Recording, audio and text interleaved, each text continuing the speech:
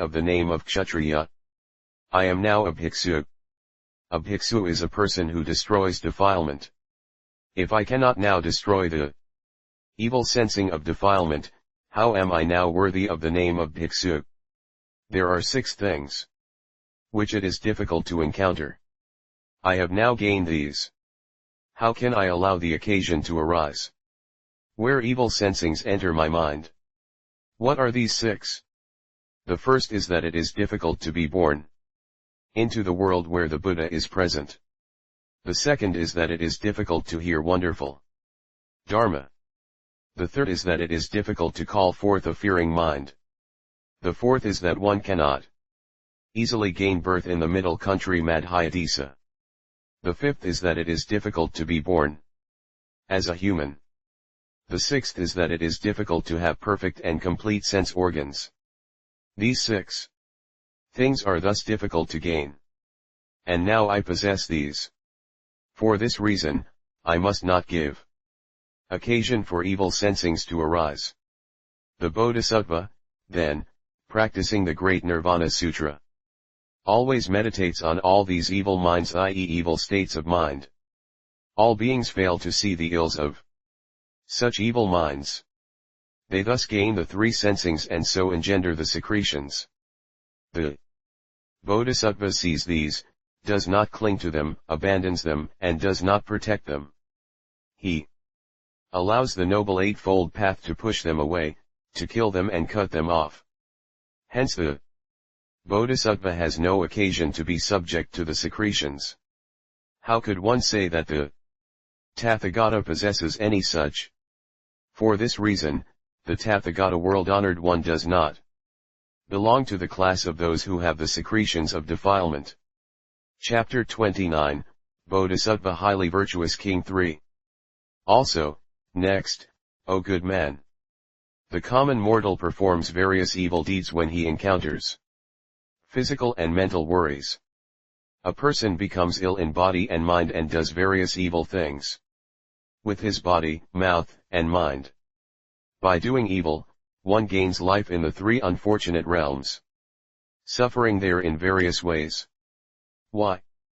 Because the common mortal does not possess mindfulness, wisdom. Thus he contracts various defilements. This is mental defilement.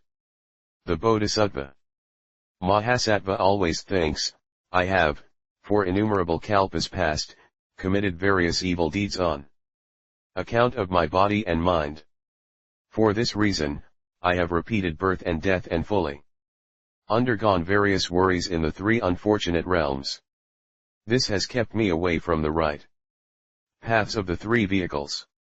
For these causal reasons, the Bodhisattva greatly fears his body and mind, and abandoning all evil things, he takes to good paths. O good man!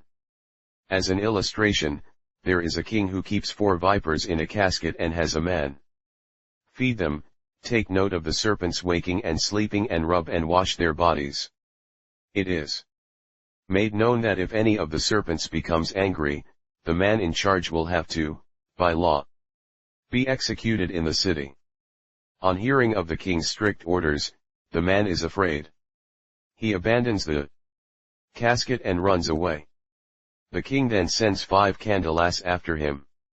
The Kandalas, brandishing their swords, intend to force the man to follow the king's orders. Looking back, the man sees the 5 Kandalas and runs away. Then the 5 Kandalas resort to evil means. They hide their swords. One of them goes to the man and, feigning a friendly attitude, says, "Let us go back." The man does not trust him. Reaching a village, he intends to hide himself. On arriving there, he sees that the houses are all empty, with no one inside. The pots are all empty, there being nothing in them. There is no one to see and nothing to be obtained. So the man sits down on the ground. A voice comes from nowhere, "O man! This village is empty, no one lives here. Tonight, 6 robbers will come. On encountering them, you cannot be sure of your life. How can you hope to get out of 269 this fix? Then the man's fear grows and he abandons the place and leaves it. On his way, there is a river. The water rushes down, but there is no boat or raft to carry him across. Afraid, he gathers wood and grass and makes a raft. Again, he thinks to himself, if I stay here, I will be attacked by vipers, by the 5 candelas, by the man who deceptively tried to befriend me, and by the 6 great robbers, all of whom will harm me. If this raft cannot be trusted, I shall drown and die. Oh! Let me die in the water rather than be harmed by poisonous snakes. He pushes the raft of grass out onto the water and rides in it, paddling with his hands and legs, and thus crosses the river. When he reaches the further shore, peace awaits him there, and there is no worry. He is unmolested, i.e. not constricted, at ease in mind, and his fear has gone. Such is the case. The Bodhisattva Mahasattva hears the great Nirvana Sutra, upholds it, and meditates on the body. And he sees it as the casket, and that the earth, water, fire, and wind are the 4 poisonous serpents, and that all beings encounter the 4 poisons of seeing, touch, breath, and stinging. So they lose their lives. It is the same with the 4 great elements of beings. So some do evil by seeing, some through touch, some through the breath, and some by stinging. Consequently they depart from all good deeds. Also, next, O good man, the Bodhisattva Mahasattva meditates on the 4 poisonous serpents. These are the 4 castes, namely, Kshatriya, Brahmin, Vaishya, and Sudra. It is the same with the serpents of the 4 great elements. These possess the 4 natures of hardness, moisture, heat, and movement. For this reason, the Bodhisattva Mahasattva takes it that the 4 great elements belong to the same clan as the 4 poisonous serpents. Also, next, O good man, the Bodhisattva Mahasattva views these 4 great elements as being like the 4 poisonous serpents. How does he regard things? These 4 poisonous serpents always watch a man's movements, when to look at him, when to touch, when to throw their breath upon him, and when to sting. It is the same with the 4 poisonous serpents of the 4 great elements. They always watch beings and await their chance, seeking to catch hold of their shortcomings. A person who loses his life from the 4 serpents does not fall into the 3 unfortunate realms. But one who loses his life from the 4 great elements unfailingly falls into the 3 unfortunate realms. These 4 poisonous serpents will kill a man even if given food and looked after. It is the same with the 4 great elements. Though things are always supplied, these always lead a man towards all evil deeds. If any of these 4 serpents should once get angry, it will kill the man. The same is the case with the nature of the 4 great elements. If one element starts up, it easily harms a man. These 4 poisonous serpents may live in the same place, but their 4 minds are different from one another. It is the same with the 4 great poisonous serpents. Though living in the same place, their nature is different. Although these 4 poisonous serpents pay respect, one cannot come near them. It is the same with the 4 great poisonous serpents. Though they pay respect, one must not go near them. When these 4 poisonous serpents cause harm to a man, we have Sramanas and Brahmins. With charms and medicines, we can indeed gain a cure. When the 4 great elements kill a man, however, the charms and medicines of Sramanas and Brahmins cannot cure him at all. A person who is contented and comes into contact with the 4 unpleasing evil smells will keep himself away from them. Thus do all Buddhas and Bodhisattvas act. On encountering the smells of the 4 great elements, they depart from them. Then the Bodhisattva, as he thinks about the poisonous serpents of the four great elements, experiences great fear. He runs away and practices the noble eightfold path. The five kandalas are none other than the five skandhas. In what way does the Bodhisattva view the five skandhas as kandalas? A kandala severs a man from his obligations and love, and spawns increasing hatred. It is the same with the five skandhas. They make a man covet what draws him towards evil and keep him away from all that is good. Also, next, O good man, a kandala decks himself out with various weapons and harms people with his sword, shield, bow, arrow, armor, or halberd. It is the same with the five skandhas. They arm themselves with all kinds of defilement and harm the ignorant and make them repeat lives. 270. O good man, a kandala gets news of one with faults and causes him harm. So, too, do the five skandhas. Hence the Bodhisattva deeply sees and realizes that the five skandhas are like kandalas. Also, next, the Bodhisattva regards the five groups as kandalas. The kandala lacks a sympathetic heart and causes harm irrespective of whether the man hates or loves. The same with the five skandhas. They have no pity and cause harm both to those who are good and those who are evil. The kandala causes worry to all people, so do the five skandhas. Through various defilements, they cause worry to all people who are subjected to birth and death. That is why the Bodhisattva regards the five skandhas as kandalas. Also, next, the Bodhisattva further regards the five skandhas as kandalas. A kandala is always minded to cause harm. It is the same with the five skandhas. All fetters are always minded to cause worry. If one lacks a leg, a sword, a staff, or a follower, know that one will unfailingly be killed by kandalas. It is the same with beings. If one lacks a leg, a sword, and a follower, one will be killed by the five skandhas. The leg is the moral precepts, the sword is wisdom, and the follower is none other than all teachers of the way. Not possessing these three things, one is harmed by the five skandhas. That is why the Bodhisattva regards the five skandhas as kandalas. Also, next, O good man, the Bodhisattva Mahasattva regards the five skandhas as worse than kandalas. Why?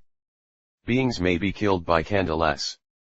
But when killed by them, the beings do not fall into hell.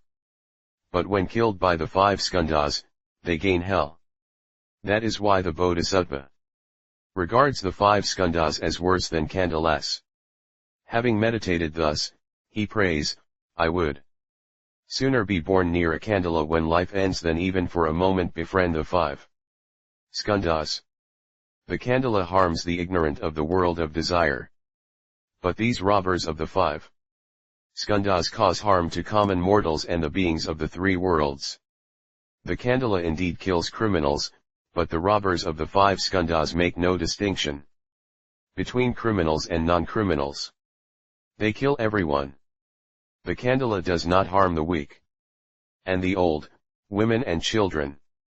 But the robbers of the five skandhas make no distinction between old, young and women, they harm anyone. For this reason, the Bodhisattva regards the five skandhas as worse than kandalas. Hence he prays, I might well be born near a kandala when life ends, but I shall not befriend the five skandhas.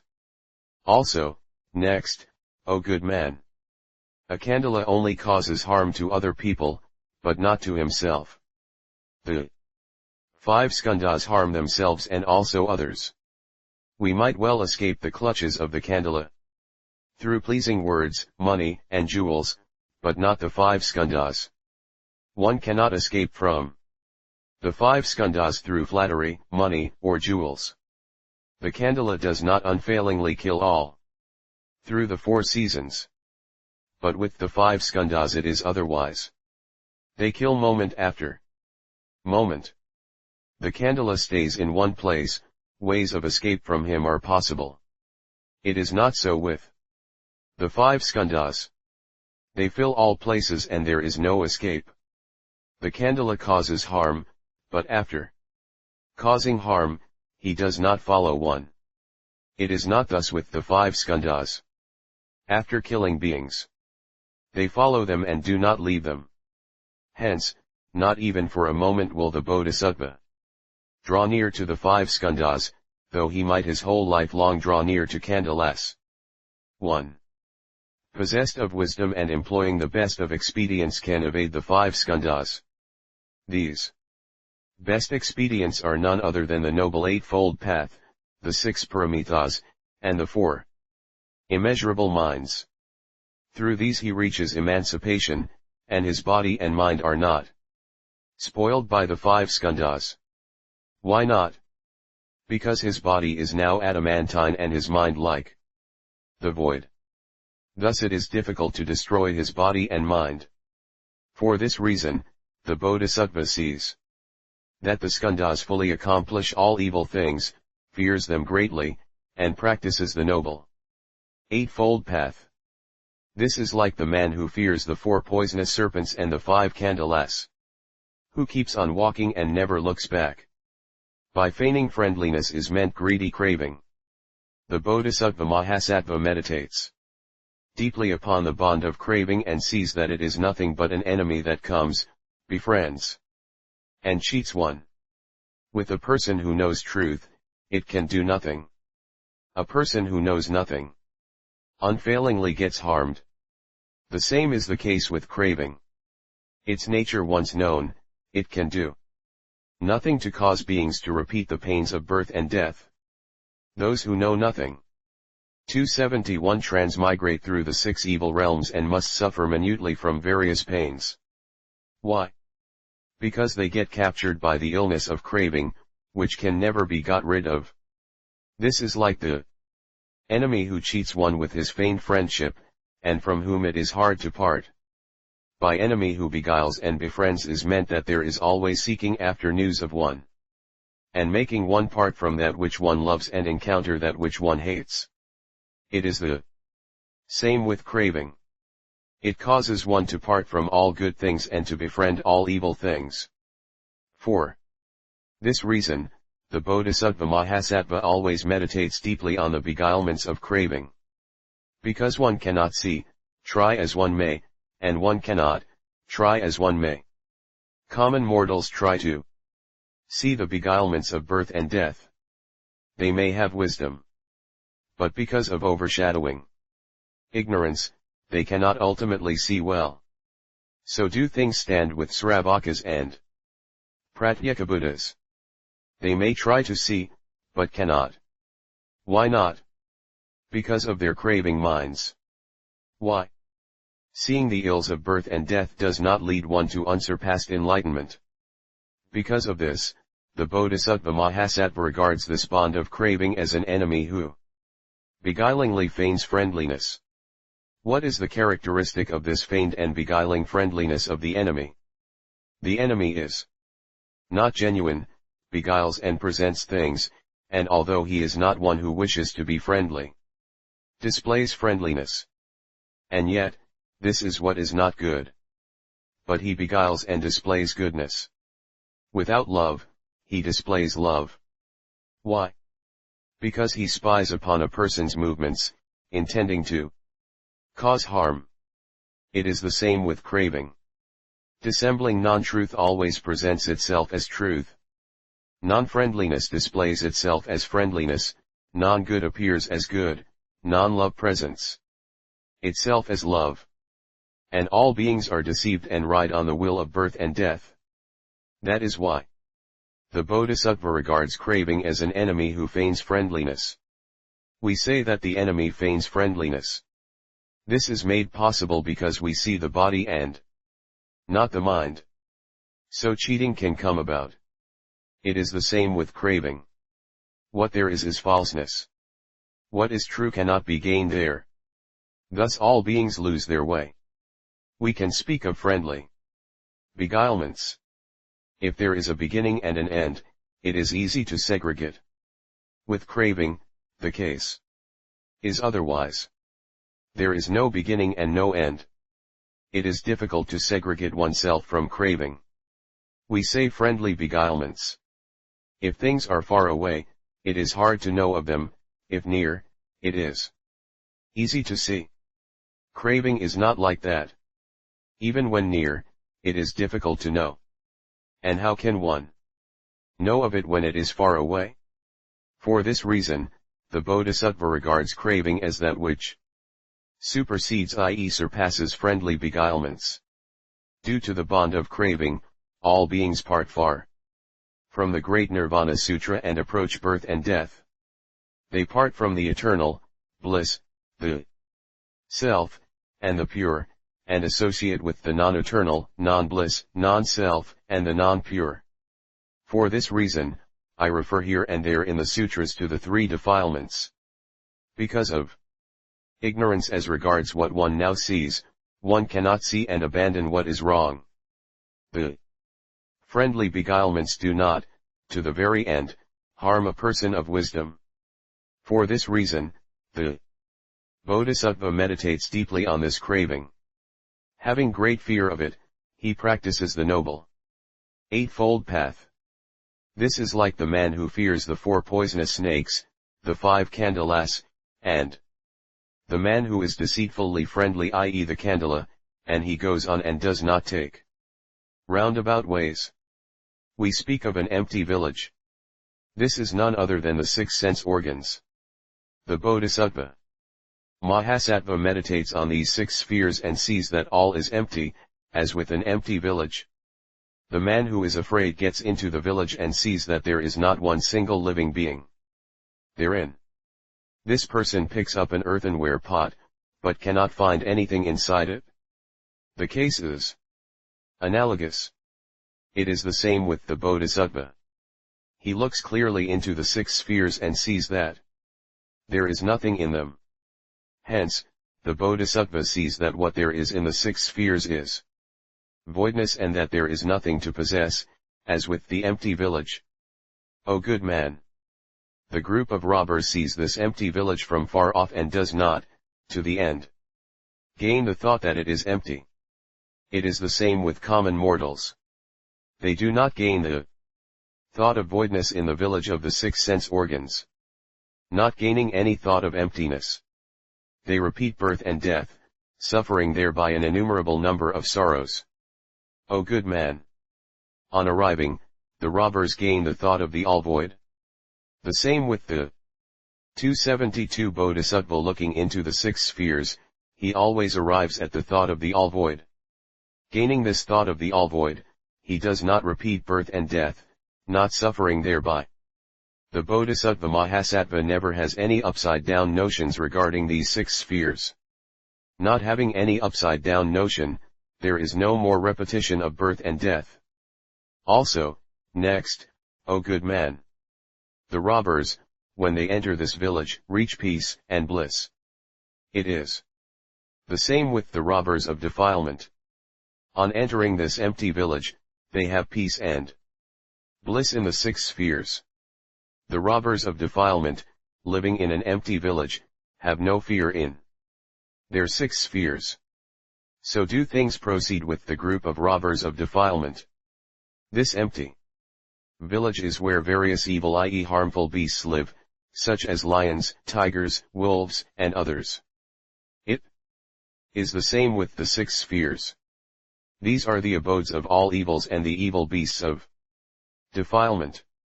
For this reason, the Bodhisattva deeply considers these 6 spheres to be empty within, with nothing in them to be possessed, and that they are nothing but places where all that is not good dwells. Also, next, O good man! The Bodhisattva regards these 6 sense organs as empty inside, with nothing there to be possessed, and like an empty village. Why? Because of falseness and untruth. Though empty and having nothing to possess, people think that there is such. Though without bliss, people think that there is bliss.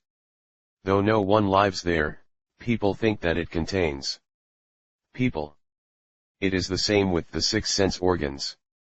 Though truly empty and with nothing that can be possessed, people think that there are things inside.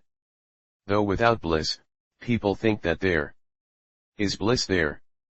Though truly there is no man within, people think that there is a man there.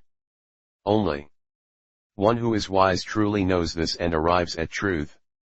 Also, next, O good man. At times people live in an empty village, and at times no one lives there. It is not thus with the six sense fields. No one lives there at all. Why not? Because they are, by nature, always empty. Only one who is wise knows this. No eye can see it. Hence, the Bodhisattva sees that the six sense organs are peopled full of enemies. Thus, he incessantly practices the Noble Eightfold Path. This is like the man who fears the four poisonous serpents, the five Kandalas, the beguilingly friendly man, and the six great robbers, and follows the right path. We say six great robbers.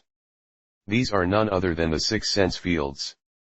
The Bodhisattva Mahasattva regards these six sense fields as six great robbers. Why? Because they truly rob one of all good things. Just as the six great robbers thoroughly plunder all the treasures of all people, so do these six sense fields. They rob all people of all good treasures.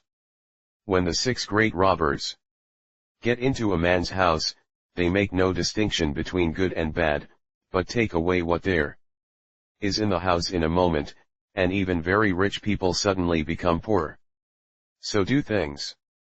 Proceed with the six sense fields. All good people die out, if they get into the sense organs of a man. When good has been wholly pilfered, a person becomes a poor, lonely ekantika.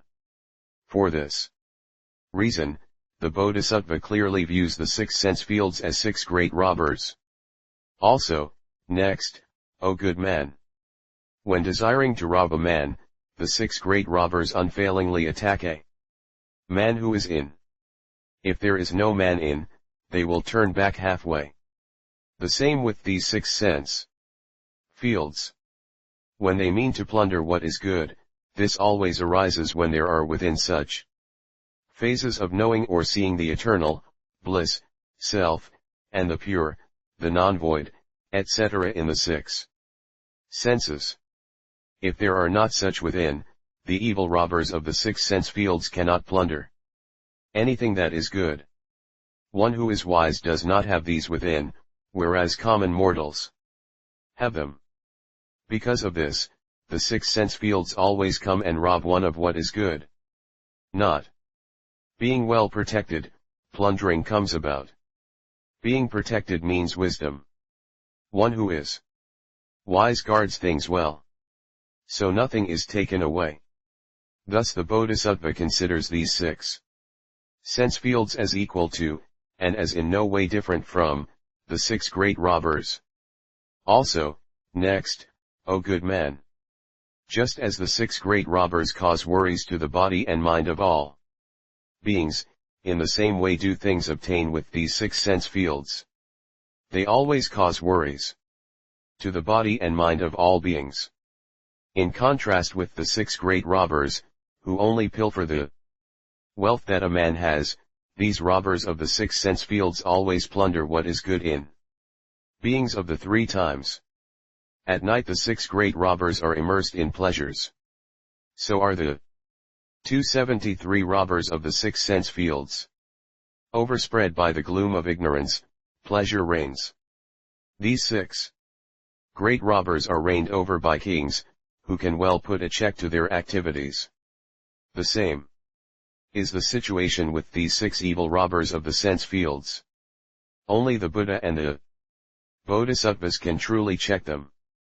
When robbing, these six great robbers make no distinction as to rectitude, caste, intellectuality, learning, erudition, nobility or poverty. It is the same with the Evil robbers of the six sense fields. When desiring to rob a person of what is good, they make no distinction as to rectitude down to poverty. Kings may cut off the hands and feet of the six great robbers, and yet they cannot hope to stop the mind from working. The same with the evil robbers of the six sense fields. Even the Srotapana, the Sakritagaman, and the Anagaman may cut off their hands and feet. Even then, it is not possible to prevent the good Dharma's qualities from being stolen away. Just as the brave and strong can defeat these six great robbers, so too can all Buddhas and Bodhisattvas subdue the evil robbers of the six sense fields. For example, there are people who are of many castes. If there is burning faction spirit, they cannot be robbed by these six robbers. The same is the case with beings. If there is a good teacher of the way, the evil robbers of these six sense fields cannot do any plundering. If these six great robbers see men, they steal them away. It is not thus with the six sense fields. They rob a man of all seeing, knowing, smelling, touching, and seeing. What these six great robbers do is merely rob a man of his wealth, but not anything of the world of matter and non-matter. The case is otherwise with the evil robbers of the six sense fields. They thoroughly plunder all that is good in the three worlds. Because of this, the Bodhisattva sees that the six sense fields supersede, i.e. surpass the six robbers. Meditating thus, he practices the Noble Eightfold Path, advances straight on and never turns back. This is like those who fear the four poisonous serpents, the five candelas, the man simulating friendliness, and the robbers of the six great elements, and like the man who abandons the empty village and presses on along the road. We say that the man comes across a river on his way. This is nothing but defilement. In what way does the Bodhisattva consider defilement a great river? Just as a running river causes a Gandhahastan to lose his footing, so do things proceed with defilement. It truly catches hold of the feet of the Pratyeka Buddha. That is why the Bodhisattva strongly regards defilement as a running river. It is deep, and it is difficult to gain its bottom. So it is likened to a river. It is hard to gain its boundary line margin. Hence, various evil fish live in the water. The same is the case with the river of defilement. Only the Buddhas and Bodhisattvas can truly reach its bottom. So we say extremely deep. Only the Buddhas and Bodhisattvas gain the boundary line. And we say very wide. Various kinds of harm are always caused to all ignorant beings, and so we speak of evil fish. Hence, the Bodhisattva regards such defilement as a great river. A great river truly nurtures all that is of plants and forests. So does it obtain with the great river of defilement, where grow the 25 existences of all beings. Thus the Bodhisattva considers defilement to be a great river. For example, a man falls into the waters of a great river and does not repent. Things go the same with beings. Falling into the waters of defilement, they do not repent. A person who falls into water will die before reaching the bottom. So it is with one who falls into the river of defilement. He will not gain the bottom, but will ride on the wheel of the 25 existences. The so-called bottom is none other than the phase of the void. One who does not practice this void cannot get out of the 25 existences. Beings do not practice the void and formlessness, and they always flounder in the swiftly flowing waters of defilement. This great river can only destroy the body, not drown all good dharmas. It is otherwise with the river of defilement. It thoroughly destroys the good of body and mind. That great swirling river only drowns the man of the world of desire. The great river of defilement drowns the devas and the people of the three worlds. the great river of the world can be crossed, and one can reach the other shore by paddling with one's hands and feet. As against this, the great river of defilement can only be crossed by a bodhisattva, as he practices the 6 paramithas. It is difficult to cross a great river. The same applies to the great river of defilement. It is difficult to cross. Why is it hard to cross? Even the bodhisattva up to the 10 abodes cannot yet cross it. Only all Buddhas can ultimately cross it. That is why we say difficult to pass over to the other shore. 4. 274 Example, there is a man who flounders in a river, when he cannot practice the way one wit. Thus do things proceed with beings. As they flounder in the river of defilement, they are unable to practice good. When a person falls into a river and when he flounders, another person of power can indeed grasp hold of such a person and save him. If a person falls into the river of defilement and thereby becomes an Ekantaka, even the Sravakas, Pratyekabuddhas, and all the Buddhas cannot save him. The great river of the world dries up at the time when the Kalpa ends. With only 7 days of the sun, but things do not happen thus with the great river of defilement. Even though the 7 Bodhi elements Saptabodhyanga may be practiced, the Sravakas and Pratyekabuddhas cannot dry up the river of defilement. That is why the Bodhisattva meditates and considers that all defilements are like the madding waters of a river.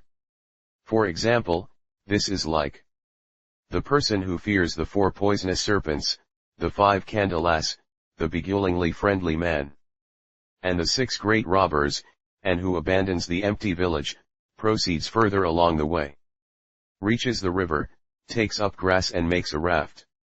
Thus does the Bodhisattva act. Fearing the serpents of the 4 great elements, the Kandalas of the 5 skandhas, the friendly beguilings of craving, the empty village of the 6 spheres, the evil robbers of the 6 sense fields, he comes up to the river of defilement and practices the ways of sila, samadhi, wisdom, emancipation, and the knowledge of emancipation, the 6 paramithas, the 37 bodhi elements, and makes these into a boat or raft, rides on them and crosses over the river of defilement. When the further shore has been gained, there is nirvana, which is eternal and bliss. As the Bodhisattva practices great nirvana, he thinks, if I cannot stand the sufferings of body and mind, I cannot enable all beings to cross the river of defilement. Thinking thus, he does not say a word and bears the sorrows of body and mind. Because of this endurance, no defilement arises. How could the Buddha Tathagata have such?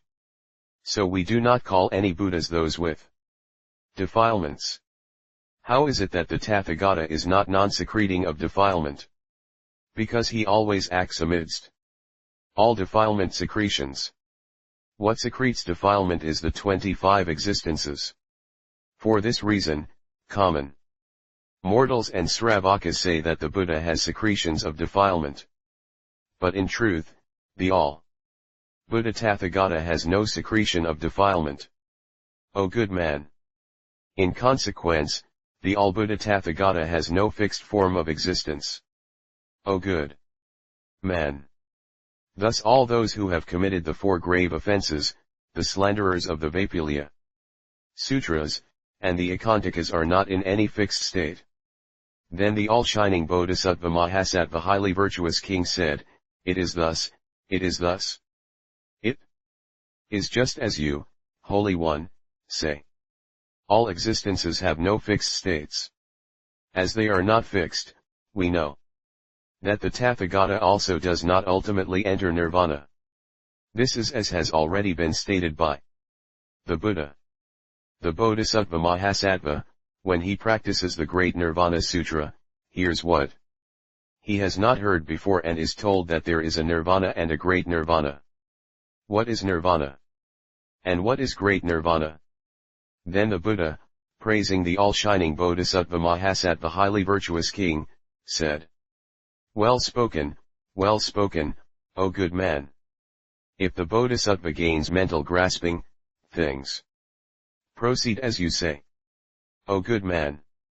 In worldly life, we say, sea, river, great river, mountain, great mountain, earth, great earth, castle, great castle, being, great being, king, great king, man, great man, God, God of gods, way, great way.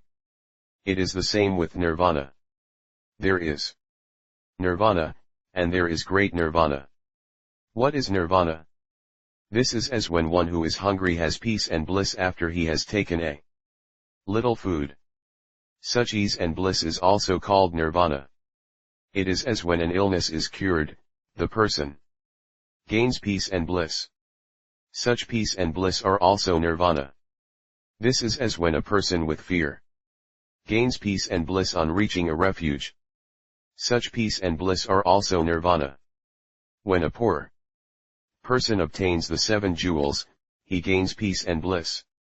Such peace and bliss are also nirvana. A person sees a bone and gains no greed. And this, too, is nirvana.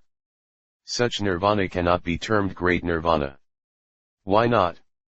Because of the greed that raises its head through hunger, illness, fear, or poverty. That is why we say that such nirvana is not great. Nirvana. 275 O good man. When a common mortal and Sravaka cut off, in ways secular and holy, the bond of the world of desire, they gain peace and bliss. Such peace and bliss may well be called nirvana, but not great nirvana. When a person cuts off the fetter of defilement of the first dhyana or the heaven of thoughtlessness non-thoughtlessness, he gains peace and bliss. Such peace and bliss can well be termed nirvana, but not great nirvana. Why not?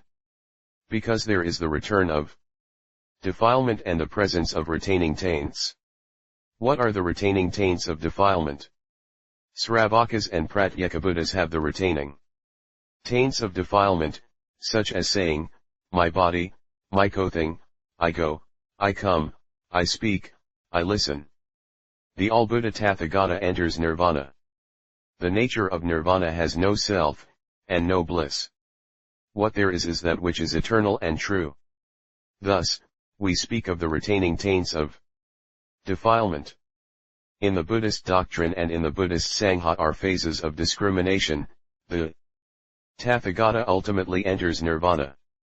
The nirvana of Sravakas, Pratyekabuddhas, and the all Buddha Tathagata is all equal, without any difference. For this reason, what the two vehicles gain is not great nirvana.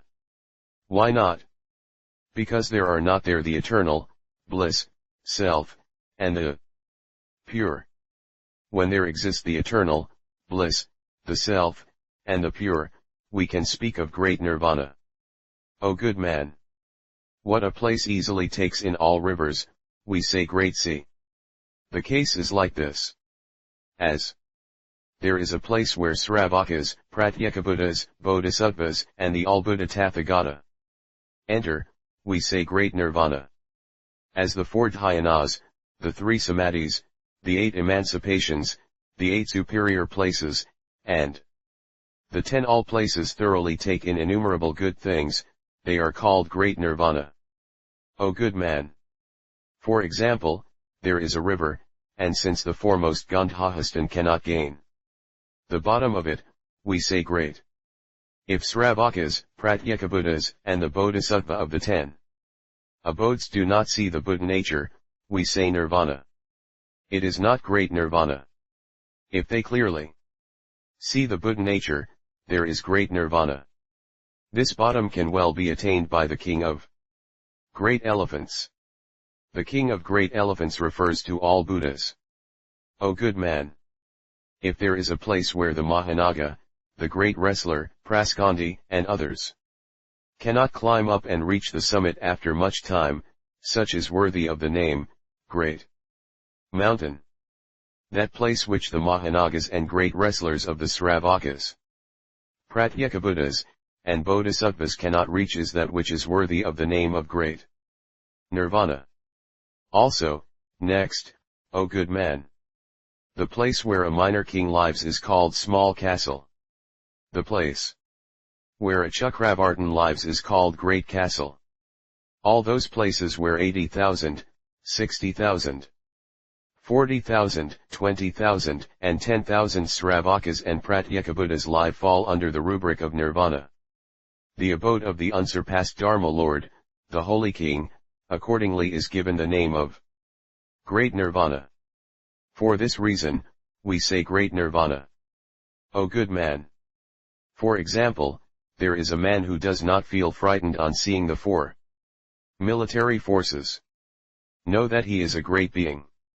If a being is not afraid of the evil actions of defilement of the 3 unfortunate realms and yet within those realms saves beings, know that this person will gain great nirvana. If a man makes offerings to his parents, pays homage to Sramanas and Brahmins, practices good, is truthful in his speech, and if there is no falsehood with him, if he well endures all evils, gives to the poor, such a person is a great man. It is the same with the bodhisattva. Out of great compassion, he pities all beings and is like a parent to all people. Thoroughly passing all beings across the great river of birth and death, he shows all beings the single path of truth. This is Mahaparinirvana, i.e., great nirvana. O good man! Great means all wonderful.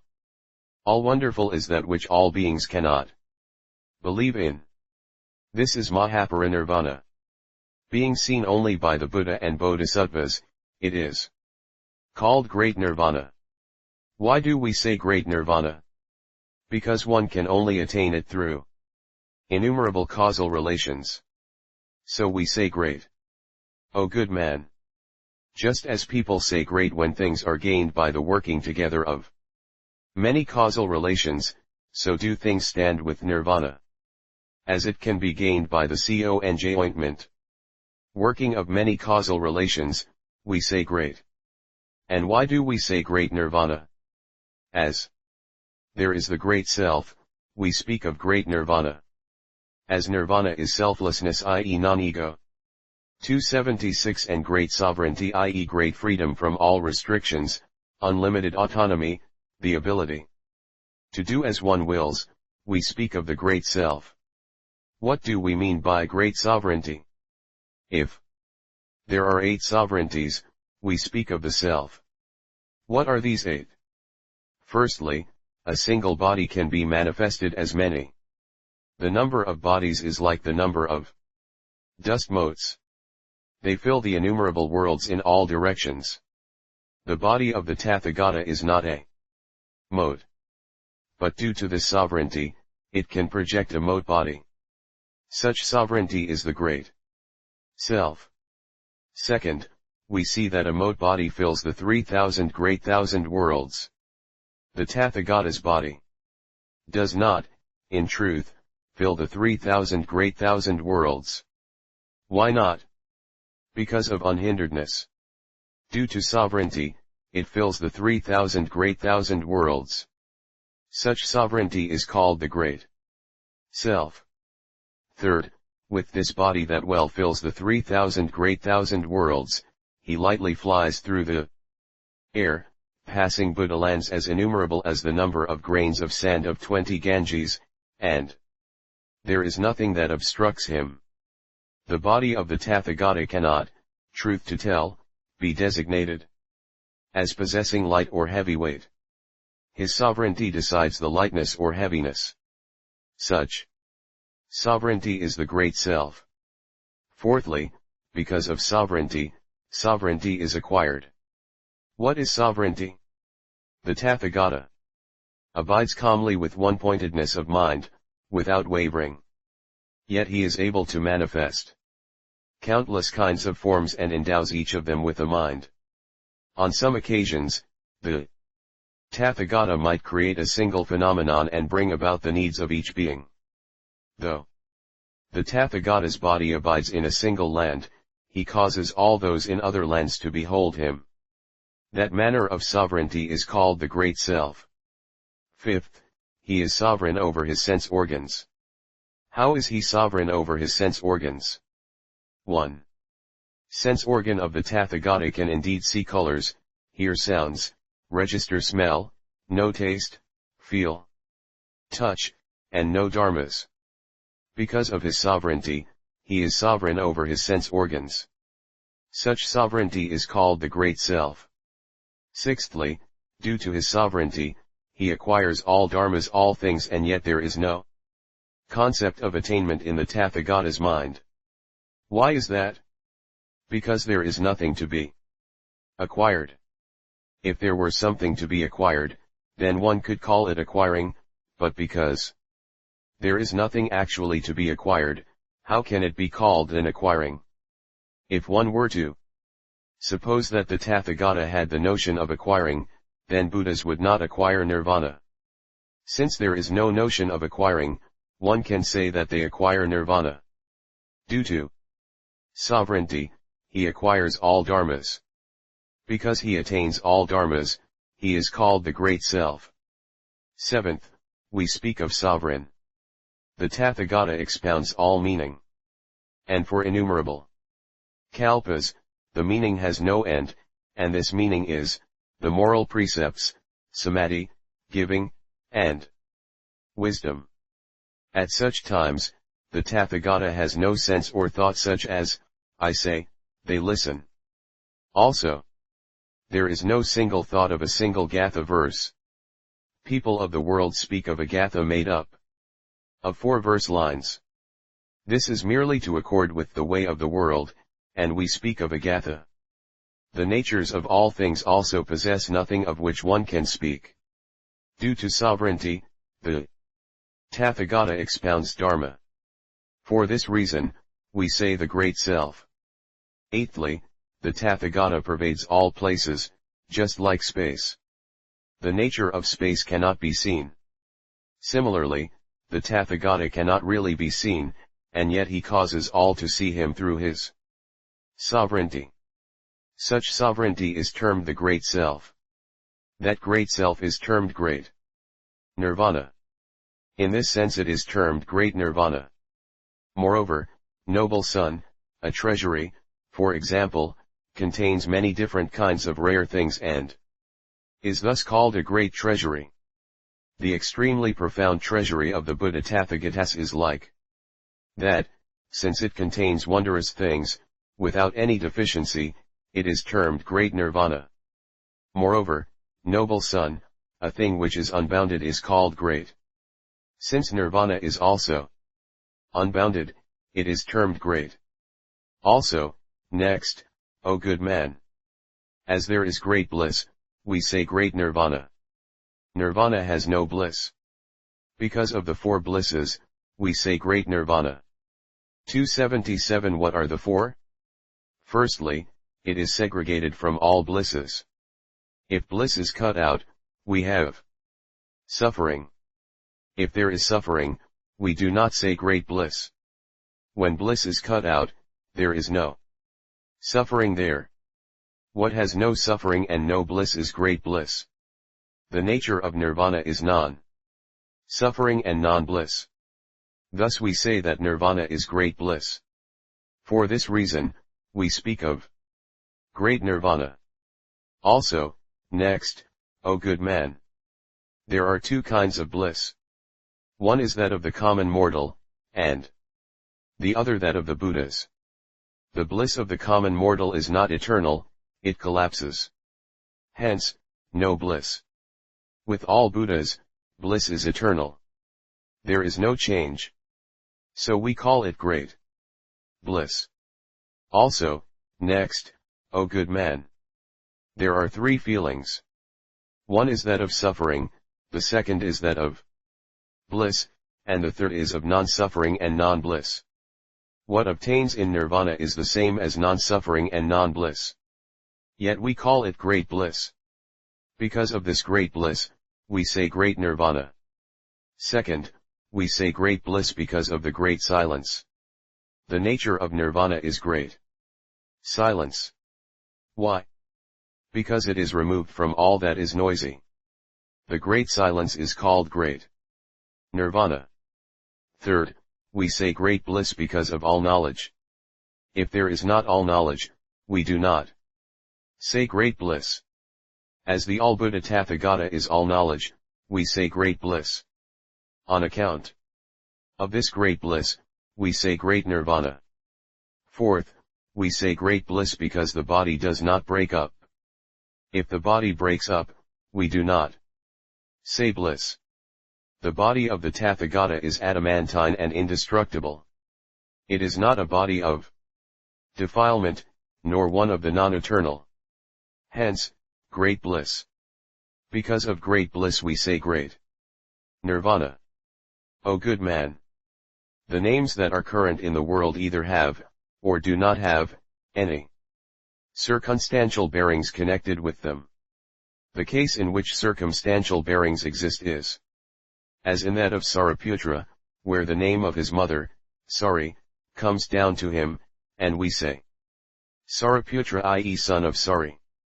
The waygoer, i.e. wayfarer, Mayura, is so called because he was in the land called Mayura.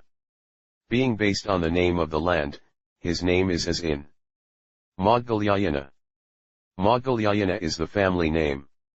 From the family name, we now have Maudgalyayana. I now was born into the Gautama clan. So I am Gautama, based on the clan name. This is as in the case of the waygoer, Visakha. Visakha is the name of a star. From the name of a star, we here have the name of a person, Visakha. If a person has 6 fingers, we call him one with 6 fingers. We say Butsanu, i.e. Buddha servant, and Tenu, i.e. heaven servant. When a thing comes about from moisture, we say Shisho, i.e. born of moisture.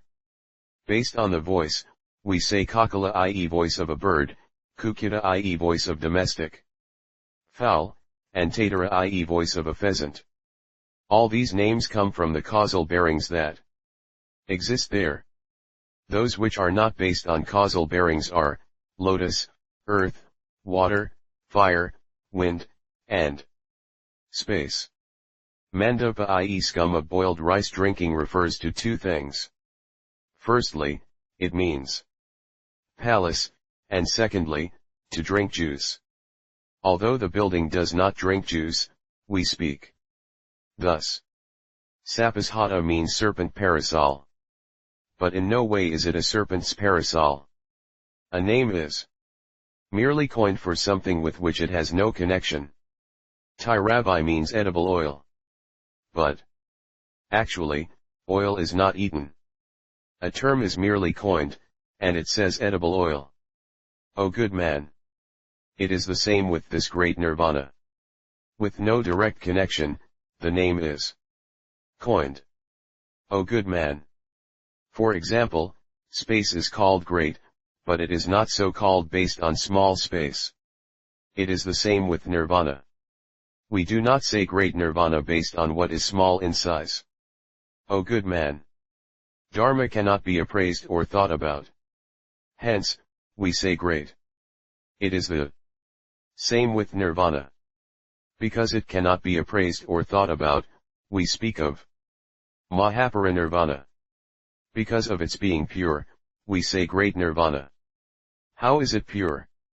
Of pureness, there are 4 kinds. What are the 4? First, we call the 25 existences non-pure. When these have been eternally done away with, we 278 speak of pure. What is pure is nirvana. Such nirvana can well be called is. But this nirvana is, truth to tell, not any is existence. The All-Buddha Tathagata follows the way of the world, and says that nirvana is. For example, the people of the world call one who is no father, no mother, and no parents. It is the same with nirvana. Following the way of the world, we say that all Buddhas have great nirvana. Second, action is pure. With all common mortals, action is not pure. So there cannot be nirvana. As the action of the all-Buddha Tathagata is pure, we speak of great purity. Because of great purity, we say great nirvana. Third, the body is pure. If the body is non-eternal, it is not pure. The body of the Tathagata is eternal. Hence, great purity. Because of great purity, we say great nirvana.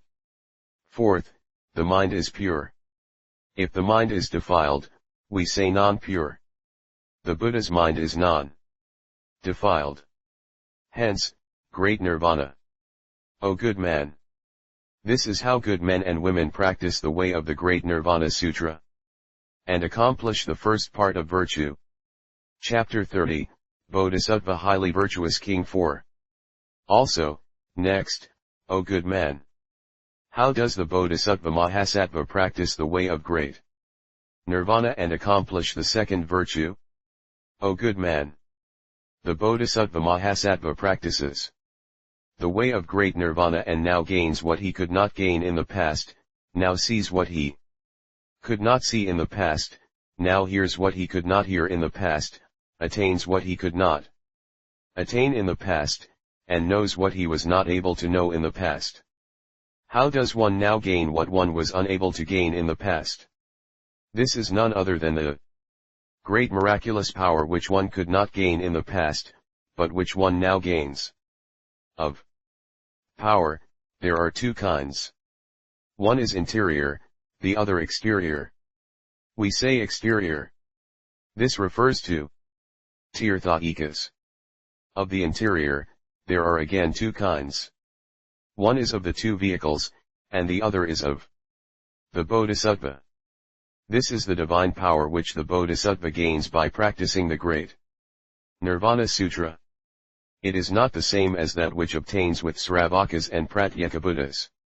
The divine power gained by the two vehicles is one gained by one mind, it is not many. This is not so with the Bodhisattva. In one mind, he gains 5 kinds of body. Why? Because he gains the divine power of the great Nirvana Sutra. This is what one now obtains which one did not gain in the past. And, also, how does one now get what one did not get in the past? This refers to one's gaining unmolestedness, i.e. unimpededness in body and mind. Why? The body and mind which common mortals possess are not unmolested. On some occasions, the mind follows the body. And on others, the body the mind. In what way does the mind follow the body? For example, this is as with an intoxicated person. When there is liquor in the body, the mind also moves. Also, it is as when the body feels lazy. The mind also feels so. This is an instance of the mind's following the body. Also, it is as with a child. As the body is small, the mind, too, is still small. With a grown-up, as the body is big, the mind, too, is big. Or there might be a man whose body is rough and unwieldy, and who thinks of rubbing in oil so that his body can become soft and flexible. The case is like this. This is an instance of the mind's following the body. How does the body follow the mind? This is when one enacts going and coming, sitting and lying, giving, upholding the precepts, practicing patience and effort. A person possessed of worry has a body which is weak and wasted, whereas one who is happy has a body full in flesh and joy. A person who is frightened shakes, if, with an undivided mind, one gives ear to Dharma, one's body brightens with joy. A person with sorrow sheds plentiful tears. This is what we mean when we say that the body follows the mind. The case of the body of the Bodhisattva is not thus. He has unmolestedness in body and mind. This is what we call having what one did not possess in the past. 279 Also, next, O good man! The bodily appearance of the Bodhisattva Mahasattva is like a dust particle, a mote. With this mote-sized body, he easily travels unhinderedly to the worlds of all the Buddhas, as numerous and boundless as the sands of innumerable Ganges, and his mind never moves. This is what we mean when we say that the mind does not follow the body. This is why we say that one now arrives at what one had not reached in the past. Why do we say that what one had not arrived at is now arrived at? What all Sravakas and Pratyekabuddhas were unable to arrive at is now gained by the Bodhisattva. This is why we say that what one had not arrived at is now gained. Sravakas and Pratyekabuddhas may transform their bodies into the size of a mote, and yet they are unable to travel to the worlds of all the Buddhas, whose number is as countless as the sands of the Ganges. With the Sravakas and Pratyekabuddhas, their minds also move when their bodies move about. It is not thus with the Bodhisattva. His mind does not move, but there is no case where his body does not move. This is the sense in which we speak of the mind of the Bodhisattva not following his body. Also, next, O good man, the Bodhisattva transforms his body and makes it as big in size as the 3,000 great thousand worlds, and this large size body can also turn into a mote-size body. The Bodhisattva's mind does not grow small at such times. Sravakas and Pratyekabuddhas may transform themselves into something as great as the 3,000 great thousand worlds. But they cannot make their bodies the size of a mote. Here, they fail. And how could their minds not shake as their bodies move about? This is the sense in which we speak of the Bodhisattva's mind not following his body. Also, next, O good man, the Bodhisattva Mahasattva causes his single voice to be heard by the beings of the 3,000 great thousand worlds. Yet he does not pray that his voice might fill all worlds. He enables beings to hear now what they had not heard in the past. Yet he does not say that he has so contrived things that beings can now hear what they had not heard in the past. If a Bodhisattva said that he enabled people to hear now his sermons which they had been unable to hear in the past, such a person would not attain the unsurpassed body. Why not? The mind that thinks that as beings do not hear what I now speak is none but the mind of the world of birth and death. All Bodhisattvas have done away with such a mind. Thus the body or mind of the Bodhisattva does not now follow the other in this way. O good man, with the body and mind of all beings, each follows the other. It is otherwise with the Bodhisattva. In order to save beings, he may transform his body and mind, but his mind is not small. Why not? The mind of all Bodhisattvas is by nature always big. Hence, even though he manifests a large body, his mind does not become big. How big is his body? His body is like the 3,000 great thousand worlds. How is his mind small? It enacts what a small child does. Thus his mind is not drawn by his body.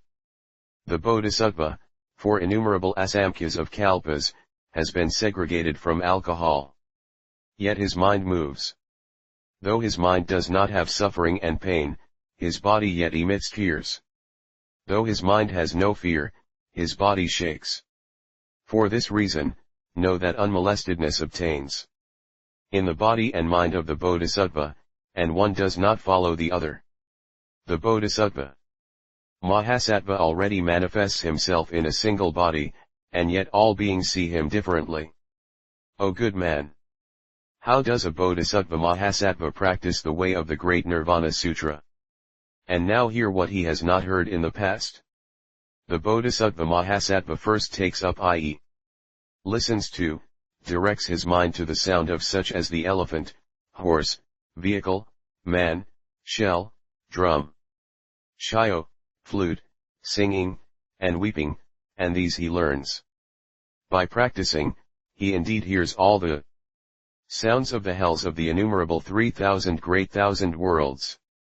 Also, changing his angle, he practices and gains the different sense organ of the ear, i.e. different sensory powers of the ear.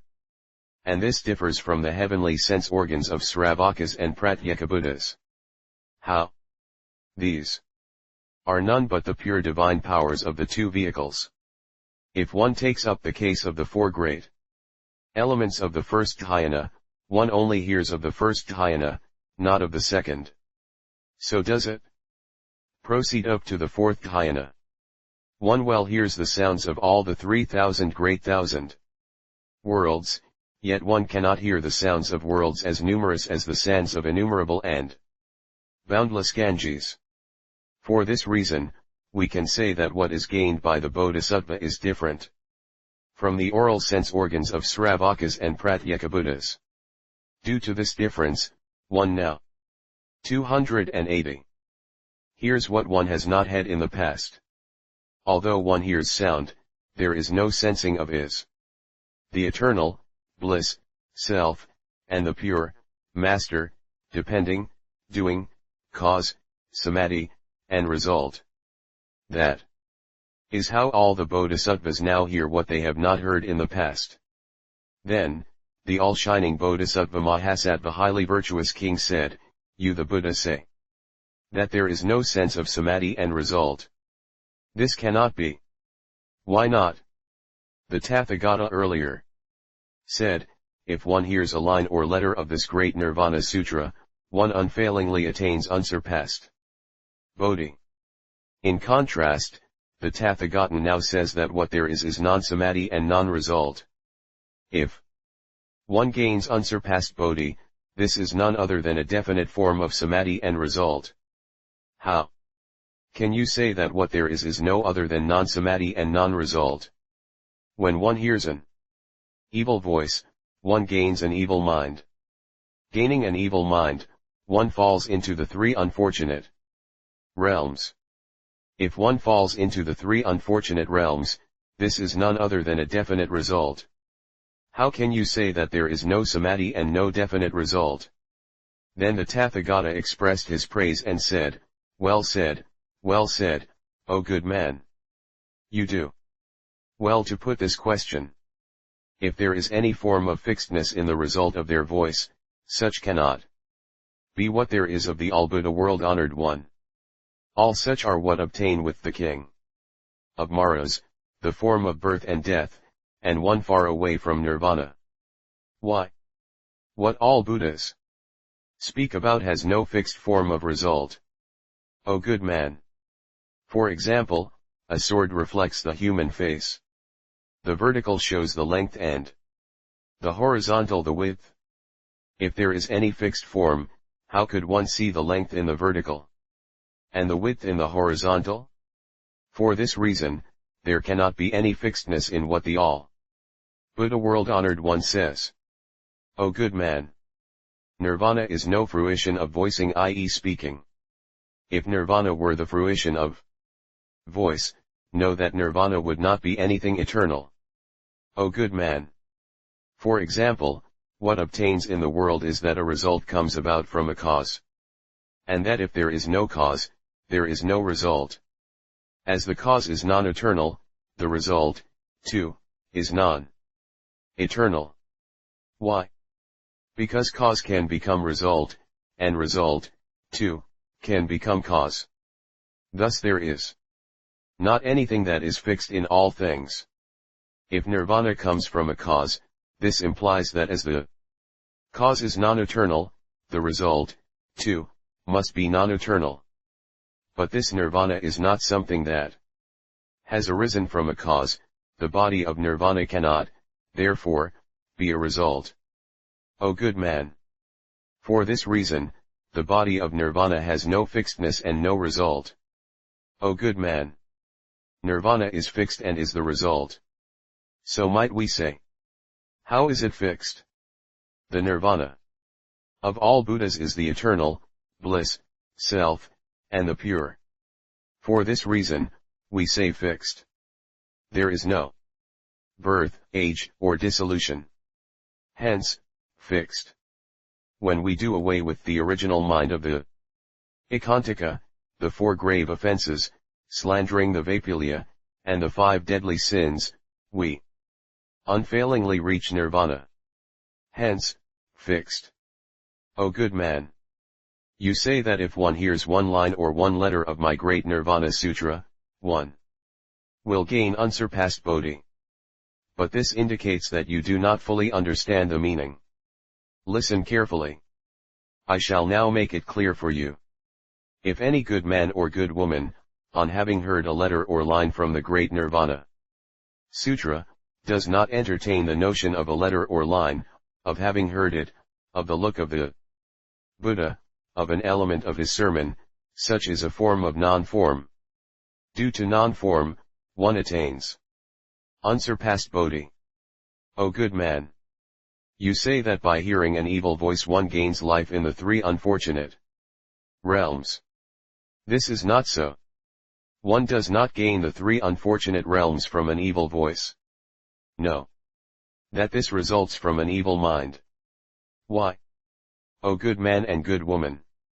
There can be instances where one hears an evil voice, and yet one does not gain evil in one's mind.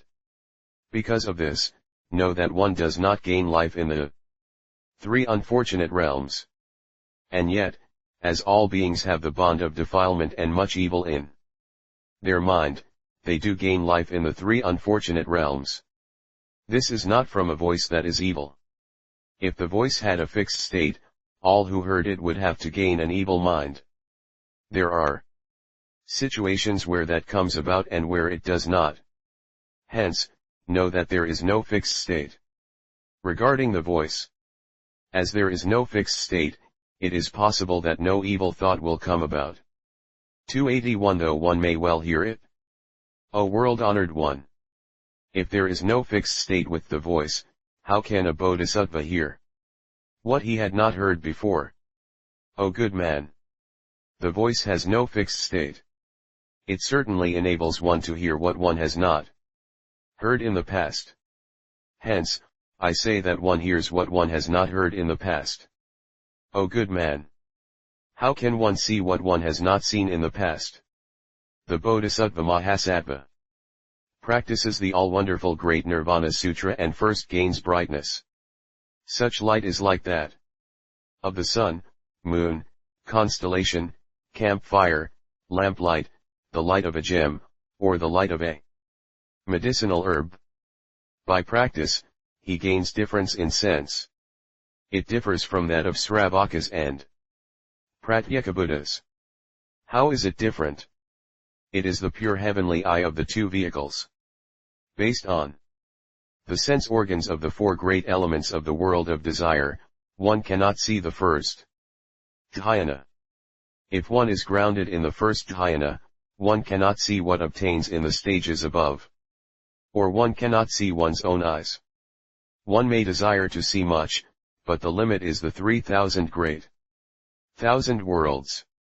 The Bodhisattva Mahasattva, not having practiced the heavenly eye, sees, of the all-wonderful body, only the bone. He may well see what obtains in the outer forms of the things of the 3,000 great thousand worlds of the other world spheres as numerous as the sands of the Ganges, and yet he gains no sense of having seen any concrete form, no sense of eternity, no form of of matter, name, letter, no thought of cause and effect, no sense of having ever seen. This eye does not say that what there is all wonderful and pure, what it sees is the causal and the non-causal. What is the causal? Color is the result of the by-cause, i.e., condition of the eye. If the causal relation of color does not come in, no common mortal can gain a sense of color. Hence, we say that color constitutes causal relations. We say non-causal relation. The Bodhisattva Mahasattva may see color, but he does not gain any sense of color. Hence, it forms no by-cause. Thus we say that the pristine heavenly eye of the Bodhisattva differs from what the Sravakas and Pratyekabuddhas possess. Due to this difference in quality, he sees at one time all Buddhas of the 10 directions. This is why we say that he sees now what he has not seen in the past. Due to this difference, he can well see a mode, which the Sravakas and Pratyekabuddhas cannot. Due to this difference, he may well see his own eyes, and yet he gains no sense of having first seen, and no sense of the non-eternal. He sees the 36 impure things, which common mortals possess, just as he would see an Amulika umblic microballan fruit in the palm of his hand. For this reason, we say that he now sees what he has not seen in the past. If he sees the color of beings, he can tell whether they are Mahayana or Hinayana, on once touching their clothing. He sees the good or bad, and the differences of all the sense organs. For this reason, we say that the person now knows what he did not know in the past. Due to this power of knowledge, he now sees what he did not see in the past. O good man! How does the Bodhisattva know now what he did not know in the past? The Bodhisattva Mahasattva knows the minds of greed, anger, and ignorance of common mortals. And yet he does not see the mind and the mental functions. He does not have any form of beings or things. He practices Paramartha Satya, ultimate reality and the ultimate void. Why? Because all bodhisattvas always thoroughly practice the natures and characteristics of the void. By practicing the void, he can now know what he did not know in the past. What does he know? He knows that there is no self and what one possesses. All beings have the Buddha nature. He knows that by reason of the Buddha nature, even the Ekantaka, when he abandons the mind that he possesses, can indeed attain unsurpassed enlightenment. Such is not what Sravakas and Pratyekabuddhas can know. The Bodhisattva knows this well. Hence, one can know what one did not know in the past. Also, next, O good man! How can one know now what one did not know in the past? Having practiced the all-wonderful Sutra of Great Nirvana, the Bodhisattva Mahasattva thinks of all sources of birth, caste, parents, brothers, sisters, wife, children, relatives, friends, and enemies. In the flash of a moment he gains diverse knowledge, which differs from that of Sravakas and Pratyekabuddhas. How does it differ? The wisdom of Sravakas and Pratyekabuddhas thinks of the caste, parents, and enemies of all beings of the past. What it sees is nothing but enemies and 282 friends. It is not so with the Bodhisattva. He may think of caste, parents, and enemies of the past, but he gains no forms of caste, parents, and enemies. What he sees is the law dharma that obtains and the void. This is why we say that the Bodhisattva now knows what he did not know in the past. Also, next, O good man! How does one know what one did not know in the past? The Bodhisattva Mahasattva practices the all-wonderful Sutra of Great Nirvana and gains what is different from what has been attained by Sravakas and Pratyekabuddhas who can read other people's minds. How does it differ? The Sravaka and Pratyekabuddha can read, in the flash of a moment, the minds of other persons. But they cannot read the minds of those in such realms as hell, animals, pretas, and heaven. But this is not so with the Bodhisattva. In the flash of a moment, he can read the minds of the beings of the 6 realms. This is why we say that the Bodhisattva now knows what he did not know in the past. Also, next, O good man!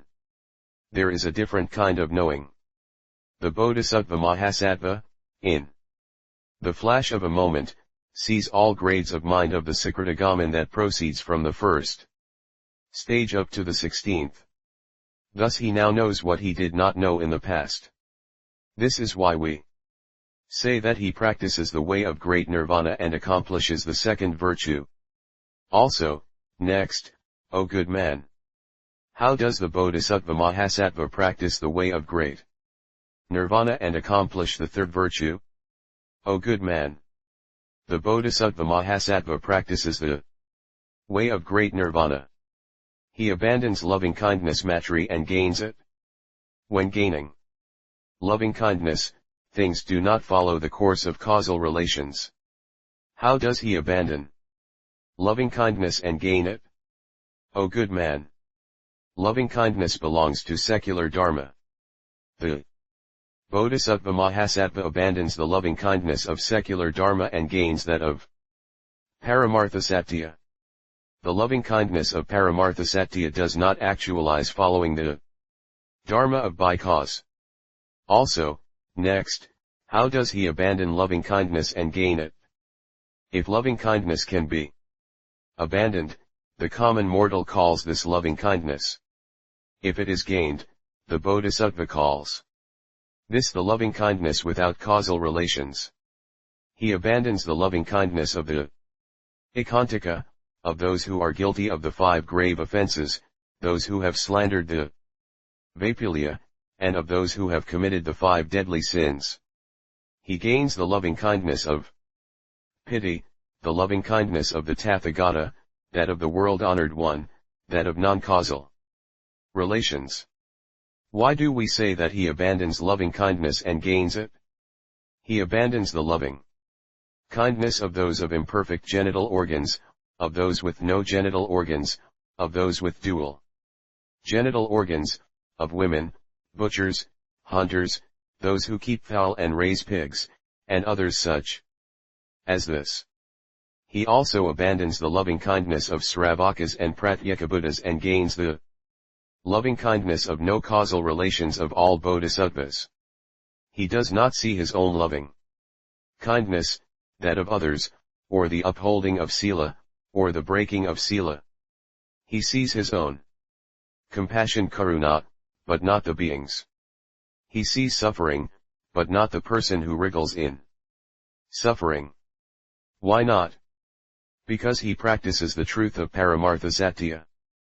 This is why we say that the Bodhisattva practices the way of great nirvana and accomplishes the third virtue. Also, next, O good man! How does a Bodhisattva practice the way of great nirvana and accomplish the fourth virtue? O good man! There are 10 things when the Bodhisattva Mahasattva practices the way of great nirvana and accomplishes the fourth virtue. What are the 10? Firstly, it is deep-rooted and is difficult to uproot. Secondly, there comes about the thought of self-decision. Thirdly, he does not feel any sense of a field of will or non-field of will. Fourthly, he practices the way of the pure Buddha land. Fifth, he cuts off what yet remains to be cut off. Sixth, he cuts off karma relations. Seventh, he practices the way of the pure body. Eighth, he grasps all causal relations. 283 Ninth, he segregates himself from all enmity. 10th, he severs himself from the 2 phases of existence. Why is it deep-rooted and difficult to uproot? The root referred to refers to non-indolence. What does the root belong to? It is none other than the root of unsurpassed enlightenment. O good man! The root of all Buddhas and all good deeds is grounded in non-indolence. Due to non-indolence, all other good roots increase by degrees. As all good increases, this is the most superb of all good deeds. O good man! Of all footprints, that of the elephant is the best. So is the dharma of non-indolence. O good man! Of all lights, the light of the sun is the greatest. So is the dharma of non-indolence. Of all good dharmas, this is the most superior. O good man! Of all kings, the Chakravartin is the greatest. So is non-indolence. Of all good dharmas, it is the foremost. O good man! Of all rivers, the 4 are the greatest. So is the dharma of non-indolence. It is the highest of all good dharmas. O good man! Of all water flowers, the utpal is the best.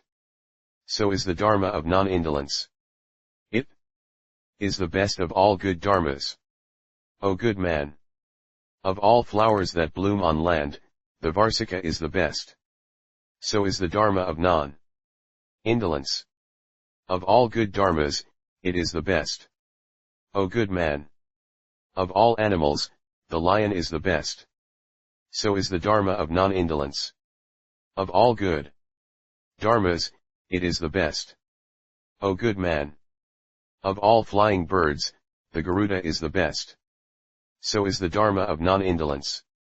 It is the best of all good dharmas. O good man! Of all great bodies, King Rahulajura is the best. So is the best Dharma that of non-indolence. O good man! Of all beings, the two-footed, the four-footed, the multi-footed, and the non-footed, the Tathagata is the best. So is the Dharma of non-indolence. It is the best of all good dharmas. O good man! Of all beings, the Buddhist monk is the best. So is the Dharma of non-indolence.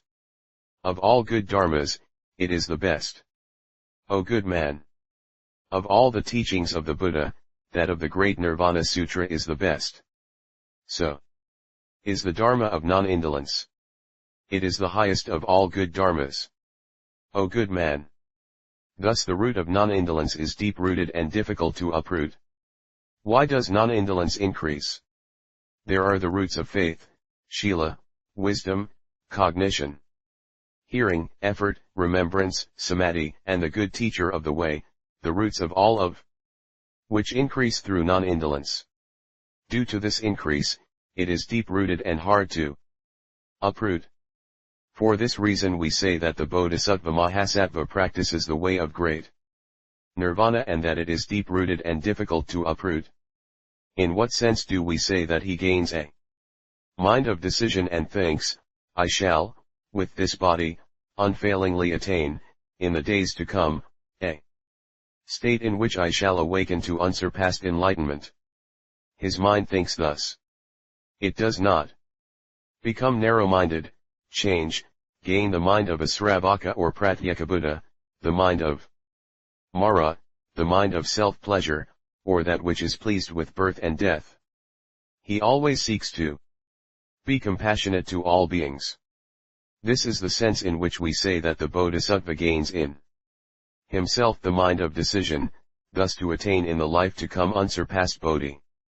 Hence, the Bodhisattva Mahasattva practices the way of great nirvana and gains in himself a decided mind.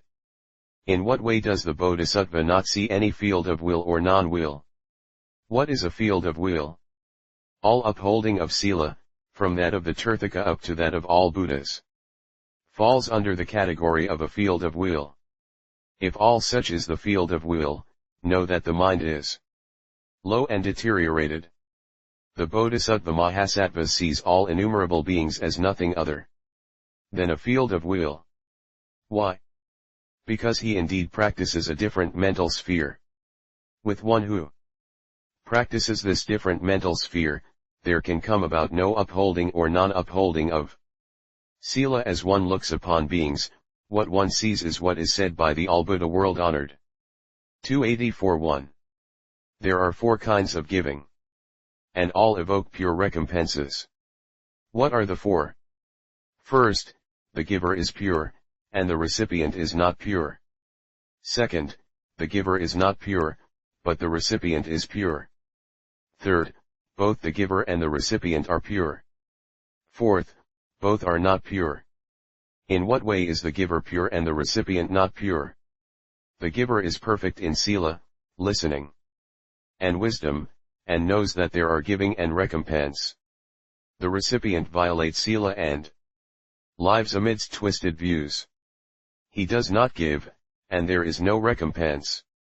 This is why we say, giving is pure but the recipient is impure. Why do we say that the recipient is pure, but the giver impure? The giver transgresses sila and has twisted views and says that there cannot be any such thing as giving and recompense.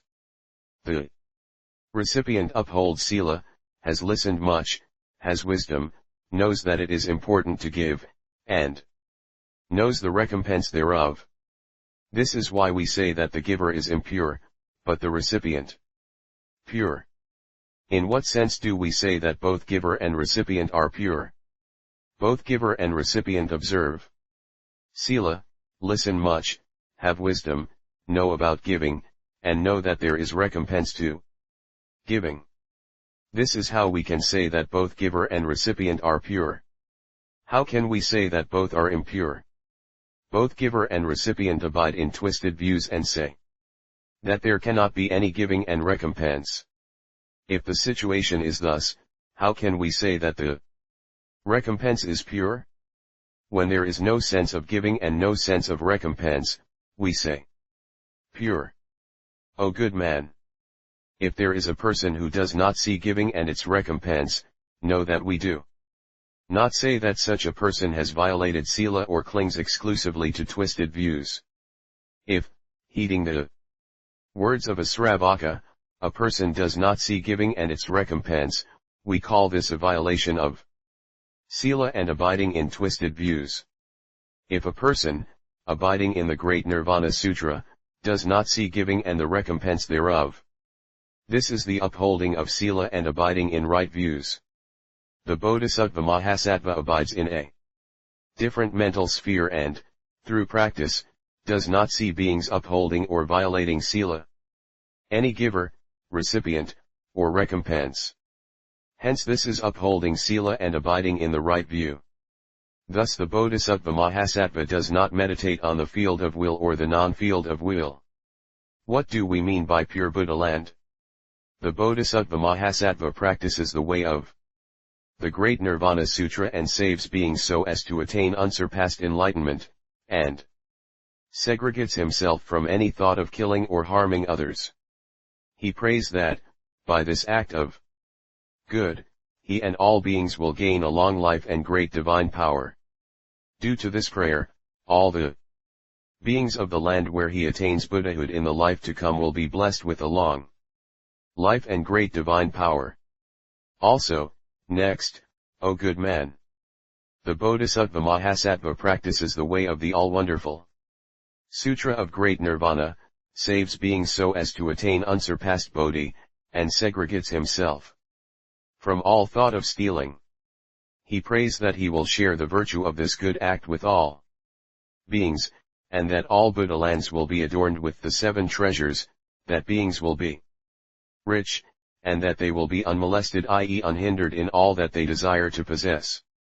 On account of this power of prayer, the land where he gets reborn and attains Buddhahood in the future will be blessed with wealth and unmolestedness, i.e. unhinderedness regarding what beings desire to possess.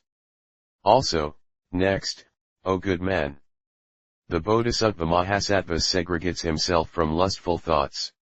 As he practices the way of the all-wonderful Sutra of Great Nirvana and saves beings so as to attain unsurpassed enlightenment, he prays that he will share the merit of this good act with all beings, that all beings of all Buddha lands will not have thoughts of greed, anger, and ignorance, and that there will not be the pain of hunger.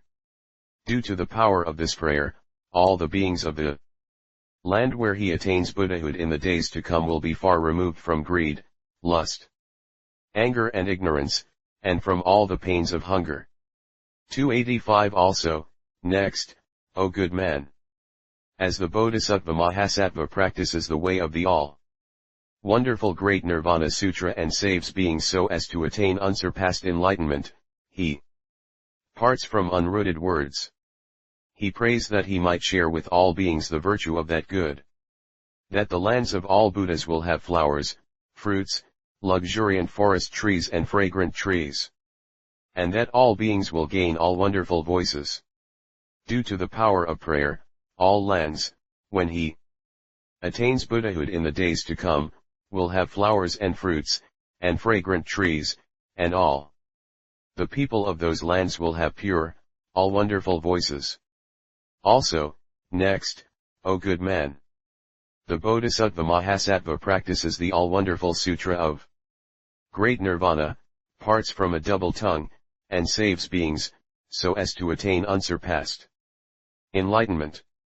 He prays that he may share the virtue of this good deed with all beings and that the beings of all Buddha lands will always unite together in peace and preach wonderful Dharma. Due to this power of prayer, all the beings of all Buddha lands will, when he attains Buddhahood, unite together in peace, and preach the essence of Dharma. Also, next, O good man, as the Bodhisattva Mahasattva practices the all-wonderful Sutra of Great Nirvana, he segregates himself from ill-speaking, and saves beings so as to attain unsurpassed Bodhi. He prays that he will share the merit of this good deed with all beings, that all Buddha lands will be as smooth as one's palm, that there will be no sand, stones, thorny plants or hateful thorns, and that the minds of all beings will be all equal. Due to the power of this prayer, when he attains Buddhahood in the days to come, all the Buddha lands will be as smooth as one's palm, and there will be no sand, stones, thorny plants, or hateful thorns, and the minds of all beings will be all equal. Also, next, O good man, as the Bodhisattva Mahasattva practices the way of the all-wonderful Sutra of Great Nirvana and saves beings so as to attain unsurpassed Bodhi, he will segregate himself from meaningless words and pray that he can share with all beings the virtue of this good deed and that the beings of all Buddha lands will have no suffering. Due to the power of this prayer, all beings of the Buddha lands will not have any suffering when he attains Buddhahood in the days to come. Also, further, O good man, the Bodhisattva Mahasattva practices the way of the all-wonderful Sutra of Great Nirvana and saves all beings so as to attain Buddhahood in the days to come, and segregates himself from greed and jealousy. He prays that he might share the virtue of this good deed with all beings and that the beings of all Buddha lands will have no greed, jealousy, worry, or twisted views. Due to this prayer, when he attains Buddhahood in the days to come, all beings of the Buddha lands will have no greed, jealousy, worry, or twisted views of life. Also, further, O good man, the Bodhisattva Mahasattva practices the way of the all-wonderful Sutra of Great Nirvana and saves all beings and segregates himself from worries so as to attain unsurpassed enlightenment. He prays that he will share the merit of this good deed with all beings and that in the lands of all Buddhas the beings will practice great loving kindness and great compassion, and thus attain the soil of the single sun, i.e. will view all beings as if they were their own son. Due to the power of this prayer, all the beings of all the Buddha worlds, when he attains Buddhahood in the days to come, will practice great loving kindness and great compassion, and will gain the soil of the single sun. Also, further, O good man, the Bodhisattva Mahasattva practices the way of the all-wonderful Sutra of Great Nirvana and saves beings and segregates himself from twisted views so as to attain unsurpassed Bodhi. He prays that he will share the virtue of this good deed with all beings and that the beings of all Buddha lands will gain Mahaprajna, i.e. great wisdom. Due to this prayer, when he attains Buddhahood in the days to come, all the beings gain Mahaprajna. That is why we say that the Bodhisattva practices the way of the pure Buddha land. How does the Bodhisattva Mahasattva make away with what yet remains to be made away with? Here there are three kinds of things to be made away with, namely, 1. The remnant karmic consequences of defilement, 2. Remnant karma, and 3. What remains behind. O good man, why are the remnant karmic consequences of defilement? If a being learns and 286 draws near to greed, he will, when the time comes for the karmic consequences to activate, fall into hell. When he comes out of hell, he will gain life as an animal, such as a dove, sparrow, mandarin duck, parrot, jibam jivaka, sarika, blue sparrow, fish, turtle, monkey, reindeer, or deer. If he happens to get a human form, he will gain a form having such things as imperfect genital Organs, the female form, a form with dual genital organs, one with no genital organs, or that of a lustful woman. Even if born as a priest, he will commit the first grave offense. This is the case of remnant karmic consequences. Also, next, O good man. If a person direly seeks to learn to draw near to anger, he will fall into hell when the time comes for his karma to work out its effect. And on coming out of hell, he will gain an animal body which will be perfect in the 4 kinds of poisoning which characterize the viper. These are, poisoning from its look, poisoning by its touch, poisoning from stinging, and poisoning by sobbing. And the animals are, lion, tiger, wolf, bear, brown bear, cat, raccoon, hawk, and sparrow hawk. Even if born as a human, he will have 12 kinds of evil manners, even if born as a priest, he will commit the second grave offense. This is remnant karmic consequences. Also, next, O good man. A person who practices ignorance falls into hell when the time comes for the karmic effects to actualize. And when his life in hell ends, he comes out of it and gains life as an animal, such as elephant, pig, cow, sheep, flea, louse, mosquito, gadfly, or ant. If he happens to gain life as a human, such imperfections of bodily form and sense organs will come about as deafness, blindness, dumbness, retention of hearing, being a hunchback, and he will be barred from coming close to Dharma. Even if he gets ordained, all the workings of his carnal organs will be dull, and he will take pleasure in committing the third grave offense. He will pilfer even 5 pennies. This is the case of remnant karmic consequences. Also, next, O good man. If there is a person who practices arrogance, such a one, when his karma comes to work out its effect, will fall into hell. And again, on his coming out of hell, he will gain life as an animal, such as dungworm, camel, donkey, dog, or horse. If he gains life as a human, he will be a menial servant and be oppressed by poverty and may have to beg for alms. Even if he gets ordained, he will always be looked down upon and will commit the 4th grave offense. Such are remnant karmic consequences. All such are the remnant consequences of defilement. The Bodhisattva Mahasattva does away with all such things, because he practices the way of great nirvana. What is remnant karma? This is the karma of all common mortals, and of all Sravakas, the karma by which one receives the 7 existences of those of the stage of Srotapanna, the karma by which one receives the 2 existences of those of the stage of Sakritagaman, the karma by which one receives the rupa i.e. bodily existence of those of the stage of Anagaman. These constitute remnant karma. The Bodhisattva Mahasattva, as he practices the way of great nirvana, wholly extirpates such remnant karma. Why do we say remnant existence? The Arhat gains the fruition of Arhatship and the Pratyekabuddha gains the fruition of Pratyekabuddhahood. There is no karma and there is no bond, and yet they attain the 2 fruitions. This is the sense in which we speak of remnant existence. There are 3 kinds of remnant existence. The Bodhisattva Mahasattva, as he practices the way of the Mahayana Sutra of Great Nirvana, annihilates these. This is why we say that he extirpates remnant existence. How does the Bodhisattva practice the way of the pure body? The Bodhisattva Mahasattva practices the sila of non-killing. Of this, there are 5 kinds.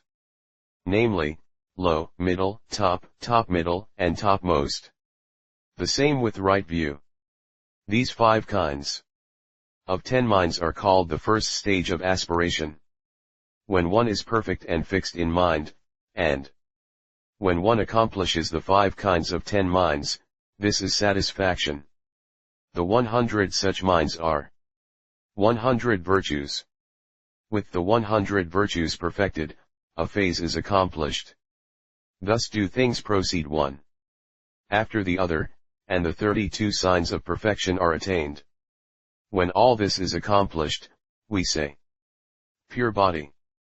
287 Also, the Bodhisattva practices the way of the 80 minor marks of excellence. This comes from the fact that the world's beings worship these 80 kinds of devas. What are the 80? They are 12 days, 12 great devas, 5 big stars, great bear, horse deva, circumambulating deva, Bhadradvaha, Gunadeva, 28 constellations, earth deva, wind deva, water deva, fire deva, Brahma, Rudra, Indra, Kumara, 8-elbow deva, Mahesvara, Panjara, Haritai. 4 guardians of the earth, Book deva, and Vasu. These are the 80. For the sake of all beings, he practices the ways of the 80 characteristics and adorns his own body. This is the pure body of the Bodhisattva. Why so? Because all these 80 gods are what all beings greatly trust in. That is why the Bodhisattva practices the ways of these 80 characteristics, and his body does not suffer change. He so contrives matters that all beings see him, each according to what that being believes in. Having seen thus, they gain respect, and each aspires to unsurpassed enlightenment. For this reason, the Bodhisattva Mahasattva practices the way of the pure body. O good man! For example, there is a man who wishes to invite a great king to his home. He will doubtless adorn his own abode, make it extremely clean, and have 100 varieties of beautiful dishes prepared, and then the king will accept the invitation. It is the same with the Bodhisattva Mahasattva. When he wishes to invite the Dharmaraja of unsurpassed enlightenment, he first practices the way and cleanses and purifies his body. And the unsurpassed Dharmaraja will then take his seat.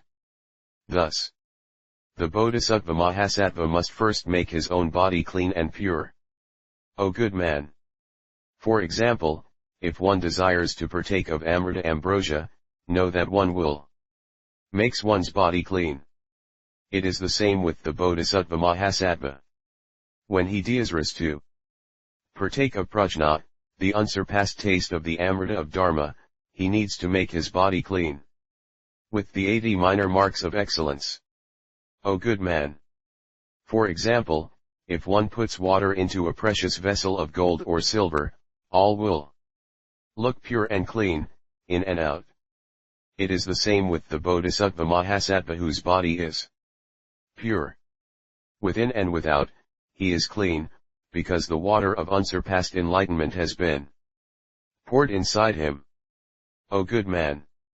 It is just as the white cloth of Varanabhusa is easy to dye. Why so? Because is, by nature, white, and clean.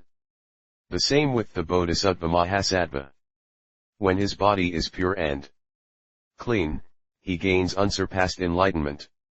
For this reason, the Bodhisattva Mahasattva practices the way and makes his body clean. How does the Bodhisattva Mahasattva know all the factors of causal relations? The Bodhisattva Mahasattva does not see the outward appearances of a thing, the causal relations of a thing, the thing itself, how it has come to be, how it dies out, how it is one, how it is different. Who sees what it looks like, or who receives it? Why not? Because he knows all about causal relations. The same applies to everything.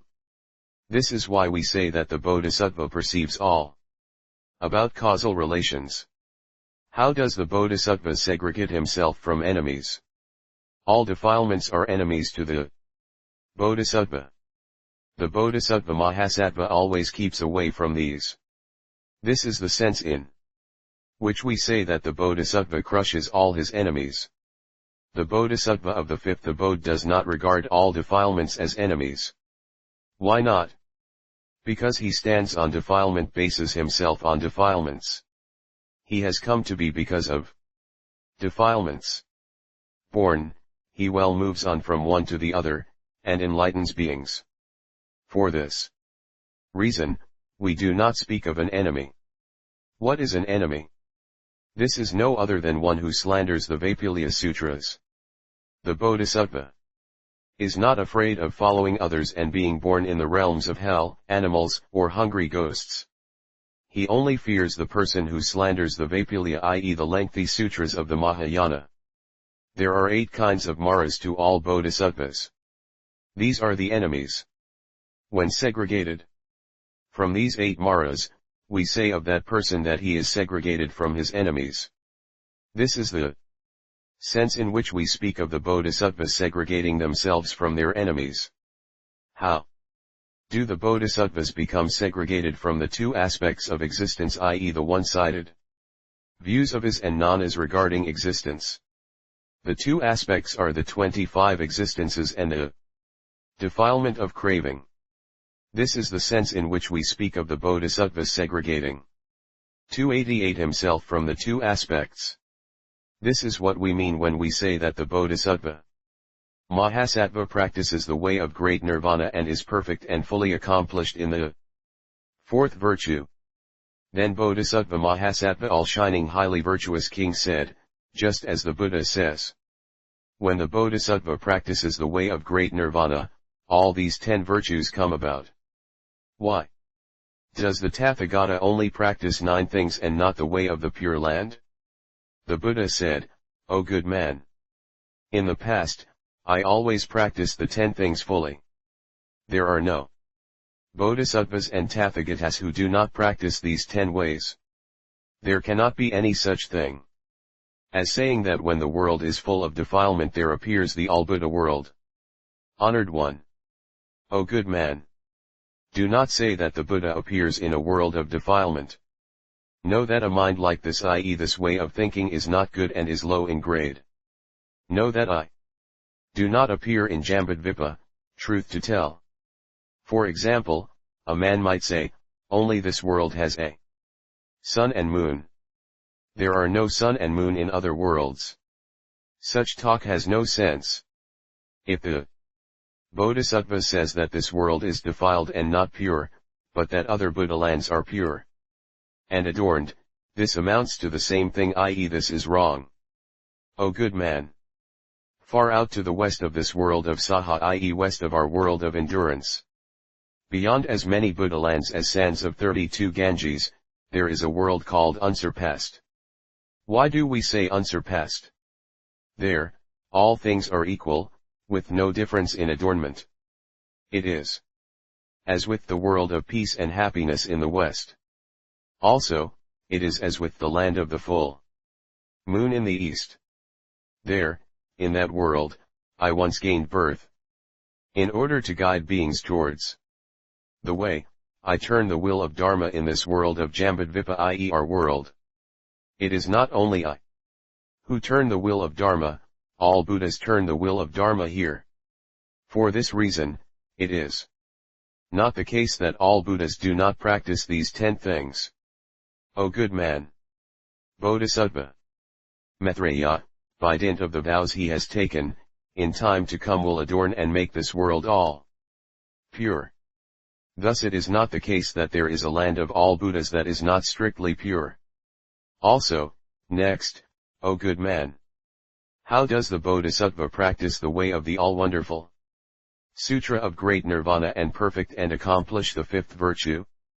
O good man, there are 5 requisite things for the Bodhisattva Mahasattva to practice the way of Great Nirvana and perfect and accomplish the 5th virtue. What are the 5? They are, 1. All his sense organs are perfect. 2. He does not gain birth in the borderlands. 3. All devas lovingly pray for him. 4. He is respected by Marapapiyas, Sramanas, Kshatriyas, Brahmins, and others. 5. He can read, i.e. remember, or see his past lives. Due to the causal relations of the Sutra of Great Nirvana, he perfects these 5 virtues. Bodhisattva, all-shining highly virtuous king, said, according to the Buddha, a good man and good woman can perfect the virtues of the 5 things by practicing giving. How can you say that? They attain the 5 things by great nirvana? The Buddha said, well said, O good man. The meaning varies in what is said. I shall, for your sake, now analyze and explain. 5 things are attained by giving, namely, being not fixed, non-eternal, non-pure, non-superior, non-different, and not non-secreting of defilement. But none of this can benefit, give peace to, or pity all beings. The 5 things which one gains from the Sutra of Great Nirvana are, being fixed, eternal, pure, superior, different, and not secreting defilement. This gives benefit, peace, and pity to all beings. O good man. Now, by giving, one can part from hunger. The Sutra of Great Nirvana truly enables all beings to segregate themselves from the defilement of the burning craving of the 25 existences. Giving makes birth and death continue their existence, as against which the Sutra of Great Nirvana destroys the chain of birth and death, so that it no longer continues to exist. By giving, the common mortal receives Dharma, by means of the Sutra of Great Nirvana, 1. Becomes a bodhisattva. Giving indeed cuts away poverty and worry, by means of the Sutra of Great Nirvana, there cannot any longer be those who are poor as regards wonderful Dharma. 289 Giving has its own part to play, and its fruition, by the Sutra of Great Nirvana, one arrives at unsurpassed enlightenment, and there is no longer any part to play, and no fruition thereof. This is the sense in which we speak of the Bodhisattva practicing the way of the All-Wonderful Sutra of Great Nirvana and being perfect in, and accomplishing, the 5th virtue. Also, further, O good man. How does the Bodhisattva practice the All-Wonderful Sutra of Great Nirvana and become perfect and accomplished in the 6th virtue? The Bodhisattva Mahasattva practices the way of Great Nirvana and gains the diamond samadhi. Abiding in this, he crushes and disperses all dharmas. All these dharmas are impermanent and mobile, i.e. in a state of flux. The causal relations of fear, the pain of illness, the plunderings of the robber visit one moment after moment, and there is no truth. All this is the world of the Maras. What there is what cannot be seen. The Bodhisattva Mahasattva abides in this samadhi and performs giving to all beings, yet there is not a single being that truly is. The same is the case when he makes effort and practices Silaparamita or Prajnaparamita. Should the Bodhisattva see even one single being, he cannot be perfect in Danaparamita and Prajnaparamita. O good man. There is no instance in which a diamond fails to crush whatever comes against it. And yet, it does not collapse or minimize its size. So do things obtain with the diamond samadhi. It thoroughly crushes whatever it encounters. Yet the samadhi itself does not get crushed or destroyed. O good man. Of all gems, the diamond is the most superb. It is the same with the diamond samadhi. It is the foremost of all samadhis. Why? When the Bodhisattva Mahasattva practices this samadhi, all samadhis come to it. It is just as all small kings foregather under the banner of a Chakravartin, i.e. world ruler. So is the case with all other samadhis. They all come and become one with the diamond samadhi. O good man. For example, there is a man who is an enemy of the state. He is hated by the people. If any person kills him, all the people will speak highly of the person who kills this man. It is the same with this samadhi. The Bodhisattva practices the samadhi and destroys all the enemies of all beings. For this reason, it is looked up to by all samadhis. O good man. For example, there is a man whose physical strength is so great that there is no One who can oppose him. There comes along a man who brings this man down. The people praise the man. It is the same with the diamond samadhi. It thoroughly subdues whatever is difficult to subdue. Due to this, all samadhis come under its banner. O good man! On Mount Gandhamadana there is a spring called Anavatapta. The water of this spring possesses 8 tastes. If one drinks this water, all the pains of defilement die away. It is the same with this diamond samadhi. It is perfect in the Noble Eightfold Path. The Bodhisattva practices the way, and it cures all the serious illnesses of defilement, the pox and warts. O good man! If one makes offerings to Mahasvara, know that this equates with having made offerings to all devas. It is the same with the diamond samadhi. If one practices this, know that this equates with having practiced all other samadhis. O good man! If any bodhisattva abides in this samadhi, he sees all, without any obstruction. This is like seeing the amulika that is in the palm of one's hand. The bodhisattva enjoys such seeing. But he does not gain any sense of having ever had such an experience. O good man! For example, there is a man who sits at a crossroads and sees all comings and goings, sittings and lyings. It is the same with the diamond samadhi.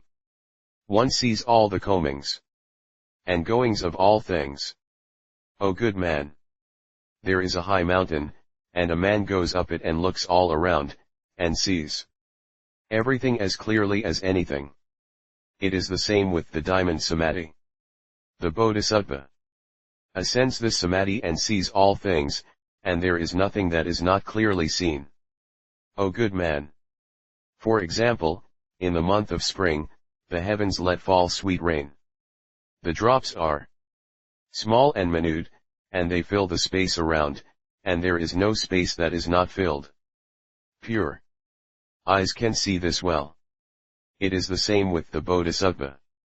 With the pure eyes of the diamond samadhi, he sees far into the worlds to the east and sees all that is wholesome or broken, i.e. in a bad condition, destroyed of the lands, and sees everything clearly, without obstruction. The 290.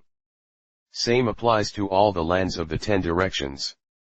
O good man!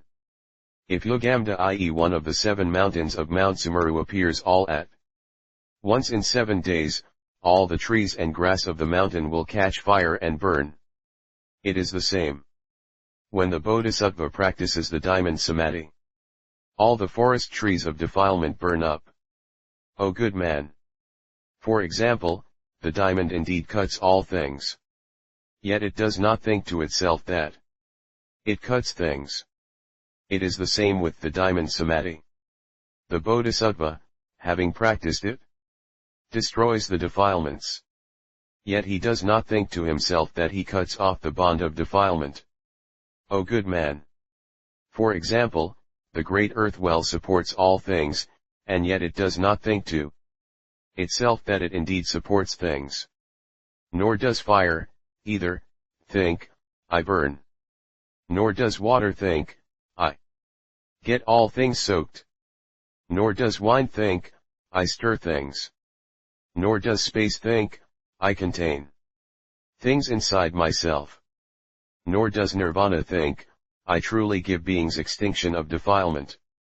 It is the same with the diamond samadhi. It truly annihilates all defilements. Yet it does not think, I truly annihilate.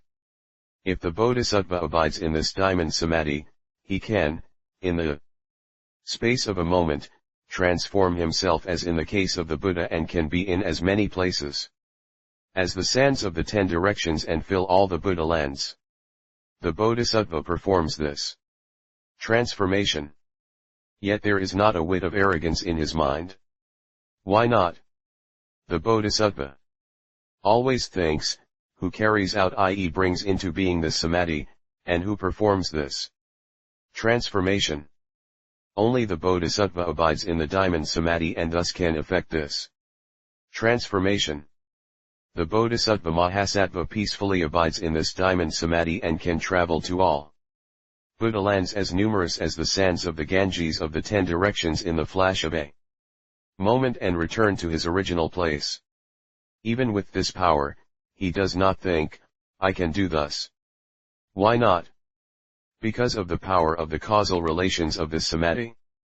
The Bodhisattva Mahasattva peacefully abides in the diamond samadhi and in the flash of a moment annihilates all the defilements of the beings of all worlds, as many as sands of the Ganges, in the 10 directions.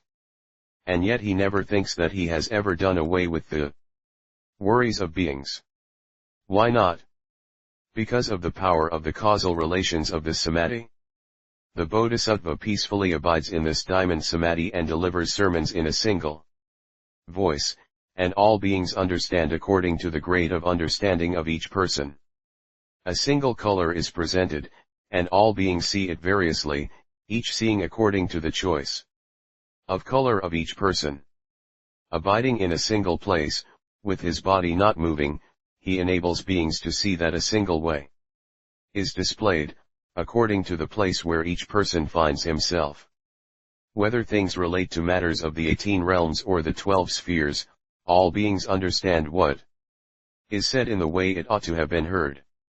The Bodhisattva abides in such a samadhi and sees beings, and there is not a thought of having ever seen beings. He may see a male or female, and yet there is no sense of having ever seen a male or female. He may see any concrete form, and he has no sense of having ever seen anything concrete. This obtains down to consciousness, and yet there is not consciousness of anything.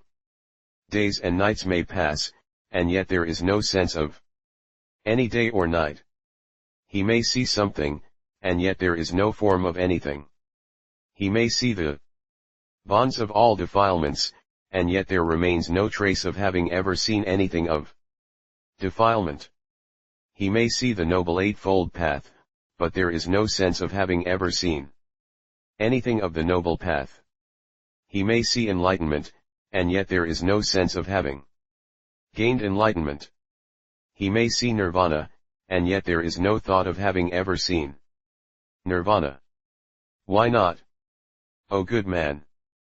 Because all things have primordially no representational form. By the power of the samadhi, the Bodhisattva sees all things as having no representational form. Why do we speak of diamond samadhi? O good man! Just as in daylight the diamond has no fixed form of light to represent it, so does it obtain with the diamond samadhi. Even with a great mass, color has nothing that is fixed. For this reason, we say diamond samadhi. O good man! For example, just as all the people of the world cannot put a price on a diamond, so do things stand with the diamond samadhi. All of its virtues cannot be evaluated by human or 291 God, hence, we say diamond samadhi. O good man! For example, just as when a poor man obtains the treasure of a diamond, he can do away with the pains of poverty and hateful poison. So do matters stand with the Bodhisattva Mahasattva. If he gains the samadhi, he does away with all the sorrows of defilement and the hateful poison of Mara. Hence, the diamond samadhi. Thus we say that the Bodhisattva practices the way of great nirvana and perfects the sixth virtue. Chapter 31, Bodhisattva Highly Virtuous King 5. Also, next, O good man! How does the Bodhisattva Mahasattva practice the way of the all-wonderful Sutra of Great Nirvana and perfect the seventh virtue? The Bodhisattva Mahasattva, having practiced the way of the all-wonderful Sutra of Great Nirvana, thinks, what is the proximate cause of Great Nirvana? The Bodhisattva knows that 4 things are the proximate cause of Great Nirvana. A person might say that the practice of all kinds of penance constitutes the proximate cause. But this is not so. Why not? There are no other than 4 by which one may arrive at nirvana. What are the 4? Firstly, one associates with a good teacher of the way. Secondly, one listens to Dharma exclusively. Thirdly, one thinks exclusively about Dharma. Fourthly, one practices the way according to Dharma. O good man! As an example, there is a man who has various illnesses, fever, cold, vague weariness, loose bowels, ague, various kinds of evil poisoning, and he goes to a good doctor. The good doctor speaks of medicine in relation to the nature of the illness. The man faithfully follows the doctor's instructions, makes up the medicine as directed and takes it as instructed. On his having partaken of it, his illnesses retreat and he gains health and peace. This sick man is analogous to the Bodhisattva.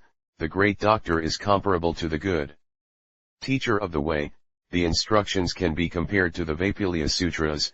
The faithful following of those instructions to meditating upon the Vaipulya Sutras, preparing the medicine as directed, can be compared to practicing the way in accordance with the assisting directions constituted in the 37 Bodhisangas factors of enlightenment. Curing the illnesses can be compared to the extinction of defilements, and gaining peace and happiness can be compared to the gaining of the eternal bliss, self, and the pure of nirvana. O good man! As an example, there is a king who wishes to govern his state in a lawful way and to enable the people to enjoy peace, and he asks his wise ministers how to do this. All the ministers tell of the laws that have obtained until now. The king listens, puts faith in what he has been told, acts faithfully, and governs according to law, and there is nobody who entertains any ill will against him. Thus the people enjoy peace and have no worries. O good man! The king is comparable to the Bodhisattva, all his wise ministers to the good teachers of the way. What the wise ministers advise the king regarding the lawful governance of his state to the 12 types of sutra, the king's listening and acting faithfully is comparable to the Bodhisattvas meditating upon all the profound meanings of the 12 types of sutra. The lawful administration of the state is comparable to practicing the law of all Bodhisattvas, namely the 6 so-called paramithas. Saying that there now remains no enemy is comparable to the Bodhisattvas segregating himself from the bonds of the evil robbers of all the defilements, and attaining peace is comparable to the Bodhisattvas gaining the eternal bliss, self, and the pure of great nirvana. O good man! As an example, there is here a man who contracts hateful leprosy. A good teacher of the way says to him, "Go to Mount Sumeru and you will see your illness cured." Why? Because there is good, sweet, medicinal amrita ambrosia there. Once this has been taken, there is never an instance where a cure does not ensue. The man faithfully follows his words, goes to the mountain, takes the medicine, and obtains the cure for his illness, and there is peace. The case is thus. This hateful leprosy is comparable to the common mortal, the good teacher of the way to all Bodhisattvas, the faithful following of instructions to the 4 immeasurable minds, i.e. of love, compassion, sympathetic joy, and equanimity, Mount Sumeru to the noble eightfold path. 292 The Amrita to the Buddha nature, the curing of the leprosy to the extinction of defilement, and the attaining of peace to the gaining of the eternal bliss, self and the pure of nirvana. O good man! As another example, there is a man who has many disciples and who is extremely erudite. He teaches untiringly day and night. It is the same with all Bodhisattvas. Whether all beings believe them or not, they go on teaching untiringly. O good man! We say teacher of the way. This is none other than the Buddha, the Bodhisattva, Pratyekabuddha, Sravaka, and those who believe in the Vaipulya, etc. Why do we say good teacher of the way? The good teacher of the way teaches beings well and enables them to do away with the 10 evil deeds and practice the 10 good deeds. That is why we say good teacher of the way. Also, next, the good teacher of the way speaks of the way just as it ought to be taught and himself acts as he ought to act. Why do we say that we speak as we ought to speak and act as we ought to act? We refrain from killing and teach others not to kill. And we have the right view and teach the right view to others. If matters stand thus, we say that such a person is a true, good teacher of the way. A person practices the way of enlightenment and also teaches others the way of enlightenment. Thus we say good teacher of the way. We practice faith, morality, giving, listening, and wisdom for our own sake, and also teach others faith, morality, giving, listening, and wisdom. So, too, we say good teacher of the way. We say good teacher of the way because there is wonderful Dharma. What is wonderful Dharma? One does not seek bliss for one's own sake, one always seeks peace and bliss for others' sake. On seeing a fault in others, one does not reproach them with their shortcomings, but always speaks what is purely good. So we say good teacher of the way. O good man! The moon that hangs in the heavens waxes from the 1st of the month up to the 15th. So do things obtain with the good teacher of the way. One causes all those who study the way to segregate themselves from evil and to grow in good deeds. O good man! If a person who approaches a good teacher of the way does not have, 1. Maintenance of sila morality, 2. Samadhi deep meditation, 3. Wisdom, 4. Liberation and 5.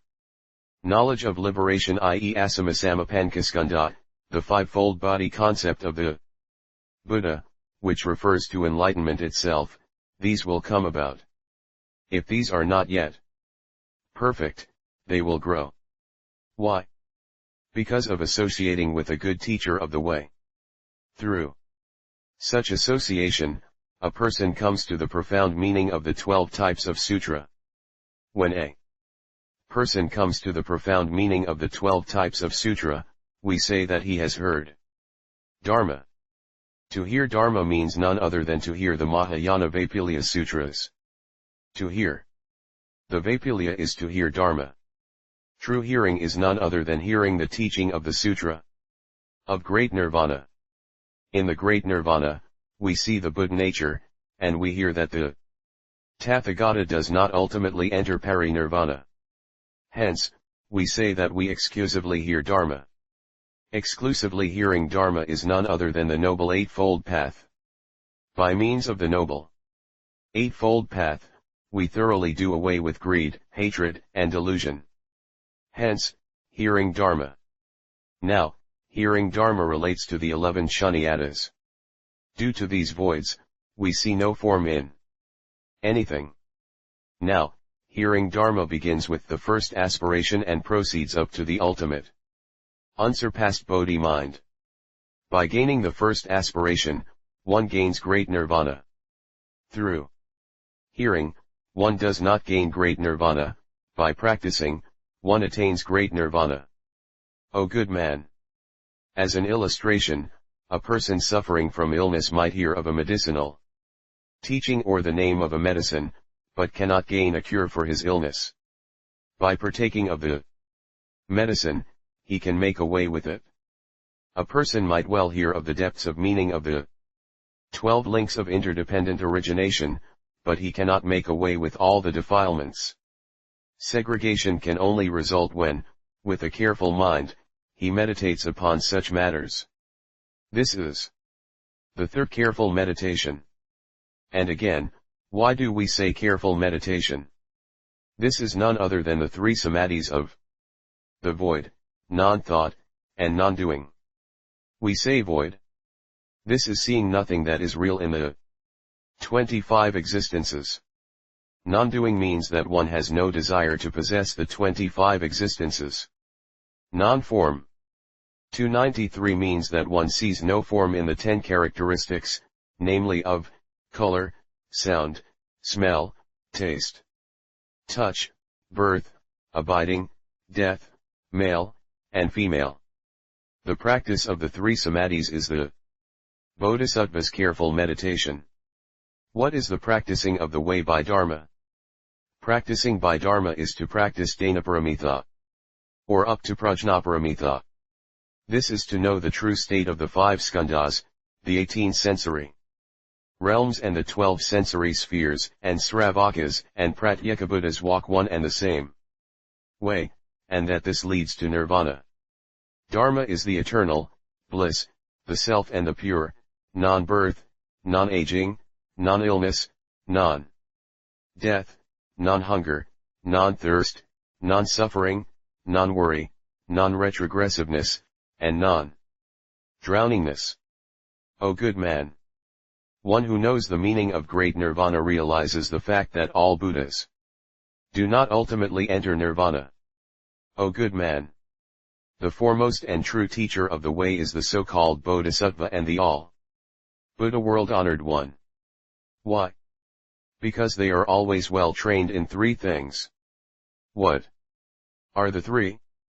The first is uttermost gentle words, the second is uttermost reproach, and the third is gentle words and reproaching. Due to these, the Bodhisattvas and Buddhas are the best good teachers of the way. Also, next, the Bodhisattvas and all Buddhas are good doctors. Why? They know illnesses and medicines and prescribe medicine in accordance with the illness. For example, a good doctor is well versed in 8 things. He first sees the nature of the illness, which is threefold. What are the 3? They are wind, heat, and water. To one who suffers from wind he gives butter, to one suffering from fever he gives sugar, to one suffering from water he gives a decoction of ginger. He knows the cause of the illness, gives medicine, and a cure ensues. So we say good doctor. It is the same with the Buddha and Bodhisattvas. They know that all beings possess the 3 kinds of illness, which are greed, anger, and ignorance. One suffering from the illness of greed is taught to meditate on white bones, one suffering from anger is taught loving kindness, one suffering from ignorance is made to meditate on the 12 links of interdependent origination. So, we call all Buddhas and Bodhisattvas good teachers of the way. O good man! For example, since a master mariner passes people across to the other shore, we call him a great master mariner. It is the same with all Buddhas and Bodhisattvas. They pass all beings across the great ocean of birth and death. So they are good teachers of the way. Also, next, O good man! It is because beings are made to practice the cause of good by Buddhas and Bodhisattvas. O good man! Just as, for example, the Himalayas are the basic place where all kinds of wonderful medicine can be found, so is it the same with the Buddhas and Bodhisattvas. They are the place where goodness springs forth. So we say good teachers of the way. O good man! In the Himalayas, we have a very fragrant medicine called saha. If one sees this, one can be blessed with immortality, and when one sees it, there will be no pain of illness. Even the 4 poisons cannot harm one. If one touches it, one's life extends up to 120. If meditated upon, one can read one's own past. Why? Because of its medicinal power. It is the same with all Buddhas and Bodhisattvas. If one sees them, one can make away with all the worries of defilement. The 4 maras cannot wreak their havoc. If this medicine is touched, one cannot die an untimely death. It is birthlessness and deathlessness, retrogressionlessness and drowninglessness. To touch means to be with the Buddha and hear his sermons. These having been meditated on, one attains unsurpassed enlightenment. Hence, we call Buddhas and Bodhisattvas the good teachers of the way. O good man! In Gandhamadana there is a lake called Anavatapta. From this lake emerge 4 rivers, namely, the Ganges, Indus, Siddha, and Vaksu. Worldly people always say, any sinful person will gain absolution if he bathes in these rivers. Know that all this is false and not true. Other than this, what can be true? All Buddhas and Bodhisattvas take this as true, i.e. bathing in the company of Buddhas and Bodhisattvas gives absolution. Why? Befriending these, one can do away with all sins. So we say good teachers of the way. Also, further, O good man. As an illustration, all the medicinal trees, all the forests, cereals, 294 sugar cane, flowers, and fruits of the great earth are about to perish on encountering a long drought, until the Naga kings, Nanda and Upananda, pitying the people, come out of the great sea and bestow sweet rain. And all the forests and bushes, hundreds of cereals, grass, and trees, receive moisture and return to life. It is the same situation with all beings. When the root of good is about to die out, all Buddhas and Bodhisattvas enact loving kindness and cause the rain of Amrita immortality to fall from the sea of wisdom and enable all beings to be perfect again in the 10 good deeds. Therefore, we call all Buddhas and Bodhisattvas the good teachers of the way. O good man.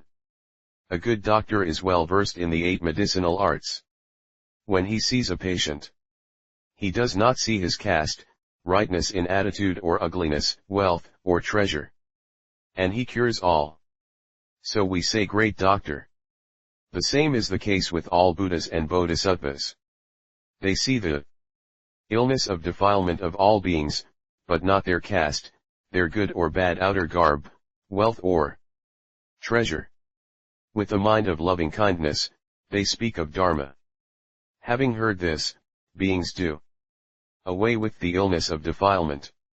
For this reason, all Buddhas and Bodhisattvas are called the good teachers of the way. Befriending such a good friend, one approaches Mahaparinirvana.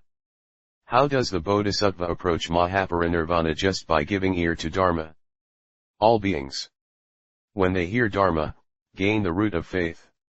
When one gains the root of faith, one's mind cares to look towards giving, morality, patience, effort, meditation, and wisdom, by which one reaches the stages of Srotapanna up to Buddhahood. Thus one should know that it is due to giving ear to Dharma that one arrives at wonderful Dharma. O good man. As an example, a rich man has an only son. He sends the son abroad and sells what he has. He points out to him where the road is closed or open, and warns him to take care. He says, should you encounter a lusty woman, take care not to befriend her. If you come into close relations with her, you will lose your life and wealth. Also, take care not to befriend any bad persons. The son follows his father's words. He is safe and obtains much wealth. The same is the case here. So do matters stand with the Bodhisattva Mahasattva, who expounds Dharma for being's sake. He points out to all beings and to the 4 classes of the Sangha where the road is passable and where it is closed. All these people, as they give ear to the teaching, are able to do away with all evil and be perfect in wonderful Dharma. For this reason, one approaches Mahaparinirvana by giving ear to the teaching. O good man. For example, just as a clear mirror fully reflects one's features, so does it obtain with giving ear to the teaching. If one looks into this, one clearly sees what is good and evil, and nothing is concealed. For that reason, giving ear to Dharma brings one near to Mahaparinirvana. O good man. There is, for example, a merchant who desires to reach a beach of treasures, but does not know the way. A man points the way out to him. Following his words faithfully, he reaches the beach of treasures and obtains innumerably diverse good things. It is the same with all beings. They wish to reach a good place and come upon treasures, but do not know where the way is blocked or open. The Bodhisattva shows them this. The beings follow the way indicated, and reach the good place, and arrive at unsurpassed nirvana. Hence, giving ear to Dharma enables one to draw near to Mahaparinirvana. O good man! For example, there is an intoxicated elephant, which is mad and behaves badly, and means to harm people. But when the driver pricks its head with a great iron hook, it immediately becomes obedient, with its evil intention of harming totally gone. The same with all beings. Due to the intoxication of greed, anger, and ignorance, they mean to do evil. But all Bodhisattvas suppress this with the hook of giving ear to Dharma, and they no more can raise the mind towards any evil.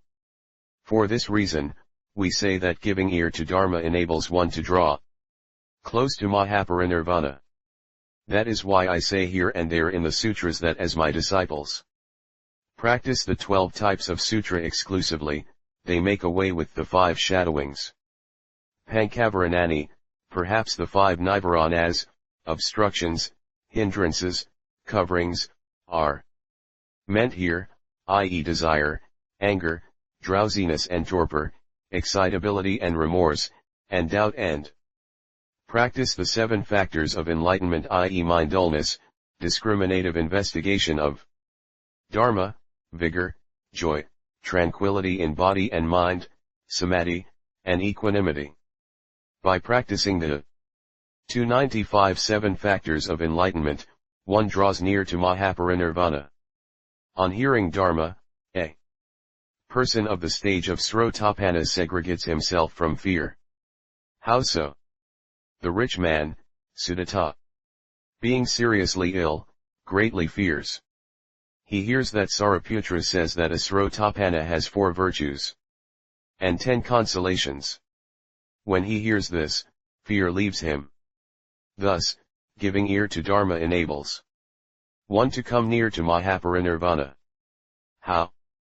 Because one gains the Dharma eye. There are 3 types of person in the world. The first has no eyes, the second has 1 eye, and the third has 2 eyes. The person with no eyes does not always listen to Dharma. The person with 1 eye listens to Dharma for a time, but his mind is not settled. The person with 2 eyes listens with an exclusive mind and acts just as he has heard.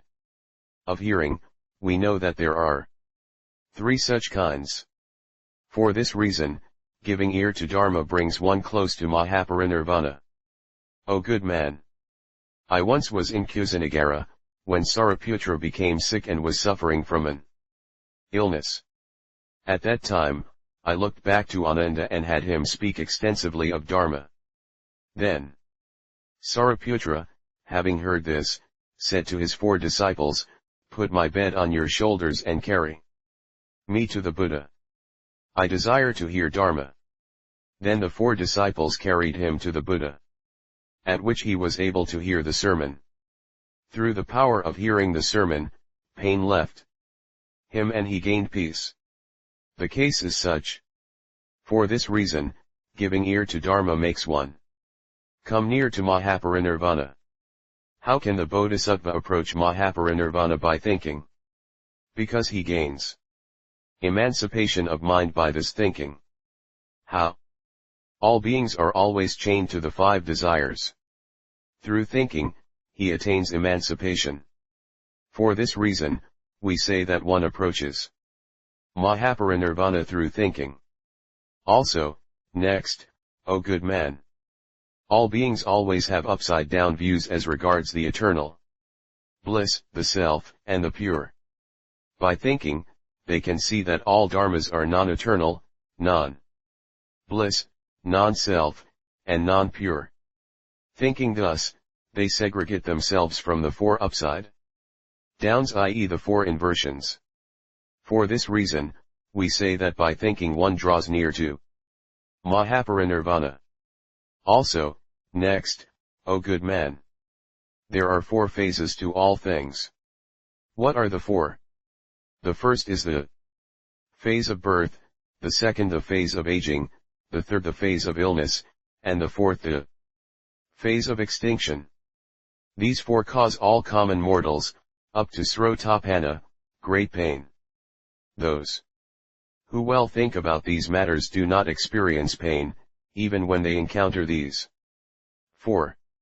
For this reason, we say that by thinking one approaches Mahaparinirvana. Also, next, O good man, there are no good dharmas that are gained by ways other than by thinking. Why not?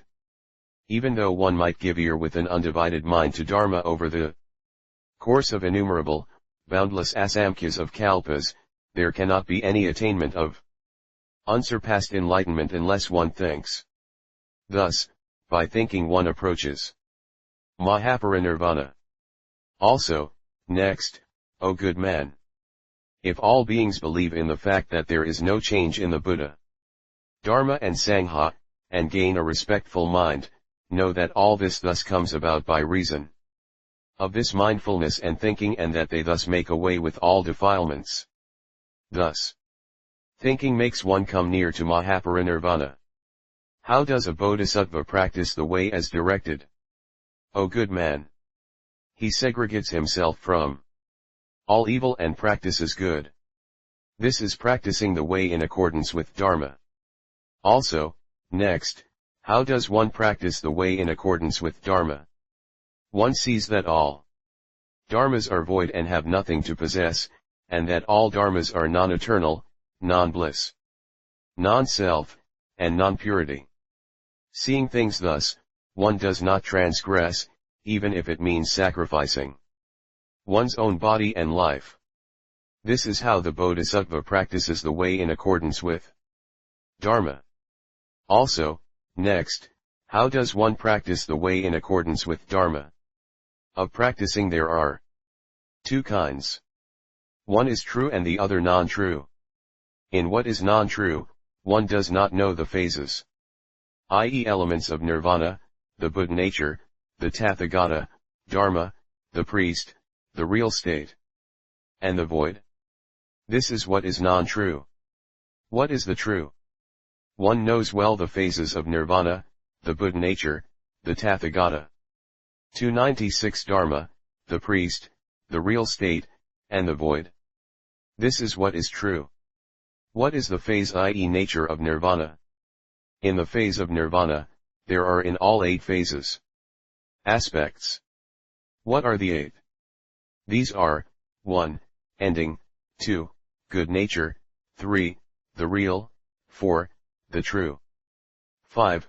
The eternal, 6. Bliss, 7. The self, and 8. The pure. These are nirvana. Also, there are 8 things. What are the 8? They are, 1. Liberation, 2. Good nature, 3. The non-real, 4. The non-true, 5. The non-eternal, 6. Non-bliss, 7. The non-self, and 8. Non-purity. Also, there are 6 phases, namely, 1. Liberation, 2. Good nature, 3. The non-real, 4. The non-true, 5. Peace, and 6. Purity. There may be beings who segregate themselves from defilement by way of what obtains in the world. There may be 8 things in nirvana. Then the liberation is not real. Why not? Because of the non-eternal. When there is not the eternal, there cannot be the real. When there is not the real, there is not the true. One might do away with defilement, but it will rise up again. Hence, the non-eternal, non-bliss, non-self, and non-purity. These are the 8 things of liberation of nirvana. What are the 6 phases? Sravakas and Pratyekabuddhas speak of liberation when they cut away defilement. Yet they do not attain unsurpassed enlightenment. So we say the non-real being not the real, it is not the true. They will gain unsurpassed enlightenment in days to come. Hence, non-eternal. On gaining the undefiled noble eightfold path, we speak of pure bliss. O good man!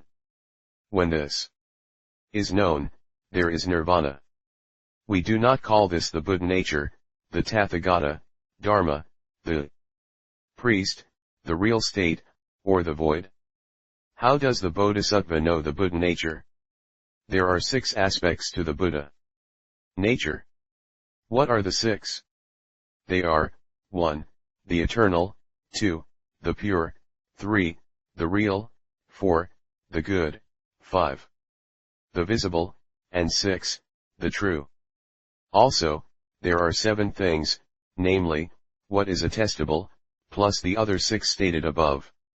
This is called how the Bodhisattva comes to know of the Buddha nature. How does the Bodhisattva know the form of the Tathagata? The Tathagata is a form of awakening and of good. He is the eternal, bliss, the self, and the pure, and is liberation and the true. He is the pointing out of the way and is visible. This refers to what the Bodhisattva knows the form of the Tathagata to be. In what way does the Bodhisattva know about Dharma?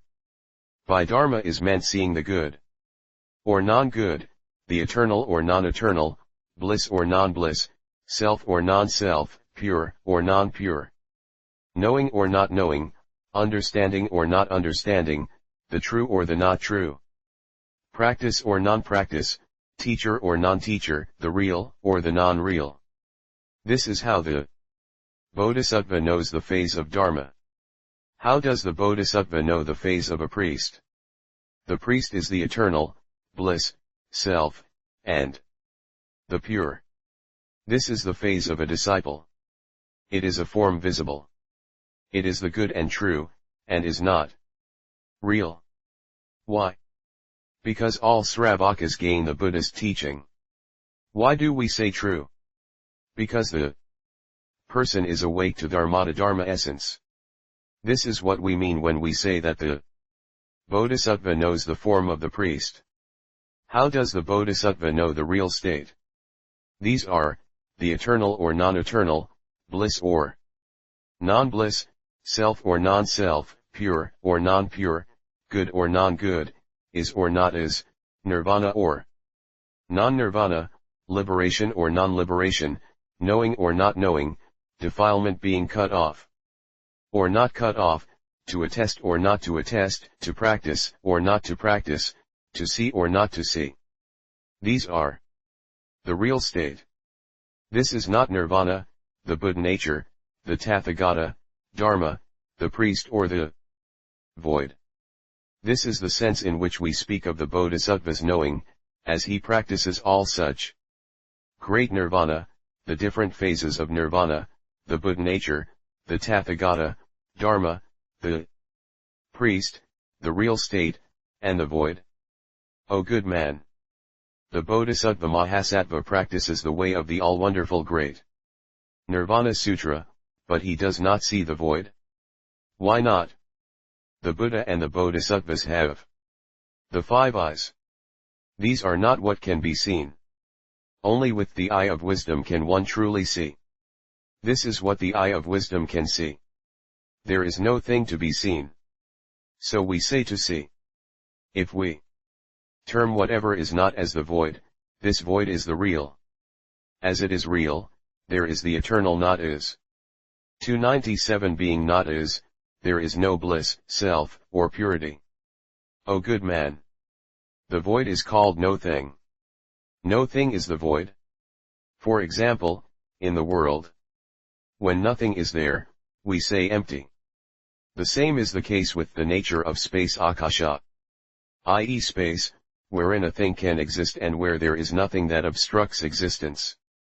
As there is nothing to possess here, we say empty. O good man! Both the nature of all beings and that of space have no real nature. Why not? This is as when we say empty when we make away with what there is. The case is like this. Besides, this space is, truth to tell, not to do anything with. Why? Because there is nothing to exist. As it is not is, we can know that there can be no saying not is. If the nature of space were something made, it would have to be non-eternal. If it were non-eternal, we would not call it space. O good man! The people of the world say, space has no color, nothing that obstructs, and no change. The case is thus. That is why we say that the nature of space is the fifth great element. O good man! And this space has no nature for us to name. Being a light, it is called space. And there is no space. It is as with secular truth, which really does not have its own nature for us to name and which is only said so to exist for the sake of beings. O good man! The same is the case with the body of nirvana. There is no place where it is. When all Buddhas do away with defilement, we call this nirvana. Nirvana is at once the eternal bliss, the self, and the pure. We say that nirvana is bliss. But it is no feeling of bliss. This is the all-wonderful, unsurpassed silence and extinction. The all-Buddha Tathagata has two kinds of bliss. One is that of silence and extinction, the second is the bliss that is sensed by the sense organs. There are three blisses in the body of the real state, which are, 1. The feeling of bliss. 2. The bliss of silence and extinction, and 3. The bliss of sensing. The Buddha nature is a single bliss, as it is what is to be seen. When one gains unsurpassed bodhi, we call this the bliss of bodhi. Then Bodhisattva Mahasattva highly virtuous king said to the Buddha, O world-honored 1. You say that when defilement is done away with, there is nirvana. But this is not so. Why not? The Tathagata in days gone by, when you attained Bodhi, went to the river near Anjana. Then King Mara, with his retinue, went to where the Buddha was and said, O world-honored 1. It is now time that you enter nirvana. Why do you not enter it? The Buddha said to King Mara, I will not. Because I do not now see many learned disciples of mine upholding morality, and wise enough to teach beings well. If when defilement is done away with there is nirvana. All bodhisattvas had all done away with defilements innumerable kalpas ago. How could it be that they had not attained nirvana? There is the same segregation. Why should it only refer to all Buddhas alone and not to bodhisattvas? If segregation of defilement is not nirvana, why did the Tathagata, in days gone by, speak to the Brahmin, birth name, and say, this present body of mine is nirvana itself? Also, the Tathagata was once in the state of Vaisali. Mara again beseeched you and said, the Tathagata, in days gone by, did not enter nirvana because the disciples could not teach beings well, not having much in the way of hearing, upholding the precepts, wisdom, or sharpness of mind. Now they are perfect in all of these. Why do you not enter nirvana? The Tathagata then said to Mara, you should have no fear that I am now too late. I shall, 3 months from now, enter nirvana. If extinction is not nirvana, why did you yourself state that you would enter nirvana after 3 months? O world-honored one! If the segregation of defilement is nirvana, there was nirvana in the past when you severed yourself from defilement under the Bodhi tree. Why should you say that you will enter parinirvana in 3 month times? O world-honored one! If it was the case that the nirvana at the time was not nirvana, how could you say to the Mallas at Kusinagara that you would enter parinirvana in the final part of today, i.e. about 4 a.m., or the early part of the dawn? How could you, who are truth itself, say such a thing? Then the world-honored one said to the all-shining Bodhisattva highly virtuous king, O good man! If you mean to say that the Tathagata talks overmuch, know that he did away with speaking falsehoods innumerable kalpas past. No Buddhas or Bodhisattvas speak any falsehood. 298 Only the truth. O good man! The Papiyas i.e. Mara, the devil you refer to is none other than the one who once beseeched me to enter nirvana. O good man! And this Mara does not know what nirvana truly is. Why not? The Papiyas thinks that when I am silent and do not teach, this is nirvana. O good man! The people of the world think that when one does not speak and does not do anything, one is like death itself. The same is the case with King Mara Papiyas. What he says refers to the fact that the Tathagata sits and does not talk to people of Dharma. And he says that the Tathagata has entered parinirvana. O good man! The Tathagata does not say that there is no difference between the Buddha, Dharma, and the priest. What he says is only that there is no difference between the eternal and the pure. O good man!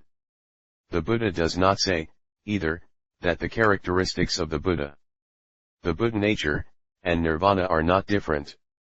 What he says is that all are eternal and unchanging, with no difference. The Buddha does not say, either, that the characteristics of nirvana and the real state are not different. What he says is that the eternal, the is, the real, and the changeless are not different. O good man! Then all my disciples call forth disputations. The situation was as with the bhiksus of cause MB. Acting contrary to what I taught, they violate the prohibitions, they accept impure things as alms and greedily seek profit, and to all white-clad people i.e. the laity they praise their own self and say, I have now gained the undefiled state, the fruition of the Srotapanna or Arhatship, and so on. They speak ill of other persons, do not respect the Buddha, Dharma and Sangha and the Vinaya teachers, and openly say before me, such things the Buddha has permitted us to keep, and such things the Buddha does not allow us to possess. And going against me, they say, the Buddha permits all such things. Such evil persons do not believe in my words. For this reason, I say to Mara Papiyas, have no fear that I am slow. I shall enter nirvana in 3 months' time. O good man! Relying on such evil bhiksus, all the Sravaka disciples who are still on the way to learning do not see me and do not listen to my words, and they say that the Tathagata now enters nirvana. Only all the bodhisattvas well see me and give ear to what I speak of Dharma. So I do not say that I enter nirvana. Sravaka disciples may say that the Tathagata now enters nirvana, but, truth to tell, I do not enter nirvana. O good man! If all of my Sravaka disciples say that the Tathagata enters nirvana, know that such are no disciples of mine. They belong to Mara's clan, the evil people who abide in twisted views and who do not hold the right view of life. If they say that the Tathagata does not enter nirvana, they are my disciples. They are not comrades of Mara, but men of right view and not evil. O good man! It is not the case that I have ever said that the Tathagata does not teach, but sits silently, and that this is parinirvana. O good man! For example, there is a rich man who has many sons. He leaves them and goes to other countries and has not yet come home when his sons may say that their father is long since dead. But this rich man is not yet dead. All his sons are upside down in their view and think of death. It is the same with my Sravaka disciples. Not seeing me, they think, the Tathagata, at Kusinagara, between the twin sal trees, enters parinirvana. But, truth to tell, I do not enter nirvana. The Sravaka disciples think in terms of nirvana. O good man! For example, there is a bright lamp. A person puts a cover over it. Other people will think that the lamp has already gone out. Not knowing, they think that the lamp is extinguished. It is the same with my Sravaka disciples. They have the eye of wisdom and yet are overspread by defilement, their mind is upside down and cannot see the true body. And they loosely entertain the idea that I have gone. Yet I am not yet ultimately gone. O good man! A person born blind cannot see the sun and the moon. Not able to see, he does not know that there is night and day. Not knowing this, he says that there truly are no sun and moon. Actually there are the sun and the moon. But the blind man cannot see them. Not seeing them, he gains an upside-down mind and says that there are no sun and moon. It is the same with my Sravaka disciples. As with the man born blind, not seeing the Tathagata, they say that the Tathagata has entered nirvana. The Tathagata, in truth, has not yet entered nirvana. Due to their upside-down minds, they gain such a thought. O good man! For example, when cloud and mist come in the way, the ignorant say that there are 299 no sun and moon. In truth, there are the sun and moon. Because they are obstructed, beings cannot see. It is the same with the Sravaka disciples, too. With all the defilements overspreading the eye of wisdom, they cannot see the Tathagata, and say the Tathagata has entered nirvana. Oh good man! This only derives from the fact that the Tathagata merely acts like a child. It is not entering into extinction. O good man! When the sun has set in the west in Jambudvipa, beings cannot see it, because the black mountain obstructs their sight. But the nature of the sun has nothing of hiding within it. As beings cannot see, they think there is sundown. It is the same with my Sravaka disciples. Obstructed by all the mountains of defilement, they cannot see me. Not seeing me, they think that the Tathagata has truly entered nirvana. But truly, there is no extinction with me eternally. That is why at Vaisali I said to Papiyas, in 3 months, I shall enter nirvana. O good man! I long before foresaw that the virtues of good amassed by Kashyapa would ripen and bear fruit in 3 months' time, and that, after the ending of the sitting of the Varsika, Subhadra of Gandhamadana, i.e. a learned Brahmin who was the last person to enter the Buddhist Sangha, would come to my place. That is why I said to Marapapiyas, in 3 months' time I shall enter nirvana. O good man! There are 500 wrestlers. In 3 months' time they are to aspire to unsurpassed Bodhi. That was why I said to Papiyas, in 3 months' time, I shall enter Parinirvana. O good man! As the virtues amassed by Kunda and the 500 Likavas and Amrapali were to ripen and they were to aspire to unsurpassed Bodhi, I said to Papiyas, in 3 months' time I shall enter nirvana. O good man! Sunakshetra befriended the Tirthaikas and Nirgranthaputra. I spoke of Dharma for 12 long years. But the man's mind was twisted, and he would not believe and accept what I said. I foresaw that the root of this man's distorted vision would unfailingly get uprooted. So I said to Papiyas, in 3 months' time, I shall enter Parinirvana. O good man! Why did I once, in the past, on the bank of the river near Anjana, say to Marapapiyas, I do not yet possess any erudite disciples, so I cannot enter nirvana? I said this because I wanted to turn the wheel of Dharma for the 5 bhikshus at Varanasi, i.e. the 5 bhikshus sent by the Buddha's father to look after his son. Next, too, this was for the sake of the other 5 bhikshus, namely, Yasas, Purnamatrayanaputra, Vimla, Gavampati, and Subahu. Also, this was for the rich man, Yugra, and his 50 people. Also, it was for the sake of Bimbisara, king of Magadha, and innumerable others and those of heaven. Also, it was for the sake of Uravalvakasyapa and his 500 disciple bhiksus. Also, this was for the sake of the two brothers, Nadikasyapa and Gayakasyapa, and their 500 disciple bhiksus. Also, this was for the sake of Saraputra and Maudgalyayana and their 250 bhiksus. That was why I said to Papiyas, the king of Maras, that I would not enter parinirvana. O good man! We speak of nirvana. But this is not great nirvana. Why is it nirvana, but not great nirvana? This is so when one cuts away defilement without seeing the Buddha nature. That is why we say nirvana, but not great nirvana. When one does not see the Buddha nature, what there is the non-eternal and the non-self.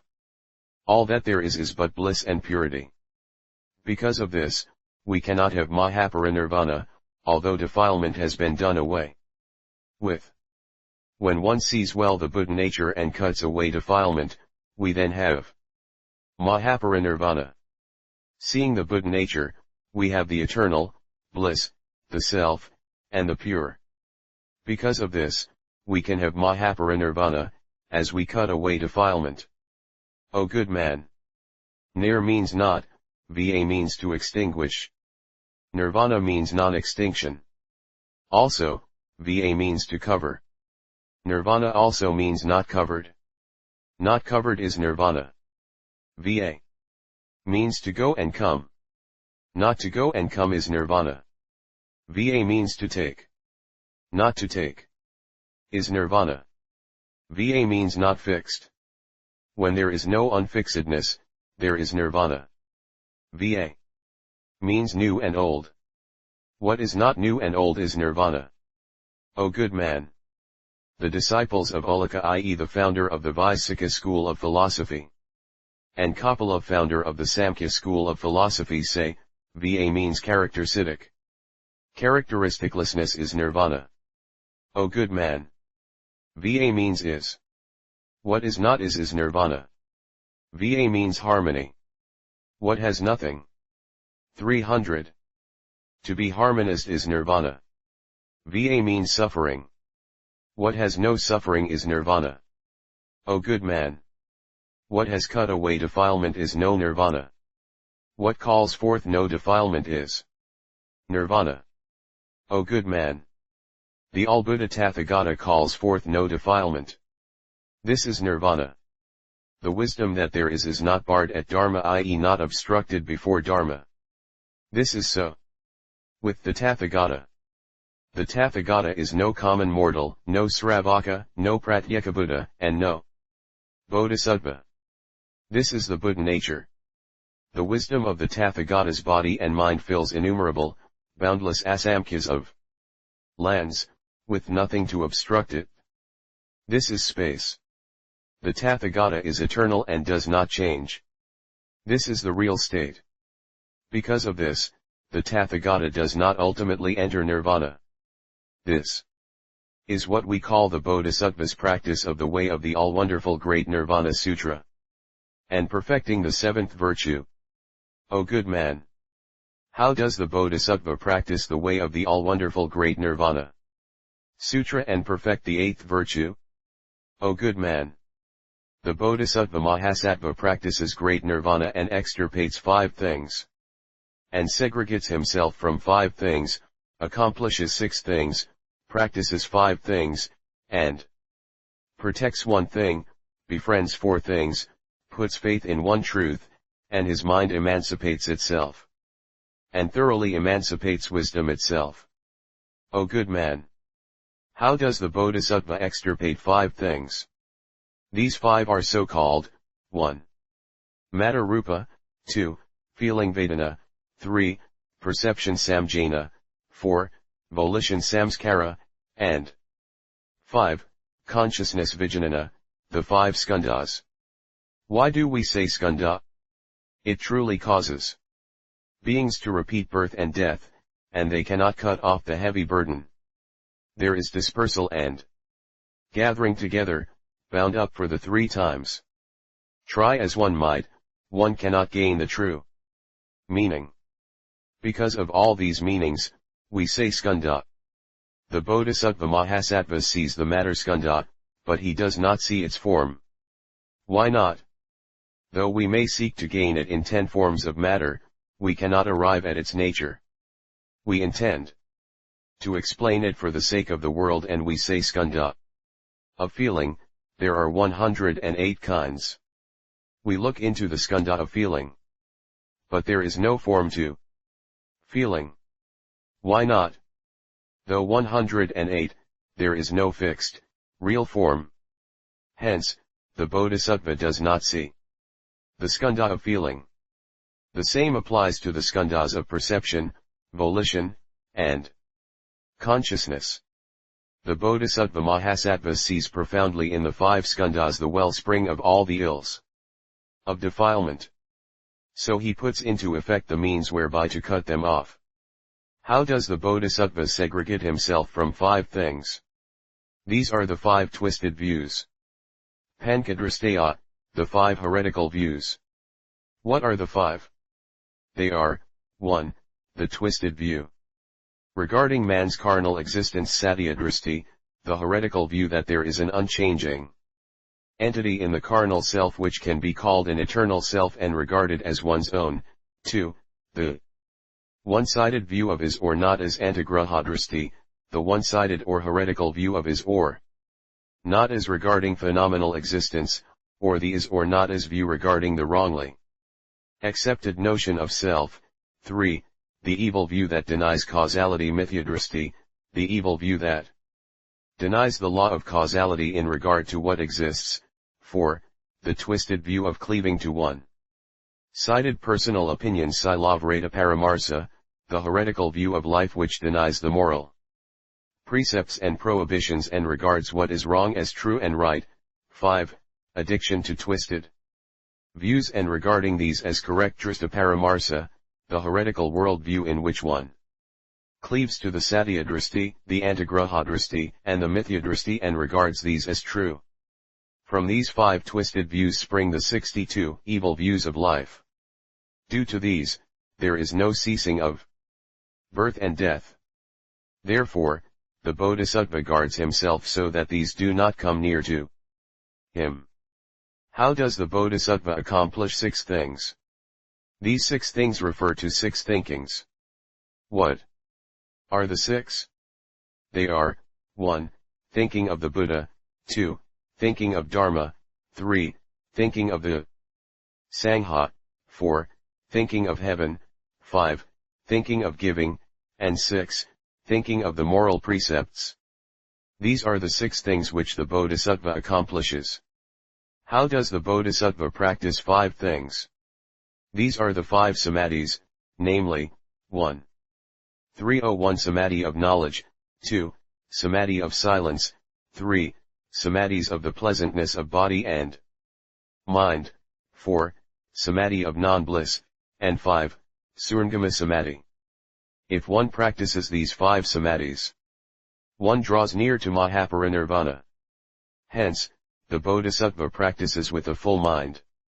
In what sense does the Bodhisattva guard one thing? This is Bodhicitta, i.e. the mind of enlightenment, the resolve to gain Bodhi.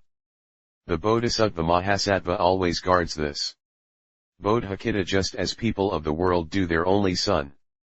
Also, it is as with a one-eyed man who protects the other eye that still remains to him.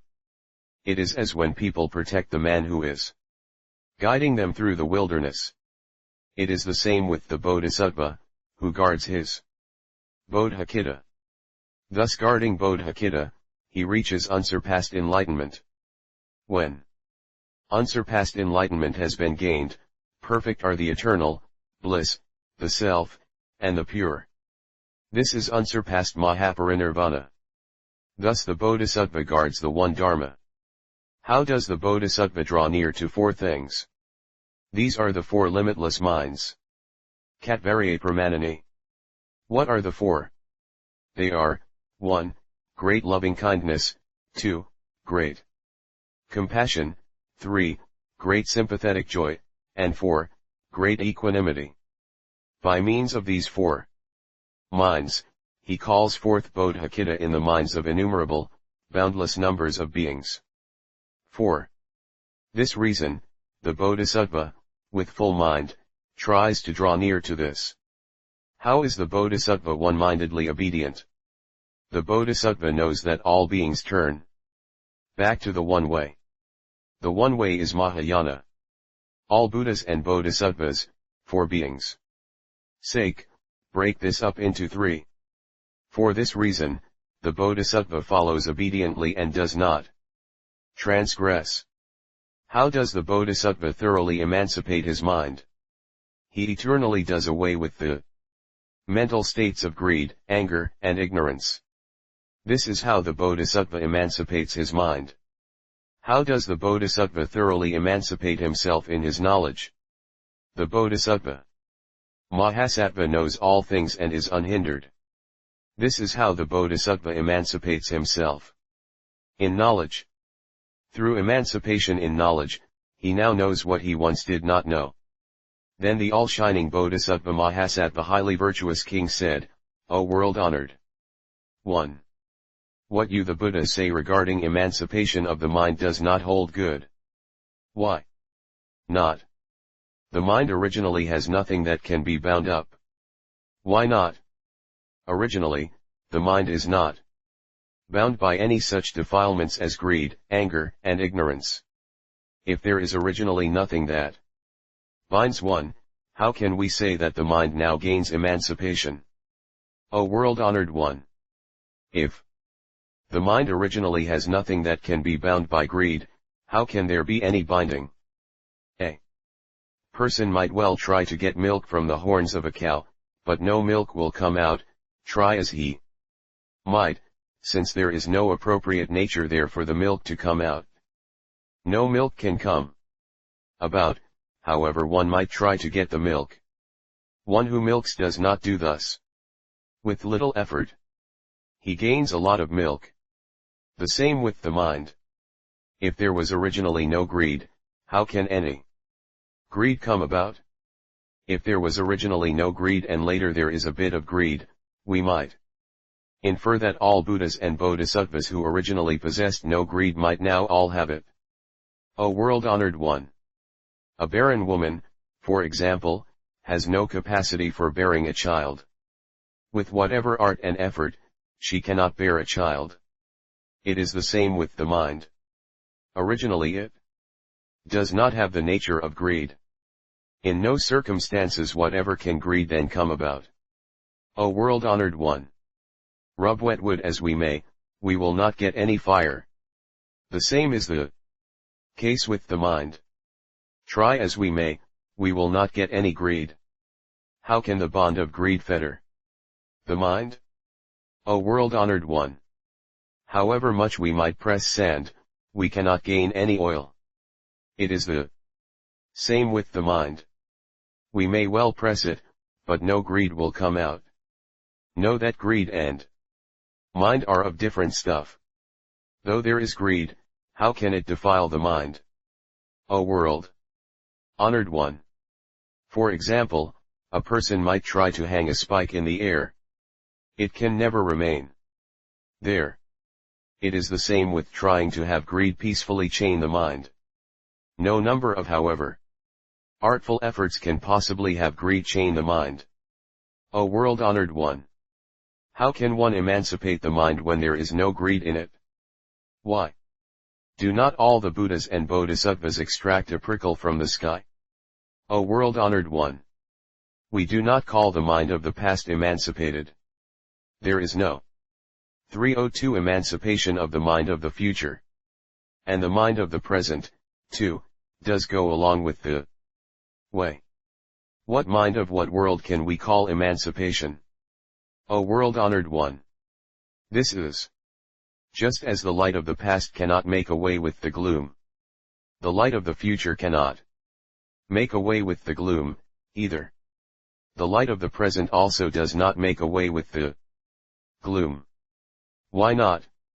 Because light and gloom cannot go in parallel. It is the same with the mind. How can we say that the mind gains emancipation? O world-honored one!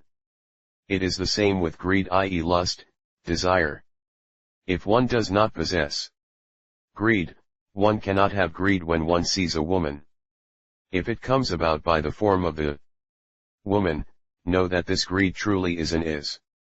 Due to greed, one falls into the three unfortunate realms. O world-honored one! For example, one sees a woman in a picture and gains the feeling of desire. From gaining desire, various sins result. If originally there is no desire, how can one gain desire by seeing the picture of a woman? If there is no greed in the mind, how can you, the Tathagata, say that the Bodhisattva gains emancipation of mind?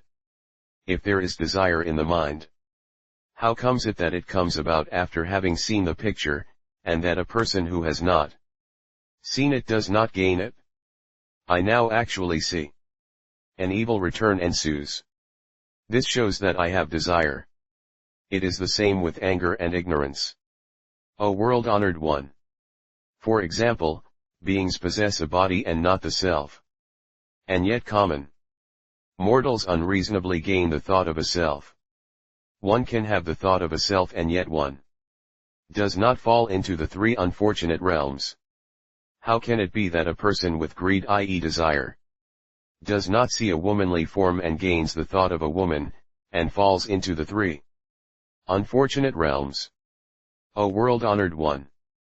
For example, one rubs wood and obtains fire. And the nature of this fire has no place in anything. How does it come about? O world-honored one! It is the same with greed. In matter there is no greed, in smell, taste, touch, and law. Dharma, too, we do not have any greed. And yet, how comes it that a person gains greed in smell, taste, touch, and law? If it is the case that there is no element of greed anywhere, why do only beings acquire greed and the Buddhas and Bodhisattvas do not? O world-honored one! The mind, too, is not fixed. If the mind were fixed, there could be no greed, anger, and ignorance. If it is not fixed, how can the mind gain emancipation? Greed, too, is not fixed. If it is not, how can one, through it, fall into the three unfortunate realms? The two things of the person with greed and the world in which he dwells are both not fixed. Why not? Each calls forth one thing and acquires greed, anger, or ignorance. This tells us that the person who has greed and the world he is in are both not fixed. If both are not fixed, why does the Tathagata say, the Bodhisattva practices the way of great nirvana and gains emancipation of mind? Then, the Buddha said to the all-shining Bodhisattva Mahasattva, highly virtuous king, well said, well said. The mind does not get bound by the defilement of greed, and also, it is not the case that it does not get bound. This is no emancipation, and it is not that there is no emancipation. It is not is, and it is not is not. It is not the present, nor the past, nor the future. Why not? Because all things have no self of their own. O good man! All Tirthayikas say, when the causal concatenation's harmonious, there are instances in which fruits result. When things have no nature of their own, and when they well come about. Without any nature of so coming about, there would have to be a result arising even from the birthlessness of space. Because the nature of birthlessness is no cause. This tells us that in all things there is the original nature of fruition, i.e. the engendering of results. Thus do things foregather, and the result comes about. Why? When Devdatta desires to build a bulwark, he takes mud, and not paint.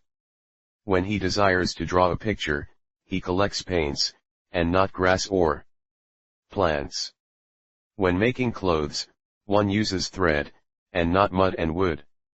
This is as when one builds a house and uses mud, not thread. In accordance with what a man takes, the result will follow. As the result comes about, we can know that in the cause there is unfailingly the relevant nature. If there is not any nature to be named here, one thing could well call forth all things. If one can take up, make, and put out something, know that there must be the result prior to the coming about. If there is no result, a person will not take up, make, or put anything. 303 Out the only thing where there is no taking and making is space. Because of this, all things can come about. As there is the cause, the seed of the Nyagradha can live in the Nyagradha tree. So does milk possess sarpermandagi, thread cloth, and mud pot. O good man! All common mortals are blinded by ignorance. They say definitely, in paint there definitely is the quality of sticking, and in the mind the nature of greed. Also, we say, the mind of the common mortal has the nature of greed, which is the nature to be emancipated. If one encounters the causal relations of greed, the mind gains greed. When it encounters emancipation, the mind gets emancipated. Although this is said, it is not so. There are many people who say, every cause cannot contain a result. There are two kinds of cause. One is minute and the other course. What is minute is eternal, and what is course is non-eternal. The minute cause shifts onto what is course, and from the course there later comes about the result. As what is course is non-eternal, the result, too, is non-eternal. O good man! There are beings who say, the mind has no cause, greed also has no cause. The greedy mind comes about by season. All such people do not know that all sits in the mind, and they transmigrate through the 6 realms, repeating birth and death. O good man! For example, we put a collar on a dog and chain it to a pillar, and it goes round the pillar the whole day and cannot get away. It is the same with all beings. They wear the fetter of ignorance, are chained to the pillar of birth and death, and repeat lives through the 25 existences, and cannot get away. O good man! For example, there is a man who falls into the toilet and gets out, and falls in again. A person is cured of an illness and then contracts the cause of the illness again.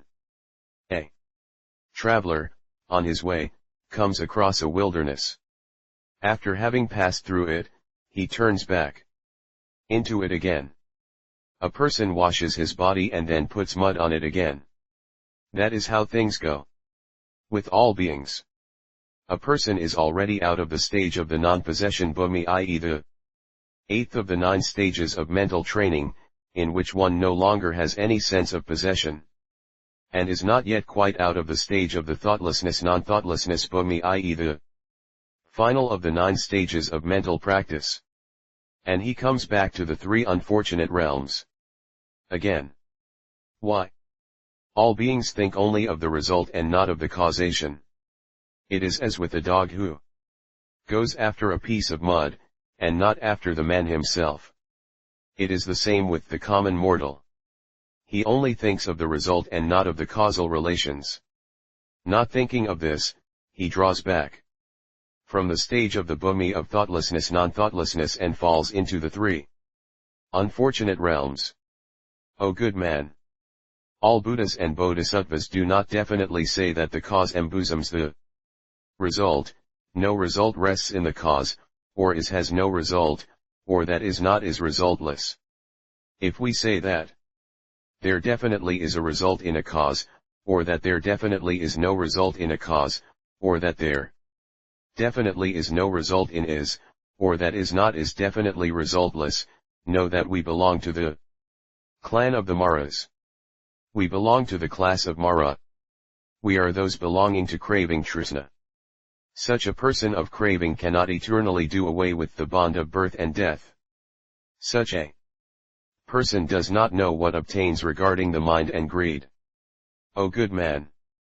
All Buddhas and Bodhisattvas show us the middle path. Why? Things can be is not or not is not. But nothing can ever be definite. Why not? Because consciousness comes about through the eye, color, brightness, mind, and thinking.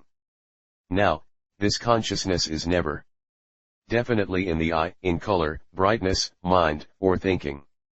Also, it is not in between, it is not in is, nor is it in is not. As it comes about through causal relations, we say is.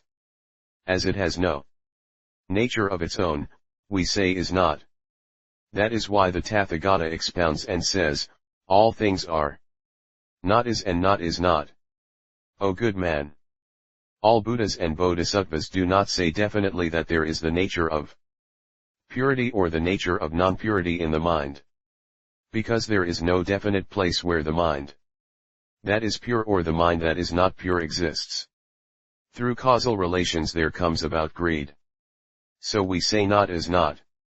As there is originally no nature of greed, we say is not. O good man! Through causal relations, the mind acquires greed. Through causal relations, the mind can liberate itself. 304. Chapter 32, Bodhisattva Highly Virtuous King 6. O good man! When there is the causal relation of greed, the mind of greed, i.e. the mental state of greed, desire comes about, it so exists, and dies with greed. There is the case where the mind comes about with greed, it so exists, and does not die with greed.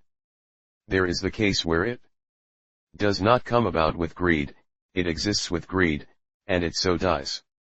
There is the case where it does not come about with greed, it does not exist with greed, and it so dies.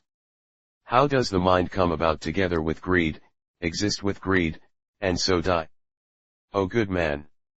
If the common mortal does not cut off the mind of greed and practices the mind of greed, such a person is one whose mind comes about together with greed.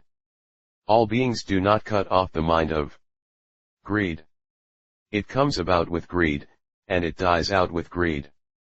To all beings of the world of desire, there is spread a table of the first stage of dhyana. Practiced or not practiced, all is ready for accomplishment. Only through causal relations does this come out to one. The causal relation is none but the fire. So do things obtain with all common mortals. Whether practiced or not practiced, the mind comes about along with greed, and it dies along with greed. Why? Because the root of greed has not been extirpated. How does the mind come about along with greed and not die along with greed? The Sravaka disciple gains greed through causal relations. As he is afraid, he meditates on white bones. This is why we say that the mind comes about along with greed and that it does not die along with greed. Also, there is the situation where the mind comes about along with greed and does not die along with greed. There is a Sravaka who is not yet accomplished in the four fruitions of Hinayana practice. Through causal relations, he gains a mind of greed, but gaining the four fruitions, the mind of greed dies. Thus do things go. This is where we say that the mind comes about along with greed and does not die along with greed. When the Bodhisattva Mahasattva gains the immovable stage, i.e. the 8th of the 10 Bodhisattva stages of development, the mind comes about along with greed and does not die along with greed. In what way do we say that the mind does not come about along with greed and that it dies together with greed? When the Bodhisattva Mahasattva extirpates the mind of greed, but displays, for the sake of beings, that he yet has greed. As this is for the sake of display, innumerable, boundless numbers of beings gain, perfect and accomplish good things. This is where we say that the mind does not come about along with greed, but dies along with greed. How do we say that the mind does not come about along with greed and that it does not die along with greed? This refers to bodhisattvas other than the Arhat, Pratyekabuddha, all Buddhas, and those of the immovable stage. This is where we say that the mind does not come about along with greed and that it does not die along with greed. For this reason, we do not say that all Buddhas and bodhisattvas are by nature pure in mind, and we do not say that they are by nature not pure. O good man! This mind does not melt into that of greed, also it does not melt into that of anger and ignorance. O good man! For example, the sun and moon become obscured from sight by smoke, dust, cloud, mist, and the Asura, i.e. a titan who, when fighting the sun and moon, obstructs their light by spreading out his hands. Because of these things, no being can see the sun and moon. Though not seen, the nature of the sun and moon does not, after all, melt into one with the five overshadowings Pancaavaranani. It is the same with the mind. Through causal relations, the bond of greed comes about. Beings say that the mind melts into one with greed, but the nature of the mind truly does not melt into one. If the greedy mind were the nature of greed, and if non-greed were the nature of non-greed, we could not make the mind of greed greed, and the mind of greed could not become that of non-greed. O good man! For this reason, the bond of greed cannot defile the mind. All Buddhas have eternally done away with the mind of greed. On that account, we say that one gains liberation of mind. This is said because all beings gain the bond of greed through causal relations, and through causal relations they attain liberation. O good man! For example, this is as with a precipice in the Himalayas. A man cannot go along it with a 305 monkey. There might be a place where the monkey can go on his own, but not the man. Or there might be a place where both man and monkey can go. O good man! Where both man and monkey can go, a hunter places a table, on which he deposits birdlime and catches the monkey. As the monkey lacks intellect, he touches the lime with his hands. Through touching it, his hands get stuck. To free his hands, he touches the lime with his feet. His feet get stuck. To get his feet free, he bites at the birdlime with his mouth. His mouth further gets stuck. Thus, the 5 parts of the monkey are unable to get free. Then the hunter passes a staff through the monkey, i.e. kills the monkey and returns home. The steep precipice in the Himalayas is the right path, along which the Buddha and bodhisattvas walk. The monkey is comparable to all common mortals, the hunter is Marapapiyas. The birdlime is the bond of greed. Man and monkey being unable to walk together is analogous to all common mortals being unable to walk together with Marapapiyas. We say that the monkey can go and that man cannot. This is comparable to the fact that even the Tirthayikas who have intelligence and all devils cannot draw one to the bait even with the 5 desires. We say that man and monkey go well together. This means that all common mortals and Marapapiyas are always lost in birth and death and cannot properly practice the way. Common mortals are bound up by the 5 desires, so that Marapapiyas can easily catch them and carry them away.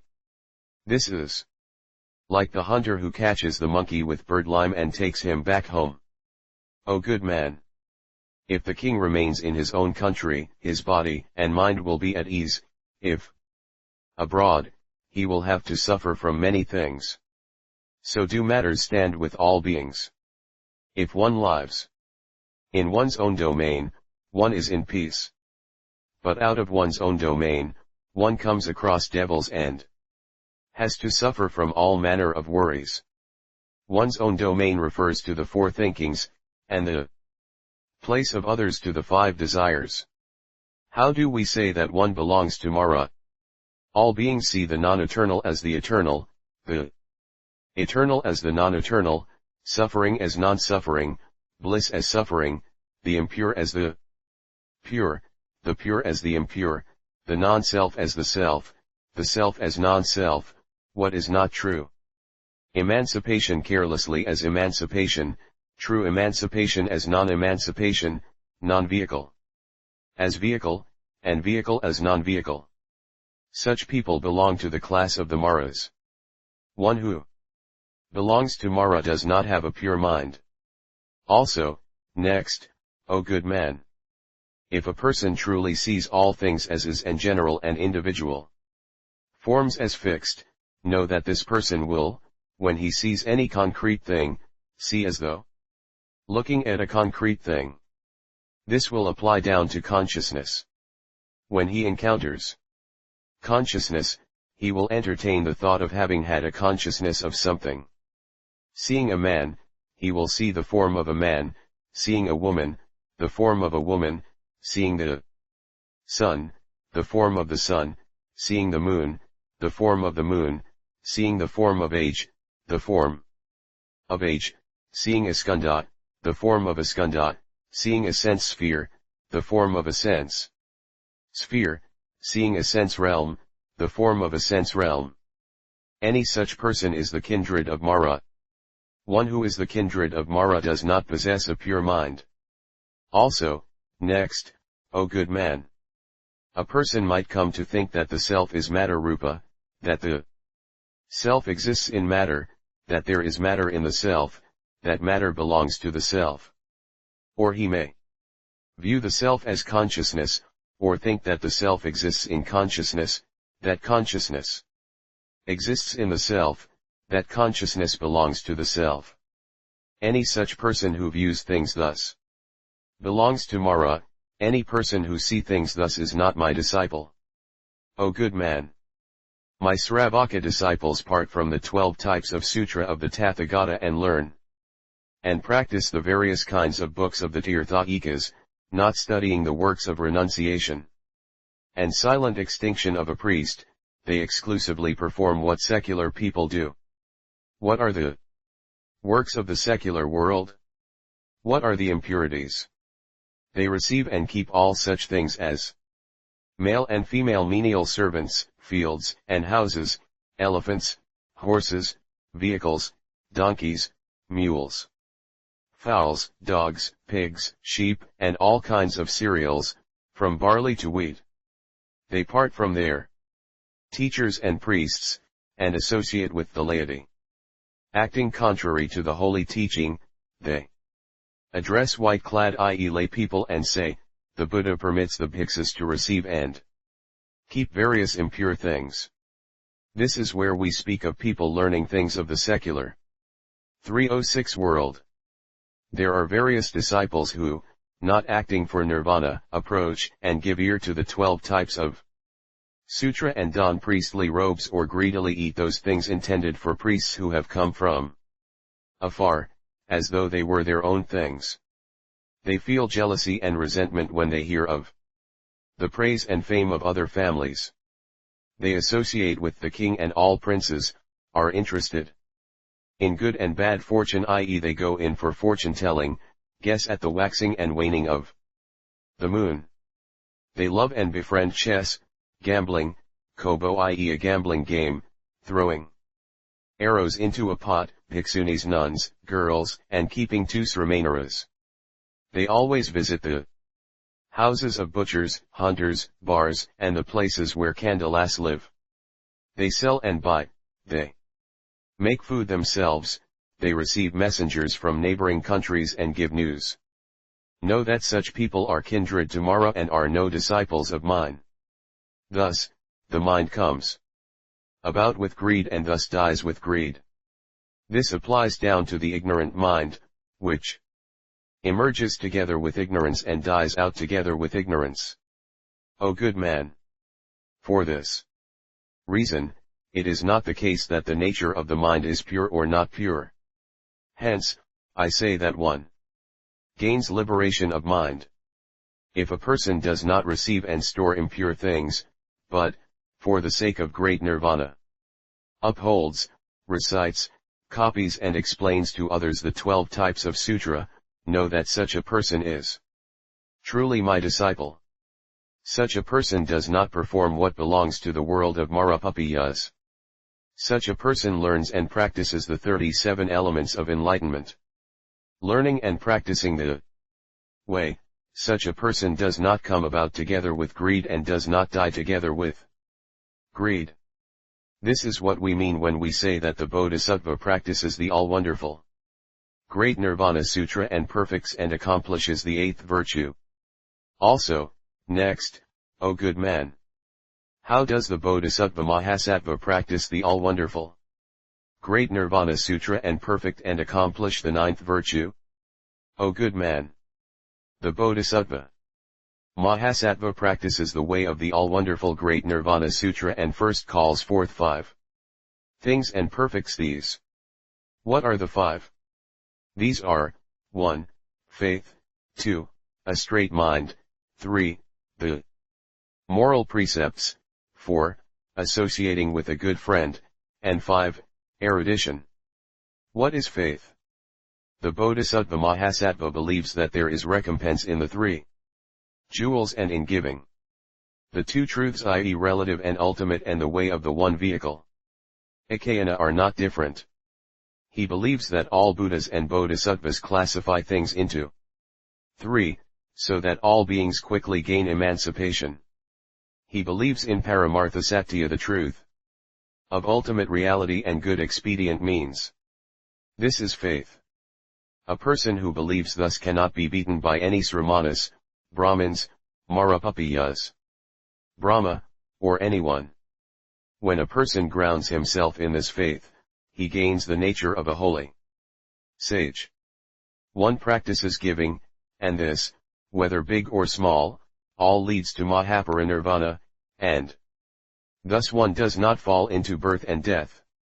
It is the same with upholding the moral precepts, hearing the way, and wisdom, too. This is faith. Though one may have this faith, one does not yet see. This is how the Bodhisattva practices the way of great nirvana and perfects the first thing. What is the straight mind? The Bodhisattva Mahasattva maintains a straight mind towards all beings. All beings flatter, as occasion arises. It is not so with the Bodhisattva. Why not? Because he knows well that all good things come about through causal relations. The Bodhisattva Mahasattva sees all the evils and wrongs done by beings. But he does not speak about these things. Why not? Possibly worries will come about. If defilements raise their head, this will lead to evil realms. If he sees beings performing some small good deeds, he praises them. What is a good deed? It is the so-called Buddha nature. When the Buddha nature is praised, all beings aspire to unsurpassed enlightenment. Then, the all-shining Bodhisattva Mahasattva highly virtuous king said to the Buddha, O world-honored one, you say that the Bodhisattva Mahasattva expresses praise and causes innumerable beings to aspire to unsurpassed Bodhi. But this is not so. Why not? The Tathagata, in the opening part of the Nirvana Sutra, says that there are 3 kinds. Firstly, you say that if a patient obtains a good doctor, good medicine, and a good medical 307 attendant, the illness will easily be cured, and that if things are otherwise, it will not be cured. Second, you say that the illness fails to get cured, regardless of whether one obtains such or not. Third, you say that whether one obtains these things or not, all will be cured. The same is the case with all beings. If one encounters a good friend, encounters all Buddhas and Bodhisattvas and gives ear to the sermons, one aspires to unsurpassed enlightenment. If not, there cannot be any aspiration. So, there are the Srotapana, Sakritagaman, Anagaman, Arhat, and Pratyeka Buddha. Second, a person may encounter a good friend, all Buddhas and Bodhisattvas, and give ear to the sermons, but is unable to aspire. Even if he does not encounter such, there will be no aspiration. This refers to the Ekantaka. Third, there is the situation where people all aspire to unsurpassed enlightenment, whether they encounter such or not.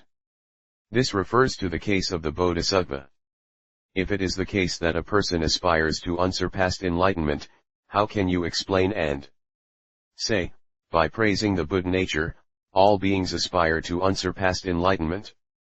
Oh, world-honored one! If it is the case that whether one encounters a good friend, all Buddhas and Bodhisattvas and listens to their sermons, or whether one is unable to, one cannot all equally aspire to unsurpassed enlightenment, we can know that this is not so. Why not? Because such a person attains unsurpassed enlightenment. Because by means of the Buddha nature, even the Ekantaka has to attain unsurpassed enlightenment, whether he gives ear to the sermons or not. O world-honored one! You say Ekantaka. But what is the Ekantaka? You say that he is devoid of the halsisome root. This also is not so. Why not? Because such a person is not devoid of the Buddha nature. Thus, logically, the Buddha nature cannot be lacking in anything. How can you say that the entire root of good has been cut off? You previously spoke of the 12 types of sutras and said that there were 2 kinds of food. Namely, 1, the eternal, and 2, the non-eternal. The eternal refers to the uncut, and the non-eternal to the cut. The non-eternal can be cut off. So a person falls into hell. The eternal cannot be cut off. Why not? If the Buddha nature is not cut off, there is no Ekantaka. Why do you, the Tathagata, speak thus and put forward such a view of the Ekantaka? O world-honored one! The Buddha nature gains one unsurpassed enlightenment. How is it that you, the Tathagata, so expansively deliver the sermons of the 12 types of sutras? O world-honored one! 4. Example, the 4 rivers take their rise from Lake Anavatapta. The Devas and all Buddhas might say that the rivers do not flow into the great sea, but turn back to their source. But this makes no sense. It is the same with the mind of enlightenment. Anybody with the Buddha nature must attain unsurpassed enlightenment, whether he has heard the sermons or not, whether he has upheld the moral precepts or not, whether he has practiced giving or not, whether he has practiced the way or not, whether he has wisdom or not. O world-honored one! From out of Mount Udayana arises the sun, and it moves right on to the south. The sun might pray, I will not go west, I will return east. But nothing like this ever happens. It is the same with the Buddha nature. One may say that non-hearing, non-upholding of the precepts, non-giving, non-practicing of the way, and non-wisdom do not bestow unsurpassed enlightenment. But such a situation never obtains. O world-honored one! The All-Buddha Tathagata says that the nature of causality is not, and not is not. This is not so. Why not? If there is not the nature of cream in milk, there cannot be any cream. If there the seed of the Nyagrudha did not possess the nature to be as high as 50 feet, it could not gain this quality of 50 feet. If there were no tree of unsurpassed enlightenment in the Buddha nature, how could one expect to have a tree of unsurpassed enlightenment? If causality is neither is not nor not is not, how does this accord well with reason? Then the Buddha expressed praise and said, well said, O good man. There are 2 types of people in the world who are as rare as the Udambara. One is the person who does not commit evil deeds, the second is the person who thoroughly confesses when he has sinned. Such persons are extremely rare. There are 2 further types of people. One benefits others, the other remembers well the benefits he has had. Furthermore, there are 2 kinds of people. One accepts 308 new rules, and the other looks back to what is now gone and does not forget. Also, there are two further types of people. One does what is new, and the other practices what is old. Also, there are two other types of people. One takes pleasure in giving ear to Dharma, and the other takes pleasure in speaking of Dharma. Also, there are two further types of people. One asks about what is difficult, and the other answers well. You are the type of person who asks well about what is difficult. The Tathagata is the one who answers well. O good man! By means of these good questions, there can be the turning of the wheel of Dharma, the killing of the great tree of the 12 links of causation, the passing of people across the boundless sea of birth and death, the good fight against King Marapupiyas, and the smiting down of Pupiyas's victorious banner. O good man! I have spoken thus of the three patients and said that whether there is encountering or non-encountering of a good doctor, attendance, and good medicine, a cure results. What does this mean? We say that one gains or does not gain. This refers to the destined span of life. Why? Now, over the course of innumerable ages, this person has practiced the three good deeds, top, middle, and low. By practicing these three good deeds, he gains his destined span of life. This is as in the case of a person of Uttarakuru, where the lifespan is 1,000 years. Now, one may acquire an illness. But no matter whether one gains a good doctor, good medicine, or good attendance, all ends in a cure. Why? Because one has one's destined span of life. O good man! I say, if one gains a good doctor, good medicine, and good attendance, one can drive the illness away. If not, the illness will not retreat. Now, what does this mean? O good man!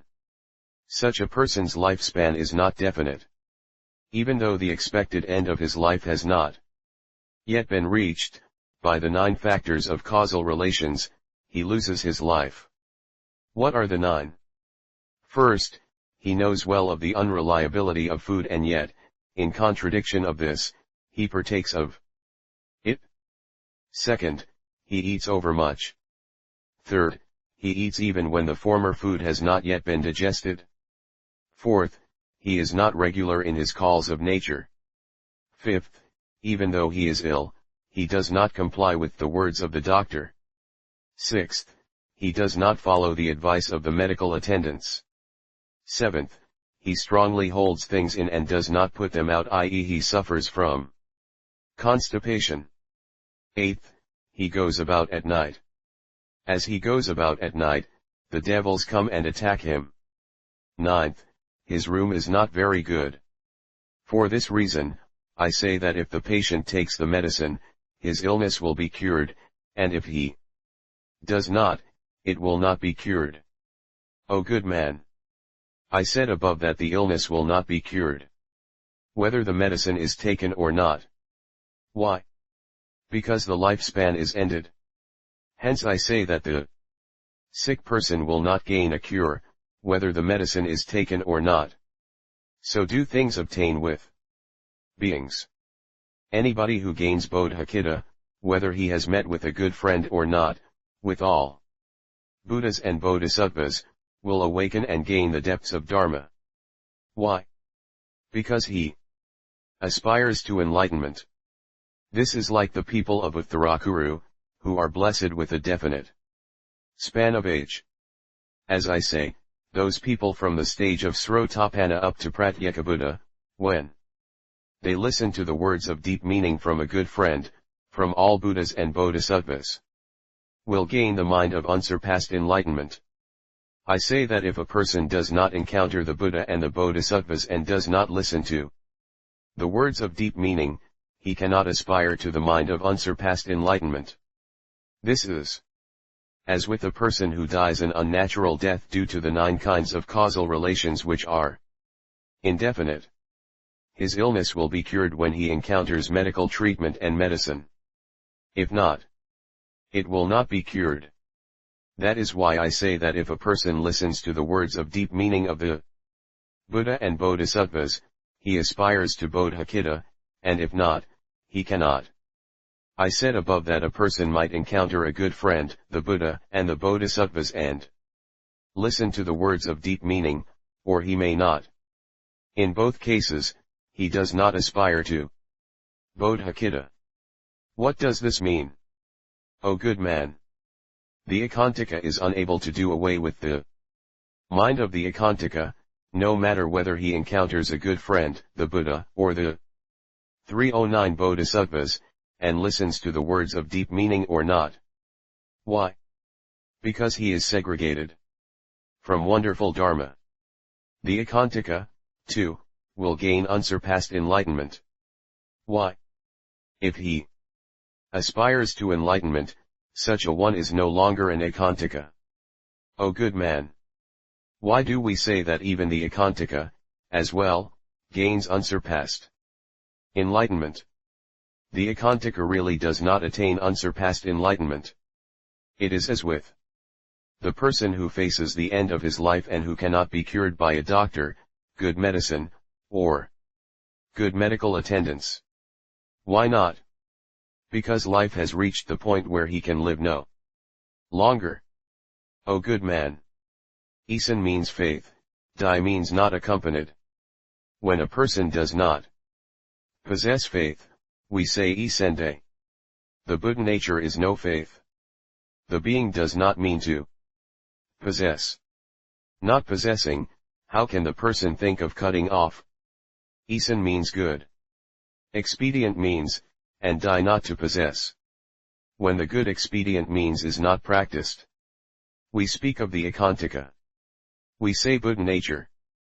It is not to practice the good expedient means. Beings do not possess this.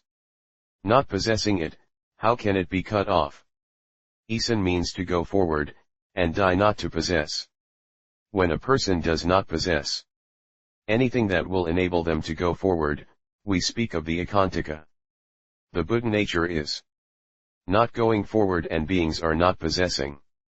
When there is no possessing, how can there be any cutting off? Isan means to remember, and Dai not to possess. When a person does not possess remembrance, we say Ekantaka. The Buddha nature is no remembrance, and beings are no possessing, so how can a person think of cutting off? Isan means samadhi, and Dai not possessing. When samadhi is not possessed, we speak of the Ekantaka. The Buddha nature is no samadhi and beings no possessing. When there is no such possessing, how can one think of ever cutting off? Isan means wisdom and Dai not possessing. When a person does not possess wisdom, we speak of the Ekantaka. The Buddha nature is no wisdom and beings no possessing. When a person does not possess wisdom, how can there be cutting off? Isan means non-eternal good and Dai not possessing. When a person does not possess the non-eternal good, we say Ekantaka. The Buddha nature is eternal. It is neither good, nor non-good. Why? Wonderful Dharma unfailingly arises out of expedient means, but this Buddha nature is not something that arises out of expedient means. So, it is non-good. And why is it not anything good? Because a good result truly comes about. This good result is none other than unsurpassed enlightenment. Also, because wonderful Dharma is what we gain after birth. And this Buddha nature is not something we gain after birth. Hence, it is not anything that can be termed good. When a person is segregated from the wonderful Dharma that one gains after birth, we say Ekantaka. O good man!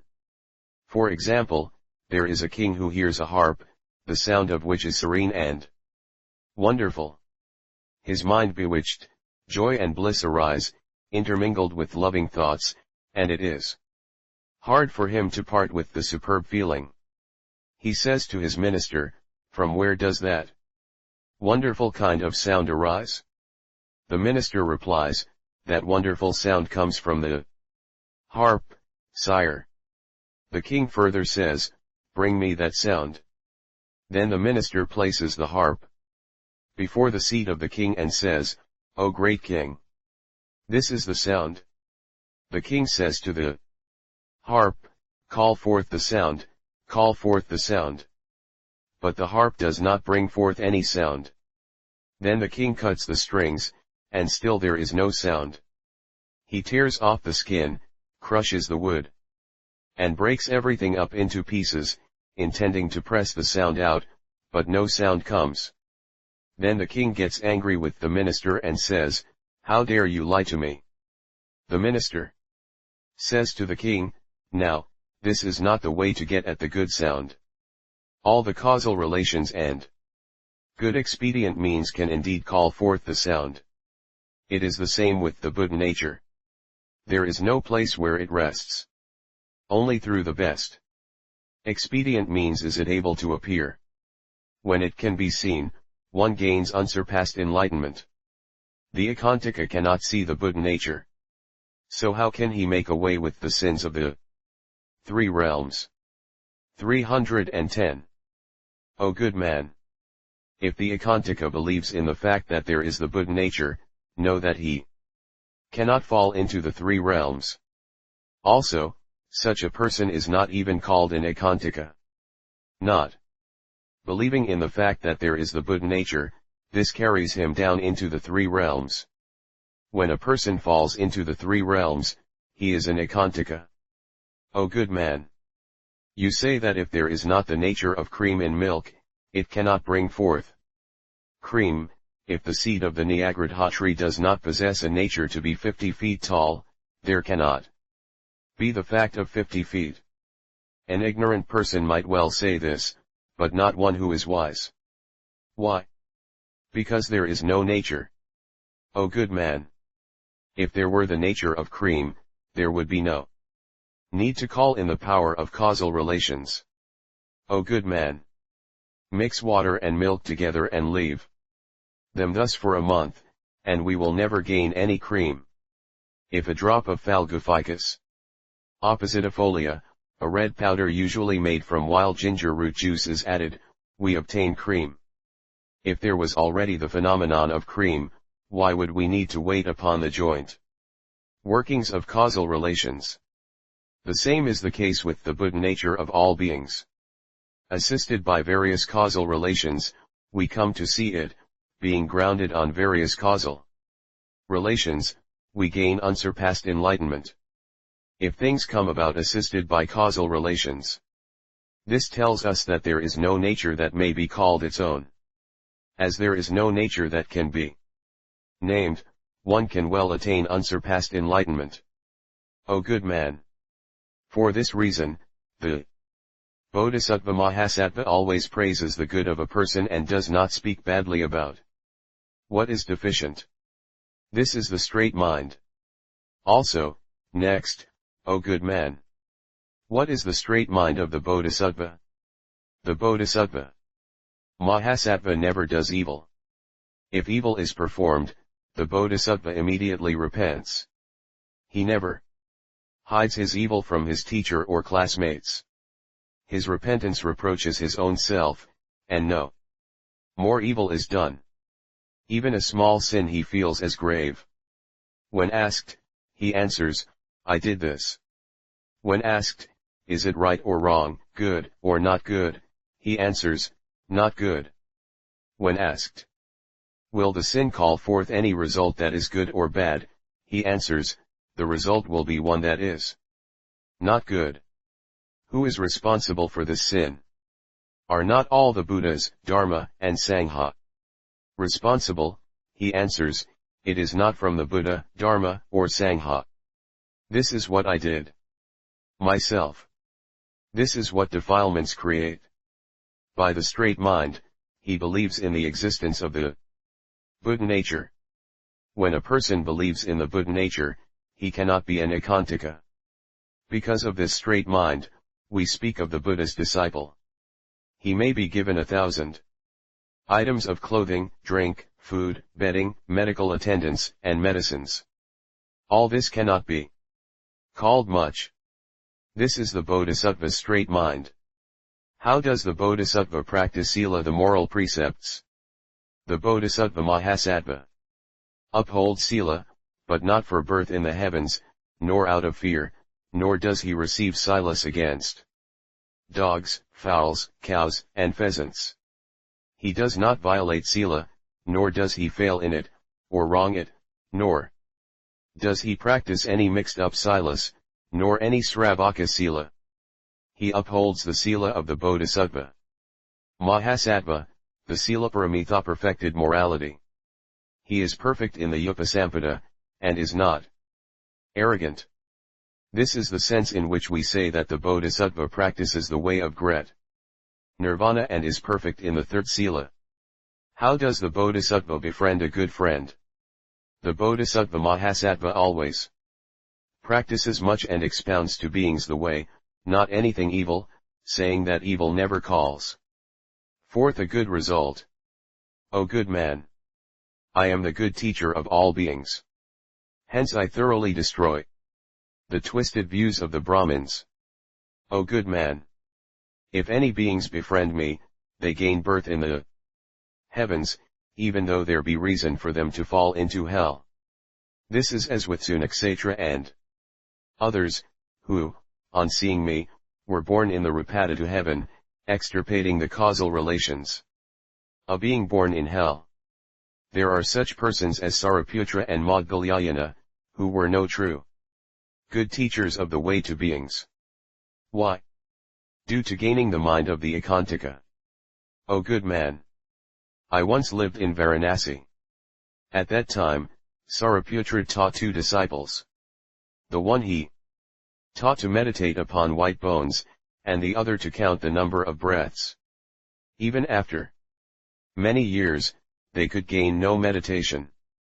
As a result of this, they acquired twisted views and said, there is no undefiled dharma of nirvana. If there were, I would have gained it. Why? I observe well all the silas that I have to observe. Then, on seeing that these bhikshus had acquired 311 twisted views, I sent for Sariputra and reproached him, you do not teach well. Why do you teach these persons in an inverted way? Your disciples differ in their bent. One is a washerman, and the other is a goldsmith. The son of a goldsmith may be taught the counting of the number of breaths, and the washerman to meditate on white bones. As you teach in the wrong way, these 2 persons gain wrong views. I then taught these 2 persons as they ought to have been taught, and the 2, after having been taught, attained arhatship. Therefore, I am the good teacher of the way for all beings, and not Sariputra or Maudgalyayana. If any being who might have the worst fetter of defilement happens to meet me, I can, using the best expedient means, thoroughly cut away the root. My younger brother, Nanda, possessed the greatest of greed, and I did away with it by putting into effect various good expedients. Angulimalaya possessed the greatest of malevolence. But on seeing me, he did away with it. King Ajatasattu was extremely ignorant. But on seeing me, he did away with this. The rich man, Bakaga, had amassed, in the course of innumerable periods of time, the heaviest of defilements. But on seeing me, his defilements all departed. Any evil or lowly person can win the respect and love of all humans and devas by befriending me and becoming my disciple. Srigupta was extremely evil-minded.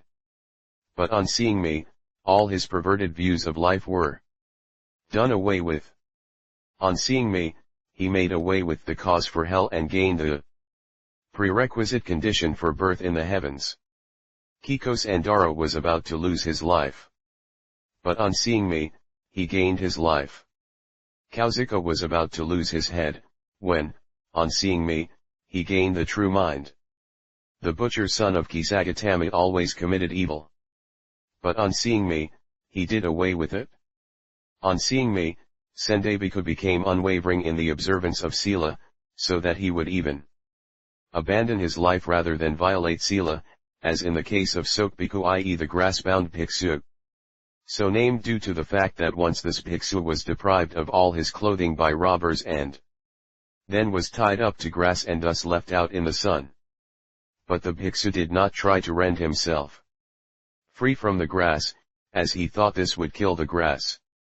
The king saw this and freed him. The king was greatly impressed by this holy action and later himself joined the Sangha.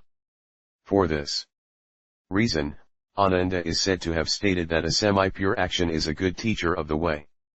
But the case with me is not so. I say that a fully pure action is the good teacher of the way. This is how the Bodhisattva practices the way of great nirvana and perfects the fourth action of befriending a good teacher of the way.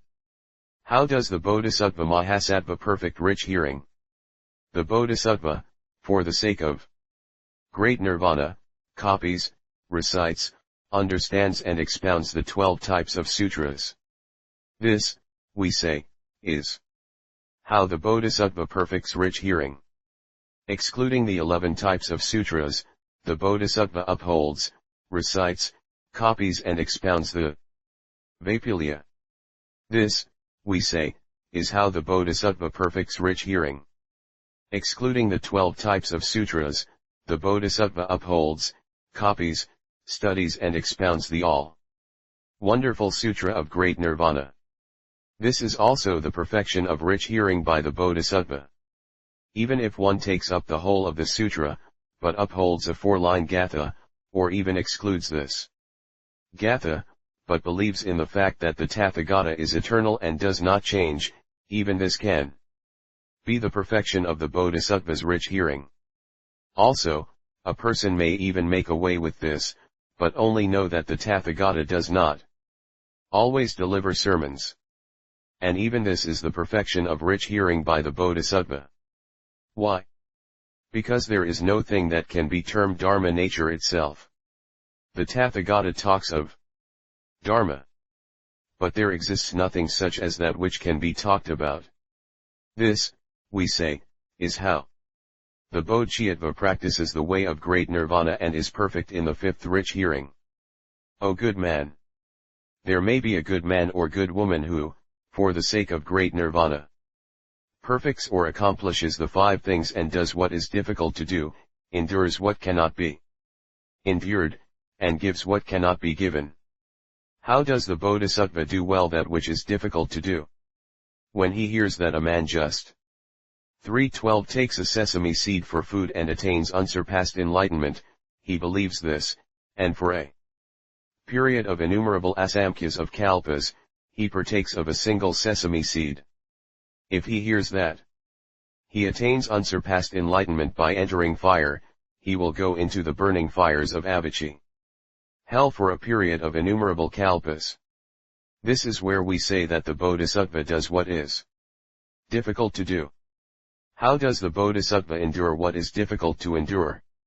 If he hears that one can attain great nirvana by bearing the hardships of having his hand struck by a staff or a sword or a stone, he will, for a period of innumerable asamkhyas of kalpas, subject his body to such and will not make it a pain, i.e. he will not regard this as painful.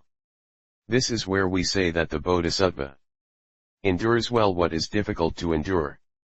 How does the Bodhisattva give what is hard to give?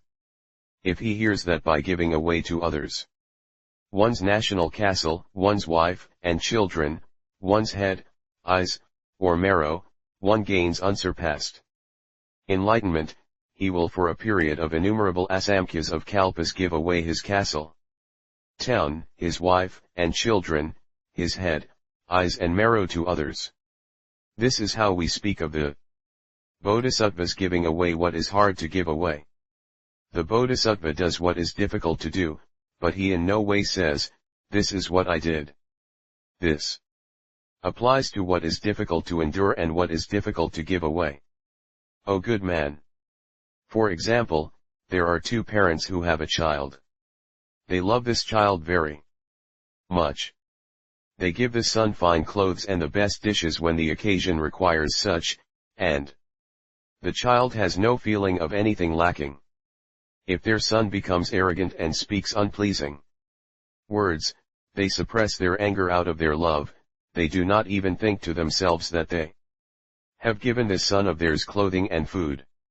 It is the same with the Bodhisattva Mahasattva. 2.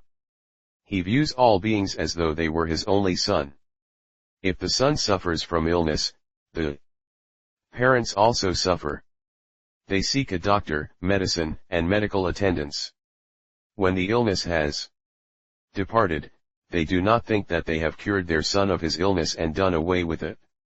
It is the same with the Bodhisattva. Seeing that all beings suffer from the illness of defilement, compassion awakens in his mind. And he speaks of Dharma. When a person listens to his sermons, all defilements flee. When the defilements have gone, he does not think or say that he has done away with the sufferings of defilement. Should any such thought occur to him, he would not be able to attain unsurpassed enlightenment. He only thinks that he has never spoken of the way to a being and has thus cut off the fetter of defilement. The Bodhisattva Mahasattva experiences no anger or joy towards beings. Why not? Because he practices the samadhi of the all-void. On practicing the samadhi of the all-void, to whom could the Bodhisattva evince any anger or joy? O good man! For example, a forest becomes consumed by a great fire and gets burnt down, or is felled by man, or gets inundated with water. But do the forest trees grow angry? Or become pleased? It is the same with the Bodhisattva Mahasattva. He possesses no anger or joy towards any being. Why not? Because he practices the samadhi of the all-void. Then the all-shining Bodhisattva Mahasattva highly virtuous king said to the Buddha, O world-honored one! Is the nature of all things void? Or is it void when we practice the void? If the nature is all void, there cannot be any gaining of the all void by practicing the all void. How can the Tathagata say that one gains the all void by practicing the all void? If the nature is not all void, there cannot be any gaining of the all void by practicing the all void. O good man! The nature of all things is originally all void.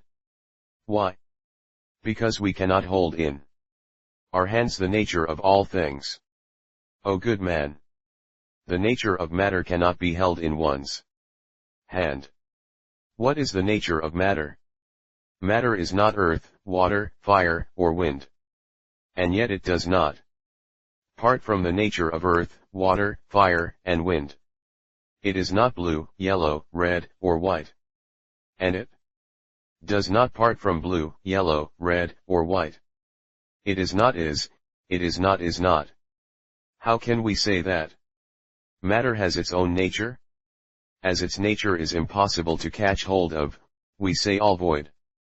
It is the same with all things.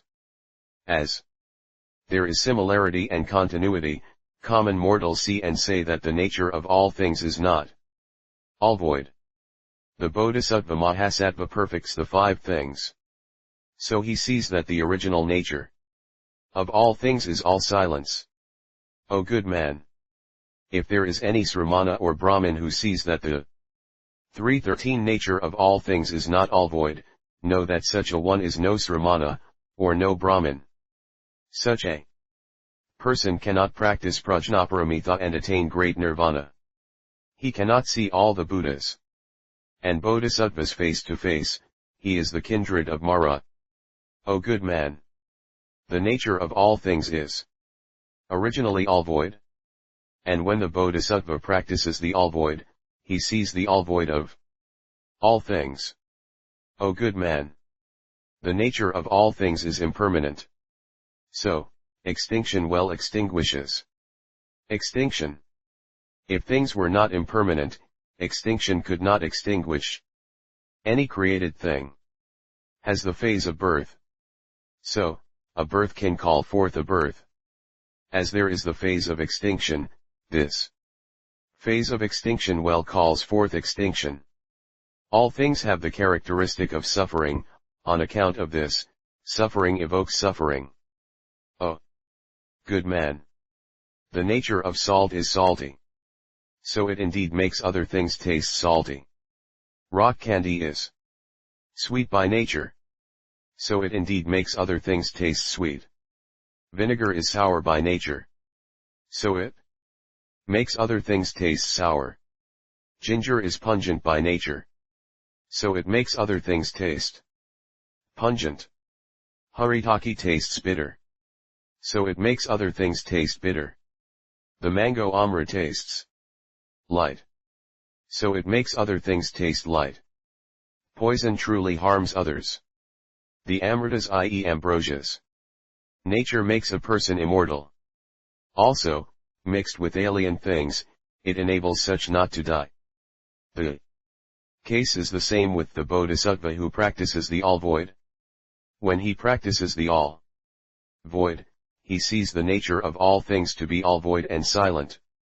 The all-shining bodhisattva Mahasattva highly virtuous king further said, if salt can make what is not salty salty, and if, thus practicing the samadhi of the all-void, matters stand thus, we can know that this is definitely not what is good, not what is wonderful, but that the nature is upside down. The samadhi of the all-void sees only the all-void. The void is not a thing. What thing is there to see? O good man! The samadhi of the all-void makes what is not void void and silent. It is nothing. That is upside down. This is as when what is not salty is made to become salty. The case is the same with this samadhi of the all-void. It makes what is not void void. O good man! Greed is by nature is and is nothing of the nature of the void. If greed is by nature all void, beings, through causal relations, could not fall into hell. If they fall into hell, how can it be that the nature of greed is all void? O good man! The nature of matter is. What is its nature? It is what is upside down, i.e. an inversion of the truth. Being upside down, beings acquire desire. If this desire were not upside down, how could beings acquire desire? As desire comes about, know that the nature of matter is not that which is not is. For this reason, the practice of the samadhi of the all-void is not upside down. O good man! When every common mortal sees a woman, there arises the form of a woman. Not so with the bodhisattva. Even on seeing a woman, he does not gain the form of a woman. Gaining no form of a woman, there arises no desire. As no desire comes about, this is nothing. That is upside down. When worldly people see a woman, the bodhisattva accordingly says, there is a woman.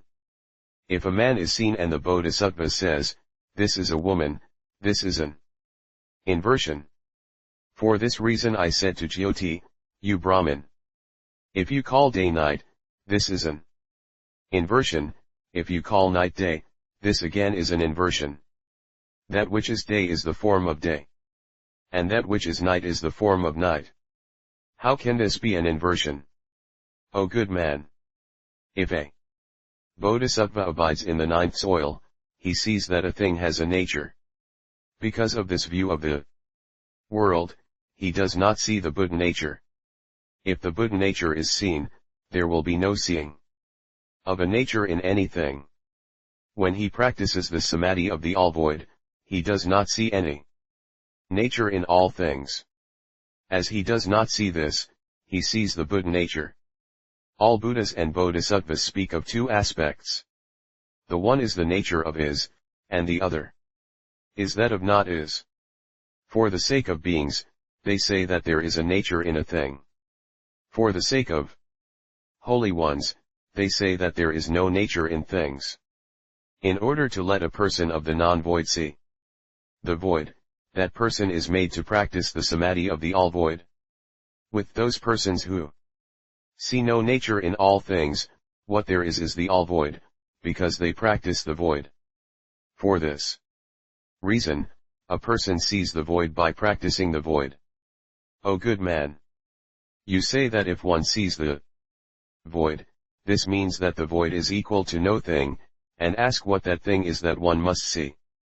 314 O good man! It is thus, it is thus. The Bodhisattva Mahasattva sees nothing. To say that one sees nothing means that one possesses nothing. To say that there is nothing possessed equals all things. If the Bodhisattva Mahasattva practices the way of great nirvana, he sees nothing in all things. If something is seen, this tells us that one sees no Buddha nature. One cannot in such circumstances practice prajnaparamita and gain Mahaparinirvana. For this reason, the Bodhisattva sees that all things are characterized by having nothing that can be possessed. O good man! It is not only the case that the Bodhisattva, by seeing this samadhi, sees the void. He sees that prajnaparamita is void, dhyanaparamita is void, virayaparamita is void, kasantaparamita is void, silaparamita is void, danaparamita is void, matter is void, the I is void, consciousness, too, is void, the Tathagata is void, and Mahaparinirvana is void.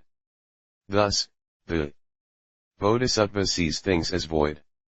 That is why I said to Ananda at Kapilavastu, do not be sad, do not cry and weep. Ananda said, O Tathagata world-honored one! Now, all my relatives are dead. How can I not weep?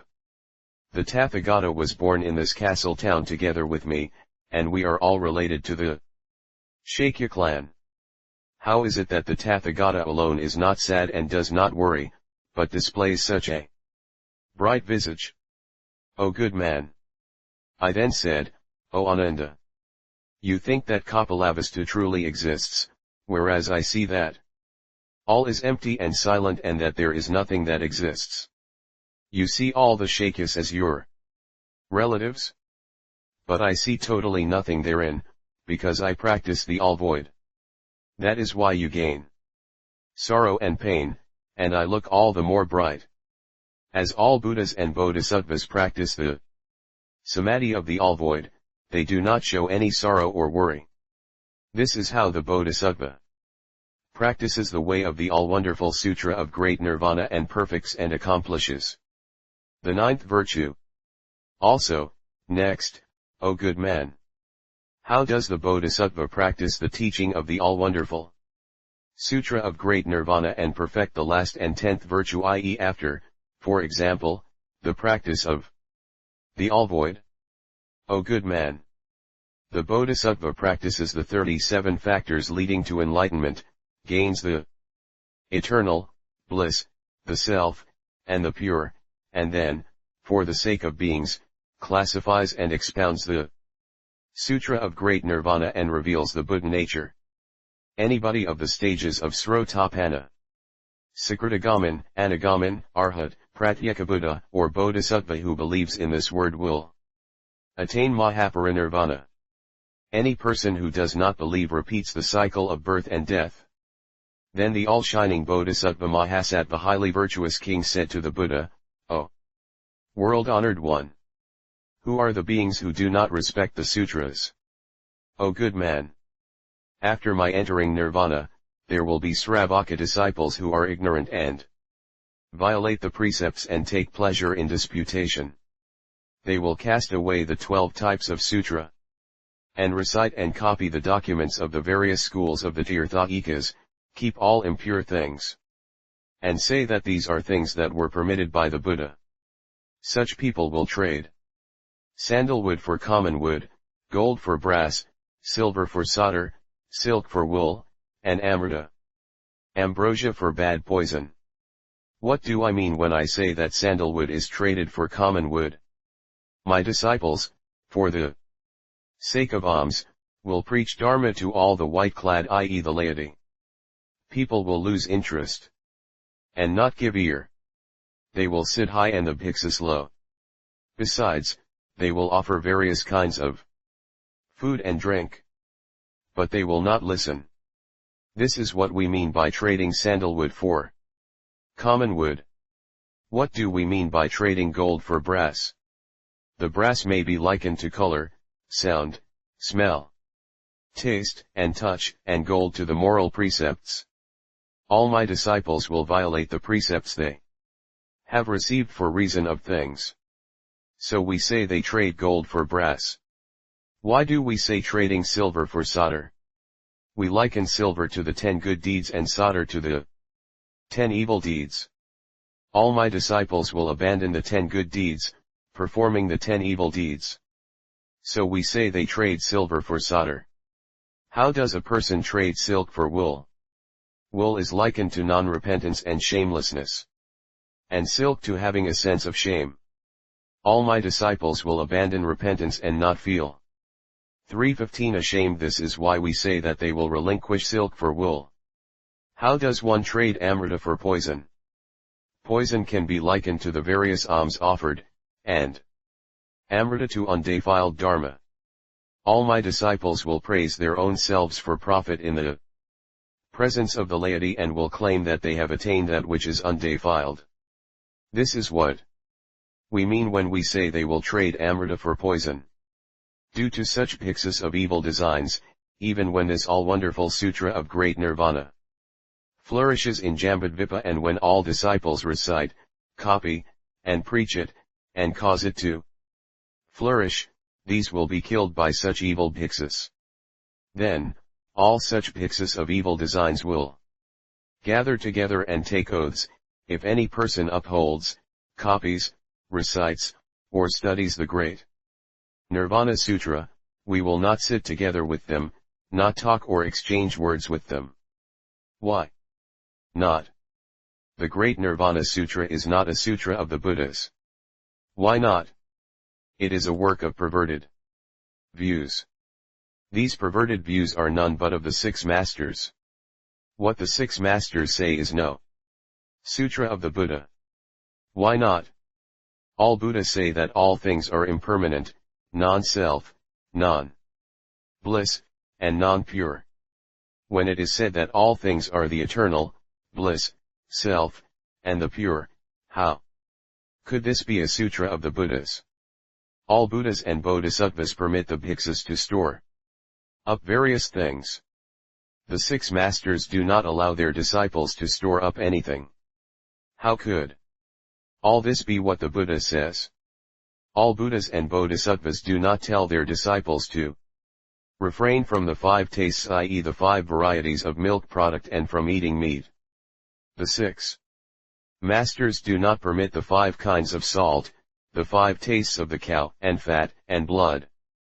How could the prohibiting of these be the right teaching of the Buddha Sutra?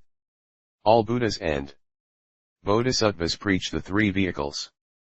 But this sutra speaks only of one. It speaks of great nirvana. How could anything such be the right teaching of the Buddha? All Buddhas ultimately enter nirvana. This sutra says that the Buddha is the eternal, bliss, the self, and the pure, and that he does not enter nirvana. This sutra does not have any place amongst the 12 types of sutras. This is what Mara says. This is no sermon of the Buddhas. O good man! Any such person might be my disciple, but he is unable to believe in the sutra. O good man! If, at such a juncture, there should be any person who believes in the sutra, or in even half a line of it, know that such a person is truly my disciple.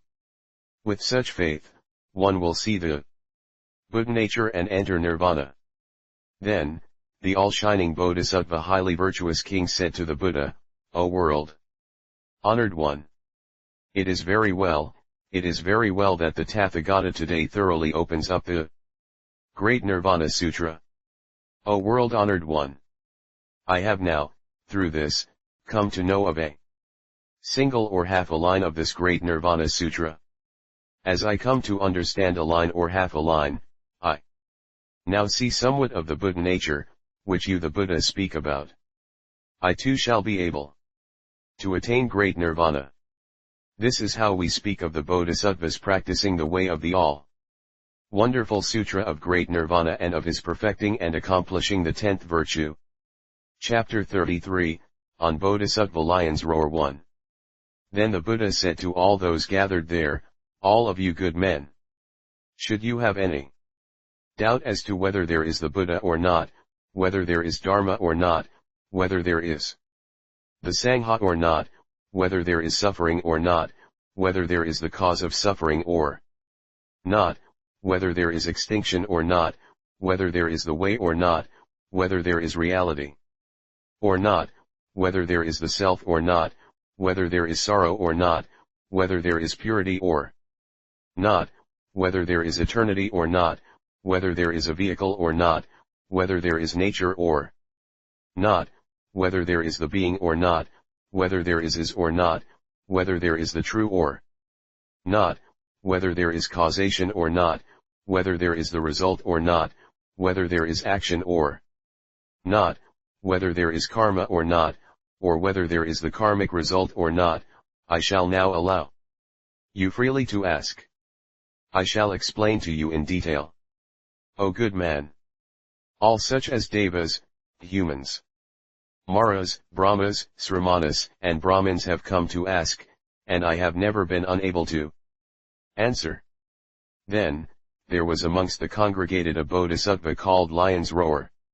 He stood up and adjusted his robe, touched the Buddha's feet, prostrated himself, folded his hands, and said to the 316 Buddha, O world-honored one, I wish to ask a question. Please permit me to ask, O great compassionate one. Then, the Buddha said to all the congregation, O you good men, you now should greatly honor, respect, and praise this bodhisattva. Make offerings of incense and flowers, of music, of necklaces, banners, parasols, clothes, food, drink, bedding, medicine, houses, and palaces, and attend upon his comings and goings. Why? Because this bodhisattva has in the past greatly accomplished all good deeds at the sites of the Buddhas, and he is replete with virtues. Because of this, he now desires to utter a lion's roar before me. O good man! He is like a lion king. He knows his own power, has sharp teeth, and his 4 legs stand firmly on the ground. He lives in a rocky grotto, he shakes his tail and gives a roar. When he displays thus, he knows that he indeed gives out a lion's roar. The true Lion King emerges from his den early in the morning. He stretches his body and yawns. He looks around, growls, and roars for 11 things. What are those 11? First, he desires to crush a person who, not truly being a lion, makes the pretense of presenting himself as a lion. Second, he now desires to test his own physical strength. Third, he desires to purify the place where he lives. Fourth, he desires to know the places where all others are living. Fifth, he does not fear any other. Sixth, he desires to awaken those who are asleep. Seventh, he desires to make all indolent beasts non-indolent. Eighth, he desires all beasts to come and surrender to him. Ninth, he desires to subjugate the great Gandhahastan. 10th, he desires to test all sons. 11th, he desires to adorn all those to whom he is related. All birds and beasts hear the lion's roar, those of the water hide themselves down in the depths. And those on land in grottos and caves, those who fly fall to the ground, all those great Gandhahastins become frightened and defecate. O all good men! A fox may pursue a lion for 100 years, and yet he cannot make him roar. The situation is like that. The son of a lion, at the age of 3 full years, can truly roar like a lion king. O good men! The Tathagata, with the fangs and nails of the wisdom of right enlightenment, with the legs of the 4 at-willnesses, with the full body of the 6 paramithas, with the manly courage of the 10 powers, with the tale of great loving kindness, and living in the pure grottos of the 4 dhyanas, gives out a lion's roar and crushes Mara's army, revealing to all beings the 10 powers and opening up the place where the Buddha goes. He becomes a refuge to all those fleeing from twisted views. He consoles beings who are in fear of birth and death. He awakens beings who drowse in ignorance. He proclaims to those of twisted views that what the 6 masters, i.e. teachers of the 6 non-Buddhist schools of belief say is not the lion's roar. He crushes the arrogant mind of Puranikajyapa, i.e. one of the 6 masters and others. He causes the 2 vehicles to become repentant. He teaches all bodhisattvas of the stage of the 5th abode and enables them to acquire a mind of great power. He causes the 4 classes of the Sangha who abide in right views not to be afraid of the 4 classes of the Sangha who abide in twisted views. He steps forth from the grottos of holy actions, pure actions, and heavenly actions so as to crush the arrogance of all beings. He yawns so as to call forth wonderful Dharma. He looks towards the 4 directions so as to cause beings to gain the 4 unmolestednesses in hindrances, i.e. the 4-fold unhindered knowledge. His 4 feet stand firmly on the ground, so that beings can peacefully abide in Silaparamita. Thus, he utters a lion's roar. To utter the lion's roar means to make it known that all beings have the Buddha nature and that the Tathagata is eternal and unchanging. O good men! The Sravakas and Pratyekabuddhas follow the Tathagata world-honored one for a period of an innumerable 100,000 asamkhas of kalpas, and yet are unable to utter the lion's roar.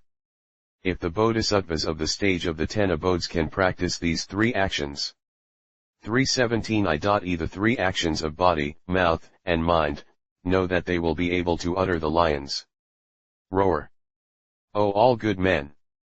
Now, this bodhisattva lion's roar wishes to raise the great lion's roar. This being so, make offerings to him with the deepest mind, and respect, honor, and praise him. Then, the world-honored one spoke to Bodhisattva Mahasattva lion's roar, O good man! If you desire to ask anything, do now put your questions. Bodhisattva Mahasattva lion's roar said to the Buddha, O world-honored one! What is the Buddha nature? Why do we speak of Buddha nature? Why do we say the eternal, bliss, self, and the pure? If all beings possess the Buddha nature, why is it that they do not see their own Buddha nature? In what do the bodhisattvas of the stage of the 10 bhumis live, and why can they not clearly see it, i.e. the Buddha nature? Abiding in what dharma can the Buddha clearly see it? With what eye can the bodhisattvas of the stage of the 10 bhumis not clearly see it? With what eye can the Buddha clearly see it? The Buddha said, well said, O good man! If any person pays homage to Dharma, he will be equal to 2 adornments. The one is wisdom, and the other is will. If any bodhisattva is perfect in these 2 adornments, he will be able to know the Buddha nature and will know why we say Buddha nature. Also, he can see with what eyes the bodhisattvas of the 10 bhumis see and with what eyes all Buddhas see. Bodhisattva lion's roar said, O world-honored one! What is the adornment of wisdom? O good man! The adornment of wisdom refers to what pertains to the first bhumi up to the 10th. The adornment of will refers to Danaparamita unsurpassed giving up to prajna, wisdom. This is not prajnaparamita transcendent wisdom. Also, next, O good man! The adornment of wisdom is none other than all Buddhas and bodhisattvas.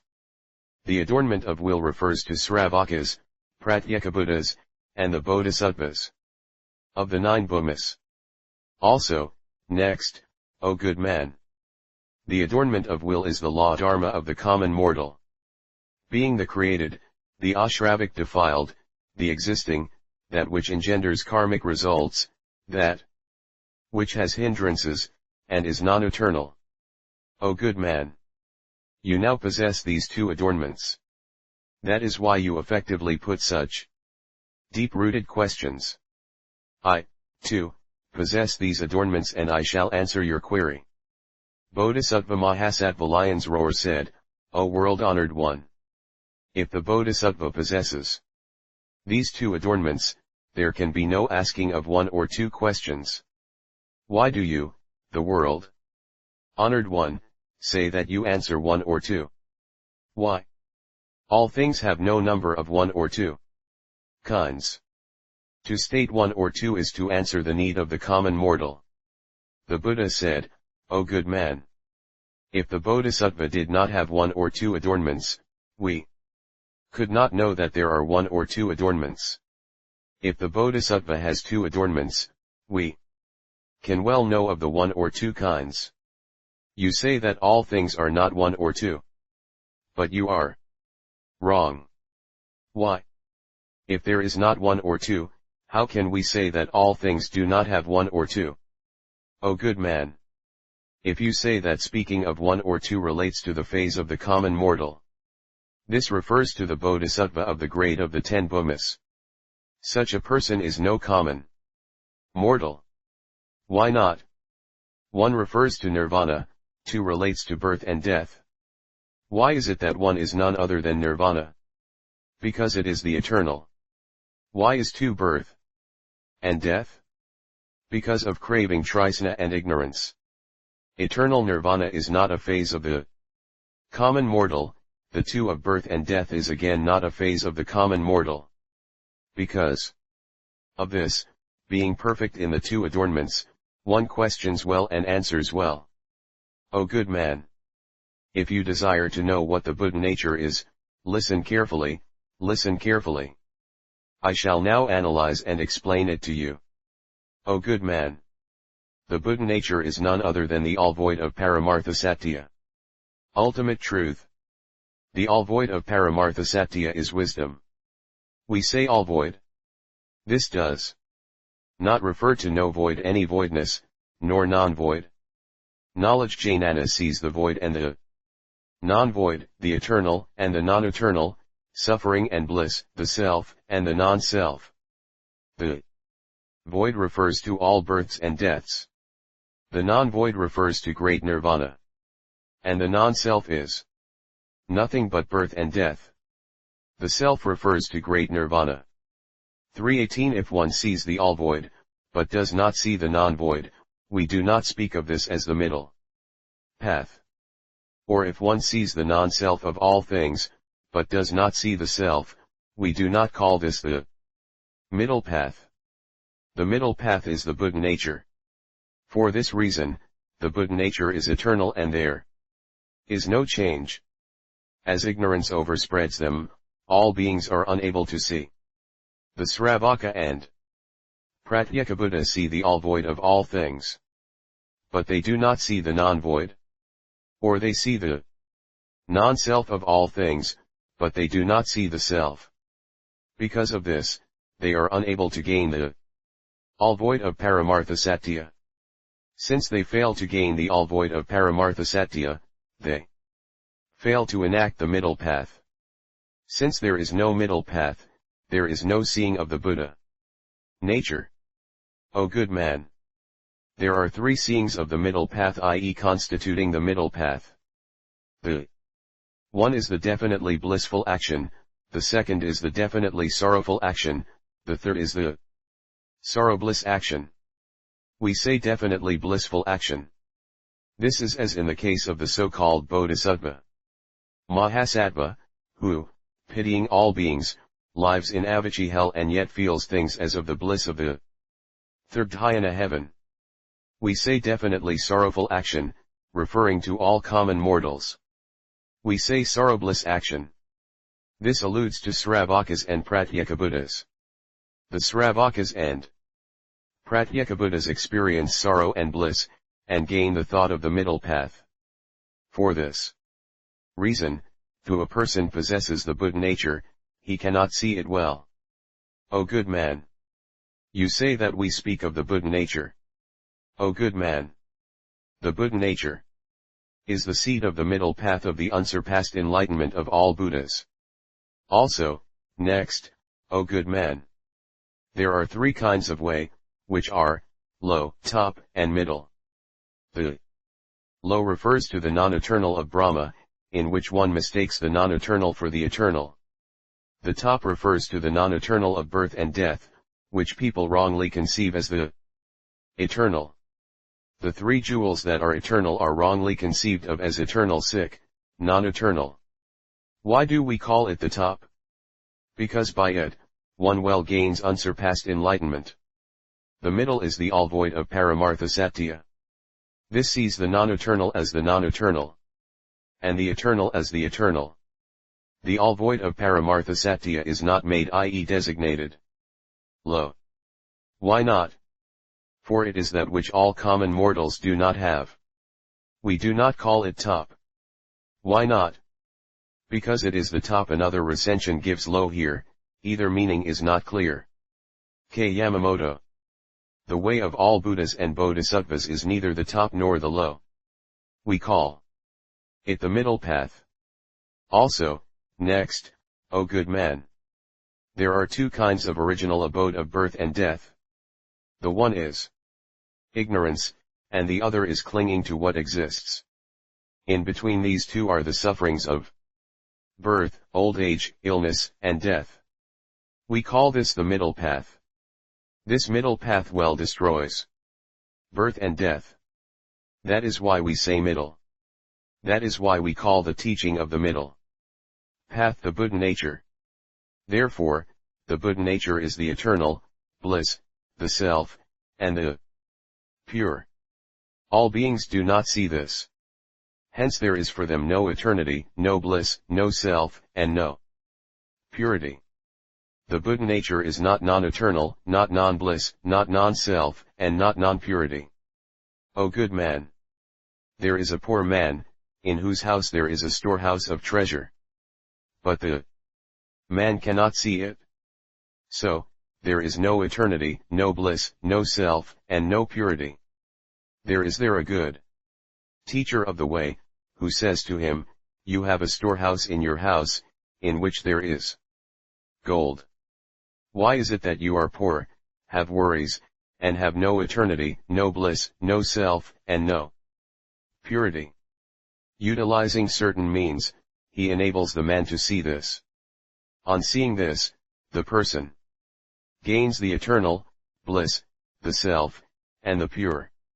It is thus. The same is the case with the Buddha nature. Beings cannot see it. It's not being seen, no eternity, no bliss, no self, and no purity exists for them. The good teacher of the way, all Buddhas and Bodhisattvas, by enacting the means and telling them various enlightening stories, enable them to see. Through seeing, these beings reach the eternal, the bliss, the self, and the pure. Also, next, O good man! There are two ways in which beings see. One is, and the other is not. Such two are not the middle path. When there is no is and no not is, we have the 319 middle path. What sees as not is and not is the knowledge jnana that meditates and perceives the 12 links of interdependence. This kind of knowledge that sees is the Buddha nature. The two vehicles may meditate on causal relations, but such cannot be called Buddha nature. The Buddha nature is eternal. But all beings cannot see it because of the overspreading of ignorance. They cannot yet cross the waters of the 12 links of interdependence. It is as though they were like hares and horses. Why? Because they cannot see the Buddha nature. O good man!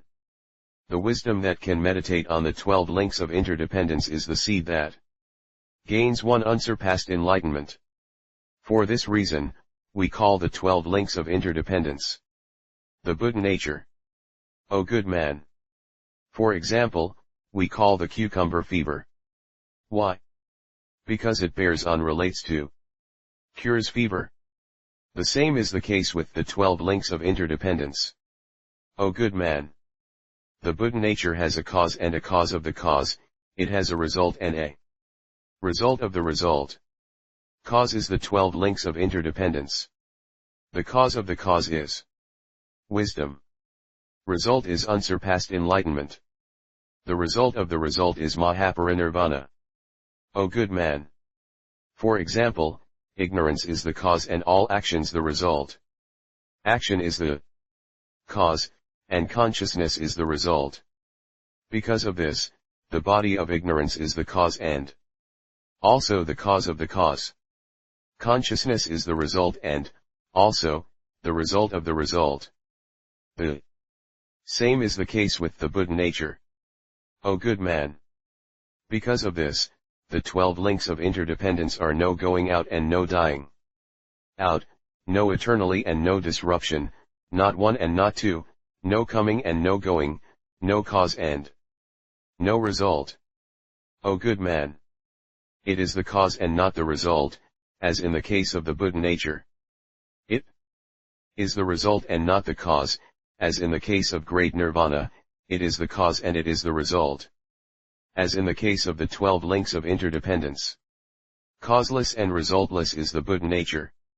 As it does not arise out of causality, it is eternal and it knows no change.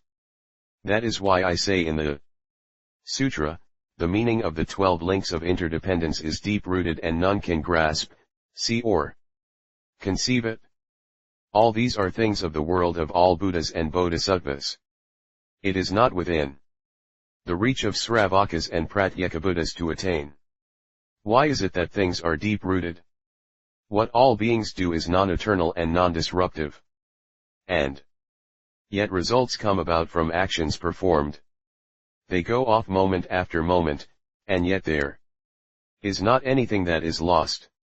None may be living, yet there remains the karma. There may be none to receive, yet there is the karmic result. The one who harvests may be gone, but the result does not die out. Though not to be thought of or to be known, there is harmonization, i.e. coming together of cause and result. All beings journey along with the 12 links of interdependence, which they do not see or know. Not seeing or knowing, there is no ending and no beginning. The Bodhisattvas of the stage of the 10 abodes see only the end, but they do not see the beginning. The all-Buddha world-honored one sees the beginning and the end. Thus do all Buddhas clearly see the Buddha nature. O good man! All beings are unable to see the 12 links of interdependence. Therefore, they ride on the will of transmigration. O good man! Just as the silkworm makes a cocoon, gains birth, and dies by itself, so do things proceed with all beings. As they do not see the Buddha nature, they generate karma out of defilement and repeat births and deaths, just as a person bounces a ball. O good man! That is why I say in the sutra, one who sees the 12 links of interdependence sees Dharma, one who sees Dharma sees the Buddha. The Buddha is none other than the Buddha nature. Why so? Because all Buddhas make this their own nature. O good man! There are 4 kinds of knowledge that see the 12 links of interdependence. These are 1. Low, 2. Middle, 3. Top, and 4. Topmost. A person of the low position does not see the Buddha nature. Not gaining it, he gains the way of a Sravaka. Those of the middle position also do not see the Buddha nature. Noting the Buddha nature, they gain the way of the Pratyekabuddha. Those of the top see, but not clearly. Not being clear, they live in the soil of the 10 abodes. The topmost persons see clearly. So they attain unsurpassed enlightenment. Because of this, we call the 12 links of interdependence the Buddha nature. The Buddha nature. 320. Is the all-void of Paramartha Satya. The all-void of Paramartha Satya is the middle path. The middle path is the Buddha. The Buddha is Nirvana. Bodhisattva Mahasattva Lion's Roar said to the Buddha, O world-honored one! If no difference exists between the Buddha and the Buddha nature, why should all beings particularly need to practice the way? The Buddha said, O good man! Your question is misplaced. The Buddha and the Buddha nature are not different. But beings are not yet armed therewith. O good man! For example, there is a man who abides in evil and kills his mother. Having killed her, he repents. He is here performing one of the three good actions. But this one, i.e. another person, falls into hell. Why? Because this person surely gains hell. Even though this person has none of the 5 skandhas, the 18 realms and the 12 spheres, yet we call him a person of hell. O good man! That is why I say in all the sutras, any person who sees another doing good, this is worth, i.e. equal to seeing a deva god. Anyone who sees a person doing evil sees hell. Why? Because karmic results surely await such a person. O good man! As all beings will definitely gain unsurpassed enlightenment, I say that all beings possess the Buddha nature.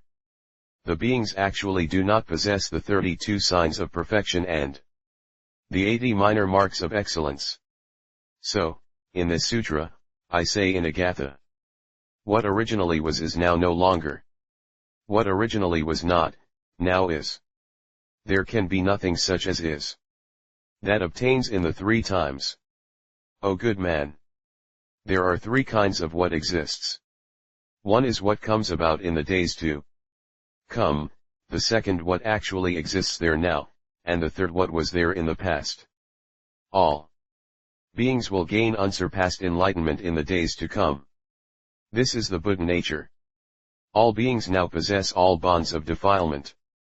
So they do not possess at present the 32 signs of perfection and the 80 minor marks of excellence. Thus, the beings who have cut off the bonds of defilement in the past see, in the present, the Buddha nature. So, I always say that beings all possess the Buddha nature. I even say that the Ekantaka, most spiritually blinded of persons, possesses the Buddha nature. The Ekantaka has no good dharma. The Buddha nature too is a good dharma. As there are the days to come, there is also the possibility for the Ekantaka to possess the Buddha nature. Why? Because all Ekantakas can definitely attain unsurpassed enlightenment. O good man! As an example, there is a man who has some cream. People ask, do you have any butter? He answers, I have. But, truth to tell, cream is not butter. Skillfully worked out, i.e. using skillful means, he is sure to gain it. So he says that he has butter. It is the same with beings. All have the mind. Anyone with a mind will assuredly reach unsurpassed enlightenment. Added. That is why I always say that all beings possess the Buddha nature. O good man! Of the Absolute, there are 2 kinds. One is the Absolute in adornment, and the other the ultimate of the Absolute. One is the Absolute in the secular sense, and the other the Absolute in the supramundane sense. By the Absolute in adornment is meant the 6 paramithas. The ultimate of the Absolute is the one vehicle which beings gain. The one vehicle is the Buddha nature. That is why I say that all beings possess the Buddha nature. All beings possess the one vehicle. As ignorance is spread all over them, they cannot see. O good man!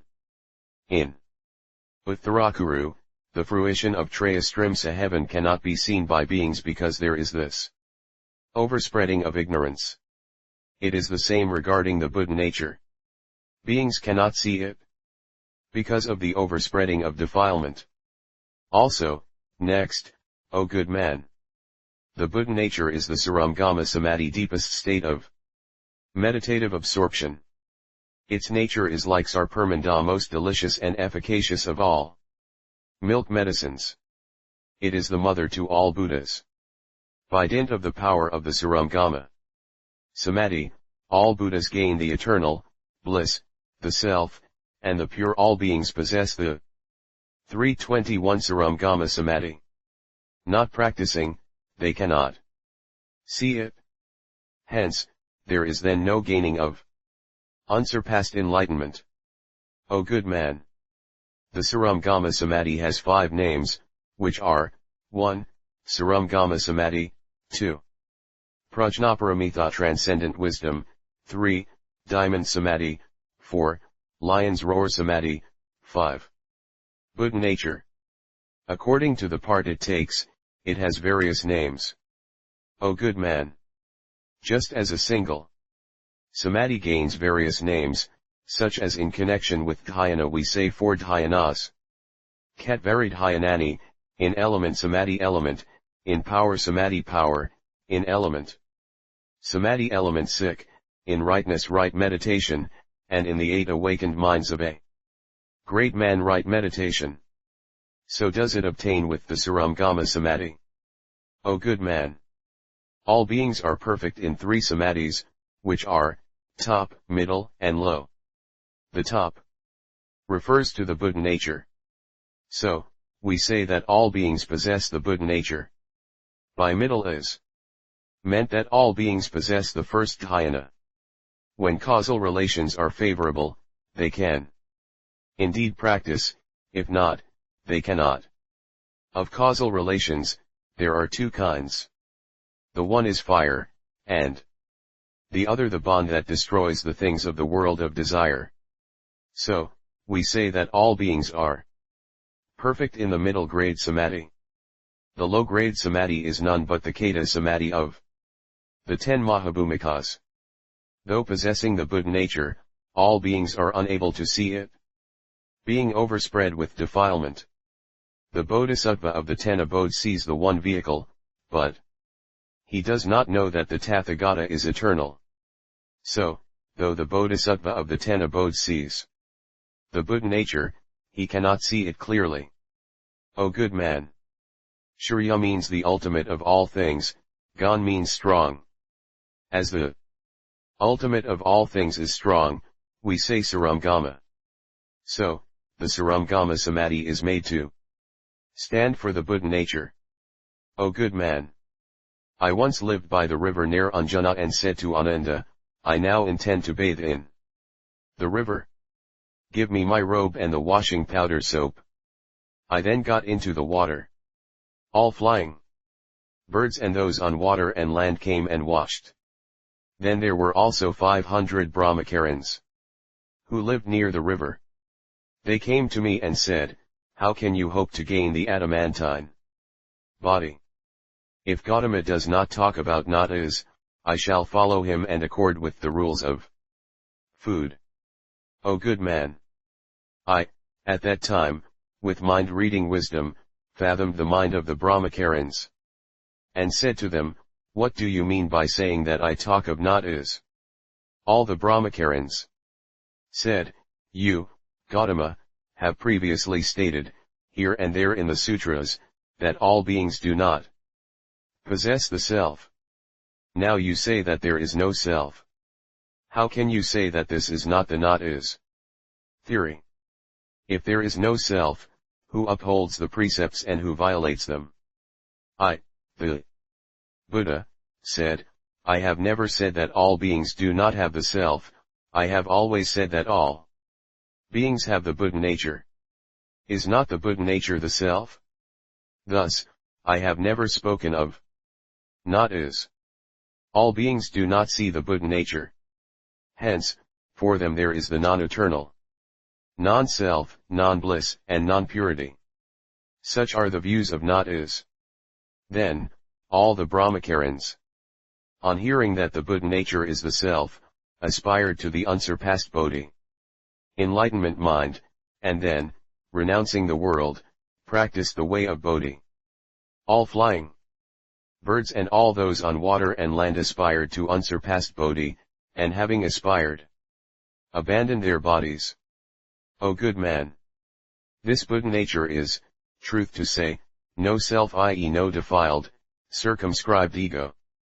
For the benefit of beings, I say self. O good man!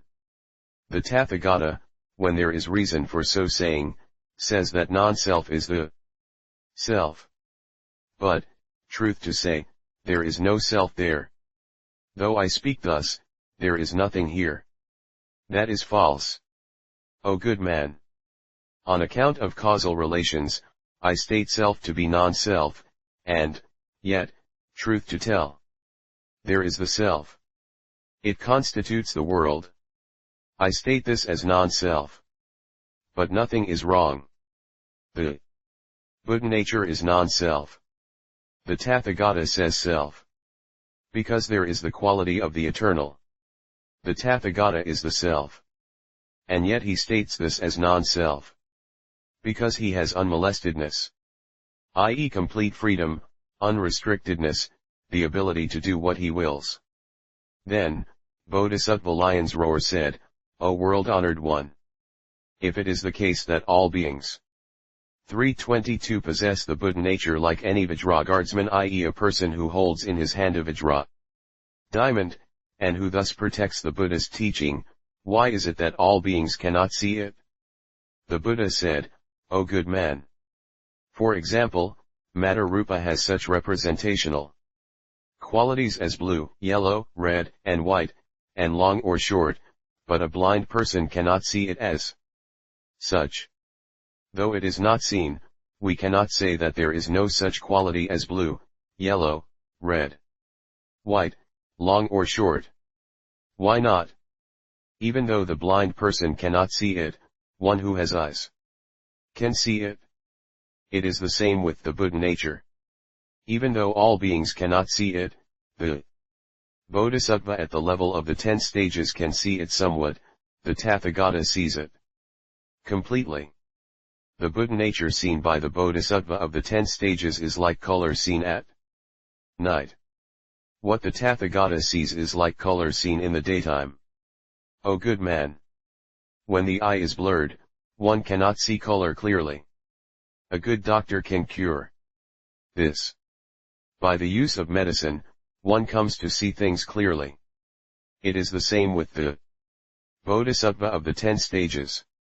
He can indeed see the Buddha nature, but not very clearly. By the power of the Saramgama Samadhi, a person can see it clearly. O good man!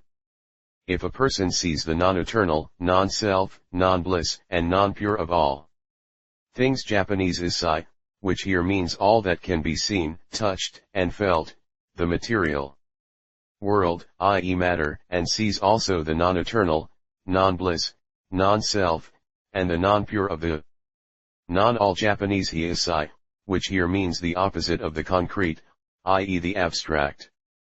Such a person does not see the Buddha nature. All alludes to birth and death, non-all alludes to the 3 treasures. The Sravaka and Pratyeka Buddha see the non-eternal, the non-self, non-bliss, and the non-pure of the non-all. Due to this, i.e. in this sense, they cannot see the Buddha nature. The Bodhisattva of the 10 stages sees the non-eternal, the non-self, non-bliss, and the non-pure of all things, and sees, in part, the eternal, bliss, the self, and the pure of the non-all. Because of this, he can see only 1/10. The all-Buddha world-honored one sees the non-eternal, non-self, non-bliss, and the non-pure of all things, and, also, the eternal, bliss, the self, and the pure of the non-all. Because of this, he sees the Buddha nature just as one would see a mango that is resting in one's own palm. Because of this, the Saramgama Samadhi is the ultimate. O good man! It is as when one cannot see the first moon. And yet, one cannot say that there is no moon.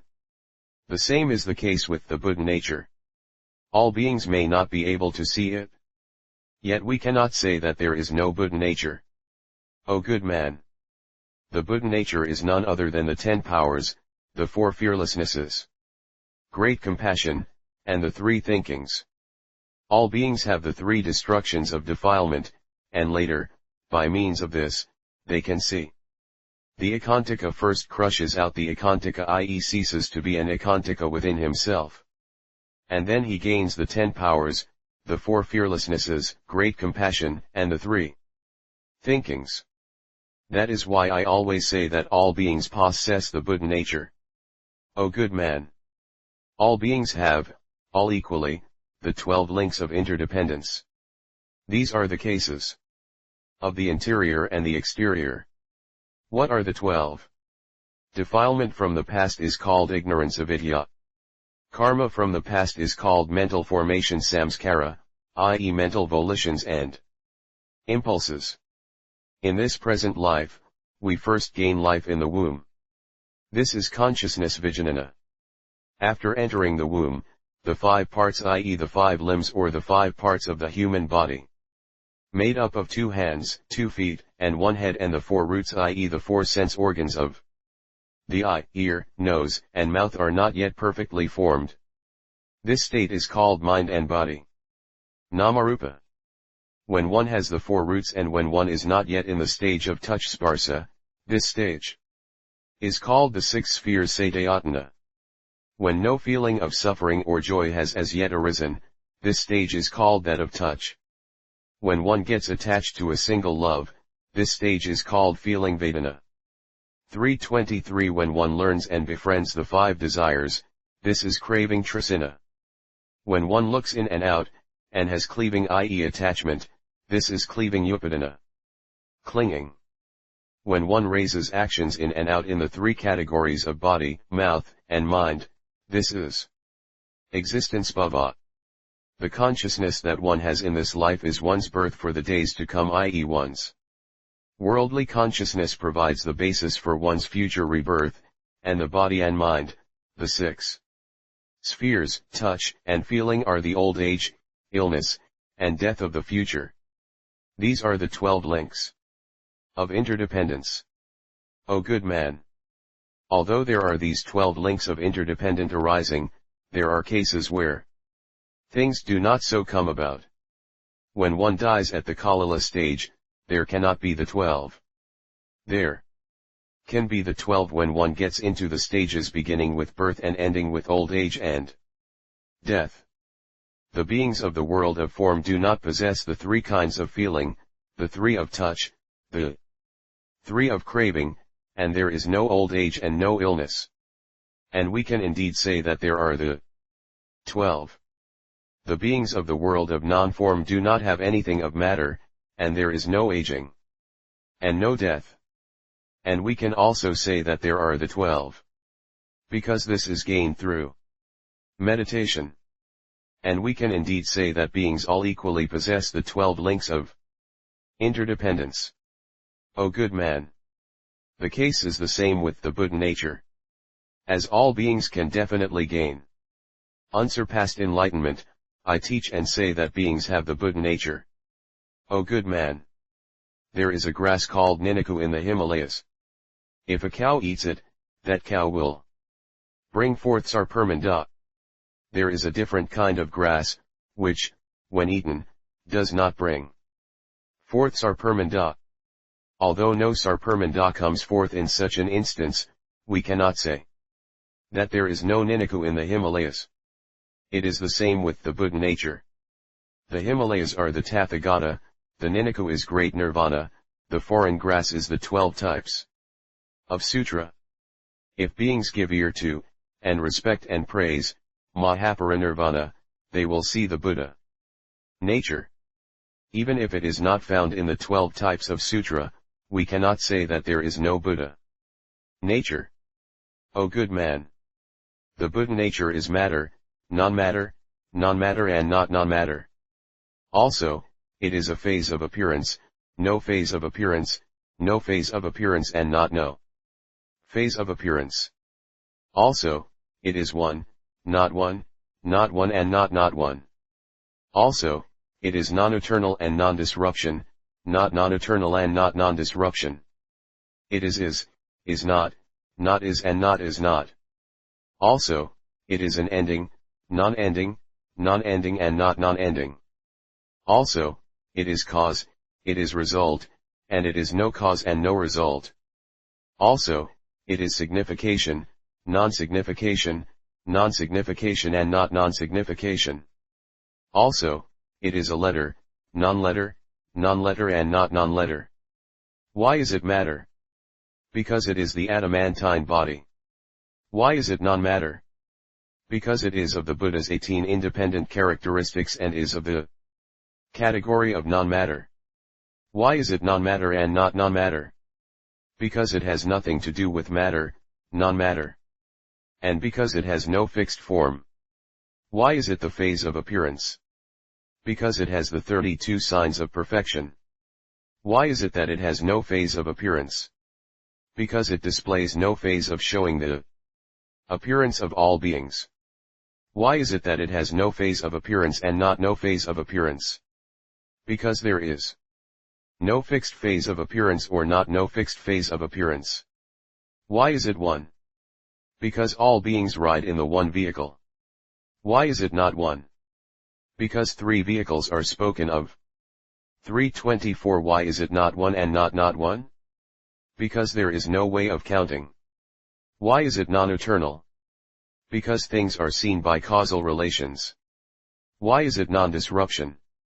Because it is segregated from the world view of disruption. Why is it not non-eternal and not non-disruption? The concept of disruption is used here for the Japanese term, dan, which represents the notion of disruption of continuation. It stands in opposition to the term, eternal, which is the continuation of an existence or rather the endlessness of an existence. Because there is no end and no beginning. Why do we say is? Because there do actually exist all beings. Why is it not is? Because one can see it, i.e. the Buddha nature by dint of the best expedient. Why is it not is and not is? This is because of the nature of the all-void. Why, i.e. in what sense is it that it ends? Because one gains the Saramgama Samadhi. Why is it non-ending? Because of the eternal. Why is it non-ending and not non-ending? Because all endings are done away with. Why is it the cause? Because the cause is known. Why is it the result? Because the result is fixed. Why is it non-cause and non-result? Because it is the eternal. Why is it signification? Because all are taken into the unhinderedness of signification. Why is it non-signification? Because it is not possible to explain it. Why is it non-signification and not non-signification? Because it is the ultimate all-void. Why is it a letter? Because it has a name to represent it. Why is it a non-letter? Because the name has no name which it can have. Why is it non-letter and not non-letter? Because it is segregated from the category of letters. Why is it non-suffering and non-bliss? Because it is away from feeling. Why is it non-self? Because there is no arriving at the 8 unmolestednesses. Japanese Hakade Jizeki, the 8 aspects of unmolestedness or non-restriction which the self, one of the 4 attributes of nirvana, is considered to possess. Why is it not non-self? Because of the quality of the eternal. Why is it non-self and not non-self? Because of non-doing and non-receiving. Why is it voidness? Because of Paramartha Satya. Why is it non-voidness? Because of the eternal. Why is it non-voidness and not non-voidness? Because it indeed serves as the seed of wonderful Dharma. O good man! If any person can meditate upon and understand the signification of the Sutra of Great Nirvana, know that this person sees the Buddha nature. The Buddha nature is inconceivable. It is the world of the all-Buddha Tathagata. It is not within the compass of conception of Sravakas and Pratyeka Buddhas. O good man! The Buddha nature is not within the category of the 5 skandhas, the 18 realms, or the 12 spheres. It is not what originally was not but is now, nor is it what originally was but is now no longer. It is what beings can only see through causal relations. For example, it is like iron, which, when in the fire, is red, but when not and is cooled, is black. As before. And this black color does not exist inside or out. It comes about thus by causal relations. The same is the case with the Buddha nature. When the fire of defilement has gone, all beings can see it. O good man! It is as in the case of a seed. The bud comes out and the seed dies. And the nature of the bud exists neither in nor out. It is the same with the flower and with the fruit. This comes out thus, since things are based on causal relations. O good man! This all-wonderful Sutra of Great Nirvana is perfect in innumerable virtues. It is the same with the Buddha nature. It accomplishes and is perfect in innumerable virtues. Then, Bodhisattva Mahasattva Lion's Roar said, O world-honored one! How many laws, dharmas does a bodhisattva need to accomplish by means of which he can see the Buddha nature, yet not very clearly? How many laws does the all-Buddha world-honored one need? 325 to accomplish by means of which he can see it clearly? O good man! If the bodhisattva accomplishes 10 things, he will be able to see the Buddha nature, and yet to a lesser degree. What are the 10? They are, 1. Desiring little, 2. Feeling satisfied, 3. Quietude, 4.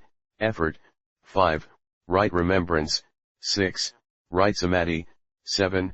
Right wisdom, 8. Emancipation, 9. Praising emancipation, 10. Succoring beings with great nirvana. Bodhisattva Lion's Roar said, O world-honored one! What difference is there between desiring little and feeling satisfied? O good man!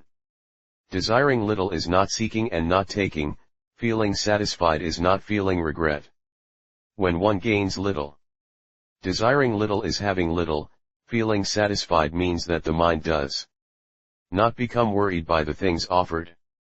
O good man! Of desire, there are 3 kinds, which are, 1. Evil desire, 2. Great desire, 3. Desire for desire's sake. We say evil desire.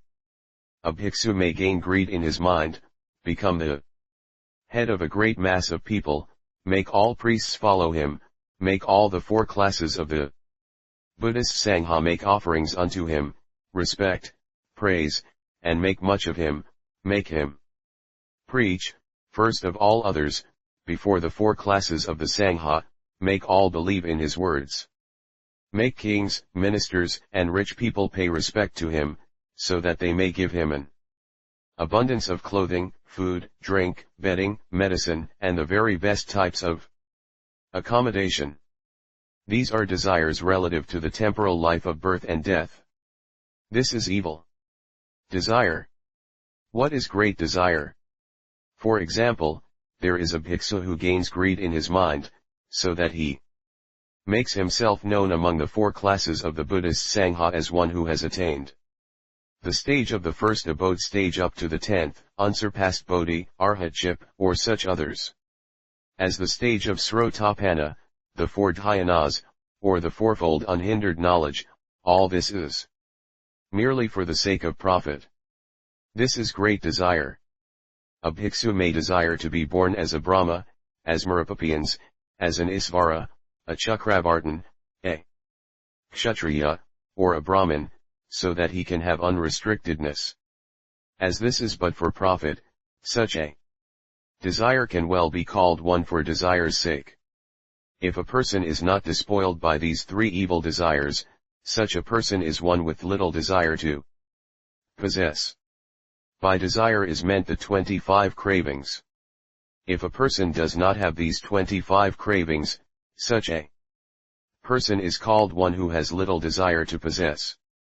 When a person does not seek to possess what he may well expect to have in the days to come, we call this seeking little to possess.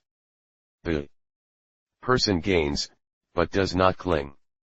This is feeling satisfied. Not seeking to be respected is seeking little to possess. A person may obtain things, but if he does not seek to hoard them up, this is feeling satisfied. O good man!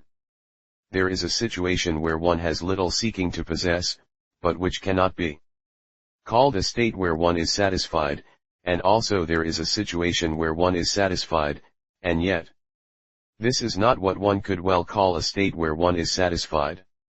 Also, there is a situation where one has little seeking to possess and yet is satisfied. Also, there is a situation where one does not have little seeking to possess and is not satisfied. Seeking little to possess refers to the Srotapana, and feeling satisfied refers to the Pratyekabuddha. Seeking little to possess and not feeling satisfied refers to the so-called Bodhisattva. O good man! There are two kinds of seeking little to possess and feeling satisfied.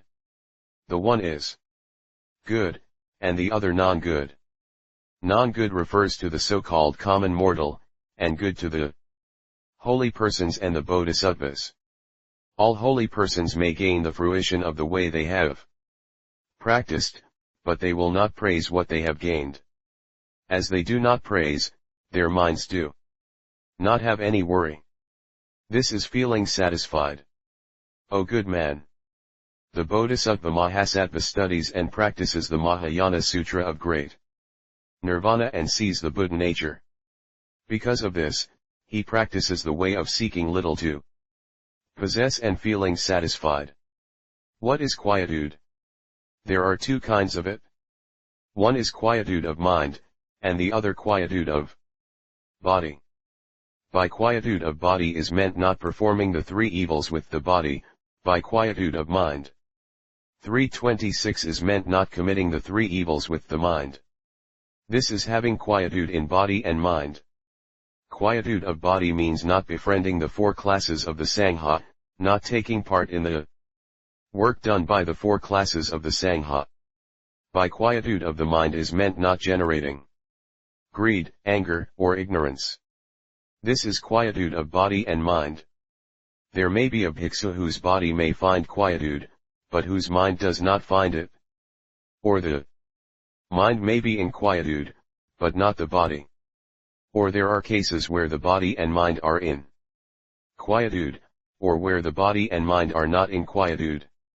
We may say that the body is in quietude, but the mind is not. For example, a bhikkhu sits in dhyana meditation, segregating himself from the four classes of the Sangha. But the mind may yet always generate greed, anger, and ignorance. This is what we call the body's being in quietude. But the mind's not. We say that the mind is in quietude, but the body is not. This alludes to the situation where a bhikkhu might befriend the four classes of the Sangha, kings, and ministers, and segregates himself from greed, anger, and ignorance. This is where we speak of the mind's being in quietude. But the body's not. We say that body and mind are in quietude. This refers to the Buddha and Bodhisattvas. We say that the body and mind are both not in quietude. This refers to all common mortals. Why? Because common mortals may well enjoy quietude in body and mind. Yet they cannot meditate deeply on the non-eternal, non-bliss, non-self, and the non-pure. For this reason, common mortals cannot have quietude in their actions of body, mouth, and mind. Such classes of people as the Ekantaka, those who have committed the four grave offenses, and those of the 5 deadly sins also cannot be called those whose body and mind are in quietude. What is effort? There is a bhikkhu who desires to purify the actions of his body, mouth, and mind, and segregates himself from all evil deeds, amassing all good deeds. This is effort. One such focuses his mind on the 6 spheres, which are 1. Buddha, 2. Dharma, 3. Sangha, 4. Sila, moral precepts, 5. Offerings, 6. Heaven. This is right thinking. The samadhi resultant from right thinking is right meditation. One abiding in right meditation sees all things as void. This is right wisdom. One perfect in right wisdom segregates his self from all the bonds of defilement. This is emancipation. The person who has gained emancipation praises it to all beings and says that this emancipation is eternal and unchanging. This is the correct praising of emancipation. This is unsurpassed Mahaparinirvana. Nirvana is none other than the extinction of the fire of all the bonds of defilement. Also, Nirvana is called a house. Why? Because it well protects one from the evil winds and rains of defilement. Also, Nirvana is a refuge. Why? Because it is well beyond all fears of the world. Also, Nirvana is a sand dune. Why? Because the formatting floods of water cannot wash it away. What are these four? They are 1. The storm of desire, 2. The storm of existence, 3. The storm of the wrong views of life, 4. The storm of ignorance. For this reason, Nirvana is called the sand dune. Also, Nirvana is the final refuge. Why? Because one arrives at absolute bliss. If a bodhisattva, Mahasattva accomplishes, and is perfect in, these 10 things, he will see the Buddha nature, but not quite clearly. Also, next, O good man, those who have fled from worldly life suffer from 4 illnesses. Because of this, they are unable to arrive at the 4 fruitions of a bhikshu. What are the 4 illnesses? These are the 4 evil desires for 1. Clothing, 2. Food, 3. Bedding, 4. Existence. These are the 4 evil desires. These are the illnesses of those who have abandoned worldly life. There are 4 good medicines which will cure these well. The Pamsakula, i.e. Buddhist robe made from abandoned cloth, well cures the bhikshu's evil craving for clothing. Alms begging well cures the evil craving for food. 327 The shade under a tree cures the evil craving for bedding. Quietude of body and mind well cures the bhikshu's evil craving for existence. By these 4 good medicines, a person can indeed make away with the 4 illnesses. These are the holy actions. Such holy actions are seeking to possess little and feeling satisfied. Quietude comprises 4 blisses. What are the 4? They are, 1. Bliss of fleeing from worldly life, 2. Bliss of quietude, 3. Bliss of eternal extinction of defilements, 4. Ultimate bliss. These 4 are quietude. These call forth 4 efforts. So we say effort. It accompanies 4 thinkings. So, we speak of right thinkings. As it accompanies 4 dhyanas, we say right meditation. We see 4 holy truths. So, we say right wisdom. This thoroughly makes away with all bonds of defilement. So, we speak of emancipation. As it reproaches the wrongs of all defilements, we speak of the praising of emancipation. O good man!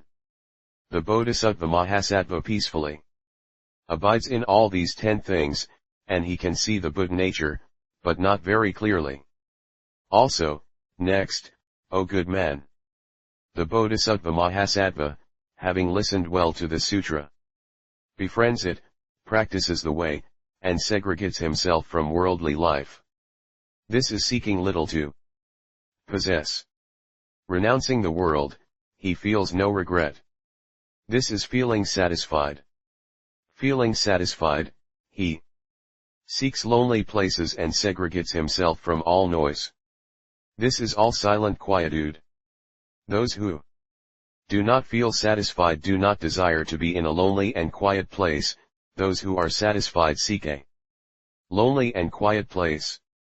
In a quiet place, he, i.e. the Bodhisattva, always thinks, people all say that I have attained the end of Asramana's quest of the way. But I have not yet reached it.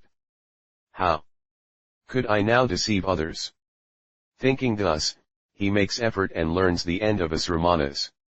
Attainment of the way. This is effort. One who befriends and practices the way of great nirvana is one who abides in right thinking. He follows the way of heaven. This is right meditation.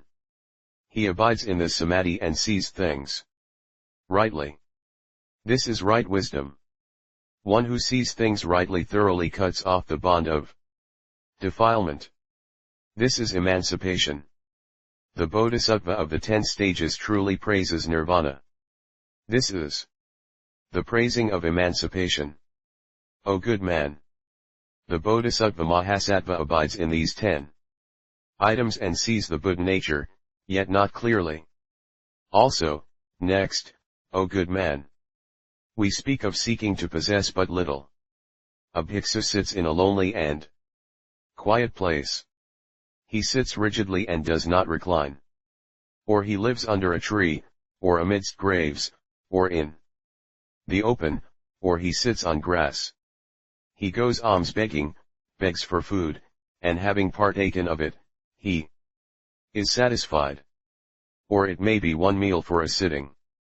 He only keeps 3 robes, which are those made from abandoned rags or woolen cloth.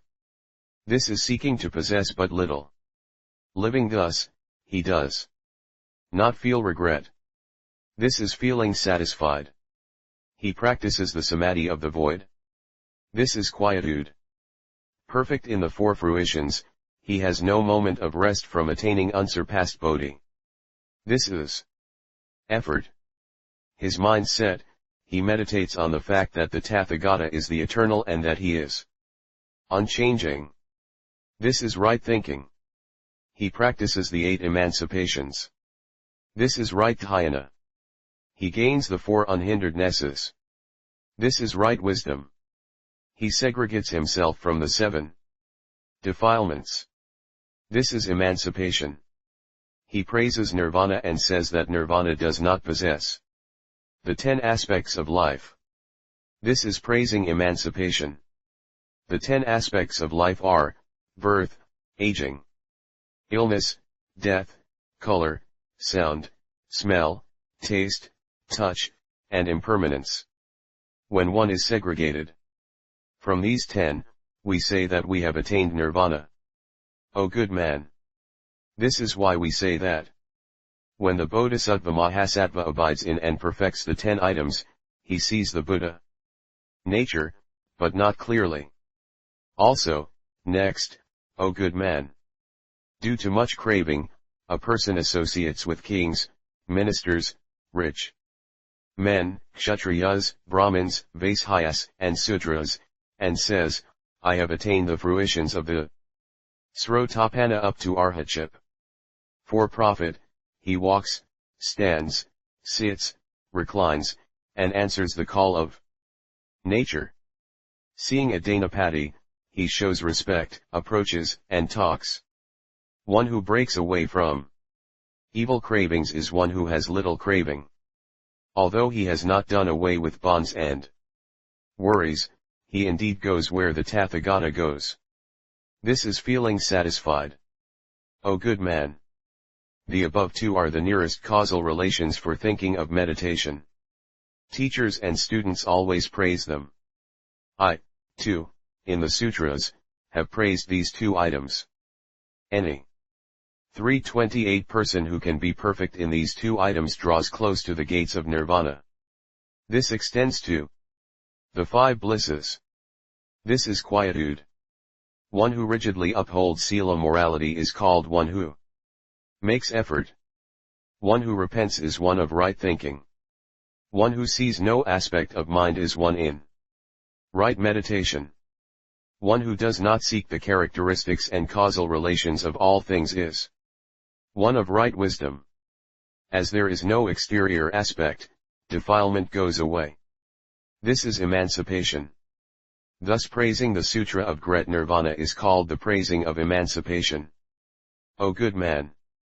This is what we mean when we say that the Bodhisattva Mahasattva peacefully abides in the 10 items and sees the Buddha nature, though not yet quite clearly. O good man!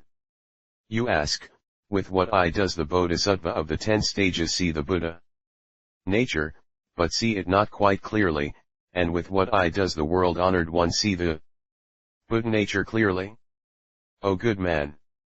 With the eye of wisdom one sees it not quite clearly. With the Buddha eye, one sees it clearly. When one is in Bodhi practice, there is no clearness. With nothing to practice, one sees all clearly. When one has nothing more to practice, one sees clearly. When one abides in the 10 stages, one does not see quite clearly. When one does not need to stand or move about, clearness comes about. Because of the causal relations of wisdom, the Bodhisattva Mahasattva cannot see clearly. The All-Buddha world-honored one is out of the realm of causal relations. It is due to this that he sees clearly. One awakened to all things is the Buddha nature. The Bodhisattva of the 10 stages cannot be called awakened to all things. Because of this, though he sees, he does not see things clearly. O good man! Of seeing, there are 2 kinds. One is seeing with the eye, the other is hearing and seeing. The All-Buddha world-honored one sees the Buddha nature with the eye, in the same way in which one sees an Amra mango that is in one's own hand. The Bodhisattva of the 10 stages sees the Buddha nature through hearing. Hence, not quite clearly. The Bodhisattva of the 10 stages knows well that he will definitely attain unsurpassed enlightenment.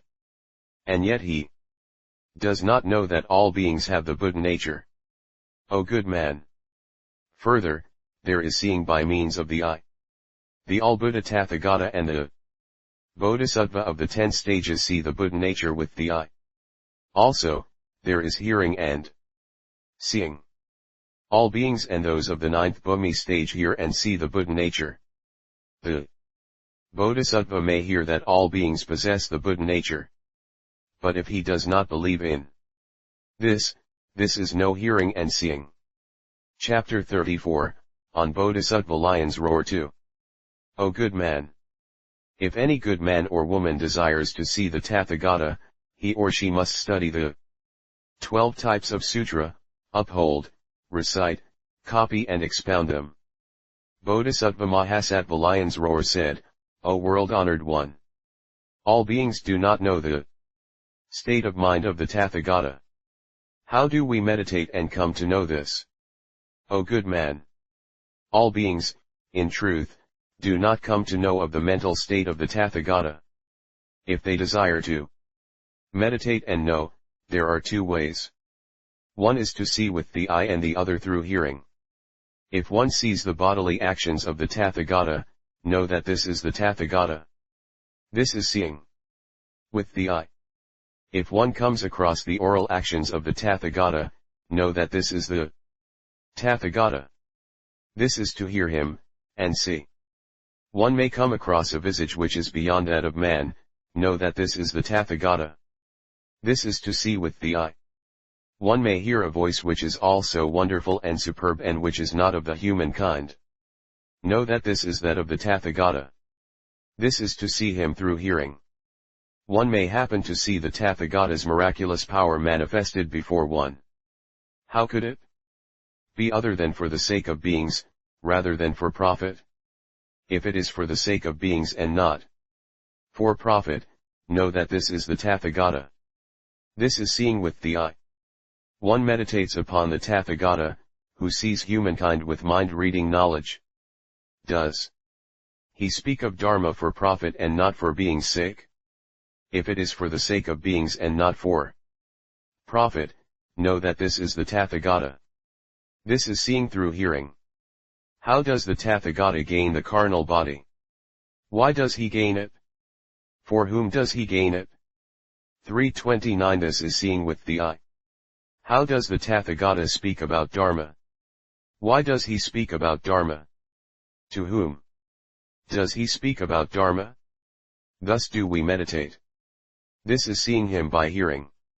Evil bodily actions are directed at him, and there arises no anger. Know that this is the Tathagata. This is seeing with the eye. Evil oral actions are directed at him. But there is no anger. Know that this is the Tathagata. This is seeing by hearing.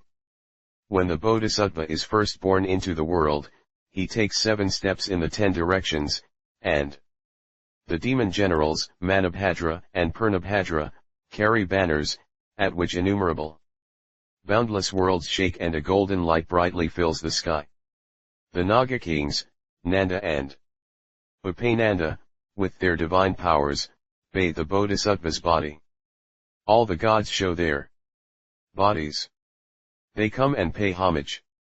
Rishi Asita folds his hands and pays homage.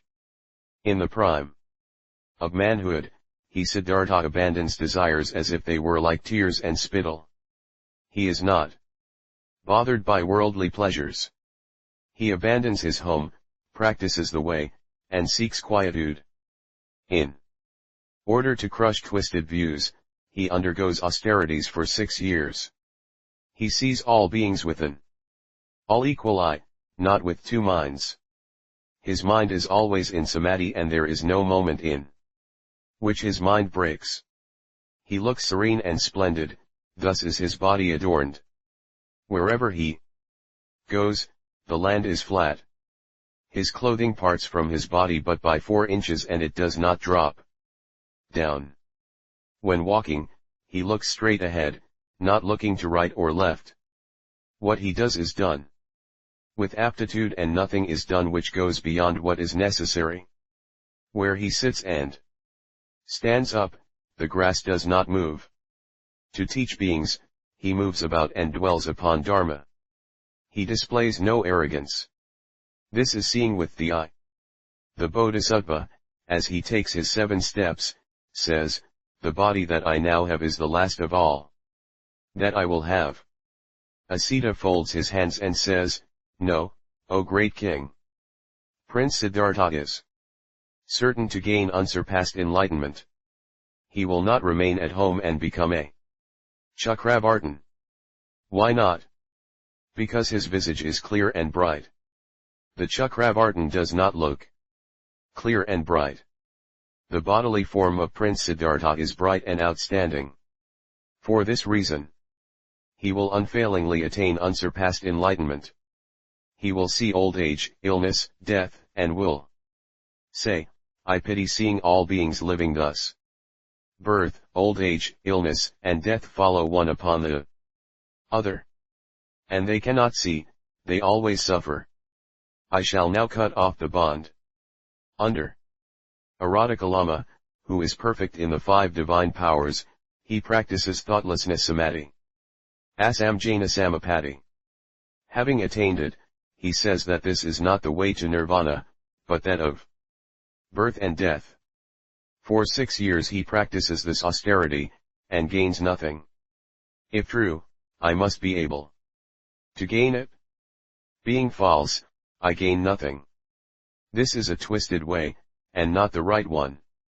Having attained enlightenment, Brahma comes and asks, O Tathagata, please open the gates of Amrita, the deathless, and teach unsurpassed Dharma. The Buddha says, O Brahma, all beings are always in the shadow of defilement. They are unable to give ear to my wonderful Dharma. Brahma further says, O world-honored one, there are 3 kinds of being, namely, 1. Sharp-wit, 2. Middle-wit, 3. Slow-wit. The sharp-wit will be receptive. Please condescend to preach. The Buddha says, O Brahma, listen carefully, listen carefully. I shall now, for being's sake, open the gates of immortality. And at Varanasi, he turns the wheel of Dharma and proclaims the middle path. All beings do not destroy the bond of defilement. It is not that they cannot destroy it. It is not that it is destroyed, nor is it that it is not destroyed. Hence, the middle path. It does not pass beings to the other shore, nor is it that it cannot pass beings to the other shore. Hence, the middle path. Whatever is taught, there is no saying that one is a teacher, nor is one the disciple. Hence, the middle path. Whatever is taught is not for profit. Nor is it that fruition should come about there. This is the middle path. It is right speech, real words, timely words, and true words. No word is spoken in a false way. It is all wonderful and supreme. To hear such words is to see by hearing. O good man! The state of the Tathagatas mind truly cannot be seen. Should any good man or good woman desire to see it, he, or she, must depend upon these two kinds of causal relations. Then Bodhisattva Lion's Roar said to the Buddha, O world-honored one! You employ just 330. Now the simile of the amra fruit and compared it to the four beings, whose 1. Actions are minute, but their mind is not right, 2. Their mind is minute, but their action is not right, 3. Their mind is minute and their action is also minute, 4. Their mind is not minute and their action is also not right. How might we know of the first two? You, the Buddha, say that you are grounded on these two. This is hard to know. The Buddha said, well said, well said. I compare the two kinds of man to the amra. This is indeed difficult to know. As it is difficult to know, I say in the sutra, live together. Should a person not be able to come to know by living together, give time and live long. If not gained by living long, work out wisdom. If wisdom cannot cleave a way to knowing, meditate deeply. Through meditation a person can see well what is pure in sila moral behavior and what violates sila. O good man!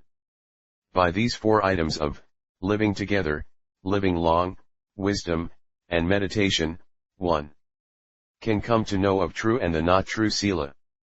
O good man!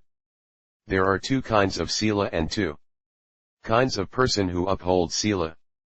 One is absolute and the other non-absolute. If a person only upholds sila through causal relations, the wise should ask themselves whether this person's upholding of sila is for the sake of profit or the absolute upholding of sila. O good man! The sila of the Tathagata has nothing to do with causal relations. That is why we say absolute sila. On account of this, even when attacked by any evil one, the Bodhisattva does not get molested by anger. For this reason, we can say that the Tathagata's unchanging sila is absolute sila. O good man! I once lived in Magadha, in the great castle of Kampa, together with Sariputra and his disciples. There was then a hunter who was after a dove. Frightened, this dove came to hide under the robe of Sariputra and shook like a plantain tree. It then came within the shadow length of me, and his body and mind found peace, with fear all gone. Know, therefore, that the Tathagata is one who eternally upholds sila, so that his shadow possesses this power. O good man! Non-absolute sila cannot even gain one the stage of a Sravaka or Pratyeka Buddha. And how can such ever hope to attain unsurpassed enlightenment? Again, there are two kinds. One is for profit and the other for wonderful dharma. One upholds sila for profit. Know that with this sila one cannot see the Tathagata and the Buddha nature. One may hear the names of the Buddha nature and the Tathagata, but this cannot be called seeing through hearing. If one upholds sila for wonderful dharma, know that one, through this, will see the Buddha nature and the Tathagata. This is seeing with the eye and also seeing by hearing. Again, there are two kinds. One is deep-rooted, which is hard to uproot, and the other shallow-rooted, which is easy to move. If one practices the samadhis of birthlessness, deathlessness, and desirelessness, it is hard to uproot. One may practice these three samadhis, but if it is for the sake Of the 25 existences, this is what is shallow-rooted and easy to move. Again, there are two kinds. One person performs sila for his own sake, and the other for the sake of other beings. If performed for other beings, one will see the Buddha nature and the Tathagata. There are two kinds amongst those who uphold sila. One is the person who by nature thoroughly upholds sila, and the other is the person who acts under the injunctions given by others. When one receives sila, one, for innumerable ages, does not lose it. One may be born in an evil country, or one may encounter an evil friend, an evil time, evil age, or evil teaching, or one may sit together with those abiding in evil views on life. There may be, at that time, no law, dharma of receiving sila. Yet, the person practices the way just as before and does not transgress. This is the case of how one upholds sila. Or one may be given sila to observe by a teacher priest or by Janaptikatirtha ritual of receiving sila. Even when one has received this sila, one always decides upon consulting the words of the teacher, good comrades, and friends. One is perfect in the way of listening and in delivering sermons. Such is the case called acting under guidance of others. O good man! One who by nature thoroughly upholds sila sees, with his own eyes, the Buddha nature and the Tathagata. Also, this is seeing through hearing. There are two kinds. One is the Sravaka sila and the other that of the Bodhisattva. One such attains the first aspiration and up to 331 unsurpassed enlightenment. This is the sila of the Bodhisattva. If one meditates on white bones, one attains arhatship. This is the case of the Sravaka sila. One who upholds Sravaka sila does not. One should know, see the Buddha nature and the Tathagata. Any person who upholds the sila of the Bodhisattvas, we may know, attains unsurpassed enlightenment and sees well the Buddha nature, the Tathagata, and Nirvana. Bodhisattva Lion's Roar said, O world-honored one! Why do we uphold the prohibitive sila? The Buddha said, O good man! This is so the mind does not repent. Why does one not repent? Because one gains bliss. How does one gain bliss? This comes from segregation. Why do we need to seek segregation? To gain peace. How does one gain peace? Through meditation. Why do we meditate? To gain true knowing and seeing. In what way do we have true knowing and seeing? By seeing the many wrongs and worries of birth and death. This is for our mind not to cling greedily. Why do we need to have our mind not cling greedily? Because we gain emancipation. How, i.e., in what sense, by what means do we gain emancipation? By gaining unsurpassed great nirvana. How do we gain unsurpassed great nirvana? By gaining the eternal bliss, the self, and the pure. Why do we say that we gain the eternal bliss, the self, and the pure? Because of gaining birthlessness and deathlessness. How do we gain birthlessness and deathlessness? By seeing the Buddha nature. Thus, the Bodhisattva, by nature, upholds the absolute purity of sila morality. O good man! The bhikkhu who upholds sila may not take a vow to gain the unregretting mind. But the unregretting mind will come about of itself. Why? Because the law nature dharma. Nature spontaneously affects things to be thus.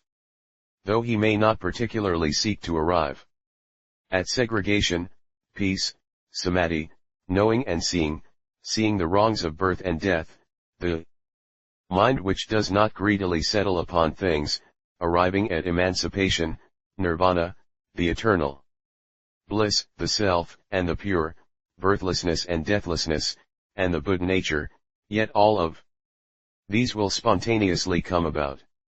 Why? Because of the all-naturalness of the law nature. Bodhisattva Lion's Roar said, O world-honored one! If one gains the unregretting fruition of upholding Sila and the fruition of Nirvana by emancipation, Sila has no cause to tell of and Nirvana no fruition to tell of. If Sila has not cause to tell of, this is the eternal, and if Nirvana has some cause to tell of, it must be non-eternal.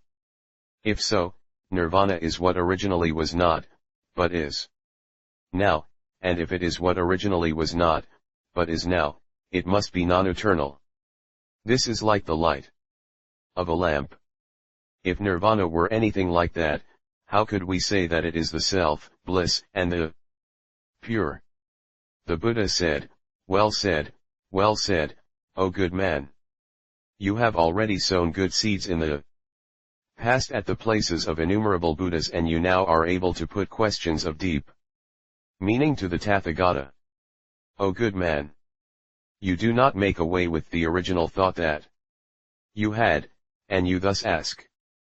I call to mind that in days gone by, innumerable kalpas ago, there appeared a Buddha at Varanasi who was called Well-Gained.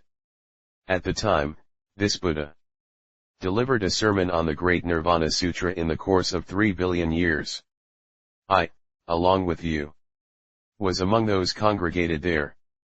I then asked the Buddha this question. Then, the Tathagata, for the sake of beings, was in right samadhi and did not reply. O great one! You retain this old story of olden days well in mind. Listen carefully, listen carefully. I shall now tell you. This Sila also has a cause. Because it arises out of listening to wonderful Dharma.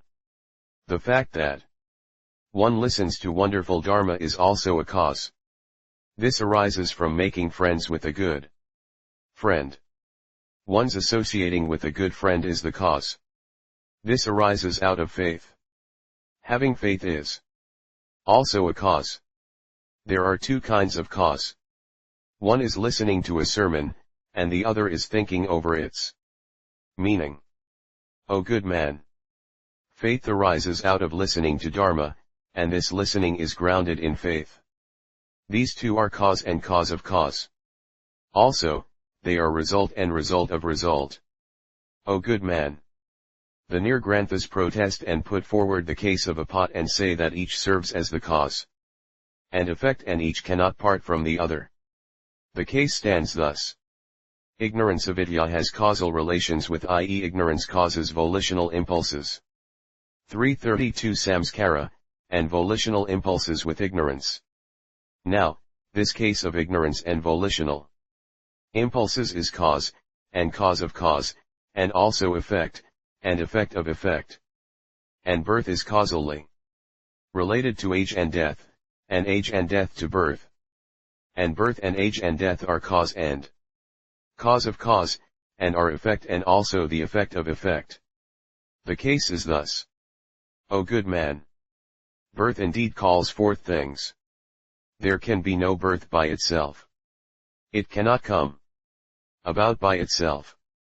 Birth comes about dependent on birth. Birth cannot so come about by itself. It is dependent upon a birth. Thus, the two births too are cause, and also cause of cause, and the effect is effect of effect. O good man! The case of faith and listening to Dharma is thus. O good man! This is effect and is not cause, it is great nirvana. Why do we say effect? Because this is the best fruit, the fruition of a sramana, that of a Brahmin, because it uproots birth and death. Because the person excises defilement.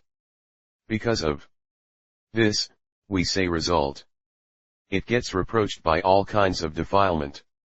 Hence, we say that nirvana is the result. We call defilement the wrong of the wrong. O good man! Nirvana has no cause. It is the result. Why so? Because there is no birth and death. Because there is no action performed and because it is uncreated. It is a non-create. It is eternal and unchanging.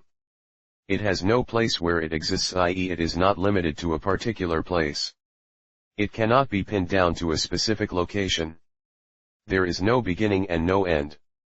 O good man! If nirvana has any cause that can be named, this is not nirvana. Vanvana of nirvana means cause, the nirvana of causal relations means not. As there is no cause that can be named, we say nirvana. Bodhisattva Lion's Roar said, the Buddha says that nirvana has no cause that can be named. But this is not so. If it is said that there is none, this answers to corresponds to the 6 significations. Firstly, we have the ultimate not is. This is as in the case in which all things have no ultimate entity called self and no ultimate thing belonging to it. Second, it is non-existing when it can exist. Hence, none. This is as when people say, there is no water in the river or pond, or there are no sun and moon. Third, as the amount is small, hence, none. The people of the world say, when there is little salt, saltless, when sweetness is insignificant, we say not sweet. Fourth, when one receives nothing, one says none. The Kandala cannot uphold the teaching of the Brahmin. So we say, there is no Brahmin here. Fifth, when one accepts an evil thing, we say none. People say, a person who accepts an evil thing is no Sramana or Brahmin, because people do not call such a Sramana or Brahmin. Sixth, because it cannot be compared. For example, if there is no white, we say black, when there is no brightness, we say ignorant. O world-honored one! The case with nirvana is thus. If said when there is no cause when there is. That is why we say nirvana. The Buddha said, O good man! You now speak of the 6 significations. You do not take up the case of ultimate nothingness and compare it with nirvana. But you take up the case of nothingness in relation to reality. O good man! The body of nirvana has utterly no cause that can be named. It is as in the case where there is no self and nothing that could be named as belonging to one. O good man! What obtains in the world and in nirvana cannot bear comparison at all. So the 6 items cannot serve as comparison. O good man! All things do not have the self. But this nirvana truly has the self. For this reason, we say that nirvana has no cause and yet the body is the result. This is the cause, and not the result. We call this the Buddha nature. As it is no result come about from a cause, it is the cause, but not the result. It is no result of a sramana. So, we say non-result. Why do we say cause? Because it is the revealed cause. O good man! There are 2 kinds of cause. One is the cause of birth and the second the revealed cause. Also, there is a cause of birth, which is the 6 paramitas and unsurpassed enlightenment. Also, there are the revealed causes, which are the 6 paramitas and the Buddha nature. 333 Also, there are the causes of birth, which are the Saramgama Samadhi and unsurpassed enlightenment. Also, there is the revealed cause, which is the Noble Eightfold Path and unsurpassed enlightenment. Also, there are the causes of birth, which are faith and the 6 paramitas. Lion's Roar said, O world-honored one! What do we mean when we say that we see the Tathagata and the Buddha nature about which you, the Buddha, speak? O world-honored one! The Tathagata has no carnal visage. He is not tall, not short, not white, not black, there is no direction to tell of. He is not the 3 worlds. He is not a created existence. He is not one that can be seen with the eye.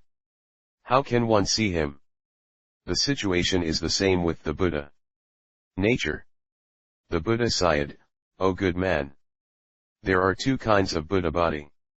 One is eternal, and the other is impermanent.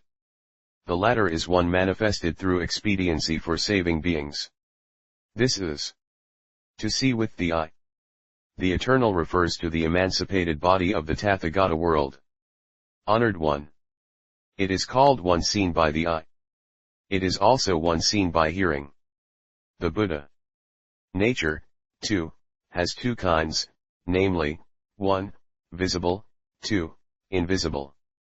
The visible is the case of the Bodhisattvas of the stage of the 10 abodes and the all-Buddha world. Honored one, unable to be seen refers to the case of beings. Seeing with the eye refers to beings' Buddha nature seen by the Bodhisattvas of the stage of the 10 abodes and the all-Buddha Tathagata.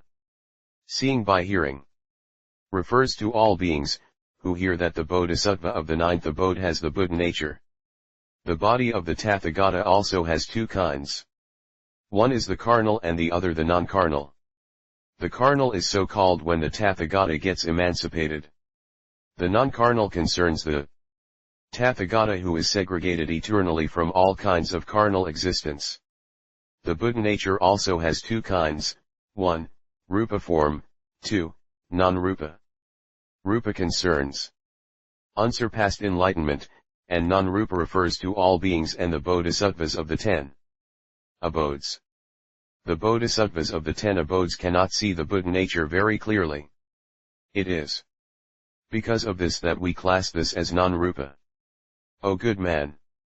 The Buddha nature further has two kinds, which are, 1, rupa, and 2, non-rupa. Rupa concerns the Buddha and the bodhisattvas and non-rupa all beings. Rupa refers to seeing with the eye, and non-rupa to seeing through hearing. The Buddha nature does not exist in and out, nor is it within or without. And yet it does not get lost or destroyed. That is why we say that all beings have the Buddha nature. Bodhisattva Lion's Roar said, O world-honored one! The Buddha says that all beings possess the Buddha nature. There is butter in milk. It is as in the case of the Vajraguardsman, one of the gods, who holds a diamond in his hand and protects the Buddha's teaching. The Buddha nature of all Buddhas is pure sarpermandagi, or the most delicious, efficacious medicine. Why does the Tathagata say that the Buddha nature exists neither inside nor out? The Buddha said, O good man! I too do not say that butter exists in milk. What I say is that butter comes out of milk. And so we say that there is butter. O world-honored one! In all births, there is a season. O good man! In the milk stage, there is no butter. So there is no fresh butter, no clarified butter, and no sarpermanda. All beings too call this milk. Hence, I say that there is no butter in milk. If there were, why do we not have two names and speak, for example, as we do of two able smiths, of gold and iron? At the butter stage, there is no milk and it is not fresh butter, not clarified butter, and not sarpermanda. Beings too say that it is butter and not milk, not fresh butter, not clarified butter, and not sarpermanda. The same with sarpermanda too. O good man! Of causes, there are two kinds. One is the right cause, and the other the condition. We say right cause.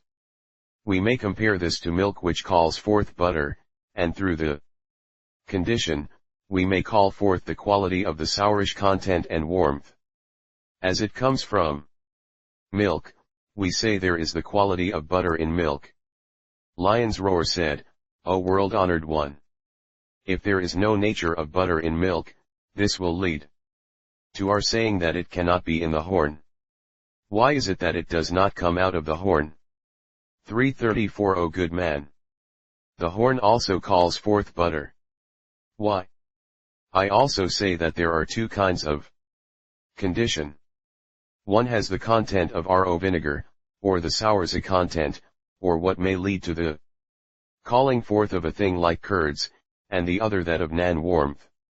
As the nature of the horn is warmth, I say, it indeed calls forth butter.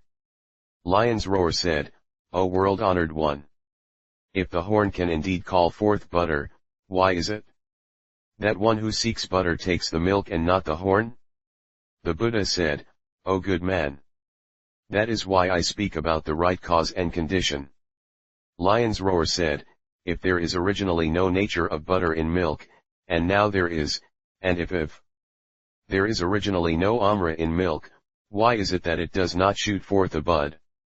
This is because both did not have these from the very beginning. O good man! Even here, the milk calls forth amra. If one sprinkles milk on amra, it grows 5 feet in a night. That is why I say that there are two causes, i.e. the cause and by cause, or condition. O good man! If all things come about from one cause, how can you criticize and ask why amra does not come about in milk? O good man! The four great elements and all concrete things can be the elements of causal relations. Yet, each is different from the other and cannot be the same. For this reason, there does not come about amra in milk. O world-honored one! You the Buddha say that there are two kinds of cause, which are, 1. Right cause and 2. Condition. What cause does the Buddha nature of beings serve? O good man! The Buddha nature of beings also has two causes.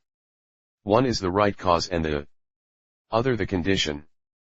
The right cause corresponds to all beings, the condition is the 6 paramithas. Lion's roar said, O world-honored one! I now definitely know that milk contains in itself the nature of butter. Why? I see people of the world who seek butter take only milk and never water. From this we know that there is the nature of butter in milk. O good man! What you say is not right. Why not? All beings who seek to see their face and features take only the sword. Lion's roar said, O world-honored one! For this reason, there is the nature of butter in milk. If there were no face and nothing of one's form in the sword, why should one take up the sword to look into? The Buddha said, O good man! If there definitely is the face and bodily form, why is it that there is the upside-down image? Vertically one sees the length, and crosswise one sees the width. If this is one's own face, how could it be long? If this face is that of some other person, how can one say that this is one's own? If it is the case that one sees by means of one's own face the face of someone else, why does one not see the face and form of a donkey? O world-honored one! The light of the eye reaches him, so that we see that the face is long. O good man! And yet this light of the eye does not reach him. Why not? Because one sees the near and far at the same time. What stands in between is not seen. O good man! If the light reaches him and one can see, why is it that all beings do not get burnt by seeing fire? Do not gain doubt as when one sees a white thing far off and wonders whether it is a crane, a banner, a man, or a tree. How can it be that one sees a thing in the crystal and the fish and stones in deep water? Only if light comes in? If one sees without the light coming in, why is it that one sees a thing in the crystal and that one cannot see what is beyond the wall? Because of this, we cannot say that the light of the eye reaches the object and that we can see. O good man! You say that there is butter in milk. But why is it that a vendor takes only the price of the milk and not that of butter? Why is it that one who sells a horse from the pasture sells it at the price of the horse from the pasture, but not at the price of the horse itself? O good man! There is a man with no son. So he takes in a woman. The woman gets impregnated, gets pregnant. We cannot say that this is a woman because she gets impregnated. One may say, take this woman, because she has the quality of bearing a child. But this does not work out well. Why not?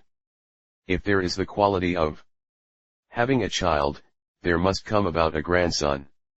If there is to be a quality, this will mean that all are brothers. Why? Because all are born of the same person. That is why I say that a woman does not have any quality of a child.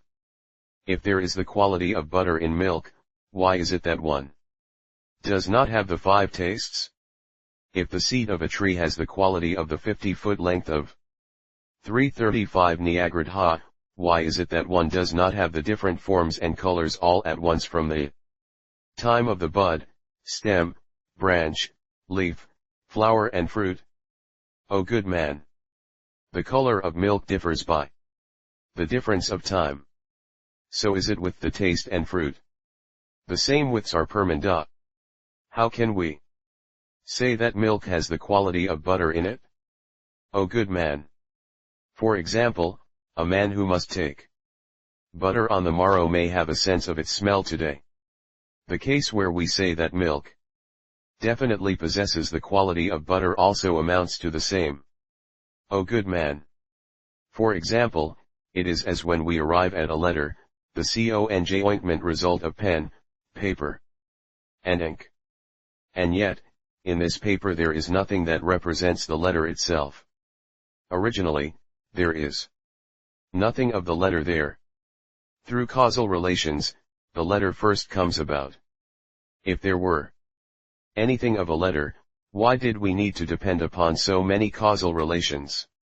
For example, it is like the color green, which is the mixing together of blue and yellow. Know that these two did not originally have the quality of green. If there was that quality originally, why do we need to mix the two together and thus gain the color? O good man! It is just as beings gain life from food. But in this food, there is nothing of life. Truth to tell, if there were originally life, there would have to be a thing called life when not yet partaken of. O good man! There is no self of its own in all things. For this reason, I speak thus in Agatha. What originally was not is now. What originally was is now not. There cannot be anything such as is. That obtains in the 3 times. O good man! All existences come about through causal relations and die out through causal relations. O good man! If it is true that all beings have the Buddha nature within, it will be as in my own case, where I have the Buddha body now. The Buddha nature of all beings is unbreakable, indestructible, cannot be drawn, cannot be grabbed hold of, cannot be tied or bound up. It is like space, which is also in all beings. All beings possess it. As there is nothing that hinders, one does not see this void. If beings did not have this void, there could not be any going, coming, walking, standing, sitting or reclining, and there could be no being born and growing up. That is why I say in the sutra that beings have the void. The world of void corresponds to voidness. The same with the Buddha nature of beings, too. The Bodhisattva of the 10 abodes can see this somewhat. It is as in the case of the Vajrayaksa. O good man! The Buddha nature of beings is what all Buddhas can see, it is not what Sravakas and Pratyeka Buddhas can know. All beings do not see the Buddha nature. That is why they are all bound up by defilement and repeat birth and death. When one sees the Buddha nature, no bonds of defilement can tie one up. Emancipation comes and one attains great nirvana. Bodhisattva Lion's Roar said, O world-honored one! All beings possess the Buddha nature. As in the case of the nature of butter which is in milk. If not, how could the Buddha say that there are 2 causes, i.e. 1, right cause and 2, condition? The condition has qualities, 1, sourness, and 2, warmth. Space has no nature. Hence, no cause and no condition. The Buddha said, O good man! If there is any nature of butter in milk, what condition and cause can there be? Bodhisattva Lion's Roar said, because there is a nature. Because of this, there can be a condition and cause. Why? Because one desires to see clearly. The condition or cause is none but the revealed cause. O world-honored one! In the dark, there already exist many things. When one desires to see, one makes use of a lamp. If nothing existed from the beginning, what would the light shine upon? In mud i.e. clay there is the pot. Because of this, a man with a water wheel, rope, or staff makes this the revealed cause. Or the seed of Nyagrudha makes the earth, water and dung the revealed cause. The same with the sourish content or the warmth of milk. It can become a revealed cause. So, there can be a quality that precedes. By the help of the revealed cause, one can indeed see later.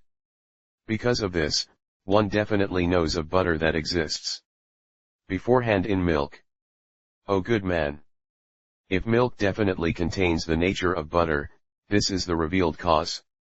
If this is 336 a revealed cause, why does one need to have a thing revealed? O good man! If the nature of the revealed cause is revealed, it must always have such revealing. If there is no revealing of one's own self, how can one hope to reveal others? There are two kinds of revealed cause, which are 1. To reveal for oneself, and 2. To reveal others. If this is what is said, this is not so. Why not? The revealed cause can only be one. How can there be two? If it is two, we must know that milk 2 must have 2. If there cannot be 2 in milk, how can there be 2 in the revealed cause? Lion's Roar said, O world-honored one! The people of the world may say, I was together with 8 persons. The same is the case with the revealed cause. It reveals itself and reveals others. The Buddha said, O good man! If the revealed cause must be that, it is not a revealed cause. Why not? One who counts his own self can also count the self of others. That is why one can say 8. And in this nature of matter, there is no phase of revealing. As there is no phase of revealing, only by the help of wisdom can one count one's own self and that of others. Because of this, the revealed cause cannot reveal itself, and it does not reveal others. O good man! If all beings have the Buddha nature, why does one need to practice innumerable virtues? If one says that to practice the way is the revealed cause, this negates the claim that it is the same as butter. If one says that in the cause there is definitely the fruit, there can be no increase in sila morality, samadhi meditative absorption and wisdom. I see that worldly people originally do not possess sila, samadhi, and wisdom. These increase as one follows the words of the teacher and receives these, and by degrees these increase. One says that what the teacher teaches is the revealed cause, but at the time the teacher is teaching, the one who receives does not as yet have sila, samadhi, and wisdom. If this were supposed to be the revealing, this indicates that there was no revealing. How can one practice sila, samadhi, and wisdom and make these increase? Bodhisattva Lion's Roar said, if there is no revealed cause, how can one say that there is milk or butter? O good man! There are 3 ways to answer the blames criticisms of the world, which are, 1. Reverberating answer, as is resorted to as in the following, why do we uphold sila? Because of the fact that one does not regret or one cares for great nirvana. 2. Silent answer, as when a Brahmacharin came to me and asked, is the self eternal, when I maintained my silence. 3. Doubting answer, as in, if there are 2 revealed causes, why cannot there be 2 milks? O good man! I now resort to the reverberating answer, because the people of the world say that there are milk and butter and that one decidedly gains these. Because of this, we can say that there are milk and butter. It is the same with the Buddha nature, which one can actually see. Lion's Roar said, what the Buddha says does not work out well. The past is already gone and the future has not yet come. How can we say that these exist? If this means what is to come about, this does not accord with reason. This is as when the people of the world say sunless. When they see a person without a sun, how can we say that all beings have the Buddha nature, when they do not have it? The Buddha said, O good man, the past is an existence. For example, we plant a mandarin orange. It shoots out a bud and the seed dies. The bud is sweet, the fruit, too, is sweet. When ripe, it becomes sour. O good man, this taste of sourness does not exist in the seed or in the bud, nor is it in the raw fruit. When ripe in accordance with the quality it originally possesses, there come about the form, color, the external appearances and the sour taste. And this sourness is what originally was not, but what now is. Even though not existing but now existing, this is not to say that there was not originally the quality as such. Thus, though the fruit derives from the past, we nevertheless can say that it is what exists. Because of this, we say that the past is what is. How can we call the future is? For example, a person sows sesame. People ask, why are you sowing this? The person answers, we want to have oil. Although the oil does not exist, we gain it when the sesame ripens, when we harvest the seeds, roast, or pass them through steam, and pound or press them and we gain the oil. Know that we are not telling any lies. For this 337 reason, we can say that there is a future is. How, again, can we say that the past has an is? O good man, a person speaks ill of the king in the former's quarters. Years later, the king comes to hear of this. On hearing of this, he asks, why did you speak ill of me? O great king, I did not speak ill of you. The person who spoke ill of you is now dead. The king says, both the person who spoke ill of me and my own body exist. How can you say he is dead? On account of this, the man loses his life. O good man, these two actually do not exist, and yet the karmic result remains and is not dead. This is the past is. How do we speak about the future is? For example, a person goes to a potter's and asks, have you a pot? The answer comes back, we have a pot. And yet, actually, there is no pot. As the potter has the mud, he says that he has it. The case is analogous to this. Know that the person is not telling lies. There is butter in milk. It is the same with the Buddha nature of beings. If one wishes to see the Buddha nature, one must think of time, form and color. For this reason, I say that all beings possess Buddha nature.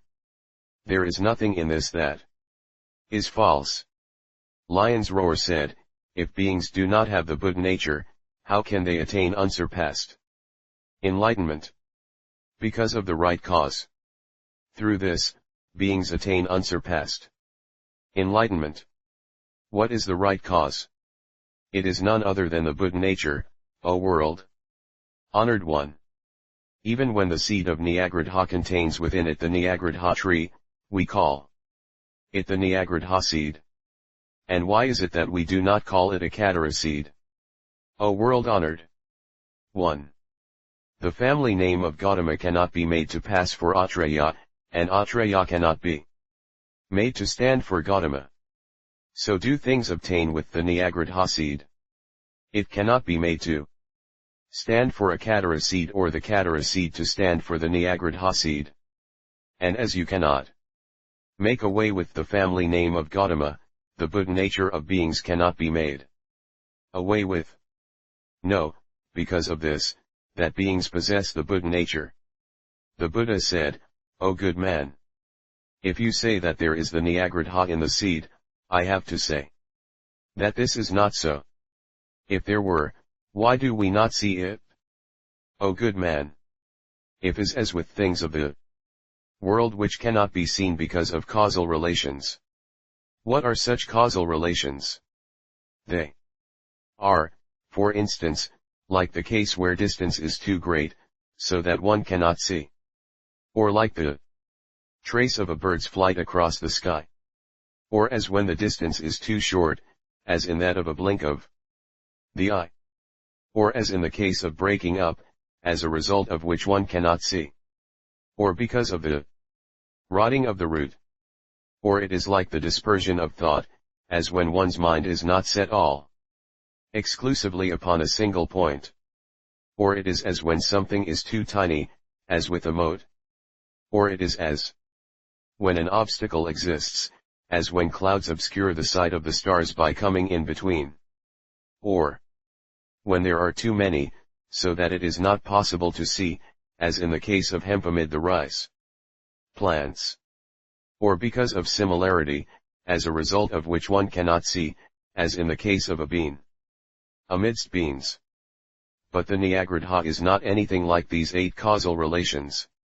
If such, why is it that we cannot see such? You may say that we do not see because of small obstacles. But this is not so. Why not? Because the external characteristics are rough and coarse. If you say that the nature is minute, how can it truly grow? If one says one cannot because of an obstacle, we would not ever be able to see. If it is said that there was originally no such coarseness, but one now sees this coarseness, know that this coarseness has no nature of its own. Originally, there was no nature, and one now sees. Know that the nature of this seeing originally has no nature of its own. It is the same with the seed. There was no tree itself. Now, we see it. What harm is there? Lion's Roar said, there are 2 causes of which the Buddha speaks.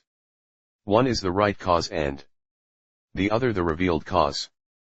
Because the Nyagrudha seed is grounded on the revealed cause of earth, water, and dung, this enables what is minute to gain coarseness, bulk, size. The Buddha said, O good man, if there is the ground to start from, why do we need to seek the revealed cause? If there is no nature to talk of, what is there to reveal? If there is not originally any element of coarseness, and because of the revealed cause there comes about coarseness, why is it that Katara does not come about? The fact is that both do not originally exist. O good man, if minuteness cannot be seen, one can see well that which is coarse. For example, one may not be able to see a single mote, and yet when many motes foregather, one can. Of such seeds, one can. 338 See what is coarse. Why? Because in this there is already the bud, stem, flower, and fruit. In each fruit, there are already innumerable seeds. Each seed contains within it innumerable trees. Hence, we say coarse. As there is this coarseness, one can indeed see it. O good man, if this Nyagrudha seed has the nature of Nyagrudha, and if it calls forth a tree, we see that the seed is being burnt in fire. Thus the nature of being burnt will also be an is. If it is an is, there cannot be any coming about of the tree. If all things are originally of the nature of birth and death, why is it that birth precedes and death follows, and that everything does not happen at the same time? For this reason, know that there is no nature.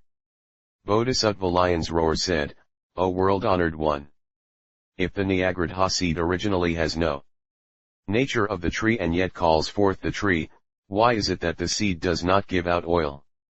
This derives from the fact that neither of these has such a nature. O good man! Even such a seed does indeed give out oil. Though there is no nature, it is. Because of causal relations. Lion's Roar said, "Why do we not call it sesame oil?" O good man! Because it is not sesame oil. O good man! The causal relation of fire calls forth fire, that of water calls forth water. Both follow the causal relations, but to exist at one and the same time as one is not possible. It is the same with Nyagrudha and sesame seeds. Both follow causal relations, but do not exist at once as one. The nature of the Nyagrudha seed easily cures a cold and sesame cures a fever. O good man! Through the difference in causal relations, sugar cane calls forth rock candy and kokomitsu a certain sugar product, possibly molasses. Both depend on one causal relation, but their color and external appearance differ. Rock candy cures fever and kokomitsu a cold. Bodhisattva Lion's Roar said, "O world-honored one! If there is not any nature of butter in milk, nor the nature of oil in hemp, and no nature of a tree in the Nyagrudha seed, no nature of a pot in mud, no Buddha nature in all beings, all this contradicts what the Buddha said above to the effect that all beings possess the Buddha nature and will therefore attain unsurpassed Bodhi enlightenment. Why? Because there is no nature of a human or deva god. This means to say that without any nature, a human becomes a deva and a deva a human. It is because karma so contrives it that it comes about thus, but not by any nature. The Bodhisattva Mahasattva attains unsurpassed Bodhi only through the causal relations of karma. If it is said that all beings have the Buddha nature, why does the Ekantaka segregate himself from the root of goodness and fall into hell? If the Bodhi mind is the Buddha nature, the Ekantaka cannot be cut off from it. If he is cut off, how can we say that the Buddha nature is eternal? If it is not eternal, we cannot call it the Buddha nature.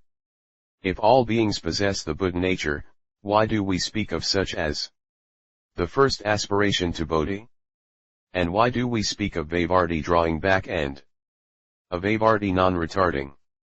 If Vavarti, the person could not have the Buddha nature. O world-honored one!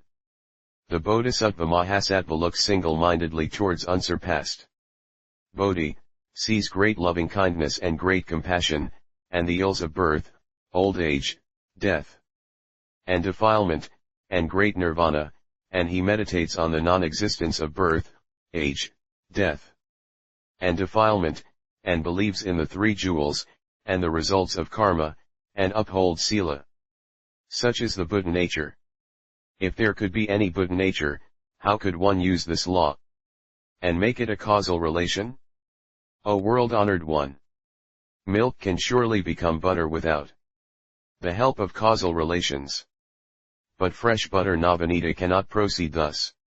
It needs to depend on causal relations, such as a man's skill, a water pot, and a churning rope.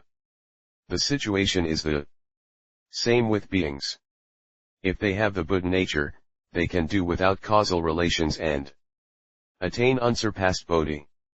If it is definitely and is, why does the way seeker see the suffering of the three unfortunate realms, and birth, age, illness, and death, and gain the retarding mind, i.e. slip back, not make progress? Also, without practicing the 6 paramithas, one attains unsurpassed Bodhi. This is as when one wishes to gain butter without depending on the causal relations of milk. But it is not the case that one attains unsurpassed Bodhi without depending on the 6 paramithas. For this reason, we must know that all beings do not possess the Buddha nature. This is as above, where the Buddha said that the jewel of the Sangha is eternal. If it is 339 eternal, this means that it is not non-eternal. If it is not non-eternal, how can one attain Unsurpassed Bodhi? If the Sangha is eternal, how can one say that all beings possess the Buddha nature? O world-honored one! If all beings do not originally possess Bodhicitta enlightenment mind and do not have the aspiration to unsurpassed Bodhi and later gain it, then the Buddha nature and beings are what originally was not but now are. Because of this, it must be the case that all beings do not possess the Buddha nature. The Buddha said, well said, O good man. You have long known the meaning of the Buddha nature. For the sake of beings, you pose such questions and say, all beings truly possess the Buddha nature. You say that if all beings possess the Buddha nature, there cannot be any first aspiration. O good man! The mind is not the Buddha nature. Why not? The mind is non-eternal, and the Buddha nature is eternal. Why do you say that there is retrogression or regression? Truth to tell, there is no retrogressing. If there were any retrogressing, there could not be any attainment of unsurpassed Bodhi. As it comes late, we call this retrogressive. This Bodhi mind is not the Buddha nature. Why not? Because the Ekantika lacks the root of good and falls into hell. If the Bodhi mind is the Buddha nature, the Ekantika cannot be called an Ekantika. Also, the Bodhi mind cannot be called non-eternal. For this reason, we can definitely know that the Bodhi mind is not the Buddha nature. O good man! You say that if beings possess the Buddha nature, there is no need for causal relations, since the case is analogous to that of milk to butter. But this is not so. Why not? This is like saying that 5 causal relations call forth fresh butter. Know that the same is the case with the Buddha nature. For example, in several stones we find gold, silver, copper, and iron. All are of the 4 great elements. Each has one name and one thing. And the place where it comes from is not the same. Birth, i.e. the open appearance of these metals, always depends on the sum total of various causal relations and beings' virtue, metallurgy, and human skill. The matter stands thus. Because of this, we have to know that originally there is no nature of gold. The Buddha nature of beings is no Buddha. By the conjoint workings of all virtues and causal relations, one sees the Buddha nature and one becomes the Buddha. It is not correct to say, all you beings have the Buddha nature. Why do you not see it? Why not? Because all the causal relations are not yet in conjunction. O good man! For this reason, I said that of the 2 causes of right cause and condition, the right cause is the Buddha nature, and that the condition is the mind that aspires to Bodhi, that by 2 causes one attains unsurpassed Bodhi, as in the case of a stone from which gold comes forth. O good man! You priests always say that all beings do not possess the Buddha nature. O good man! Sangha means harmony. Of harmony there are 2 kinds. One is of the worldly type, and the other of Paramartha Satya ultimate truth. Worldly harmony is the Sravaka Sangha, and Paramartha Satya harmony is the Bodhisattva Sangha. The worldly Sangha is non-eternal, but the Buddha nature is eternal. As the Buddha nature is eternal, so is the Sangha of Paramartha Satya. Also, next, there is a Sangha which is the harmony of law, harmony of Dharma. The harmony of law refers to the 12 types of Sutra. The 12 types of Sutra are eternal. That is why I say that the Sangha is eternal. O good man! Sangha means harmony. The harmony is the 12 types of Sutra. In the 12 links of interdependence, there is the Buddha nature. If the 12 links of interdependence are eternal, the Buddha nature too is eternal. That is why I say that there is the Buddha nature in the Sangha. Also, next, the Sangha is the harmony of all Buddhas. That is why I say that there is the Buddha nature in the Sangha. O good man! You say that if all beings possess the Buddha nature, how can there be any retrogression and non-retrogression? Listen carefully, listen carefully. I shall now explain matters to you in minute detail. O good man! If a Bodhisattva Mahasattva has 13 things, there is retrogression. What are these 13? They are, 1. The mind does not believe, 2. The mind will no do, 3. The doubting mind, 4. Being niggardly in bodily actions and with wealth, 5. Entertaining great fear towards nirvana. 340. Doubting whether one could eternally part from worldly existence, 6. Having no mental forbearance, patience, endurance, 7. The mind will not adjust and soften itself, 8. Apprehension and worry, 9. Lack of bliss, 10. Indolence, 11. Belittling one's own self, 12. Deeming that there is no means to excise defilement, and 13. Not desiring enlightenment. O good man! These 13 are the things that cause the Bodhisattva to retrogress from enlightenment. Further, there are 6 things which destroy the Bodhi mind. What are they? They are, 1. Parsimony, 2. Entertaining an evil mind towards all beings, 3. Making friends with evil people, 4. Non-effort, 5. Arrogance, and 6. Carrying on worldly business. These 6 things destroy the Bodhi mind. O good man!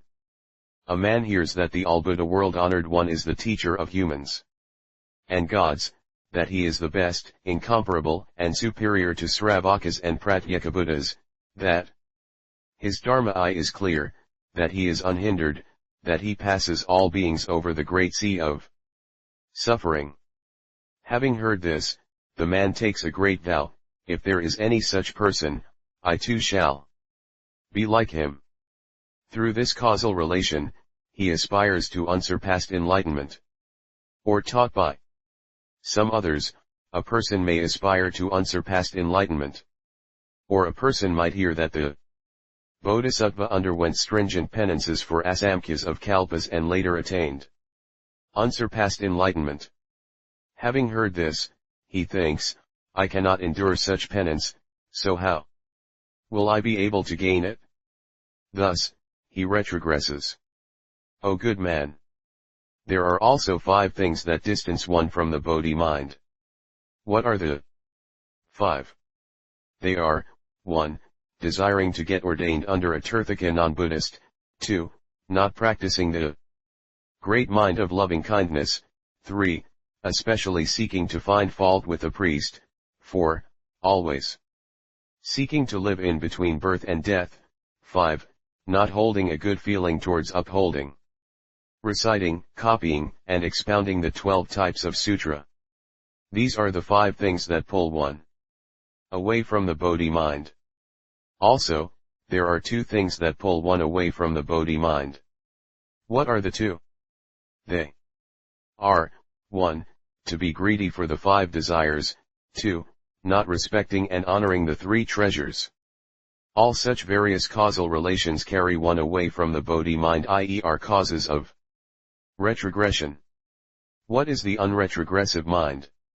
Again, a man hears that the Buddha truly passes beings over the sea of birth, old age, illness, and death. He does not ask of a teacher to be taught and gains unsurpassed Bodhi by spontaneously practicing the way.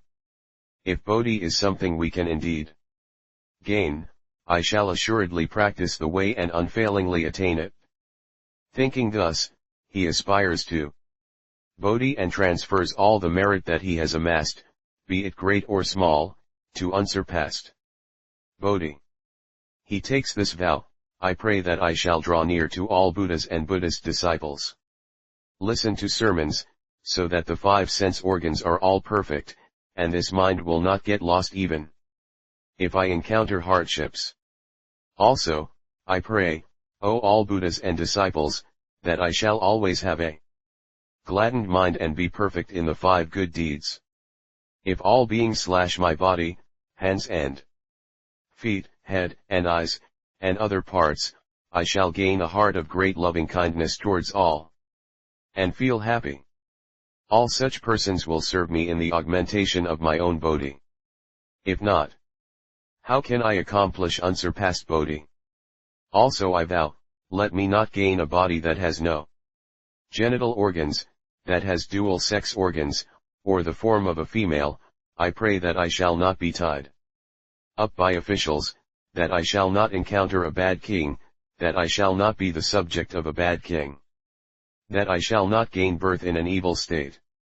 If I gain a beautiful body, my caste will be right. I may be blessed with wealth, but I shall not acquire an arrogant mind. I shall always listen to the 12 types of sutras, uphold, recite, copy and expound them. If I am able to address beings, I pray that those who listen to me will respect me and entertain no doubt, that they will not bear any ill will towards me, or that they hear little, but gain more understanding, that they will not desire to hear much but not be clear as to the meaning.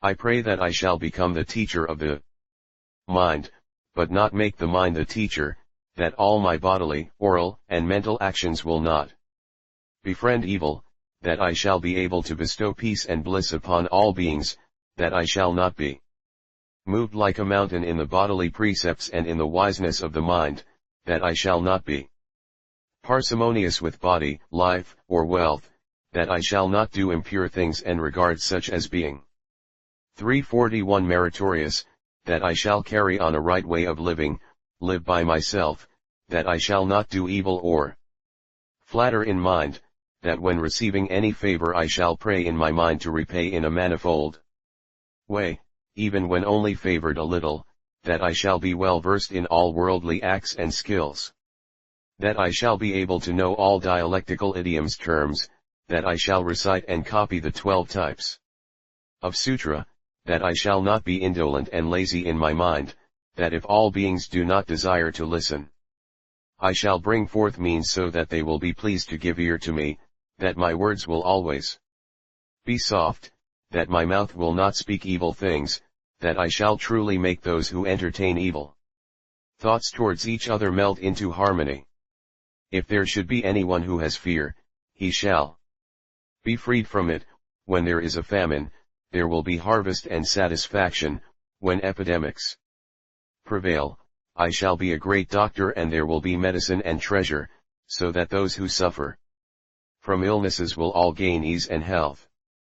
In the days of long wars, the sufferings from smoldering fires will be done away with.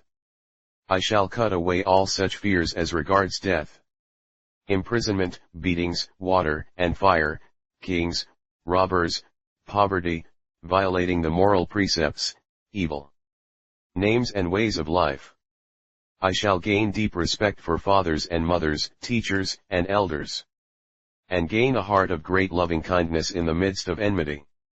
I shall always practice the 6 thinkings, the 3 samadhis of the all-void, thoughtlessness and desirelessness, the 12 links of interdependent origination, meditation upon birth and death, exhalation and inhalation of the breath, heavenly and pure actions, holy actions, the Vajra Samadhi, the Sarumgama Samadhi, and I shall gain a mind of quietude even where there are no 3 treasures.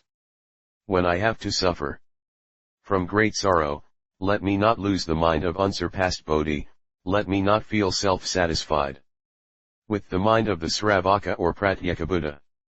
I shall renounce the world amidst the ways of the Tirthayikas and where there are no 3 treasures, so that I shall be able to crush the twisted views of life, and I shall not fall there into their ways of life. I shall gain unmolestedness in all things, be free in my mind, and be able clearly to see through all the wrongs of the created world. I shall fear the ways and fruitions of the 2 vehicles as I would fear losing my own fleshly body and life. For the sake of beings, I shall find pleasure in sitting amidst the three unfortunate realms. Like those who greatly like to look up to life in Trayastrimsa heaven. For the sake of each person, I shall, for innumerable kalpas, suffers the pains of hell, and I shall feel no regret. I shall not burn in jealousy when I see others gaining profit. I shall always be as happy as when I myself gain bliss. Facing the three treasures, I shall offer clothing, food, and drink, bedding, accommodation, medical attendance, and cures, lights, flowers and incense, music, banners and parasols, and the seven treasures. If I receive injunctions from the Buddha, I shall zealously guard them and never break or transgress them. If I come to hear of the hardships of practice of the Bodhisattva, I shall feel pleased and have no regrets. I shall be empowered to read into my own past lives, and I shall not be a servant of greed, anger, and ignorance. For the sake of results that are to come, I shall be no slave to causal relations. I shall not be addicted to the greed of pleasure that one has. O good man! If any person has such prayers, this is where we say that the Bodhisattva definitely will not draw back from the Bodhi mind. He is also called a Dhanapati, one who gives. He will truly see the Tathagata, is one who is clear as to the Buddha nature, and one who well adjusts beings and enables them to pass over the sea of birth and death. He protects unsurpassed wonderful Dharma well and is perfect in the six paramithas. O good man! For this reason, the unretrogressive mind is not called the Buddha nature. O good man! Do not say that beings do not have the Buddha nature just because of the retrogressive mind. For example, two persons here, in another land, there is a mountain made of the seven treasures. In the mountain, there is a clear spring, whose water tastes sweet. Should any person reach this spring, he will make away with poverty. Anyone who drinks its water will gain a long life. But the way to it is long and steep. Then, both men desire to go there. One of the men goes equipped with various traveling outfits, whereas the other goes unprepared, not even keeping to the rules of food. They are walking together, when along the way they meet a man who has plenty of treasures, perfect in the seven rarities. The two go up to this person and ask, "Is there any mountain of the seven treasures in that land?" The man replies, "There truly is 342 such a land, and it is not false. I have already gained the treasures. I have tasted the water. The only thing to worry one is that the way is steep, and there are robbers, gravel, and thorns, watery. Succulent plants are lacking. Thousands and millions go set out, but few reach the end." On hearing this, one of the men feels regret and says, "The way is long and there is more than one trouble. Innumerable is the number of those who go and few gain the end. And how can I expect to reach this place? At present, I have what I need to have. If I stick to this, I will not lose my life. If life is at stake, where can I look for longevity?" The other man also says, "People indeed go, I too shall go. If I truly gain that place, I shall have rarities and taste the sweet water. If I cannot, let my life end there." Now, the one regrets having started out and draws back, whereas the other goes on, gaining the mountain and rarities, and tastes the water that he desired to taste. Carrying all that he has gained, he comes back to where he lives, serves his parents and his ancestors. Then, the one who regretted having started out on the journey and who turned back, sees this, and goes down with a fever. He went and is now back. How can I remain here? And equipping himself, he starts out on the journey again. The seven treasures can be compared to great nirvana, the sweet water to the Buddha nature. The two persons to two bodhisattvas who first aspire to Bodhi, the steep path to birth and death. The man whom they meet on the way to the Buddha world honored one, the robbers to the four maras, the gravel and thorns to defilements, the lack of watery plants to the non-practicing. Of the way of Bodhi, the one who turns back to the retrogressing bodhisattva, and the one who goes on alone to the non-retrogressing bodhisattva. O good man! The Buddha nature of beings is eternal and unchanging. And we say, referring to the steep path, when the person regrets and turns back, this makes the way non-eternal. But this cannot be so said. The same is the case with the Buddha nature. O good man! On the path of Bodhi, there is not one who turns back. O good man! The one who regretted having started out now sees him who went before and who has gained the treasures, has come back unmolested. Who makes offerings to his parents, gives to his relatives, thus enjoying much peace.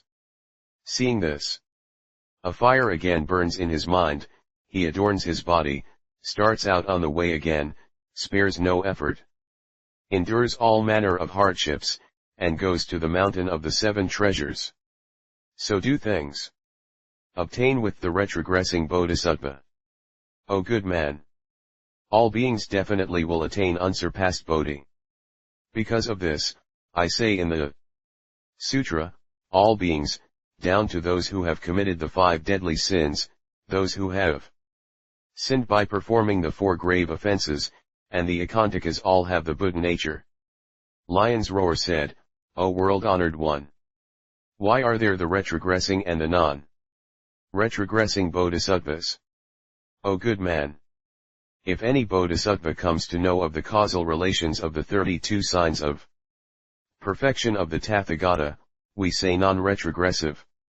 He is the bodhisattva Mahasattva, the non-upside down, and one who pities all beings. He is one superior to Sravakas and Pratyekabuddhas and one called Avavartniya. O good man! The bodhisattva Mahasattva is immovable in his upholding of the precepts, in his mind of giving, and is like Mount Sumeru in abiding in the true word. Because of this, he gains the flat soul, one of the 80 minor marks of excellence. The Bodhisattva Mahasattva fittingly offers things to his parents, the honored ones, elders, and animals. Because of this, he gains on his soul the mark of excellence of 1,000 spokes, one of the 80 minor marks of excellence. The Bodhisattva Mahasattva takes joy in non-harming and non-stealing and is pleased regarding his parents, honored ones, and teachers. Because of this, he is accomplished in the 3 bodily marks, which are, 1. Long fingers, 2. Long heels, and 3. A square and upright body. All these 3 forms arise out of the same karma. The Bodhisattva Mahasattva practices the 4 ways of guiding in, i.e. to guide beings in by 1. Giving, 2. Friendliness, 3. Good actions, 4. Transforming himself and coexisting with them as the beings themselves, and takes in beings. Due to this, he gains the toe membrane, one of the 80 minor marks of excellence, like that of a great royal swan. 343 The Bodhisattva Mahasattva, when his parents, teachers, and elders are ill, himself washes and wipes, holds, and rubs their limbs. Because of this, his hands and feet are soft. The Bodhisattva Mahasattva upholds the precepts, listens to the sermons, and knows no end of giving. Due to this, his joints and ankles are fully fleshed and the hair on his skin flows in one direction. The Bodhisattva Mahasattva single-mindedly gives ear to Dharma and expounds the right teaching. Because of this, he gains the ankles of a deer king. The Bodhisattva Mahasattva acquires no harming mind, is satisfied with his food and drink, and with giving, and attends to illness, and dispenses medicine. Because of this, his body is rounded and perfect and is like the Nyagadha tree. When his hand is stretched, his fingers reach his knee, and his head has the usnasa buddhik protuberance, the characteristic of which is that the top of it cannot be seen. The Bodhisattva Mahasattva, when he sees a person in fear, extends help to that person, and when he sees a person without any footgear, gives him clothing. Due to this, he gains a characteristic of his in which his genital organ lies hidden. The Bodhisattva Mahasattva readily befriends wise men, segregating himself from the ignorant. He takes pleasure in exchanging views and sweeps the path along which he walks. On this account, his skin is delicately soft and his bodily hair turns to the right-hand side. The Bodhisattva Mahasattva always gives men clothing, food, and drink, medicine, incense and flowers, and lights. Because of this, his body shines brightly in a golden color and light. The Bodhisattva Mahasattva gives, does not grudge at hang on to whatever is rare, and easily parts with such, he makes no distinction whatever between a field of will or a non-field of will. I.e. the recipient of dana, charity, is likened to a field, by cultivating which one's blessings and virtues increase. Because of this, he is full and right set firm in the 7 places of his body. The Bodhisattva Mahasattva seeks wealth lawfully and gives this away to others. Because of this, the boneless parts of his body are full, the upper part is like that of a lion, and his elbows are well balanced and delicate. The Bodhisattva Mahasattva segregates himself from double-tongued two-facedness, from ill speaking and an angry mind. On account of this, his 40 teeth are white and pure, well balanced and delicate. The Bodhisattva Mahasattva practices great loving kindness towards beings. Due to this, he gains the two-fanged face. The Bodhisattva Mahasattva takes this vow, any may come and ask, and I shall give as they desire to have. Because of this, he gains the lion's cheeks. The Bodhisattva Mahasattva gives whatever kind of food beings desire to have. Because of this, he gains the taste that is the mid-upper. The Bodhisattva Mahasattva exerts himself in the 10 good deeds and thereby teaches others. Because of this, he gains a large and long tongue, i.e. a symbolic expression referring to his great prowess in oratory. The Bodhisattva Mahasattva does not speak ill of the shortcomings of others and does not slander wonderful dharma. Because of this, he acquires the Buddha voice. The Bodhisattva Mahasattva sees all enmities and gains a pleasant, i.e. happy mind. Because of this, he gains the blue tone of his eyes. The Bodhisattva Mahasattva does not conceal the virtues of others, but praises the good which they have. Due to this, he gains a face with a white tuft of hair on his brow. O good man! When the Bodhisattva Mahasattva practices such 32 kinds of causal relations, he gains a mind that will not retrogress from the mind that seeks Bodhi. O good man! All beings are beyond knowing, also inconceivable are the worlds of Buddhas, and the workings of karma, and the Buddha nature. Why? Because these 4 things are all eternal. Being eternal, they cannot be conceived of. With all beings, defilement overspreads them. And we say eternal. The defilements of disruption and permanence go. Hence, non-eternal.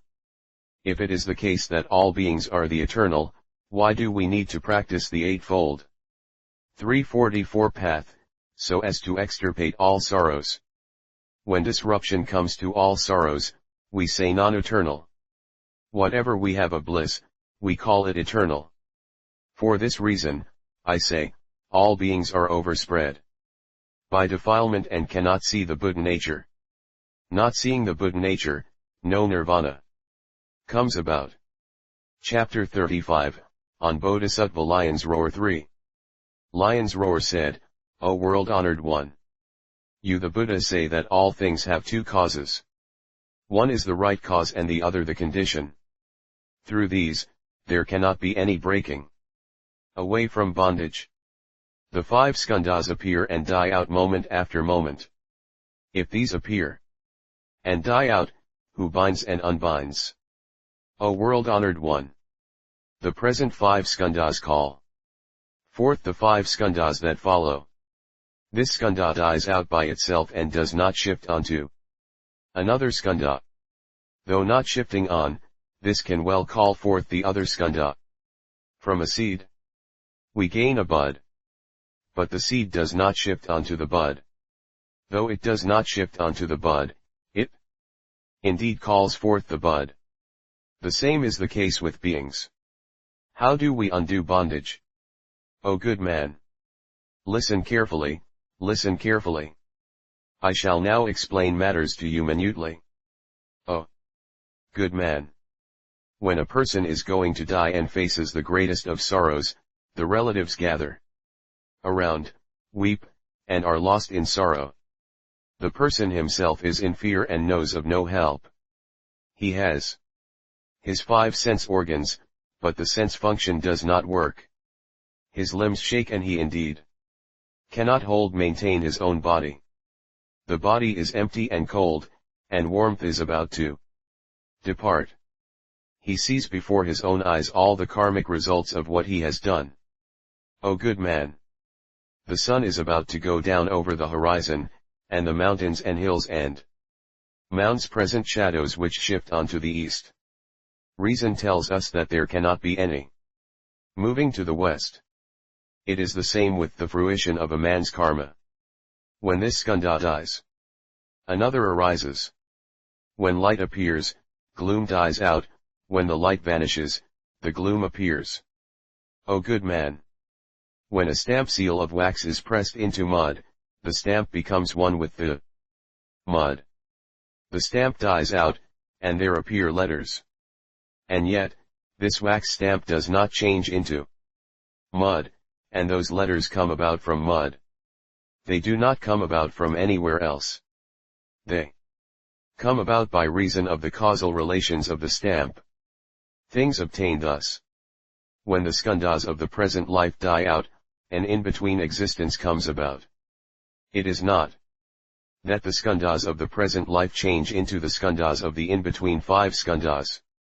And, also, the in-between 5 skandhas do not come about by themselves. They do not come about from anywhere else. Through the present skandhas come about the in-between skandhas. The stamp presses upon the mud. It dies out and letters emerge. The name does not differ, but the time of each differs. Such is the case.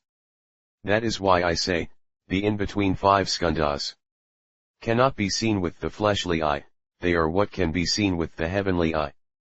The in-between skandhas feed on 3 kinds of food: 1, food of thought; 2, food of touch; 3, food of will. The in-between skandhas are made up of 2 kinds, which are, 1, good karmic fruition, and 2, evil karmic fruition.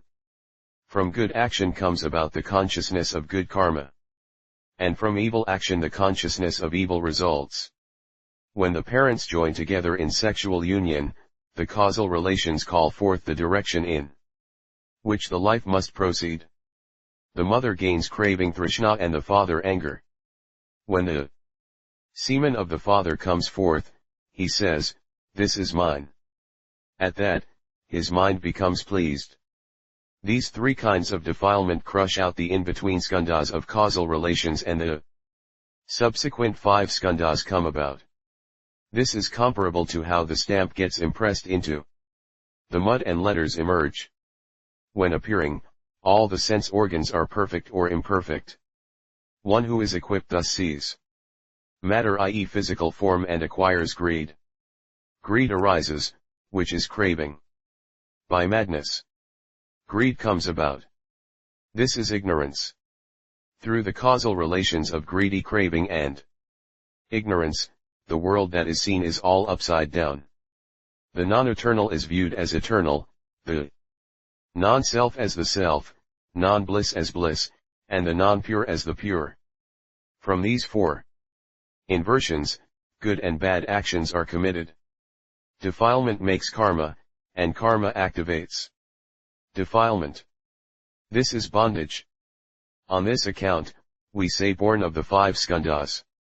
345 For this person, when he befriends the Buddha, the Buddha's disciples, and the good teachers of the way, and when he listens to the 12 types of Sutra, because of his hearing Dharma, there comes about a realm of good. When he sees the realm of good, he gains great wisdom. Great wisdom is right seeing. When he gains such seeing, he repents of the life of birth and death. In consequence of this regret, no joy arises regarding samsara, birth and death. When he gains no joy, he truly destroys the greedy mind. When he destroys the greedy mind, he practices well the Noble Eightfold Path.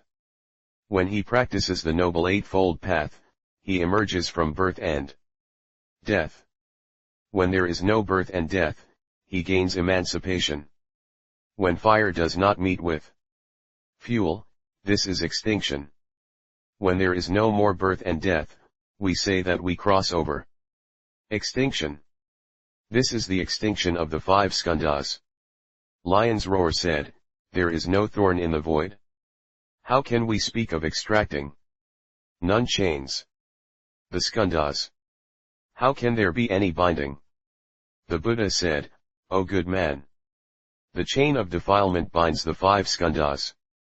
Away from the 5 skandhas, there is no defilement. Away from defilement, there are no 5 skandhas. O good man, pillars support a house. Away from the house, there are no pillars, and without any pillars, there is no house. It is the same with the 5 skandhas of beings. When there is defilement, we speak of bondage. When there is no defilement, we speak of emancipation. O good man, the fist contains the palm. The 3 items of bondage, meeting and dispersion, birth and death, are not different things. The same is the case with the 5 skandhas of beings. When there is defilement, we have bondage. When we have no defilement, there is emancipation. O good man, we say that body and mind namarupa chains beings. But if body and mind have gone, there is no being. Other than body and mind, there is no being, other than the being. There is no other body and mind. Also, we say that body and mind chains the being, and the being chains the body and mind.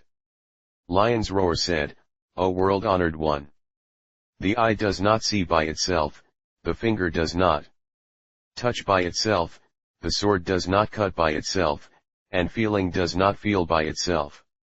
But why does the Tathagata say, body and mind chains the body and mind? Why? Body and mind is none. But the being is body and mind. If we say that body and mind chains the being, this means that body and mind chains body and mind. The Buddha said, O good man, when 2 hands meet, there cannot be anything that comes in between. It is the same with body and mind. That is why I say, body and mind chains the being.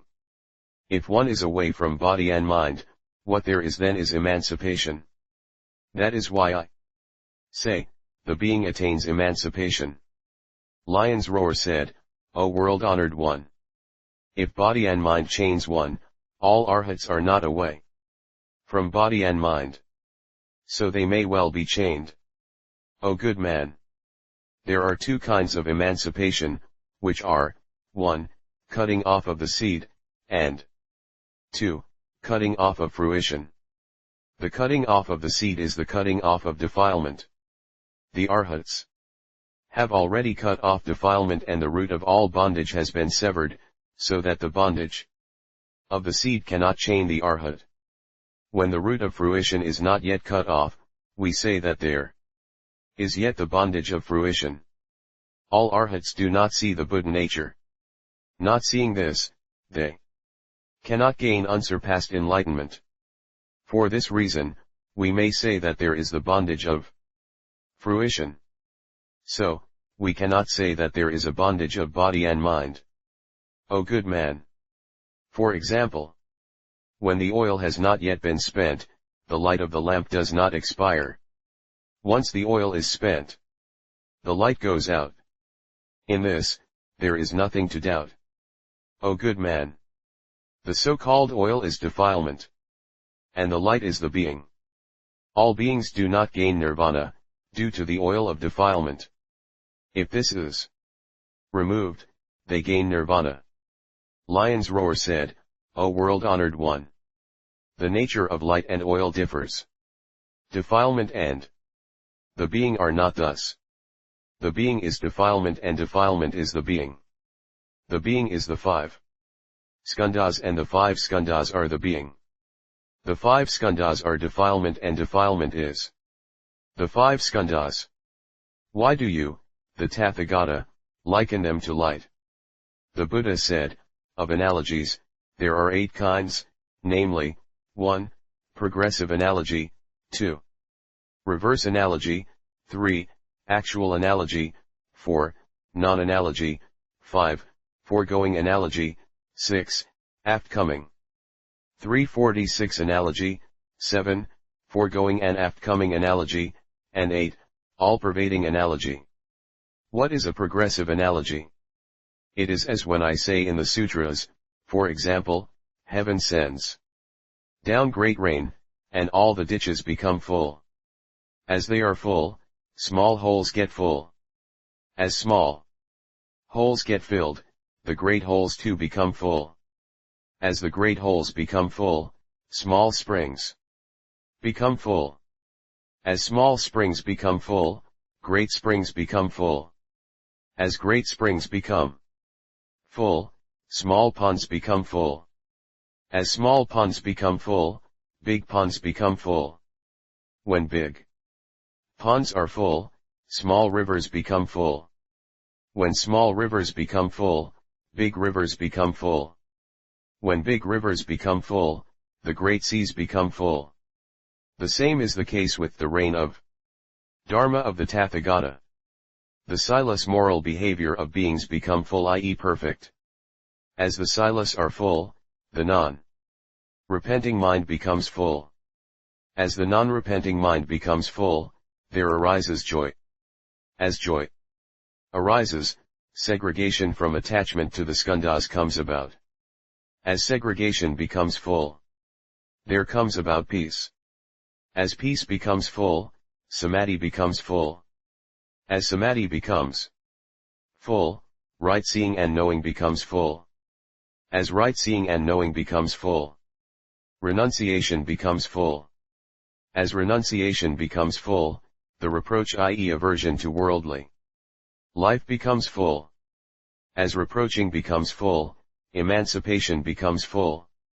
As emancipation becomes full, nirvana becomes full. This is a progressive analogy. What is a reverse analogy? Originally there was a great sea. This was a big river. The big river was originally a small river. There was a small river, which was a big pond. There was a big pond originally, which was a small pond. There was a small pond originally, which was a big spring. There was a big spring originally, which was a small spring. There was a small spring, which was a big hole. There was a big hole originally, which was a small hole. There was a small hole originally, which was a ditch. There was a ditch originally, which was great rain. There was nirvana originally, which was emancipation. There was originally emancipation, which was reproach. There was reproach originally, which was renunciation. There was renunciation originally, which was right seeing and knowing. There was right seeing and knowing originally, which was samadhi. There was samadhi originally, which was peace. There was peace originally, which was segregation. There was segregation originally, which was the mind of joy. There was joy originally, which was non-regret. There was non-regret originally, which was the upholding of the precepts. There was upholding of the precepts originally, which was the reign of Dharma. This is an analogy in reverse order. What is an actual analogy? It is as when I say in the sutras that the mind of a being is like that of a monkey. The nature of a monkey is to throw things away and pick things up. The nature of a being is the same. It clings to color, sound, smell, touch, and taste, and there is not a moment when it is at rest. This is an actual analogy. What is a non-analogy? It is as when I said to praise an Ajit, O great king. There are intimate friends come from the four quarters, who say, O great king. There are four great mountains, which come from the four quarters and mean to cause harm to man. Should you, the king, hear of this, what would you intend to do to deal with the situation? The king said, O world honored one. They may come, but there is no place in which to take refuge.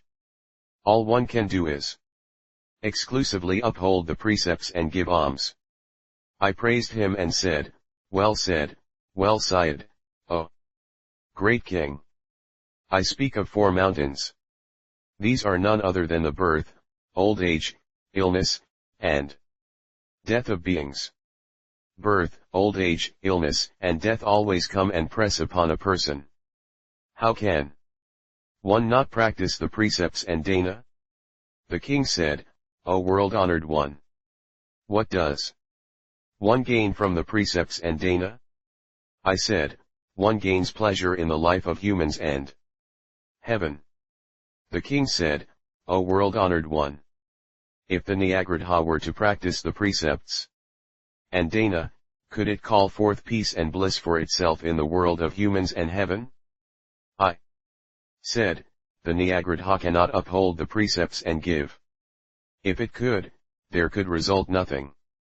That is different. This is a non-analogy. What is a foregoing analogy? This is as when I say in the sutra, for example, there is a wonderful flower to which a person clings, i.e. which that person desires. Intending to take hold of it, he is taken by the water, i.e. falls into the river. The same is the case with the being.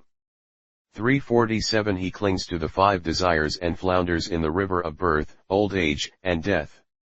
This is a foregoing analogy. What is an aft-coming analogy? It is as is given in the Dharmapada. Do not belittle any small evil, and say that no ill comes about therefrom. Small is a drop of water, yet it fills a big vessel. This is an aft-coming parable. What is a fore and aft analogy? This is as in the case of a plantain tree, which, when it bears fruit, dies. It is the same with the ignorant, who but receives support. It is as in the case of a mule, which, when it bears a child, cannot live long. What is an all-pervading analogy? This is as when I state in the sutra, in Trayastrimsa heaven. There is a tree called Parijata, whose roots go down into the earth 5 yojanas deep and whose height is as great as 100 yojanas. Its branches and leaves spread out as far as 50 yojanas.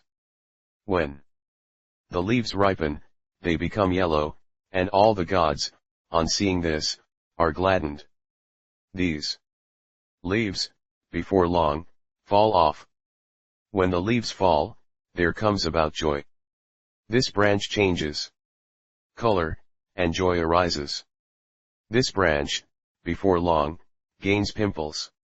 Seeing this, joy again comes about. This pimple again calls forth a bill. Having seen this, joy arises again. Not long after the bill opens, a fragrance covers an area of 50 yojanas, and a light shines over a distance of 80 yojanas. All Devas gods, in the 3 summer months, come down, and there is joy down below. O good man! It is the same with all of my disciples. Saying that the leaves become yellow can be likened to my disciples who desire renunciation. saying that the leaves fall down can be likened to my disciples shaving their heads. Saying that the color of the leaves changes refers to my disciples taking to the Jnanatika and receiving the complete precepts. Saying that first a pimple appears refers to the disciples' minds aspiring to unsurpassed Bodhi and the bill to the bodhisattvas of the 10 abodes who now gain the Buddha nature. Saying that it opens refers to the bodhisattvas attaining of unsurpassed Bodhi. Fragrance refers to the innumerable beings of the 10 directions upholding the precepts. Light is likened to the Buddha's name filling the 10 directions unhindered. The 3 summer months are comparable to the 3 samadhis. Saying that in Trayastrimsa heaven one enjoys bliss is likened to all Buddhas gaining great nirvana and the eternal bliss, the self, and the pure. This is an all-pervading analogy. The analogies spoken of do not necessarily cover all aspects. They liken things in part, or in greater part, or to the whole. It is as when we say, the face of the Tathagata is like the full moon. This refers to but a small part. O good man! There is a man, for example, who has not yet seen milk.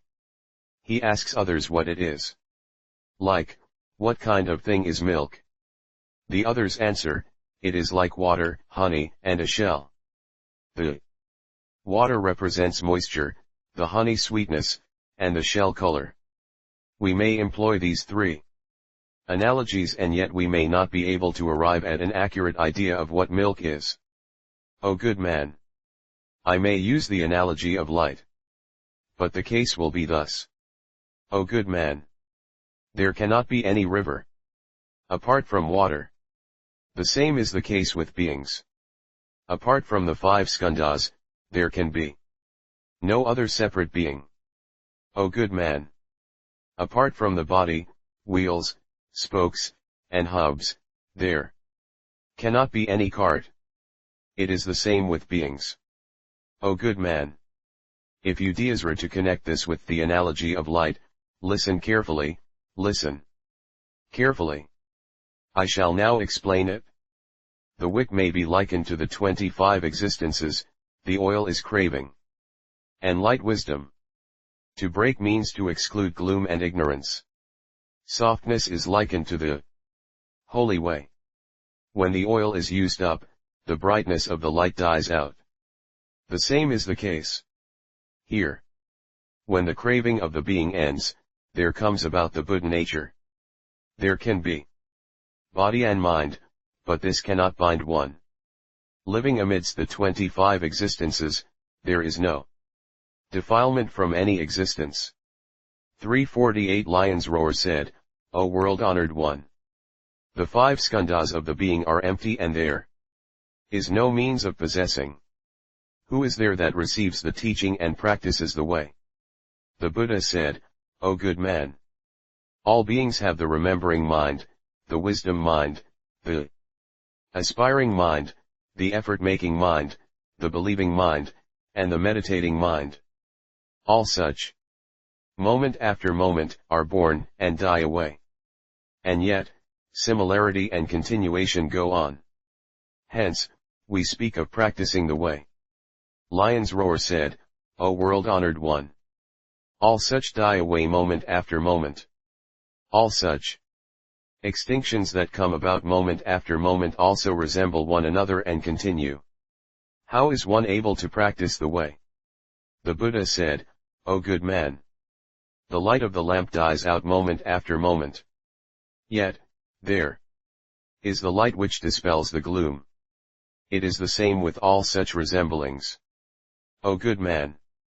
The food a being eats dies away moment after moment, but hunger is satisfied. The case is the same. A good medicine dies away moment after moment. And yet it does indeed cure illness. The light of the sun and moon dies away moment after moment, and yet it truly enables the trees and plants of the forest to grow. O good man! You say, a person dies moment after moment. How can there be any growing up? But as the mind is not cut off, there is growing. O good man! A man recites the letters. Words read cannot happen in a moment. What came first cannot extend to the middle, and what was read in the middle cannot go to the end. The man, the letters, and the mental image die out. Moment after moment, and practicing long we come to know. O good man! For example, with a goldsmith, from the day when he begins to learn his art up to those of his hoary old age, one moment is followed by another moment, and what has preceded is what follows after. But by repeated practice, what comes about is wonderful. Due to this, the person is praised and is called the best goldsmith. It is the same with reading the sutras. O good man! For example, let us take the case of a seed. The earth does not teach it and say, put forth buds. But by the law of nature, buds come about. And then the flower, too, does not teach and say, now, bear fruit. But fruit comes about as it should by the law of nature. It is the same with the practice of the way. O good man! For example, in counting, 1 is not 2, and 2 is not 3. Moment after moment, one shifts onto the other. Yet, this goes up to 1,000 and to 10,000. Thus does the practice of the way by beings proceed. O good man! The light of a lamp dies moment after moment. When the first light dies out, it does not say to the flame that follows, I am going now. You now appear and dispel the gloom. The case is thus. O good man! When a calf is born, it seeks milk. None teaches it this wisdom of seeking milk. A moment is followed by a moment, but the first hunger leads to satisfaction with the food that follows. Hence, know that one cannot be the same as others. If the same, no difference can come about. The same applies to the practice of the way by a being.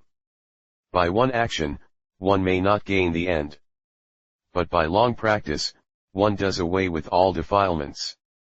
Lion's Roar said, just as the Buddha says that when a person of the Srotapana stage, i.e. a person who has entered the stream of Dharma and will be reborn a maximum of only 7 further times gains the fruition of the practice of the way, even though born in evil lands, he upholds the precepts, does not kill, steal, seek after lust, practice double tongue, or drink alcohol, the skandhas of the Srotapana die out here and do not gain the evil lands.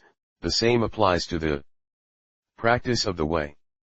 It does not lead to evil lands. Why can the person not get born in the pure land, if the same?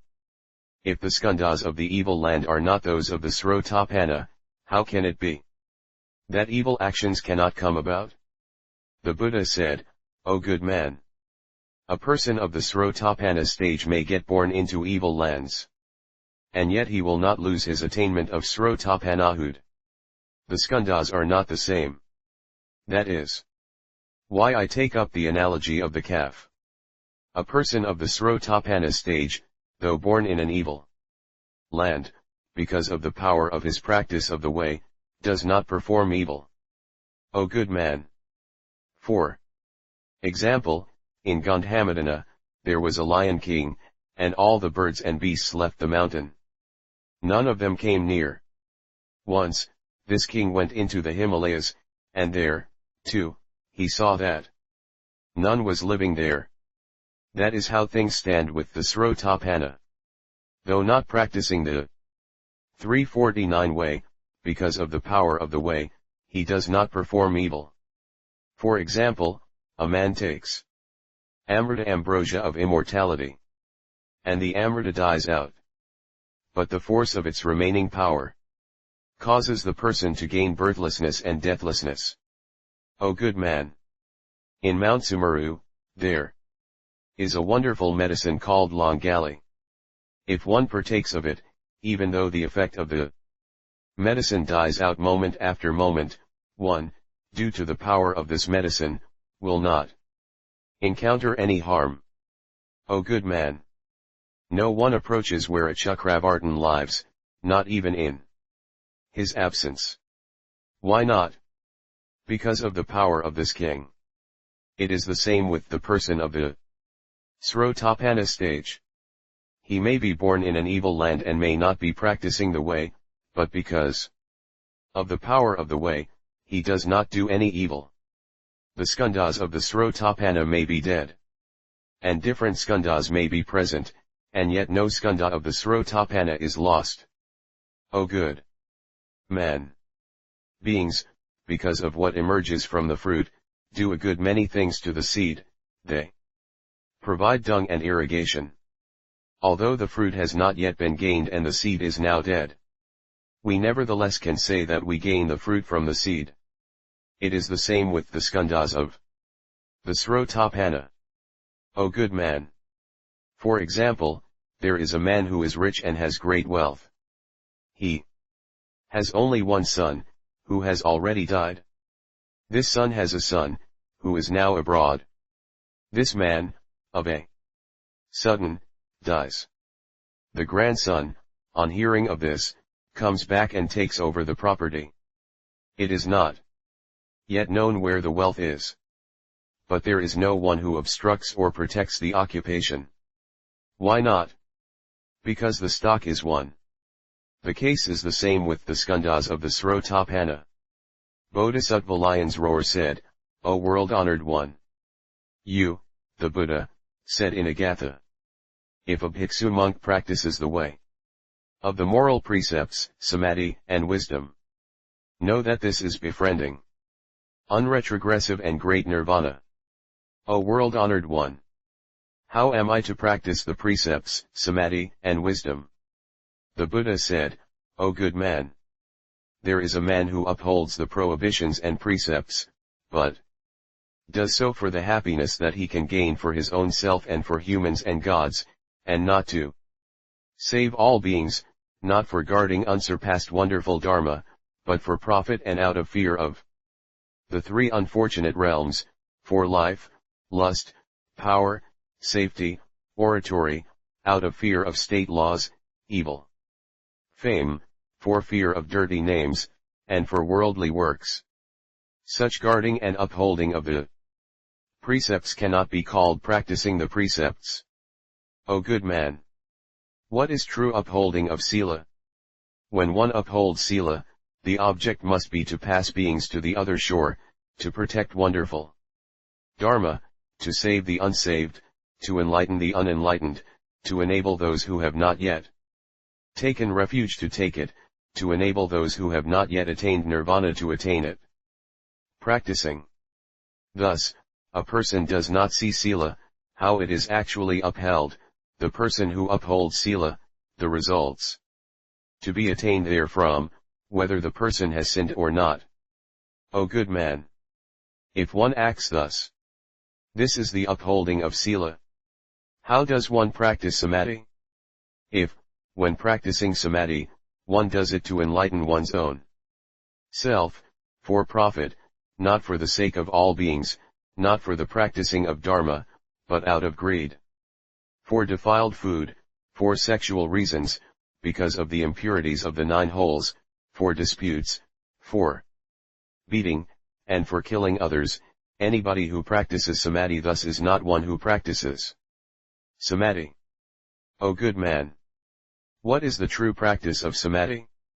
One practices it for the sake of all beings, to plant in the mind of beings the all-equal mind, unretrogressive dharma, the holy mind, to enable beings to attain Mahayana, to guard unsurpassed dharma, for beings not to retrogress from enlightenment, for them to gain the Saramgama, the Vajrasamadhi, dharnis i.e. long mantras, or magic spells, to enable beings to gain the 4 unhinderednesses, to enable beings to see the Buddha nature, and when practicing thus, one sees no samadhi, no form of samadhi, nor a person practicing this, nor any result to be arrived at.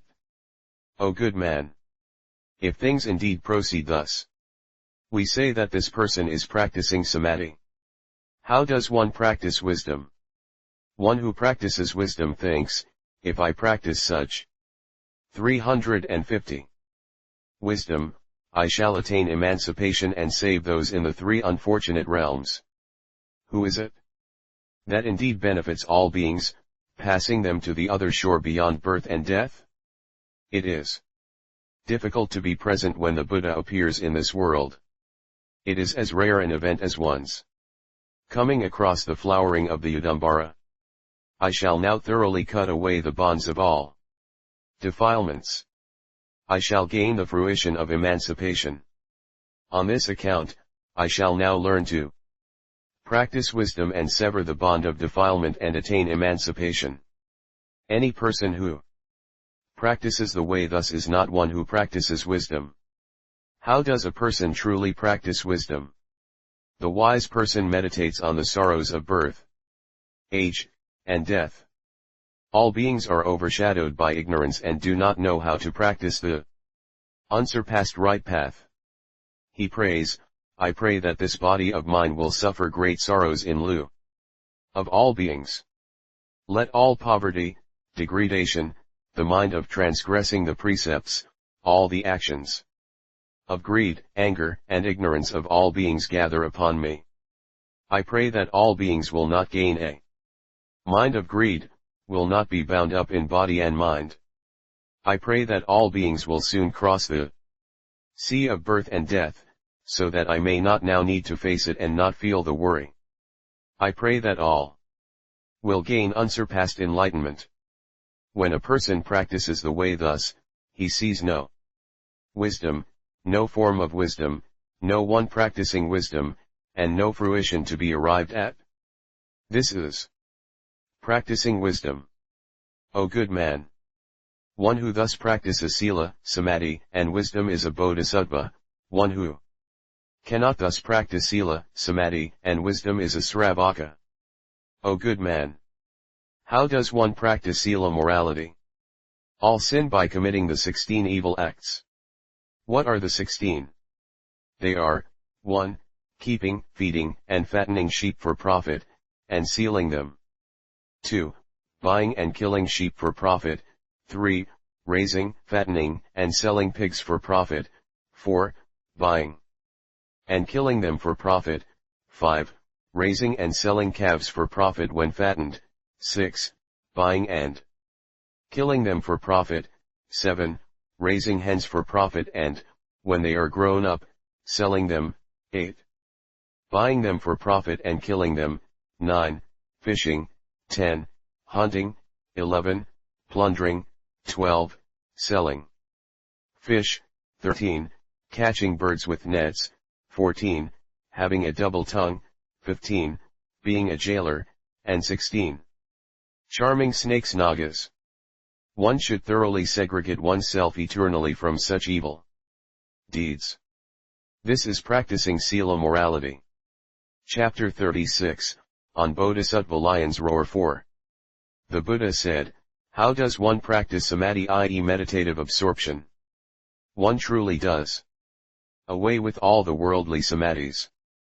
This is the bodhilessness samadhi. Beings get an upside down mind and wrongly call this nirvana.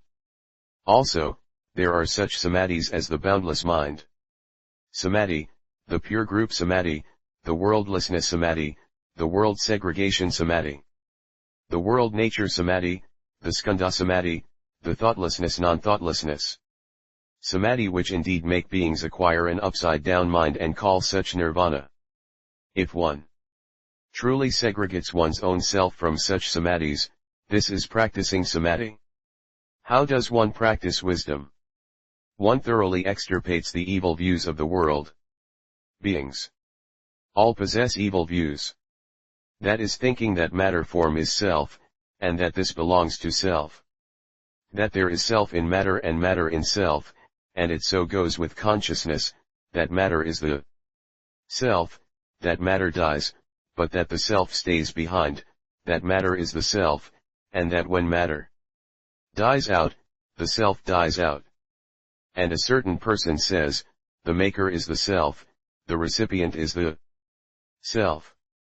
Also, a certain person says, the doer is matter, the receiver is the self. Also, a certain person says, there is no doing and no receiving. A thing comes about by itself, it dies out by itself. Nothing is based on causal relations. Also, a certain person says, there is no doing and no receiving. All is the work of Isvara, i.e. God. Also, a certain person says, there cannot be any doer or any receiver. All comes about according to the season. Also, a certain person says, there are doers and receivers. The 5 elements beginning with the earth are the being. Oh, good man. If anyone crushes such evil views, this is practicing wisdom. O good man. Practicing sila morality is for the quietude of one's own body. Practicing samadhi is for the quietude of one's mind, practicing wisdom is for crushing out doubt. To crush out doubt is to practice the way. To practice the way is to see the Buddha nature. To see the 351 Buddha nature is to attain unsurpassed enlightenment. To attain unsurpassed enlightenment is to arrive at unsurpassed great nirvana. To arrive at great nirvana is to segregate all beings from birth and death, all defilements, all worldly existences, all realms, all truths of beings. To cut off these births and deaths and satya truth, presumably worldly truths, is to attain to the eternal bliss, the self and the pure. Lion's Roar said, O world-honored one! If, as the Buddha says, birthlessness and deathlessness are nirvana, life too is birthlessness and deathlessness. Why can we not say that this is nirvana? O good man! It is thus, it is thus. It is as you say. Although this life is birthlessness and deathlessness, there are beginnings and ends. O world-honored one! There is also no beginning and no end in this law of birth and death.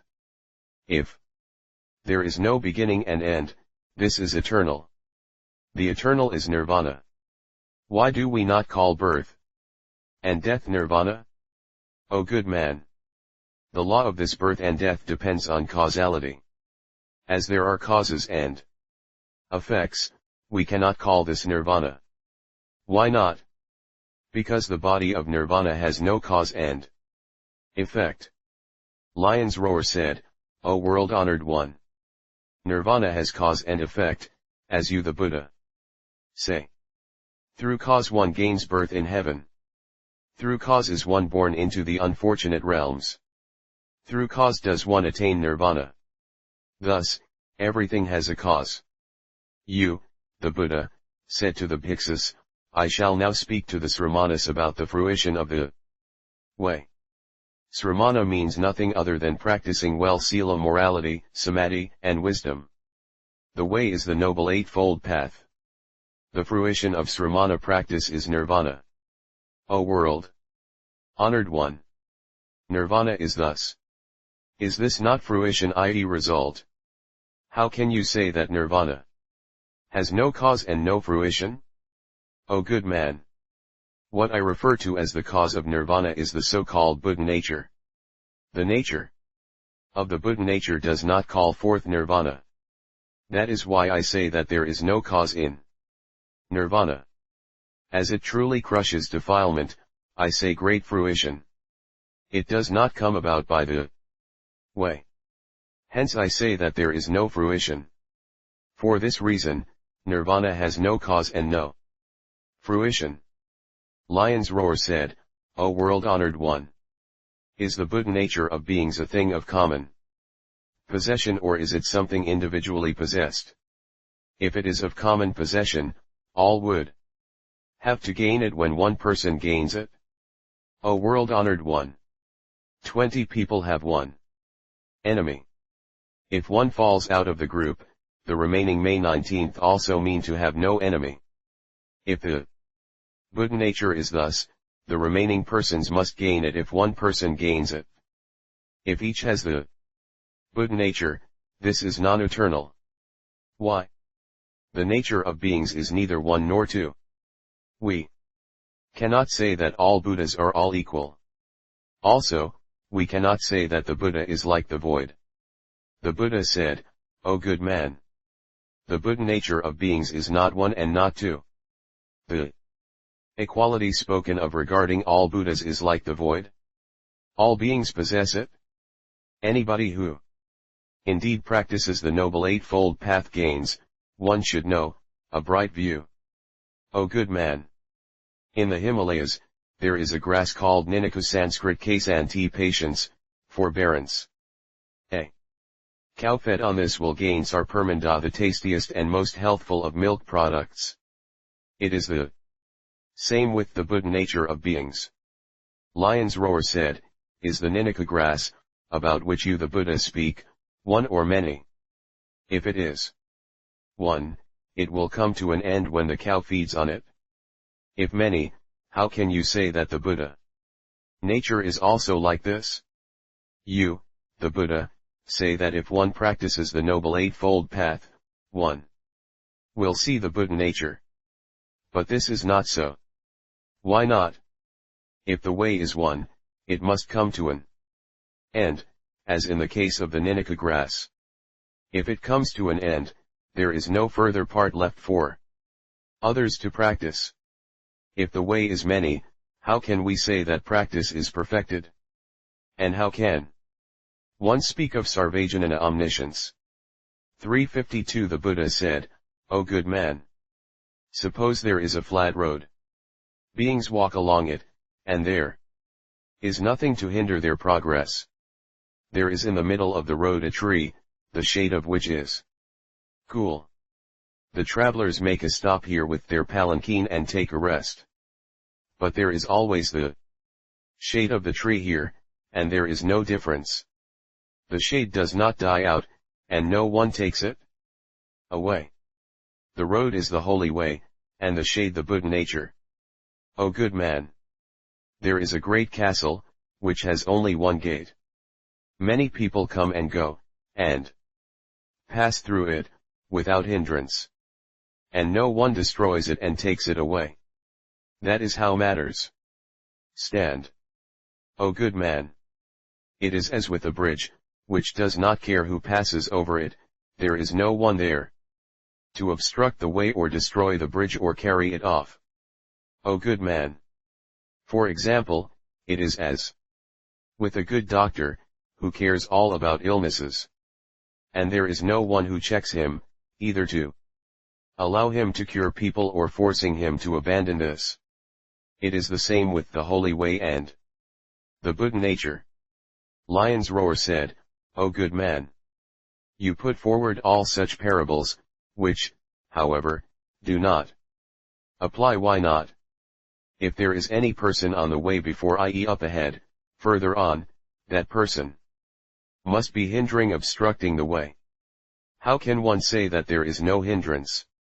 The same applies to the others. If the holy way and Buddha nature are thus, this, when one practices the way, would cause hindrance to others. The Buddha said, O good man, what you say does not make sense. What is explained in parables regarding the way refers only to a part, not to all. O good man, the way of the world has hindrances. This differs from others, none are equal. The undefiled way is not so. It is such that it enables beings to have no hindrance upon their way. All is the same and all equal, there is no difference as to place, or this and that. Thus, the right way serves as the revealed cause for the Buddha nature of beings, and does not become the cause of birth. This is as in the case of a bright lamp that does indeed shine over all. O good man, all beings are chained to ignorant actions through causal relations. Do not say that if one is chained to the way of ignorance, there can be no more such. All beings are chained to the action of ignorance. That is why we say that the 12 links of interdependent arising work equal to all apply equally to all. It is the same with the undefiled, right way which all beings practice. All equally, it does away with the defilements of beings and those of the four lives and all the ways of existence of all realms in samsara. So, we say equal. When one is enlightened, there is no knowing and seeing of this and that. For this reason, we can well speak of Sarvajnana all knowledge. Lion's Roar said, all beings are not of one kind of body. There are devas gods and there are humans. And there are such others as those of the realms of the animals, the hungry pretas, ghosts, and hell. They are many, not one. How can we say that the Buddha nature can be one? The Buddha said, O good man. For example, there is a man who adds poison to milk. Because of this, all the milk products up to Sarpermanda will contain poison. We do not call milk butter and buttermilk. The same applies to Sarpermanda. The name may change, but the nature of the poison is not lost. It will run across the 5 tastes of the milk all equally. Even Sarpermanda, if taken, will kill a man. Just as poison is not placed in the Sarpermanda, so is it the case with the Buddha nature of beings. One finds the Buddha nature of beings in the different bodies of the beings of the 5 realms. But the Buddha nature is always one, and there is no change. Lion's Roar said, O world-honored one. There are 6 great castles in the 16 great states, i.e. the Gangetic states or castle towns in the days of the Buddha, namely, Sravasti, Saketa, Kampa, Vaisali, Varanasi, and Rajagriha. These big castles are the biggest in the world. Why is it that the Tathagata leaves these places and intends to enter nirvana in this far out, evil, very ugly, and small Kusinagara castle? O good man!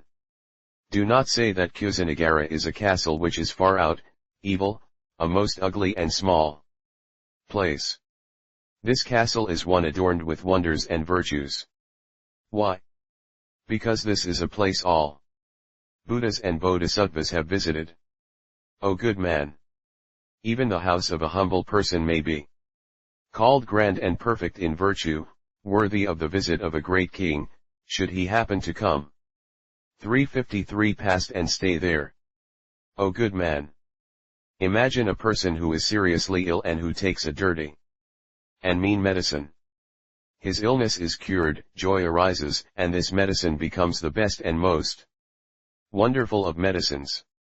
He praises it and says that it has truly cured his illness. O good man! A man is in a ship on the great ocean. Of a sudden, the ship breaks up, and there is nothing to depend upon. The man catches hold of a corpse and reaches the other shore. Gaining the other shore, he is very happy and praises the corpse greatly, saying that he was fortunate to meet with this corpse and has safely gained peace. It is the same case with Kusinagara castle, which all Buddhas and Bodhisattvas have visited. How could one say that it is a far-off, mean, narrow, and small castle? O good man! I call to mind that once, in far days, as many kalpas back as there are sands to the river Ganges, there was a time called the Suprabuddha Kalpa age, Eon. At that time, there was a holy king called Kausika, fully endowed with the 7 treasures and 1,000 children. This king first made this castle. It measured 12 yojanas crosswise and lengthwise. It was adorned with the 7 treasures. The soil was good. There were rivers here, the waters of which were pure and soft, and they tasted sweet. These were Nair Anjana, Airavati, Hiranyavati, Usmodaka, Vipasa. There were some 500 other such rivers. Both banks were fully grown with trees that had flowers and fruits, all fresh and pure. At that time, the lifespan of the people was uncountable. Then, after the lapse of 100 years, the Chakravartin mighty ruler said, just as the Buddha says, all things are non-eternal. One who practices the 10 good things does away with all such sorrows of the non-eternal. The people, on hearing this, all practiced the 10 good deeds. I, at that time, on hearing the name of the Buddha, practiced the 10 good deeds, meditated, and aspired to unsurpassed Bodhi enlightenment. My mind having aspired, I also transferred this Dharma to innumerable and boundless numbers of beings and said that all things are non-eternal and subject to change and dissolution. Because of this, I now continue and say that all things are non-eternal, are those that change and dissolve, and that only the Buddha body is eternal. I recall what I did by way of causal relations. That is why I have now come here and mean to enter nirvana and wish to repay what I owe to this place. For this reason, I say in the Sutra, my relatives know how to repay what they owe me. Also, next, O good man. In days past, when the lifespan of people was immeasurable, this castle was called Kusanagaravati, probably the same as Kusanagara, and measured 50 yojanas, crosswise and lengthwise. At that time in Jambudvipa, people lived shoulder to shoulder and fowl flew thereabout. There lived a Chakravartin named Zenkan Sudarsana. He had the 7 treasures and 1,000 children and was the king of the 4 lands. The first of his sons loved wonderful Dharma and became a Pratyeka Buddha. Then, the Chakravartin saw that his crown prince was a Pratyeka Buddha, that his deportment was orderly, and that he was endowed with wonderful miraculous powers. On seeing this, he renounced his fate, as though it were tears and spittle. He became a monk and lived here amidst the sal trees, and for 80,000 years he practiced loving kindness. The same applied for 80,000 years to the practice of compassion, sympathetic joy, and equanimity. O good man! If you should desire to know who that holy king, Zenkan, was, then know that he was none other than I. That is why I now abide in the 4 laws, which are none but the samadhis. For this reason, the body of the Tathagata is the eternal bliss, the self, and the pure. O good man! Because of this, I am now in this Kusanagara, in this forest of sal trees, and abide in samadhi. O good man! I recall to mind, after innumerable years, a castle town called Kapilavastu. In that castle, there lived a king called Suddhodana. His consort was called Maya. They had a prince, who was called Siddhartha. The prince, at that time, took no teachers. He sought the way by himself and attained unsurpassed Bodhi. He had 2 disciples, Saraputra and Mahamoudgalyayana. The disciple who attended the prince was called Ananda. At that time, he, under the sal trees, delivered the sermon of the great Nirvana Sutra. At that time, I was one of the congregation and was able to be a witness to that sermon. There, I was told that all beings had the Buddha nature. On hearing this, I was unmoved in Bodhi. Then, I took a vow, if I 354 attain Buddhahood in days to come, it shall be as now. I shall be a teacher to my father and mother and the land, the names of the disciples and attendants will also be so, just as things stand. With the present world-honored one, nothing will differ. That is why I am now here and am delivering the sermon of the great Nirvana Sutra. O good man! When I first abandoned home life, but had not yet attained unsurpassed enlightenment, Bimbisara sent a messenger to me and said, if you, Prince Siddhartha, become a Chakravartin, I shall become your subject. But if you leave home and attain unsurpassed enlightenment, please come to this Rajagriha, deliver sermons, save people, and accept my offerings. I then accepted his invitation in silence. O good man! On attaining unsurpassed enlightenment, I then decided to go to Kosala. At that time, by the river near Anjana there lived a Brahmin, Kashyapa, who had 500 disciples and who, by this river, sought of me the unsurpassed way. I specially wended my way there to speak to him of Dharma. Kashyapa said, O Gautama, I am 120 years old. Many people in Magadha, and the ministers and Bimbisara, say that I have attained arhatship.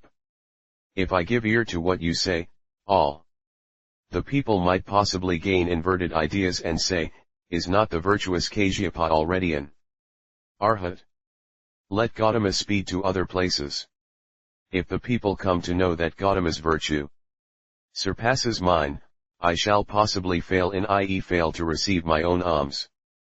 I then said, if you do not harbor any personal enmity towards me, please give me a night's rest. I shall start out early tomorrow morning. Kashyapa said, O Gautama, I have nothing against you. I love and respect you. Only, in my place there lives a viper which is evil-tempered. It might possibly do some harm to you. No poison is more poisonous than the three poisons of greed, ill will, and ignorance. I have now done away with them. I do not fear worldly poison. Kashyapa said, if you do not, please stay. O good man! I, at that time, displayed 18 miracles before Kashyapa.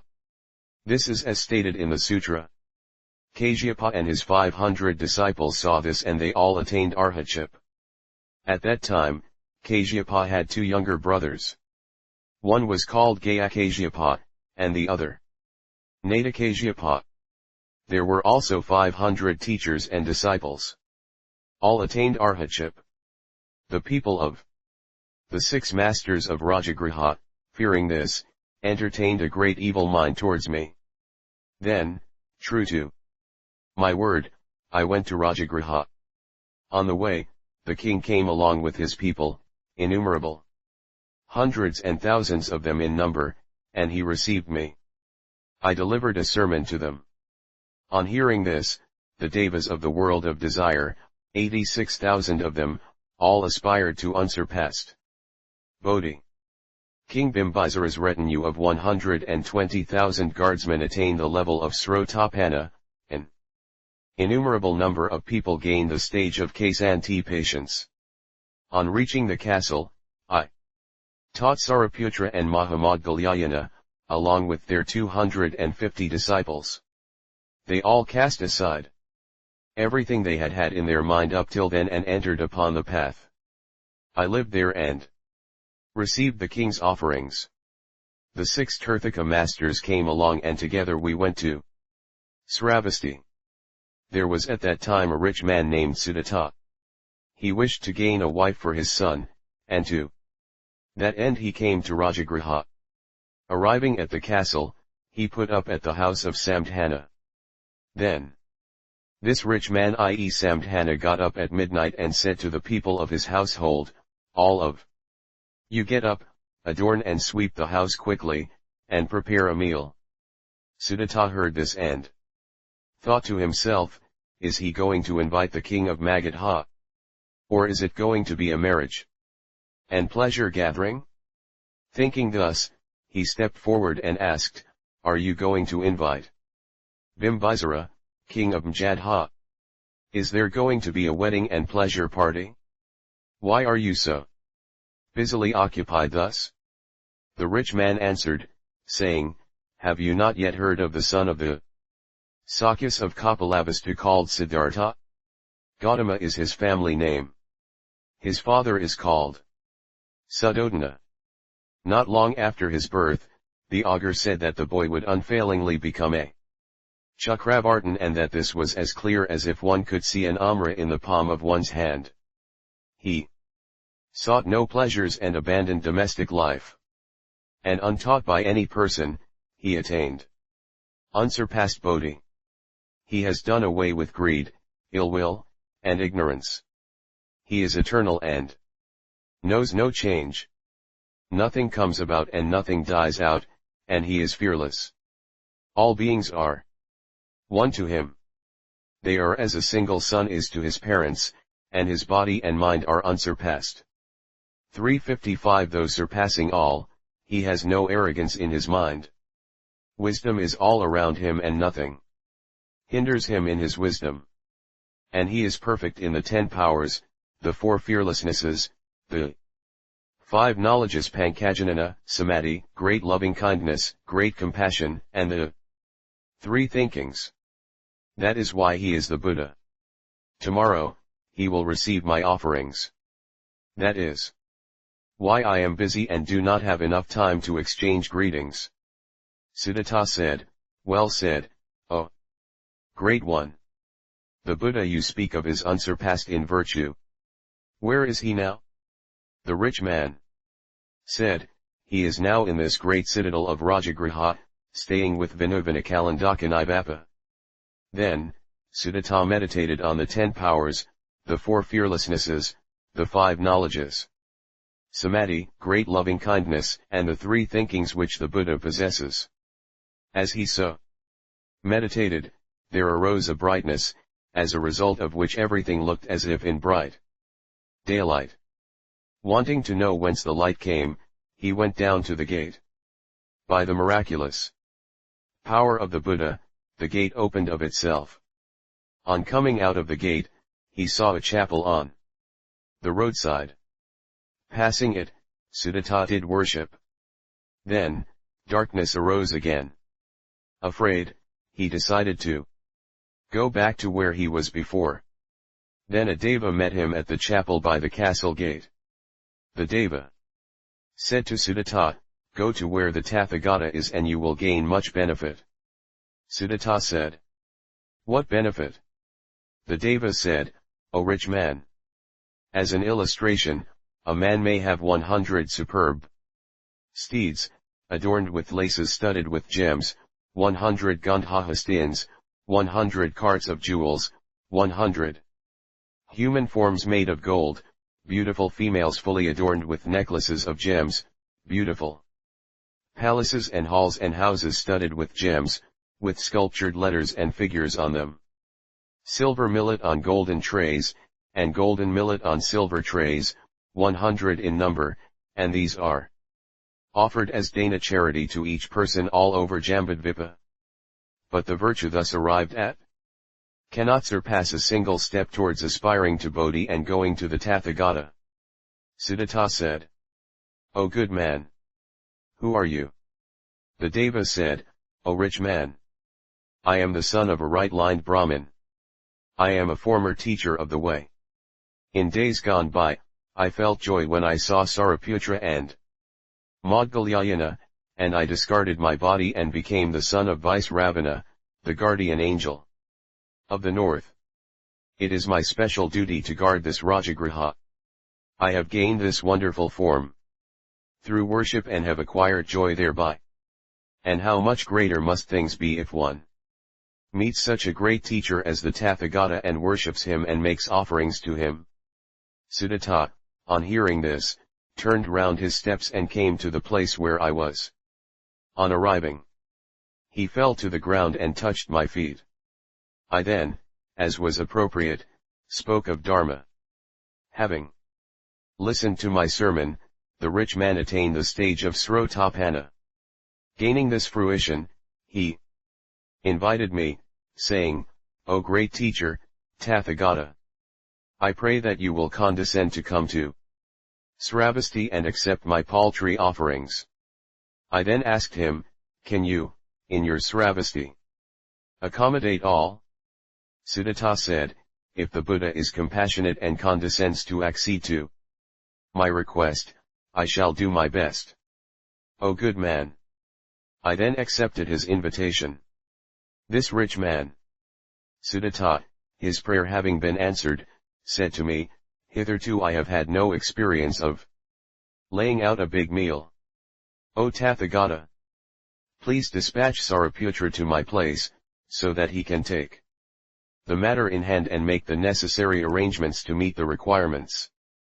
Then, Saraputra went to Sravasti, riding together with Sudatta. By my miraculous power, they reached their destination in one day. Then, Sudatta said to Saraputra, O greatly virtuous one! Outside this gate, there is a place best fitted for the purpose. It is neither near nor far, where there are many springs and ponds, and many forests with flowers and fruit, and the place is pure and quiet and extensive. I shall build viharas, dwelling places there for the Buddha and his bhiksus. Monks. Saraputra said, the forest of Prince Jita is neither near nor far off. It is pure and quiet. There are springs and streams. There are seasonal flowers and fruit. This is the best place. Let us have a vihara built there. Then, on hearing this, Sudatta went to the great rich man, Jita, and said to him, I now desire to build a Buddhist vihara and dedicate it to one usurped in Dharma, at a place that belongs to you. I now desire to purchase it from you. Will you sell it to me? Jita said, I will not sell it to you, even if you cover the ground with gold. Sudatta said, well said. The forest belongs to me. Take my gold. Jita said, I am not selling the forest to you. How can I take your gold? Sudatta said, if you are not satisfied, I will go to the magistrate. They both went together. The 356 magistrate said, the forest belongs to Sudatta. Jita should take the gold.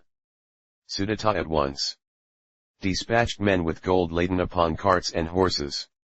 When it arrived, he covered the ground with gold.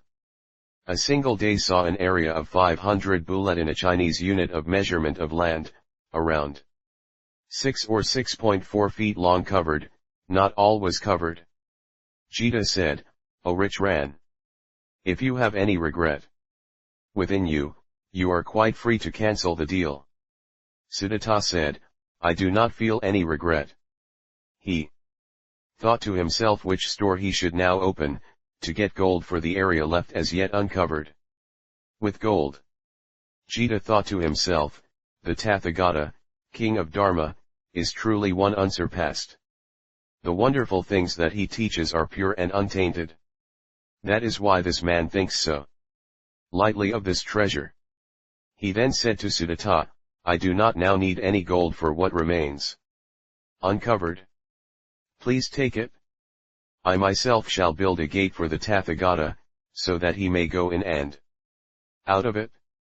Jita built the gate, and in 7 days, Sudatta built a great vihara on a site 300 ken. Ken is about 6 feet across and in length. There were quiet meditation quarters to the number of 63. The houses were different for winter and summer. There were kitchens, bathrooms, and a place to wash one's feet. There were 2 kinds of lavatory. The buildings completed, he took up an incense burner, and facing in the direction of Rajagriha, said, the buildings are now completed. O Tathagata! Please have pity and take over this place, and live here for the good of beings. I soon read the mind of this rich man from far off, and started out from Rajagriha. Within the short length of time it takes for a strong, youthful man to bend and extend his arm, I traveled to Sravasti, to Jitavana, and took possession of the Jitavana Vihara. When I reached the place, Sudatta dedicated it to me. I then received it and lived in it.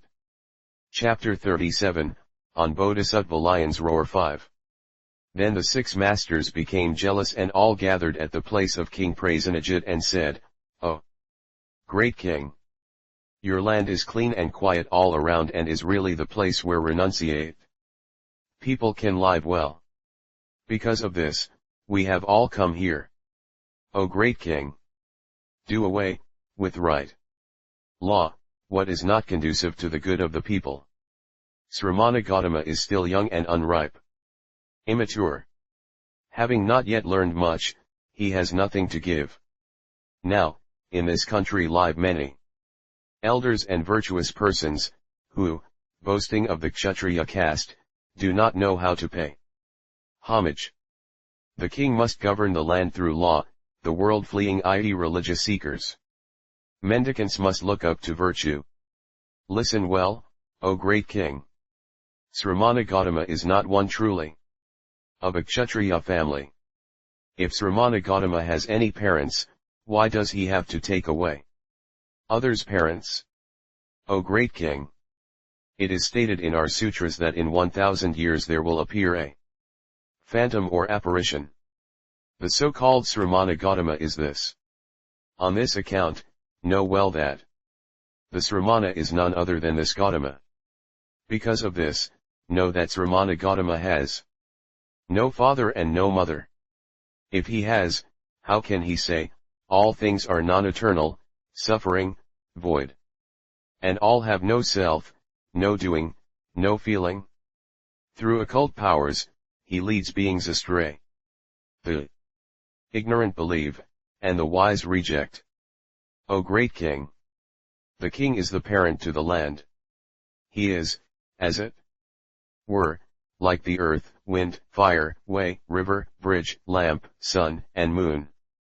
Through law, he dispenses justice. There cannot be any enemy or friend.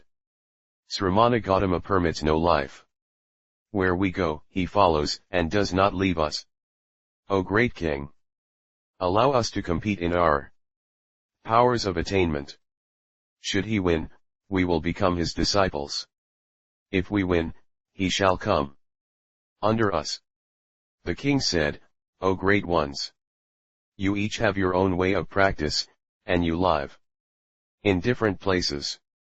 I definitely know that the Tathagata world-honored one does not cause you any hindrance.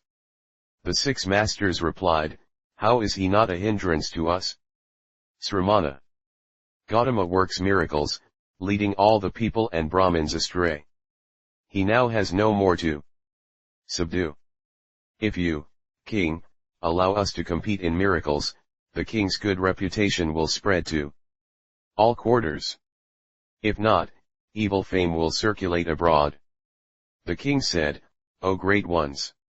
You do not realize how superior the power of the way of the Tathagata is. So, you seek to compete with him.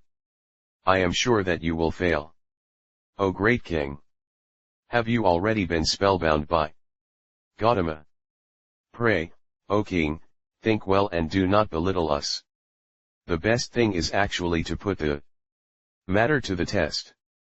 The king said, well said, well said. The 6 masters were pleased and went on their way. 357 Then, King Prasenajit came to me, touched the ground, walked around me 3 times, drew back, sat to one side, and said to me, O world-honored one. The 6 masters came to me to seek permission to compete with you in the power of the way. I carelessly gave permission. I said, it is well, it is well. Only, erect many viharas in the land. Why? If I compete with them, there will be so many of them who will have to come over to our side that there will not be any place to accommodate them, as this place is rather too small and confined to hold them all. Oh, good man. I, at that time, displayed a great many miracles, for the good of the 6 masters, from the 1st to the 15th day. Then, an innumerable number of beings gained faith in the 3 treasures and had no doubt. The number of followers of the 6 masters who did away with distorted minds and took refuge in wonderful Dharma was countless. An innumerable number of people gained the unretrogressive Bodhi mind. An innumerable number of people gained dharnis and samadhi. An innumerable number of beings attained the fruition of arhatship, rising up from the level of srotapanna. Then, the 6 masters repented, felt downcast, and together they went to Sakata and made people believe in twisted ways of life. They said, Sramana Gautama teaches what is empty. Oh, good man. I, at that time, was in Trayastrimsa heaven and was living the life of Varsika under the shade of the Parijata tree, delivering a sermon to my mother. Then, the 6 masters were greatly pleased and said, "O good! The miracles of Gautama have ceased." Also, due to their teaching an innumerable number of beings, wrong views on life increased and spread. Then, Bimbisara, Prasenajit, and the 4 classes of the Sangha said to Maudgalyayana, "O virtuous one! Twisted views fill this Jambudvipa. The people are miserable who must be wending their way towards great gloom. Please, O you virtuous one! Go to heaven, fall upon the ground, pay homage and convey our words to the world-honored one, just as the newly born calf will surely die if milk is not given, so do things stand with us beings. Have pity on us beings, O Tathagata, and come back down to us." Then, Maudgalyayana answered their prayer, and as swiftly as a strong man can bend and stretch out his arm, he came up to heaven and said to me, "The Buddha, all the 4 classes of the Buddhist Sangha look up to the Tathagata and desire to hear directly from you a sermon on Dharma." Bimbisara, Prasenajit, and the 4 classes of the Sangha are all falling to the ground, paying homage, and saying, "The beings of this Jambudvipa are twisted in their views, and this is increasing all the more. They are walking in great gloom. This is a great pity. This is similar to a newborn calf who is sure to die if no milk is given him. It is the same with us. For the sake of all us beings, condescend, O Tathagata, to come down to Jambudvipa and live." I, the Buddha, said to Maudgalyayana, "Hurry to Jambudvipa and tell all the kings and the 4 classes of people of the Buddhist Sangha that in 7 days I shall be back. For the good of the 6 masters, I shall come to Sakata." 7 days later, I, the Buddha, surrounded by Sakrodavendra, Brahma, Mara, and an innumerable number of heavenly beings and all the heavenly ones who were gathered together in Siddhabhesa heaven, came to the castle of Sakata and let out a lion's roar, declaring, "Only in my doctrine can there be Sramanas and Brahmins. All things are non-eternal and with no self. Nirvana is quiet and is removed from wrongs and worries." In other teachings, people may say that they have Sramanas and Brahmins and that these are the eternal, the self, and Nirvana. But such can never be. Then, innumerable, boundless numbers of people aspired to unsurpassed enlightenment. Then, the 6 masters said to one another, "If there are no Sramanas and Brahmins in other teachings, how can we expect dana from the world at large?" Then the 6 masters met and went to Vaisali. "O good man! I, at that time, was staying in a mango grove. Then, Amrapali, seeing that I was there, wished to come and see me. I then spoke to all the bhiksus, meditate on what there is to think about samritayupasthana, mindfulness, and cultivate wisdom. As you cultivate this, do not lose yourselves in indolence." What do we mean by meditating on what is to think about? A bhiksu meditates on his own body and does not see there the self or what the self possesses.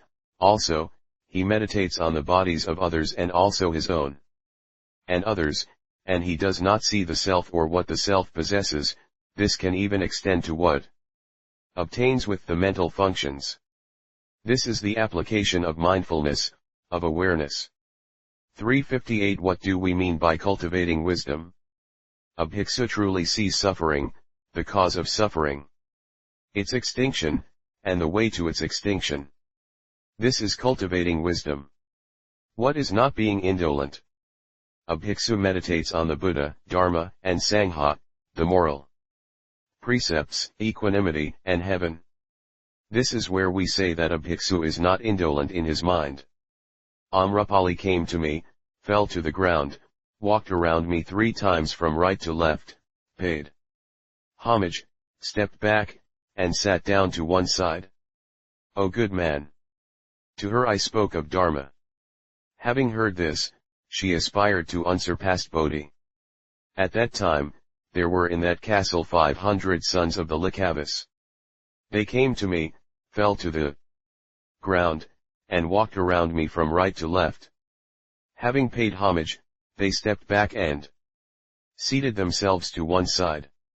I then, for the sake of the Likavas, spoke about Dharma, O all of you good men. Those who are indolent contract the 5 karmic fruitions. What are the 5? 1. One is unable freely to gain wealth. 2. Evil reputation runs apace spreads around. 3. 1. Does not desire to give to the poverty-stricken people. 4. One does not desire to see the 4 classes of people of the Sangha. And 5. One cannot gain the body of a deva. O all you good men! By non-indolence there comes about the worldly and the supramundane law. One who desires to gain unsurpassed Bodhi must practice non-indolence. Now, there are 13 things that come about as a result of indolence. What are the 13? They are, 1. One takes pleasure in doing what is worldly. 2. One takes pleasure in speaking useless words. 3. One takes pleasure in sleeping for a long time. 4. One takes pleasure in speaking about secular things. 5. One always takes pleasure in making friends with evil persons. 6. One is indolent and lazy. 7. One is always belittled by others. 8. One hears, but soon forgets. 9. One takes pleasure in living in far-off provincial places. 10. One is unable to subdue all one's sense organs. 11. One cannot get enough food. 12. One does not desire quietude. 13. One's view is not correct. These are the 13. O good man! A person may well come near to the Buddha and his disciples. Yet there is still a great distance. All the Likavas said, we know that we are indolent. Why? If we were not indolent, the Tathagata, the king of Dharma, would have to appear among us. Then, among the congregated, there was the son of a Brahmin called Unsurpassed, who said to all the Likavas, well said, well said. All is as you say. King Bimbisara once gained a great victory. The Tathagata world-honored one appears in his land. This is like the case of a great pond in which wonderful lotuses grow. Although born in the water cannot defile them. O you Likavas! It is the same with the Buddha. Although born in that land, he is not hindered by what obtains in the secular world. With the all-Buddha world-honored one, there is no appearing and disappearing. For the good of all beings, he appears in the world, and is not molested by what obtains in the world. You have lost your way, have got lost in the 5 desires. You have befriended these, but you do not know how to befriend the Tathagata and come to where he is. So we say indolent. When the Buddha appears in Magadha, there is no indolence to speak of. Why not? The Tathagata world-honored one is like the sun and moon. He does not appear in the world just for 1 or 2 people. When the Likavas had heard this, they aspired to unsurpassed Bodhi. Also, they said, well said, O you young, unsurpassed boy! You truly say something wonderful. Then, each of the Likavas took off his clothing and gave it to the unsurpassed one. Receiving these, he gave them all to me and said, O world-honored one! I have all these from the Likavas. I pray that you, the Tathagata, will take pity on all beings and accept what I now desire to offer up to you. Taking pity, I then accepted them all. The Likavas folded their hands and said, please summon the Varsika here once and accept what we offer. I then accepted the invitation of the Likavas. Then the 6 masters, On hearing this, all went to Varanasi. Then I, too, went to Varanasi and stayed on the banks of the river Varana. At that time, there was a rich man in Varanasi called Treasure Praising, who had abandoned himself to the 5 desires and was unaware of impermanence. As I was going there, he spontaneously gained the white bone meditation and saw all such as the palatial buildings, male and female servants, turn into white bones. He shook with fear. This was as sharp as a sword, a viper, a robber, or fire. He came out of his house and came to me. As he walked, he said, "O Sramana Gautama, I feel as if I am being pursued by 359 robbers. I am greatly frightened. Please help me." I said, "O good man, peaceful are the Buddha, Dharma, and Sangha, and there is nothing to fear." The son of the rich man said, "If there is nothing to fear in the 3 treasures, I too shall gain fearlessness." I allowed him to renounce domestic life and to get ordained, so that he could well attain the way. At that time, the son of the rich man had 50 friends.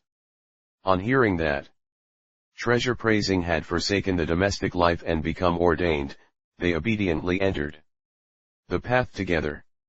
The 6 masters heard of this and moved on to Kampa. At that time, the people of Kampa were all followers of the 6 masters and had not yet heard of the Buddha, Dharma, and Sangha. And there were many of them who did evil. I then, for their sake, went to Kampa.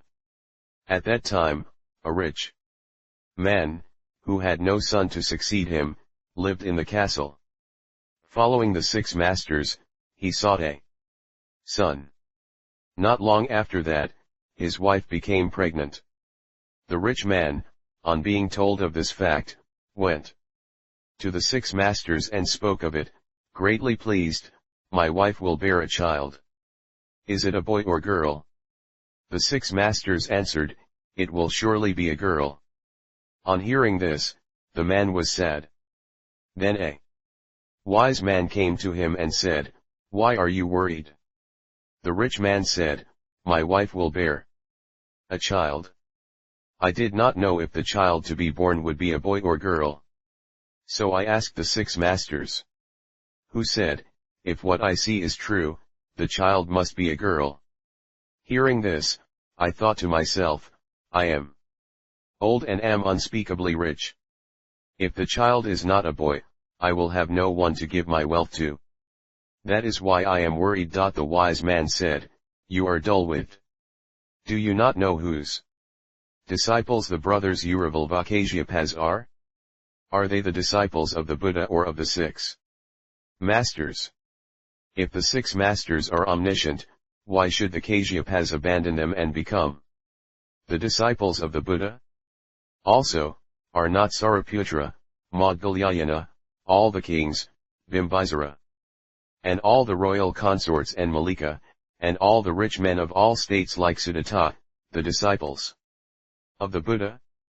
Were not all the demons of the wildernesses, the intoxicated elephant, whose duty it was to guard the property of Ajatasattu, and Angulimala, who, gripped by an evil state of mind, meant to harm his own mother, not all subdued by the Tathagata? O rich man! The Tathagata world-honored one is unimpeded in wisdom. That is why we say Buddha. There is no double tongue in what he says. Hence, Tathagata, as he is cut off from defilement, he is called Arhat. The world-honored one does not speak in 2 ways. It is otherwise with the 6 masters. How can we believe them? The Tathagata is staying close by here. If you desire to know, go and see the Buddha." Then, the rich man came to me with this man. He prostrated himself before me, circumambulated me 3 times from right to left, folded his hands, and said, "O world-honored one! To all beings you are all equal and are not two. Enemy and friend are One in your eyes. I am chained by desire, and enemy and friend cannot be one to me. I now wish to ask the Tathagata about something worldly. Shame takes hold of me, and I cannot speak out.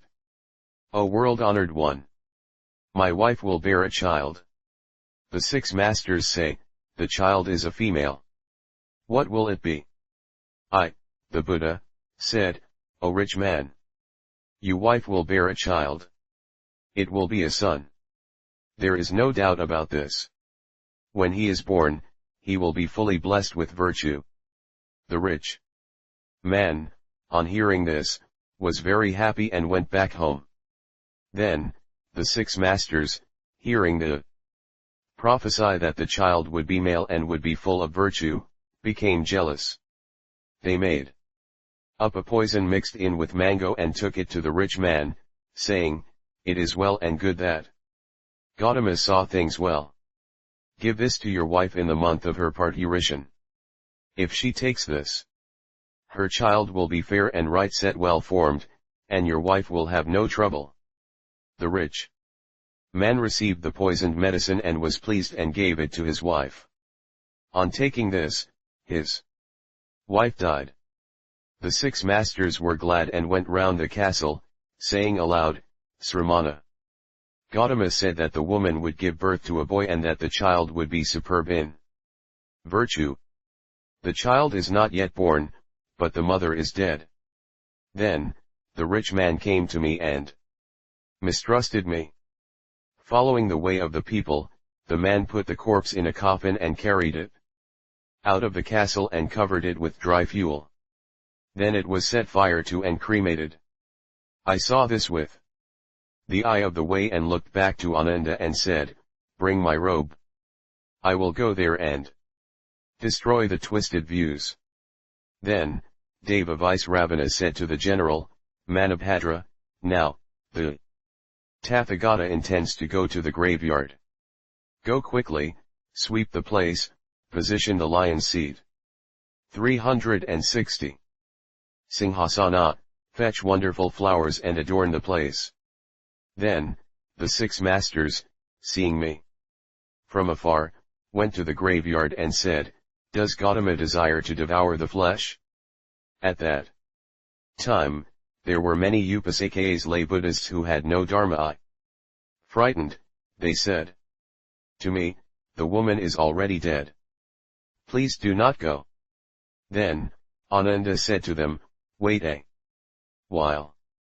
Before long, the Tathagata will manifest the world of all Buddhas. I then went and seated myself upon the lion's seat. The rich man reproached me, What is said must not be too. Such a person is the world-honored one. The mother has already died. How can there be any child? I said, O rich man, at the time, you made no matter of the lifespan of your wife. Your concern was whether the child to come would be male or female. The all-Buddha Tathagata is not double-tongued. Know, therefore, that you will surely get your child. Then, the mother's belly broken open by the fire and a child emerged, and sat amid the fire. It was as when the mandarin duck sits on the lotus seed. The six masters saw this and said, This is miraculous, O Gautama. You surely perform magic. The rich man saw and was glad. He reproached the six masters, If magic, why do you not do it yourself? I then said to Jivaka, Enter the fire and fetch the child out. Jivaka wanted to go, but the six masters came forward and said to Jivaka, What miracles Sramana Gautama performs cannot always be so successful. There will be successes and failures. When it does not succeed, you will have to suffer harm yourself. How can you believe in his word? Jivaka answered, The Tathagata enables me to enter Avicii hell. The fire cannot burn me. How could it burn me when it merely concerns the fire of the world? Then Jivaka stepped forward into the fire. It was as if he were entering the cool water of a great river. Holding the child, he came back and handed it over to me. I then took the child and said to the rich man, the lifespan of all beings is not fixed. It is like water foam. If beings are to harvest serious karmic fruition, fire cannot burn nor poison kill them. It is the karma of this child, not mine. Then the rich man said, well said, O world-honored one. If this child can live, please, O Tathagata, give the child a name.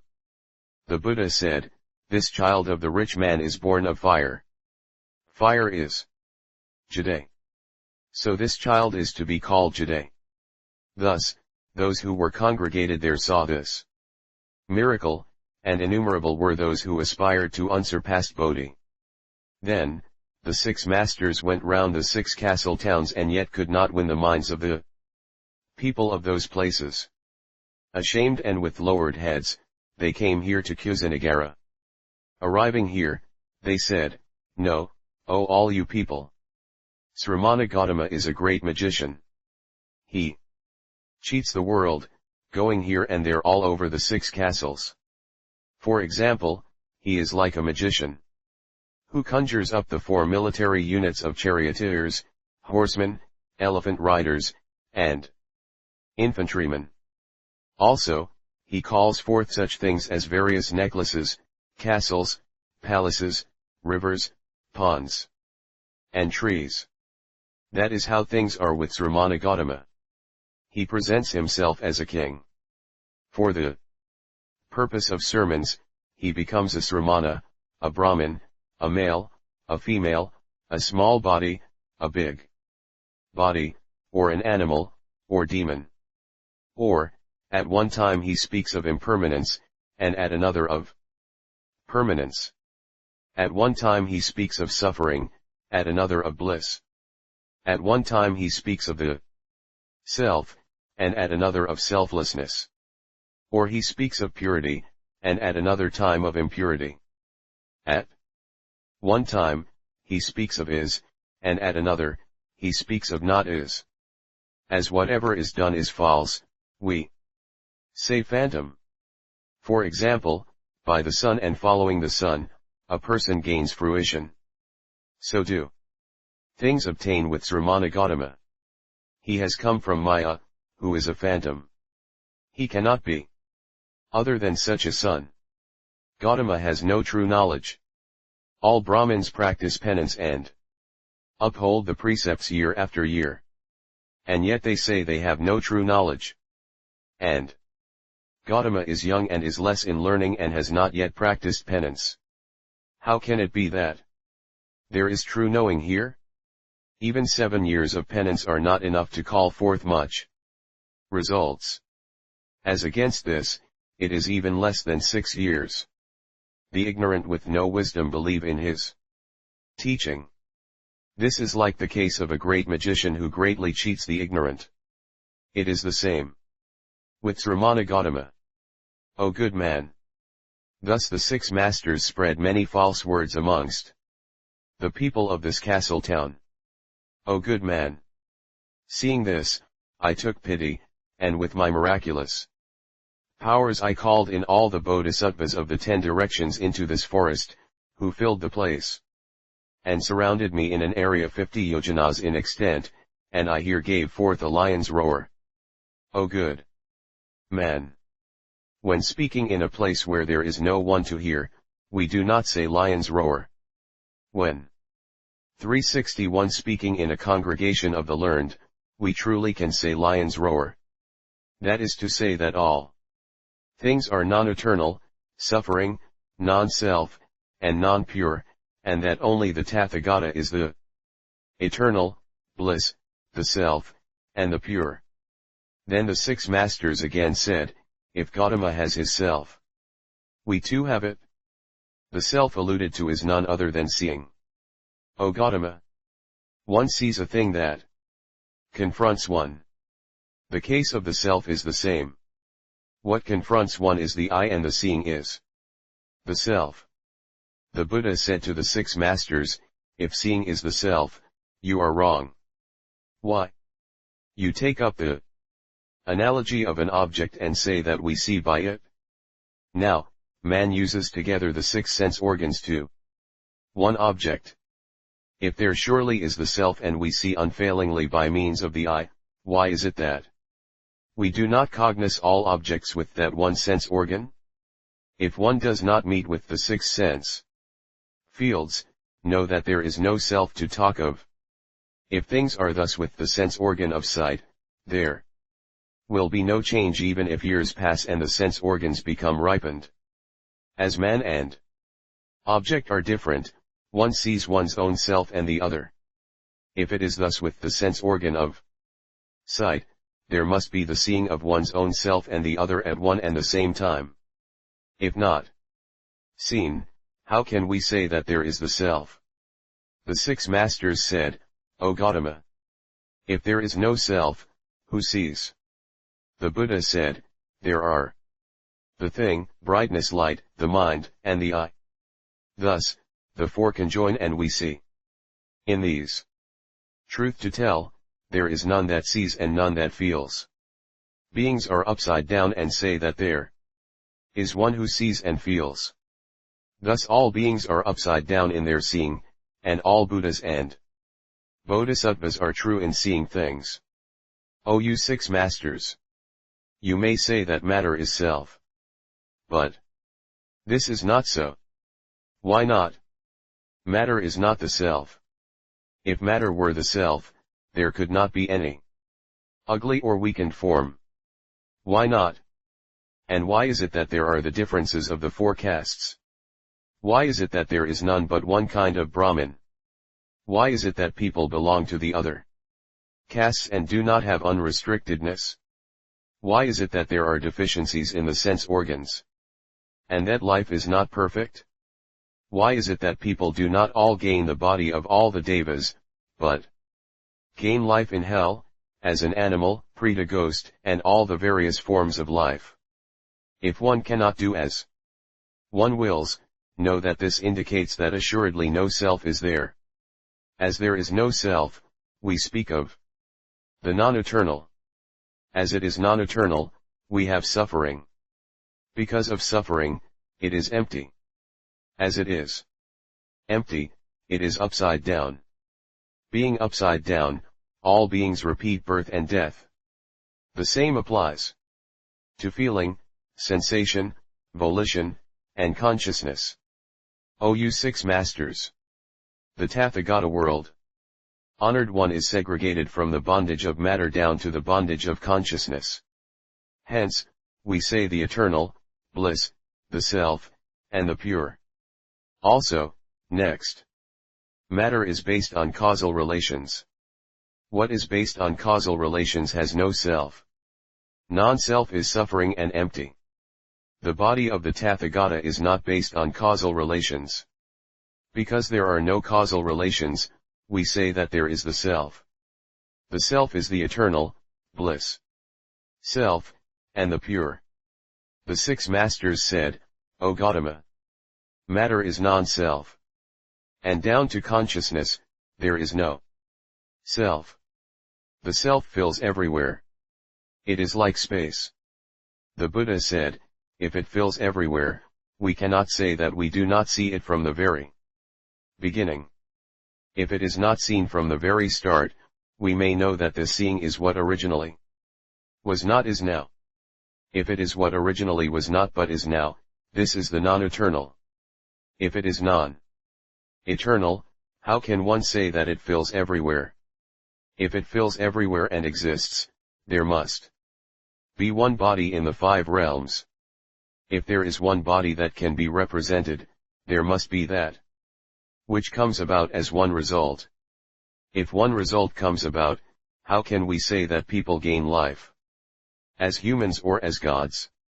You say that it fills everywhere. Is it one or many? If the self is one, there cannot be any father and son, any enemy and friend, or a neutral person. If the self is many, all the 5 sense organs man possesses must be all equal. The same applies to karma and wisdom.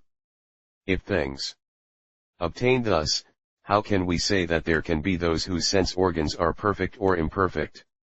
That there are actions that are good and evil, and that there is the difference of dullness and intellectuality.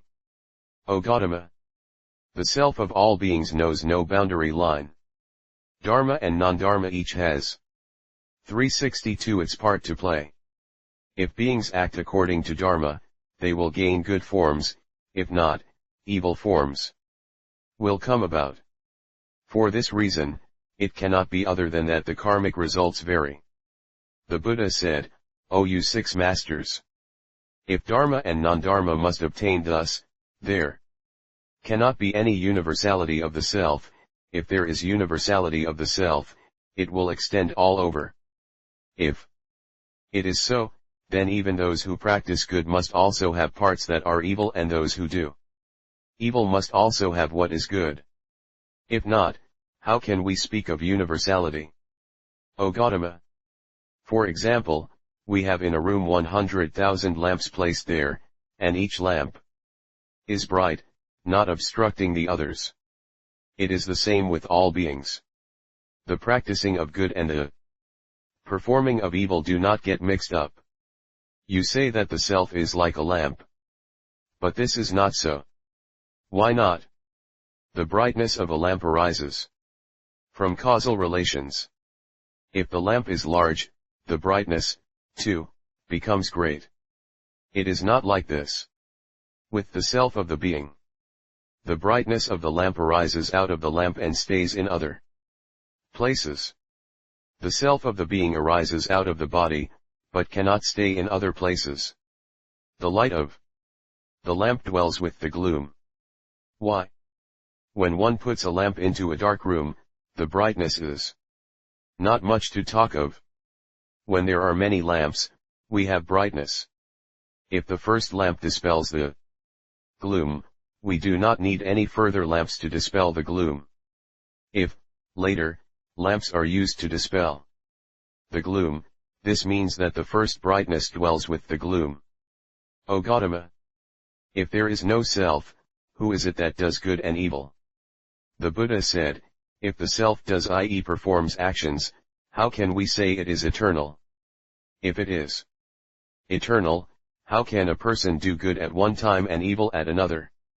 If a person does good or evil at different times, how can we say that the self is boundless? If the self does, why would one practice evil things?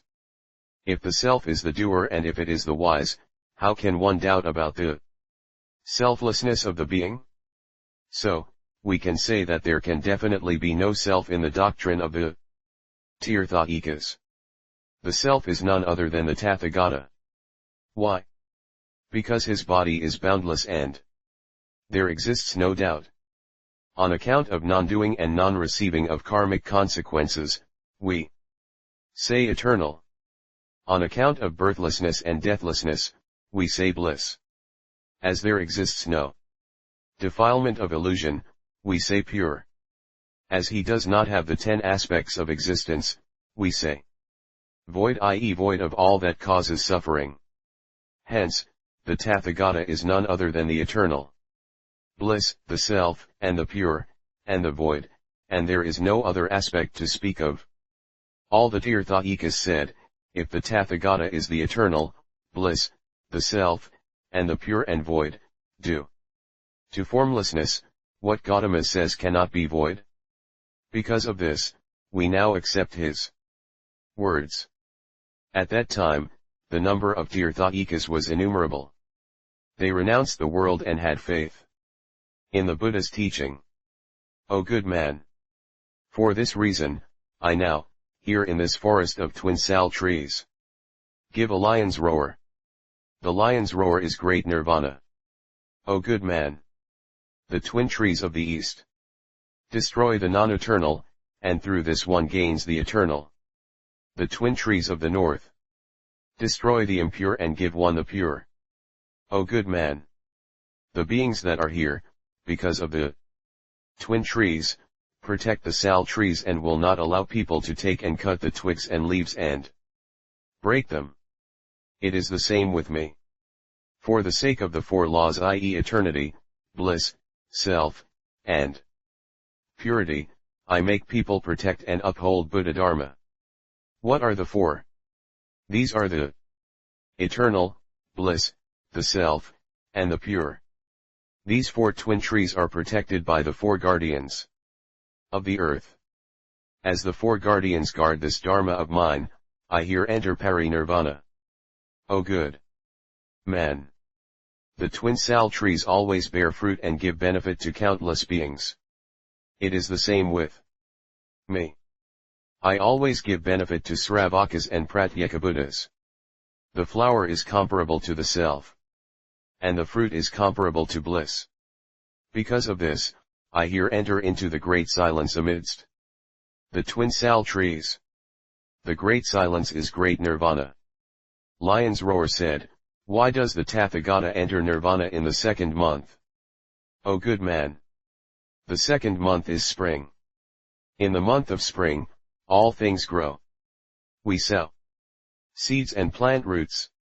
Flowers and fruits grow and prosper. The rivers large and small are full. And hundreds of animals raise their young and give them milk. At this time, many a being entertains the thought of the eternal. To destroy such a thought of the eternal regarding what is samsaric, I say that all things are non-eternal and that the Tathagata is the eternal and 363 immutable. O good man! Of the 6 seasons, the stringent severe winter and the withering season are not loved by the people. What is greedily loved is the bright spring, when it is peaceful. To destroy the samsaric notion of bliss of the people of the world, I speak of the eternal and bliss of nirvana. It is the same with the self and purity. To crush out the worldly notion of the self and purity, the Tathagata speaks of the self and purity of true sense. With reference to the second month, the Tathagata intends to compare it to the two kinds of dharma. Body. To say that one does not have bliss in winter is compared to the fact that the wise do not desire to have the Tathagata be non-eternal and enter nirvana. To say that a person feels bliss is compared to the fact that the wise are pleased over the eternal, bliss, self, and purity of the Tathagata. The sowing of seeds can be compared to beings giving ear to sermons on Dharma. And their feeling pleased, aspiring to unsurpassed Bodhi, and to their planting, thereby, the seeds of good. The rivers can be compared to the coming of all great bodhisattvas to my place and receiving the great Nirvana Sutra. The hundreds of animals giving milk is comparable to all those of my disciples who perform good deeds. Flower is likened to the 7 Bodhi elements. Fruit can be compared to the 4 fruitions. For this reason, I enter nirvana on the second month. Lion's Roar said, the Tathagata's birth, his renouncing of home life, his attainment of Bodhi, and his first turning of the will of Dharma all took place on the 8th day. Why does this nirvana take place on the 15th? The Buddha said, well said, O good man! The 15th is the day on which the moon has no waxing or waning. It is the same with the all-Buddha Tathagata entering great nirvana. There is no more waxing and waning. That is why I enter nirvana on the 15th day. O good man! On the 15th, when the moon is full, there are 11 things. What are the 11? They are, 1. It truly dispels the gloom. 2. It indeed enables beings to see the way and what is not the way. 3. It enables one to follow the wrong or right way. 4. It enables beings to make away with suppressed dampness and blesses them with purity and coolness. 5. It indeed destroys the arrogance of the fireworm firefly. 6. It truly dispels the thought of any robbers. 7. It indeed dispels beings' fear of evil beasts. 8. It opens the bloom of the utpal. 9. It thoroughly closes the petals of the lotus. 10. It calls forth within the traveler the thought of proceeding along the way. 11. it enables beings to enjoy accepting the five pleasures and to gain joy in many ways. O good man! It is the same with the full moon of the Tathagata, to wit, 1. It truly dispels the gloom of ignorance, 2. It propounds the right and wrong ways, 3. It clearly shows the wrong and steep path of birth and death and the level and right path of nirvana, 4. It enables beings to segregate themselves from greed, ill will, and ignorance, 5. It destroys the ignorance of the Tirthayikas non-Buddhists, 6. It destroys the bondage of the robbers of defilement, 7. It kills the mind that fears the five shadowings Pankavaranani, 8. It enables the beings' minds to unfold the root of good of all beings, 9. It indeed puts a lid on the mind of the five desires, 10. It promotes the mind of beings which desires to go forwards to great nirvana, 11. It enables all beings to be pleased at the thought of emancipation. For these reasons, I enter nirvana on the 15th. But, truth to tell, I do not enter nirvana. The ignorant and the evil among my disciples say that I definitely enter nirvana. For example, a mother has many sons. She abandons them and goes abroad. While she is not yet back, the sons say, "Mother is dead." But the mother is not dead. That is how matters stand. Bodhisattva Lyonsroar said, O world-honored one! What bhikshu can truly adorn these sal trees? O good man! There is a bhikshu who upholds and recites the 12 types of sutra, reads the words correctly, gains the depths of meaning and, for the sake of all other people, explains it, in which there can be the grades of beginning, middle, and the ultimate good. To benefit innumerable people, he speaks about pure actions. Such a bhikshu truly adorns the twin sal trees. Lyonsroar said, O world-honored one! If I rightly guess what you, the Buddha, mean, Ananda is that bhikshu. Why? Ananda upholds and recites the 12 types of sutra, and speaks correctly to others and expounds the meaning. This is like pouring water and filling other 364 vessels, so do things pertain with Ananda. What he hears from the Buddha, he speaks as he has heard it. O good man! There is a bhikshu who has gained an unsurpassed heavenly eye and sees all things of the 10 directions and the 3,000 great thousand worlds in the same way as one sees a mango that is resting in one's palm. Any such bhikshu can indeed adorn the twin sal trees. Lyonsroar said, such a person is Aniruddha. Why? Aniruddha sees the things of the 3,000 great thousand worlds with his heavenly eye. Even the in-between existences are seen clearly, without any obstruction. O good man! A bhikshu who has little desire and who feels satisfied with what he has, who cares for silence and quietude, and who makes effort, and whose mind is settled, and whose wisdom sees, he well adorns the twin sal trees. Lyonsroar said, O world-honored one! Such a person is Bhikshu Kasyapa. Why? Kasyapa has little desire to possess and feels satisfied with what he has and practices dharma. O good man!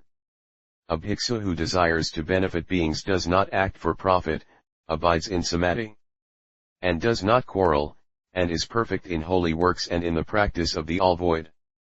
Such a bhikshu adorns the twin sal trees. Lyonsroar said, O world-honored one! Such is Bhikshu Subhuti. Why? Subhuti does not quarrel and is holy in his actions, and practices the way of the void. O good man! Any bhikshu who really practices the miraculous powers and, in the flash of a moment, can transform himself and is one-minded, and in one meditation attains 2 fruitions, which are of fire and water, such a bhikshu truly adorns the twin sal trees. O world-honored one! Moggallana is one who answers to this description. How? Because Mahayana can indeed perform innumerable miraculous transformations. O good man! Any bhiksu who truly practices great wisdom, clear knowledge, quick knowledge, emancipation knowledge, extremely deep knowledge, expansive knowledge, boundless knowledge, unsurpassed knowledge, and real knowledge, and is perfect and accomplished in the root of wisdom, who does not have a whit of discrimination between enemy, friend, or neutral person, who hears that the Tathagata will enter nirvana and does not have a whit of apprehension and is not gladdened even when hearing that the Tathagata is eternal and does not enter nirvana, such a bhiksu is a good adornment for the twin sal trees. Lion's Roar said, O world-honored one!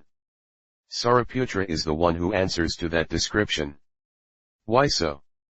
Because Sariputra is accomplished and perfect in such wisdom. O good man! Any bhiksu who truly says that the being possesses the Buddha nature, that the being obtains the invincible body, which is boundless and is the eternal bliss, the self, and the pure, and that the body and mind are unhindered and are armed with 8 unmolested nesses. Such a bhiksu adorns well the twin sal trees. Lion's Roar said, O world-honored one! Such a person is the Tathagata himself. Why so? The body of the Tathagata is invincible, unbounded, eternal, bliss, the self, and the pure, his body and mind are unhindered and do indeed possess the 8 unhindered nesses. O world honored one! It is only the Tathagata who can well adorn the twin sal trees. One who does not possess anything such as this does not possess serene brightness. I only pray that you will, out of great loving kindness and for adornment's sake, remain here in the sal forest. The Buddha said, O good man! All things are by nature non-abiding, non-enduring. How can you say that the Tathagata should remain? O good man! Abundance falls under the category of matter. Causal relations evoke birth. Hence, to abide several meanings here: to cease, to stop, to cause to stop, to abide, to dwell, various shades of meaning, involving a sense of permanence, continuance, or stability. Note by Reverend Yamamoto. Where there are causal relations, we have non-abiding abiding. The Tathagata is already segregated from all the bondages of matter. How can you say, pray stay, O Tathagata? The same applies to feeling, perception, volition, and consciousness. O good man! To stay is arrogance. Because of arrogance, there can be no emancipation. When there is no emancipation, we speak of staying. Who is arrogant and where does he come from? Hence, non-abiding abiding. The Tathagata is 365 eternally segregated from all arrogance. How can one say, pray, stay, O Tathagata? To stay falls under the category of what is created. The Tathagata is already segregated from the world of what is created. Because of this, he is non-abiding. To abide is the law dharma of the void. The Tathagata is already segregated from the law of the void. Hence, he gains the eternal bliss, the self, and the pure. How can you say, pray, stay, O Tathagata? To stay is the 25 existences. How can you say, pray, stay, O Tathagata? To stay is none but all beings. All holy ones are non-going and non-coming. The Tathagata is already segregated from the phases of going, coming, and staying. How can we say, stay? Non-abiding is the boundless body. In view of the fact that the body knows no bounds, how can you say, I pray that the Tathagata will stay in the sal forest? If I stay in this forest, this body of mine is none but a body that is in bondage. If a body knows any boundary line, it is the non-eternal. The Tathagata is the eternal. How can you say, stay? Non-abiding is the void. The nature of the Tathagata is equal to the void. How can one say, stay? Non-abiding is the adamantine samadhi. The adamantine samadhi destroys all abidings. The adamantine samadhi is the Tathagata. How can we say, stay? Also, non-abiding is a phantom. The Tathagata is equal to a phantom. How can we say, stay? Also, non-abiding is non-beginning and non-ending. How can we say abiding and non-abiding is the unbounded world of consciousness? Muhen Hakai, Jap Muhen means boundless, Hakai means what is the object of consciousness. The unbounded world of consciousness is the Tathagata. How can we say, stay? And non-abiding is the Saramgama Samadhi. The Saramgama Samadhi knows all things and yet does not cling. Because of non-clinging, we say Saramgama. The Tathagata is perfect in the Saramgama Samadhi. How can we say, stay? Non-abiding is called the power of place and non-place. The Tathagata is accomplished in the power of place and non-place. How can we say, stay? Also, non-abiding is called Danaparamita, perfected giving. If there is abiding solely in Danaparamita, there can be no arriving at Silaparamita, perfected morality, and Prajnaparamita, perfected wisdom. For this reason, we say that Danaparamita is the non-abiding. The Tathagata does not abide, down to Prajnaparamita. How can one pray that the Tathagata will always kindly remain in the Sal forest? Also, non-abiding is the practice of the four thinkings. If the Tathagata abides in the four thinkings solely, we cannot say that the Tathagata gains unsurpassed bodhi and that there is non-abiding abiding. Also, non-abiding is called the boundless world of all beings, and yet he does not stay there. Also, non-abiding is called the houseless. Houseless means that there is nothing that exists. Not as means that nothing arises. Birthlessness means non-death. Non-death means formlessness. Formlessness means non-binding. Non-binding means non-clinging. Non-clinging means non-defiled. Non-defiled is the good. The good is the non-created. The non-created is the eternal of great nirvana. The eternal of great nirvana is the self. The self is the pure. The pure is bliss. The eternal, bliss, the self, and the pure are the Tathagata. O good man! For example, space is not the east, nor is it the south, nor the west, nor the north. 366 nor the four directions, nor up or down. It is the same with the Tathagata. He does not exist in the east, the south, the west, or the north, nor in the four directions, nor up or down. O good man! People might say that he gains a body, a mouth, and a mind, and good or bad karmic results. But this is not so. Saying that he gains a body, mouth, or mind, and good or bad karmic results is not true. If a person says that the common mortal sees the Buddha nature and that the Bodhisattva of the 10 abode stages does not, this is not so. A person might say that the Ekantaka, those of the 5 deadly sins, slanderers of the Vaipulia extensive scriptures, those committing the 4 grave offenses gain unsurpassed bodhi. But this is not so. To say that the Bodhisattva of the 6 stages gains birth in the 3 unfortunate realms due to the causal relations of defilement is not so. Saying that the Bodhisattva Mahasattva gains unsurpassed bodhi in the female form is not true.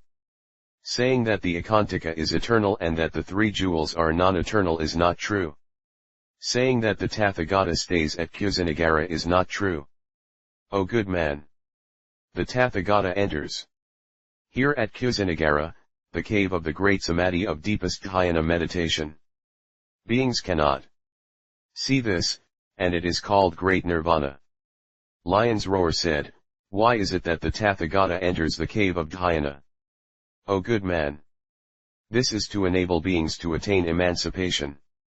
This is to make them sow the seeds of good, since they have not yet sown them, to enable the seeds of good now sown to grow, to enable the unripe seed of good to ripen, to enable the ripened seed to gain unsurpassed bodhi, to enable those who belittle wonderful dharma to attain to nobleness, to enable all the indolent to forsake indolence, to enable people to exchange words with such great Gandhahastins as Manjushri, to teach those who take pleasure in reading and reciting deeply to enjoy dhyana, to teach beings through holy, pure, and heavenly actions, to enable people to meditate on the unequaled storehouse of deep dharma, to reproach indolent disciples. The Tathagata is quietude itself. So, he still cares for dhyana. How is it that you have not yet done away with defilement, and that indolence gains ground? I desire to reproach all evil bhikshus who keep stores of the 8 kinds of impure things, those who are not satisfied with little desire, and who are not satisfied with what they have, and to make beings respect the dharma of dhyana. On account of these causal relations, I now enter the cave of dhyana. Lion's Roar said, O world-honored one. The formlessness samadhi is great nirvana. Because of this, we say that nirvana is formless. Why do we say formless? O good man. This derives from the fact that there are not the 10 representational phases. What are these? They are the phases of 1. Color, 2. Sound, 3. Smell, 4. Taste, 5. Touch, 6. Being born, 7. Existing samsarically, 8. Breaking up, 9. Being born male, and 10. Being born female. Nirvana does not possess these representational forms. Hence, formless. O good man. Whatever represents a form is subject to ignorance. Ignorance evokes craving. Craving evokes bondage, from bondage arises birth, from birth comes about death. When there is death, there is no eternity. If one is not attached to form, there is no ignorance. When there is no ignorance, there is no craving. When there is no craving, there is no bondage. When there is no bondage, there arises no birth. When there is no birth, there is no death. When there is no death, there is the eternal. Due to this, we say that nirvana is eternal. Lion's Roar said, O world-honored one. What bhikshu truly cuts himself free from the 10 phases? The Buddha said, O good man. When a bhikshu, time after time, practices well the 3 kinds of form, he truly cuts himself free from the 10 forms. He practices, time after time, the settled form of samadhi, time after time the phase of wisdom, and time after time the phase of equanimity. These are the 3. Lion's Roar said, O world-honored one. What are samadhi, wisdom, and equanimity? If a settled state is samadhi, all beings have samadhi. Why do we particularly need to practice samadhi? When the mind stays in a single sense field, we say samadhi. When other mental associations come in between, this is not samadhi. If there is no settlement in one state, this is not all knowledge. If not all knowledge, how can we speak of being settled? If a single action is called samadhi, all other actions are not samadhi. If not samadhi, this is not all knowledge. If not 367 all knowledge, how can we speak of samadhi? The same applies to wisdom and equanimity. The Buddha said, O good man. You say that if the mind abides in a single sense field, this is samadhi, and that any other causal relations are not samadhi. But this is not so. Why not? Because all the other sense fields, too, are a single sense field. It is the same with action. Also, You say that if beings already have samadhi, there cannot be any need to practice any further. This, too, is not so. Why not? Samadhi is called good samadhi. All beings, truth to tell, do not exist. How can we say that we do not need to practice? When one practices samadhi on all things, abiding in a good samadhi, there is the form of good wisdom. One sees no distinction between samadhi and wisdom. This is equanimity. Also, next, O good man, if one takes up a form of matter, one cannot meditate on the eternal and the non-eternal. This is samadhi. If one well sees the eternal and the non-eternal of matter, this is wisdom. Samadhi and wisdom equally see all things. This is equanimity. O good man, a good charioteer can drive a 4-horse carriage and run it quickly or slowly as the occasion requires. As the quickness or slowness matches well with the occasion, we say equanimity. It is the same with the bodhisattva. One who has much samadhi also practices wisdom. One who has much wisdom practices samadhi. As samadhi and wisdom are equal, we have equanimity. O good man, the bodhisattva of the 10 stages has much power of wisdom, but little power of samadhi. Hence, he cannot clearly see the Buddha nature. Sravakas and Pratyekabuddhas have much power of samadhi, but little wisdom. Because of this, they cannot see the Buddha nature. The all-Buddha world-honored one has samadhi and wisdom in equal parts and sees well the Buddha nature. All is clear and transparent, as when one sees a mango that is in one's own palm. One who sees the Buddha nature is of the phase of equanimity. Samatha means thoroughly extinguishing, because it thoroughly does away with the bondage of defilement.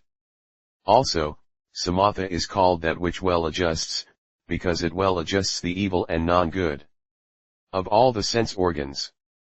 Also, samatha is called quietude, as it indeed makes the 3 actions of body, mouth and mind quiet calm. Also, samatha is called segregation, as it enables beings to part well from the 5 desires. Also, samatha is called purifying well, because it purifies well the 3 contaminations of greed, ill will, and ignorance.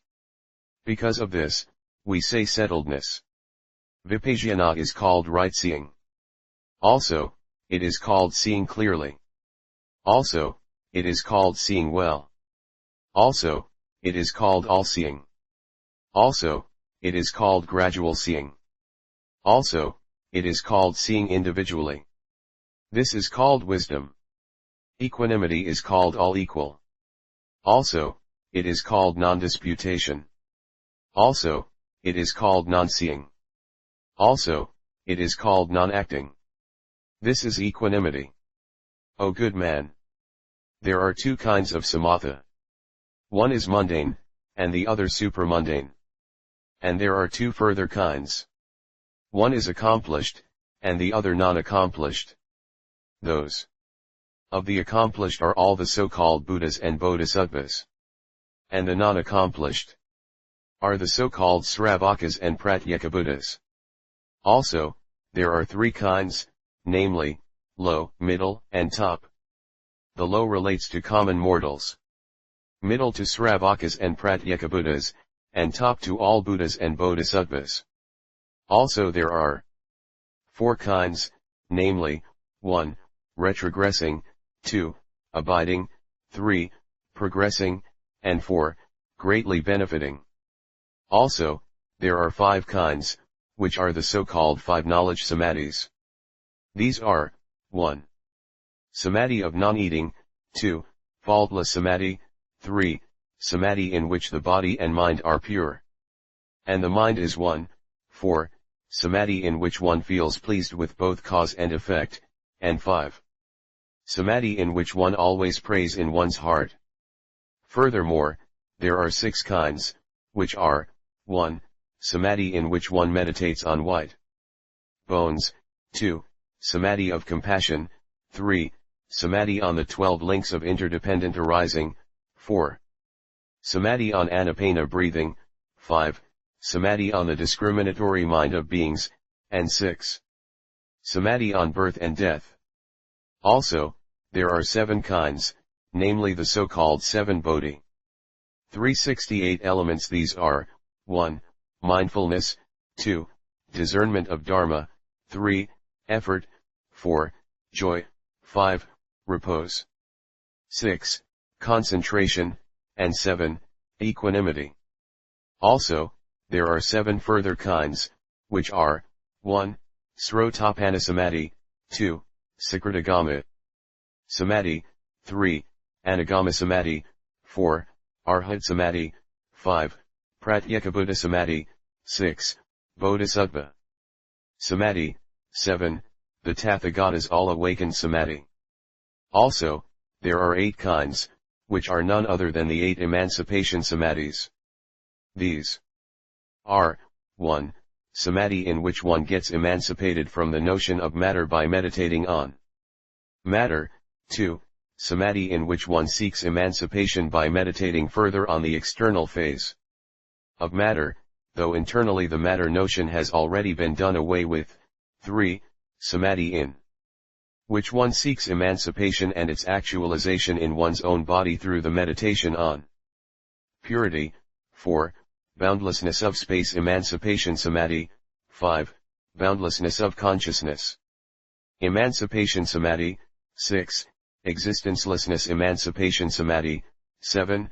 Thoughtlessness thoughtlessness emancipation samadhi, and 8. Cessation emancipation samadhi. Also, there are 9 kinds, namely the so-called 9 gradual samadhis. These are the 4 dhayanas, the 4 voids, and the cessation samadhi. Also, there are 10 kinds, which are the so-called 10 all-place samadhis. What are the 10? They are the all-place samadhis on 1. Earth, 2. Water, 3. Wind, 4. Blue, 5. Yellow, 6. Red, 7. White, 8. Space, 9. Consciousness, and 10. Non-possession.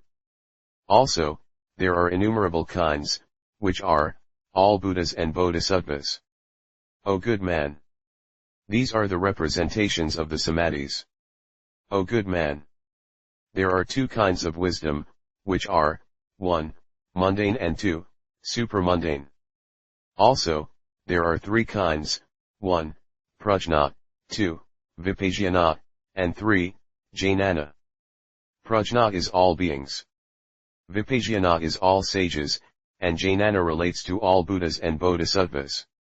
Also, Prajna is the individual phase of representation, and Vipassana is the general phase of representation. Jnana is the breaking dissolution phase of representation. Also, there are 4 kinds, which are none other than the meditation on the 4 truths. O good man! One practices samatha for 3 purposes. What are these 3? They are, 1. Non-indolence, 2. Adornment for with great wisdom, and 3. Unmolestedness, i.e. unrestrictedness. Freedom.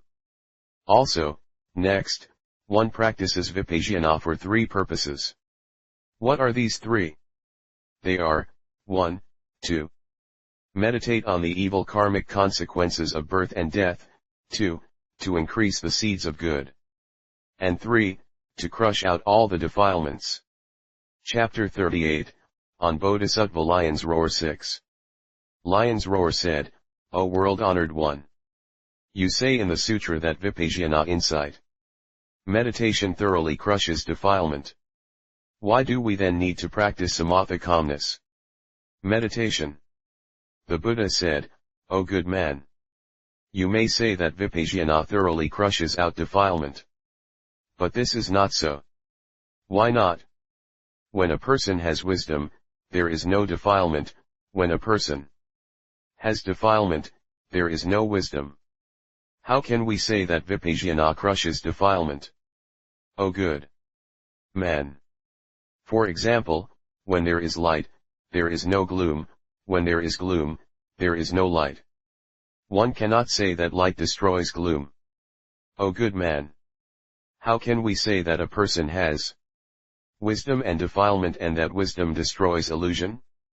If there is not any defilement, there can be no destruction. O good man! If one says that wisdom destroys defilement, is this due to the arriving at wisdom or non-arriving that there is this destruction? If this destruction comes about through arrival at wisdom, at the first instant there must be destruction. If there is no destruction at the first instant, there can be no destruction even on later occasions. If destruction comes about at the first arrival, this is none but non-arriving. How can one say that wisdom destroys? If one says that both arriving and non-arriving destroy, this makes no sense. Also, next, we might well say that vipassana destroys defilement. Does this destruction come about single-handedly or accompanied by some others? If it destroys on its own, why should the 369 Bodhisattva bother to practice the Noble Eightfold Path? If it destroys by being accompanied by some others, this entails that there cannot be any destruction alone and single-handedly. If it cannot destroy alone and single-handedly, there can be no destruction even when accompanied by some others. One who is blind cannot see things. Even when accompanied by many blind persons, seeing is not possible. This is the case with vipassana.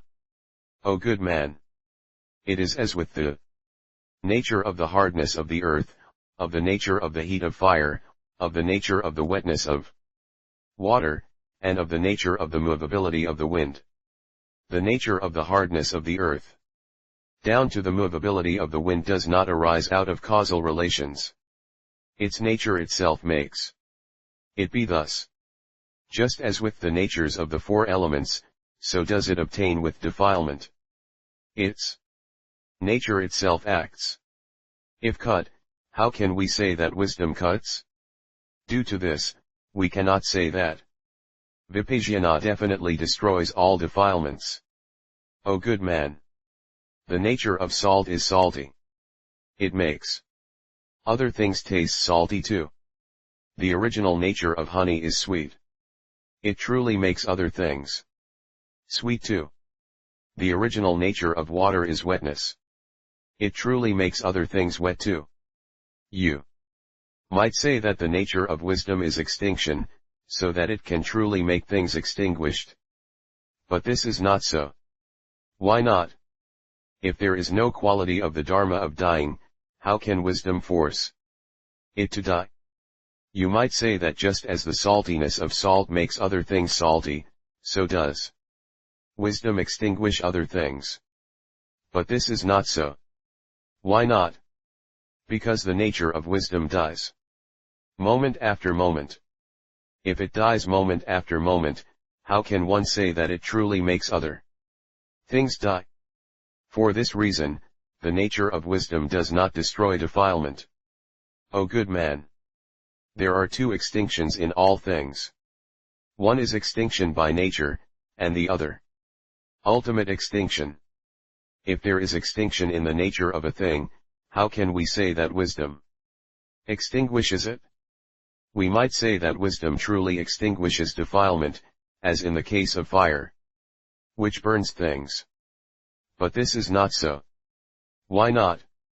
Because in the burning of fire, there yet remains the smoldering of fire. If it is thus with wisdom, there must be the smoldering of the fire of wisdom. When a hatchet cuts a tree, there remains the place where the cutting has been done. When wisdom cuts, what place do we see where the cutting has been done? If wisdom truly does i.e. acts, what is there that we can truly see?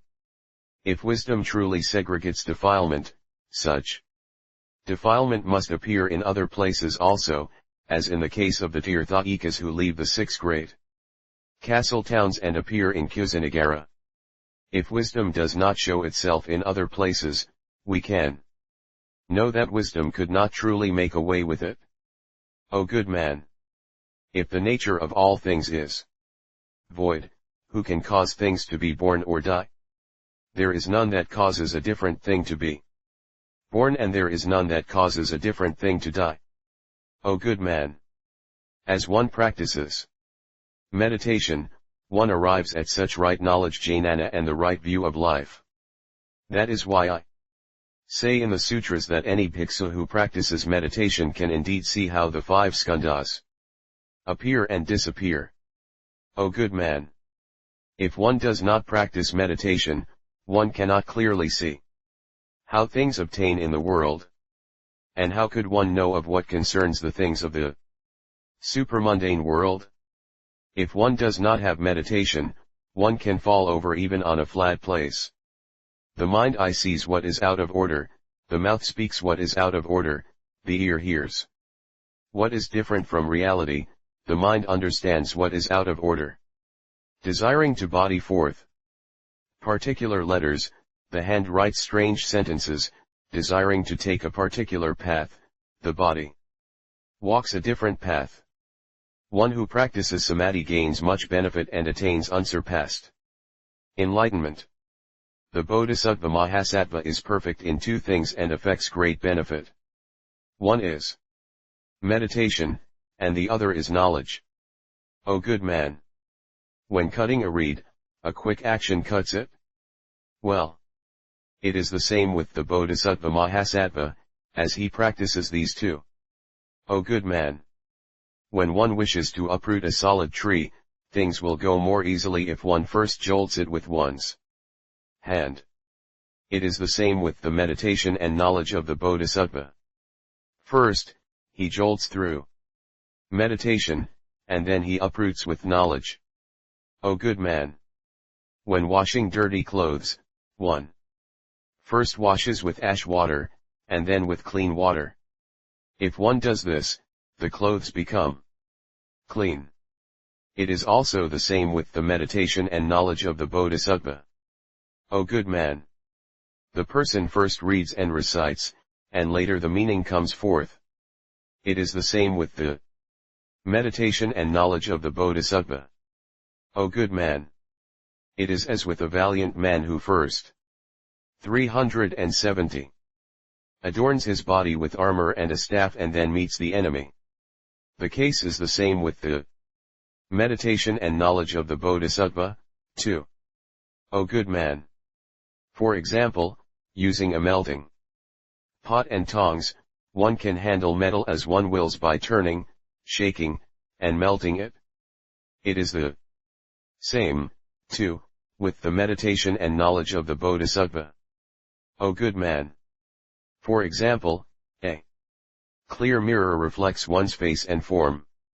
It is the same, too, with the meditation and knowledge of the Bodhisattva. O good man! This is as when one first flattens the ground and then sows the seed, or when one first learns from the teacher and later thinks of the meaning. It is also the same with the meditation and knowledge of the Bodhisattva.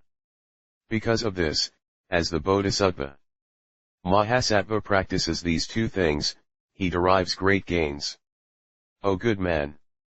The Bodhisattva Mahasattva practices these 2 things and adjusts his 5 sense organs, and bears all such sufferings as hunger and thirst, cold and heat, beatings, slander, or being bitten by harmful animals and mosquitoes and gadflies. He always governs his mind, he will not have any indolence and does not do unlawful things, due to benefiting others. He is not defiled by illusions, and does not get deluded by the various evil views of life. He always segregates himself well from all evil notions, and it will not be long before he achieves unsurpassed bodhi. O good man! When the Bodhisattva Mahasattva practices these 2 things, the storms of the 4 inversions cannot come on. This is as with Mount Sumeru, which does not shake even when the winds blow in from the 4 directions. This applies to the case where one is not led astray by the wrong-headed teachers, the tirthaikas, it is as when the hanging ensign of Devendra cannot easily be made to move. No twisted and strange arts can lure him. He is always blessed with all wonderful, first-grade peace and bliss, and he can understand well the deepest, undisclosed doctrines of the Tathagata. Even when receiving a blissful experience, he is not overjoyed and is not worried even when he encounters suffering. All devas and people of the world respect and praise him. He sees clearly birth and death and what is not birth and death.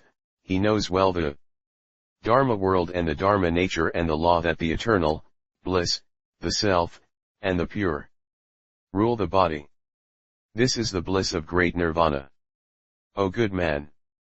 His meditation is the samadhi of the void, his form of wisdom is the desirelessness samadhi, his form of equanimity is the formlessness samadhi. O good man! The Bodhisattva Mahasattva knows well the time for meditation, the time for wisdom, and the time for equanimity. He knows well what is not opportune. This is how the Bodhisattva practices well the Bodhi way. Lion's Roar said, O world-honored one! How does the Bodhisattva know when it is the right time or not? O good man! The Bodhisattva Mahasattva may gain great arrogance when he gets blessed with bliss, arrogance from delivering a sermon, or arrogance from effort, or arrogance from understanding a particular meaning and in discussion, or arrogance from befriending an evil friend, or arrogance from giving away what he highly values, or arrogance from the good things and virtues of worldly nature, or arrogance from being respected by the nobility of worldly life. Such is not a fit time for knowledge. He should then practice meditation. Well, this is how the Bodhisattva knows the time and not the time. A Bodhisattva may well make effort and yet not be able to arrive at the bliss of nirvana. Not gaining this, he feels regret. Or because of a dull nature, he may not be able to subdue all his 5 sense organs. As all defilements and illusions have full force, he may doubt and think that there is a weakening in the observance of the moral precepts. Know that such a time is not good for meditation. One should practice knowledge. This is how we say that the Bodhisattva knows well the time and when is not the time. O good man!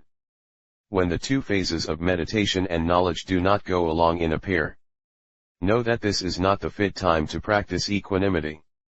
When the 2 are in a balanced state, know that this is the fit time to practice equanimity. This is the sense in which we say that the Bodhisattva knows the time and when is not the time. O good man! When the Bodhisattva experiences the rise of defilement and if he practices meditation and wisdom, know that this is not the time to practice equanimity. He should really read and recite, write, and copy and expound the 12 types of sutra, think of the Buddha, Dharma, and Sangha, the precepts, the heavens, and equanimity. This is where we say that we practice equanimity. O good man! When 371 the Bodhisattva practices these 3 phases of Dharma, he gains from this the formlessness nirvana. Lion's Roar said, O world-honored one! When there are not the 10 representational phases, we call great nirvana formless. But why do we call it birthlessness, non-going out, non-doing, a house, a sand dune, the refuge, peace, extinction, nirvana, quietude, non-sorrow of all illnesses, and non-possession? The Buddha said, O good man! As there are no causal relations, we say birthlessness. As it is not anything created, we say non-going out. As there is not any action of doing anything, we say non-doing. As none of the 5 twisted views is allowed to get in, we say house. As it is segregated from the formatting floods, we say sand dune. As it adjusts all beings, we say refuge. As it crushes the rubber band of defilement, we say peace. As it burns out the fire of bondage, we say extinction. As one becomes segregated from the all-awakefulness of perception, we say nirvana. As one is away from noisy quarters, we say quietude. As one is away from the certitude of mortality, we say sicklessness. As all is void, we say non-possession. O good man!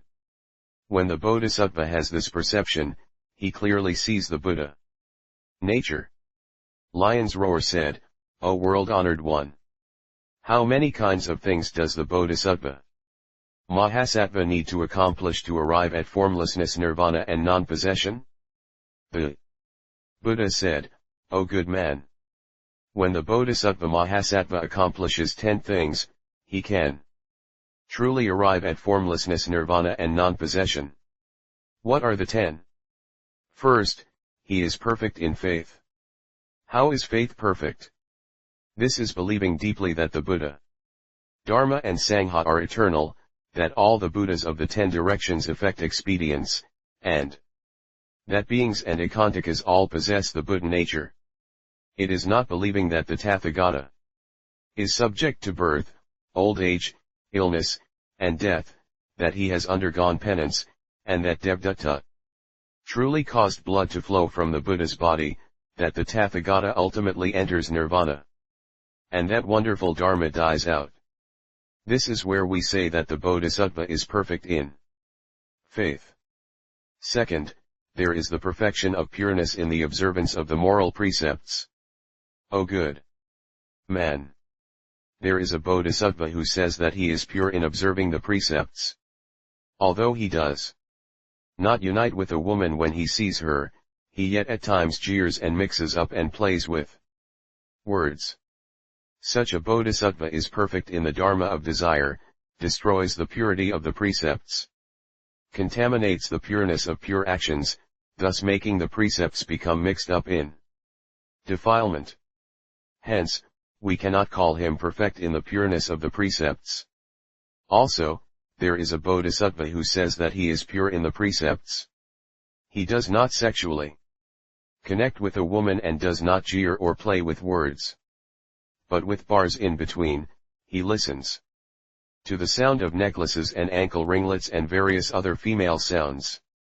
Such a Bodhisattva is fully garbed in the Dharma of desire, violates the purity of the precepts, defile pure action, and makes the precepts contaminated and defiled, so that we cannot call such a person one perfect in the pureness of the precepts. Also, there is a Bodhisattva who may well say that he is pure in the observation of the precepts. Also, although he does not mix with females, play with words, or listen to female sounds themselves, when he sees other men going after females or females going after men, he gains greedy clinging. Such a Bodhisattva is fully garbed in the Dharma of desire, violates the purity of the precepts, defile pure action, and makes the precepts mixed up and contaminated. We cannot call such a person one perfect in the observance of the moral precepts. Also, there may be a Bodhisattva who might say that he is perfect in his observance of the moral precepts. Also, although he does not mix with females, jeer, play with words, listen to female sounds, or watch men and women chasing after each, he does things for birth in the heavens and for being blessed with the pleasures of the 5 desires. Such a Bodhisattva is fully garbed in desire, violates the purity of the precepts, defile pure action, and contaminates and defiles the precepts. This cannot be called perfect observance of the pure precepts. O good man! There might be a Bodhisattva who is pure in upholding the precepts, and yet he 372 does not do so for the sake of Sila, for the sake of Sila Paramitha, nor for beings, nor for profit, nor for Bodhi, nor for Nirvana, and nor for becoming a Sravaka or Pratyeka Buddha. He only observes the precepts for the supreme Paramartha Satya ultimate reality. O good man! This is what we call perfection in the purity of the precepts of a bodhisattva. Third, the bodhisattva makes friends with various good friends of the way. By a good friend of the way is meant a person who speaks well about faith and sila, erudition, giving, wisdom, and who makes people practice the way. Such a person is called the bodhisattva's good friend of the way. Fourth, he seeks quietude. By quietude is meant the quietude of body and mind, by means of which one meditates on the depths of all existences. We call this quietude. Fifth, there is effort. By effort is meant that one single-mindedly thinks about the Four Noble Truths. Even if one's head were on fire, one would not cast this pondering on the Four Truths away. This is effort. Sixth, he has perfection in remembrance. By perfection in remembrance is meant thinking of the Buddha, Dharma, Sangha, the precepts, the heavens, and equanimity.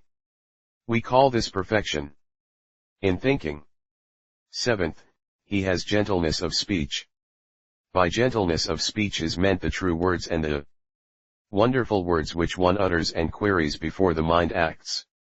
It is timely speech and words of truth.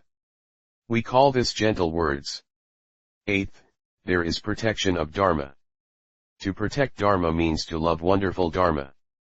Always being happy to speak about it, read and recite, write and copy it, and to think of its meaning and expound it widely and make it prevail.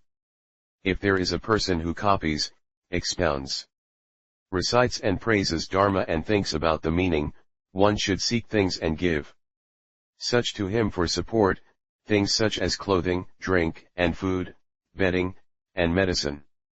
For the protection of Dharma, one is ready to sacrifice one's body and life. This is protecting Dharma.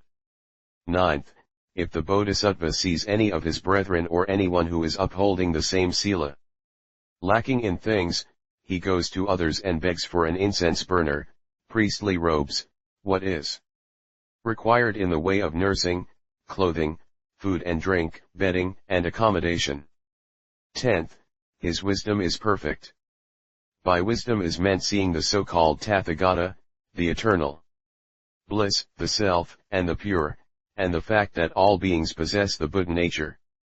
He sees the two phases of things, which are, void versus non-void, eternal versus non-eternal, bliss versus non-bliss, the self versus the non-self, what is possible or not possible for crushing out the proposition of dissimilarity Vadermayadristan the coming about or seeing of dissimilarity that arises out of causal relations, and the fruition of dissimilarity that arises out of causal relations or non-causality. This is what we call the perfection of wisdom. O good man! This is how we say that when the bodhisattva is perfect in these 10 things, he can well see the formlessness of nirvana. Lion's Roar said, O world-honored one! The Buddha said previously to Kunda, you, Kunda, already see the Buddha nature, gain great nirvana and unsurpassed bodhi. What does this mean? O world-honored one!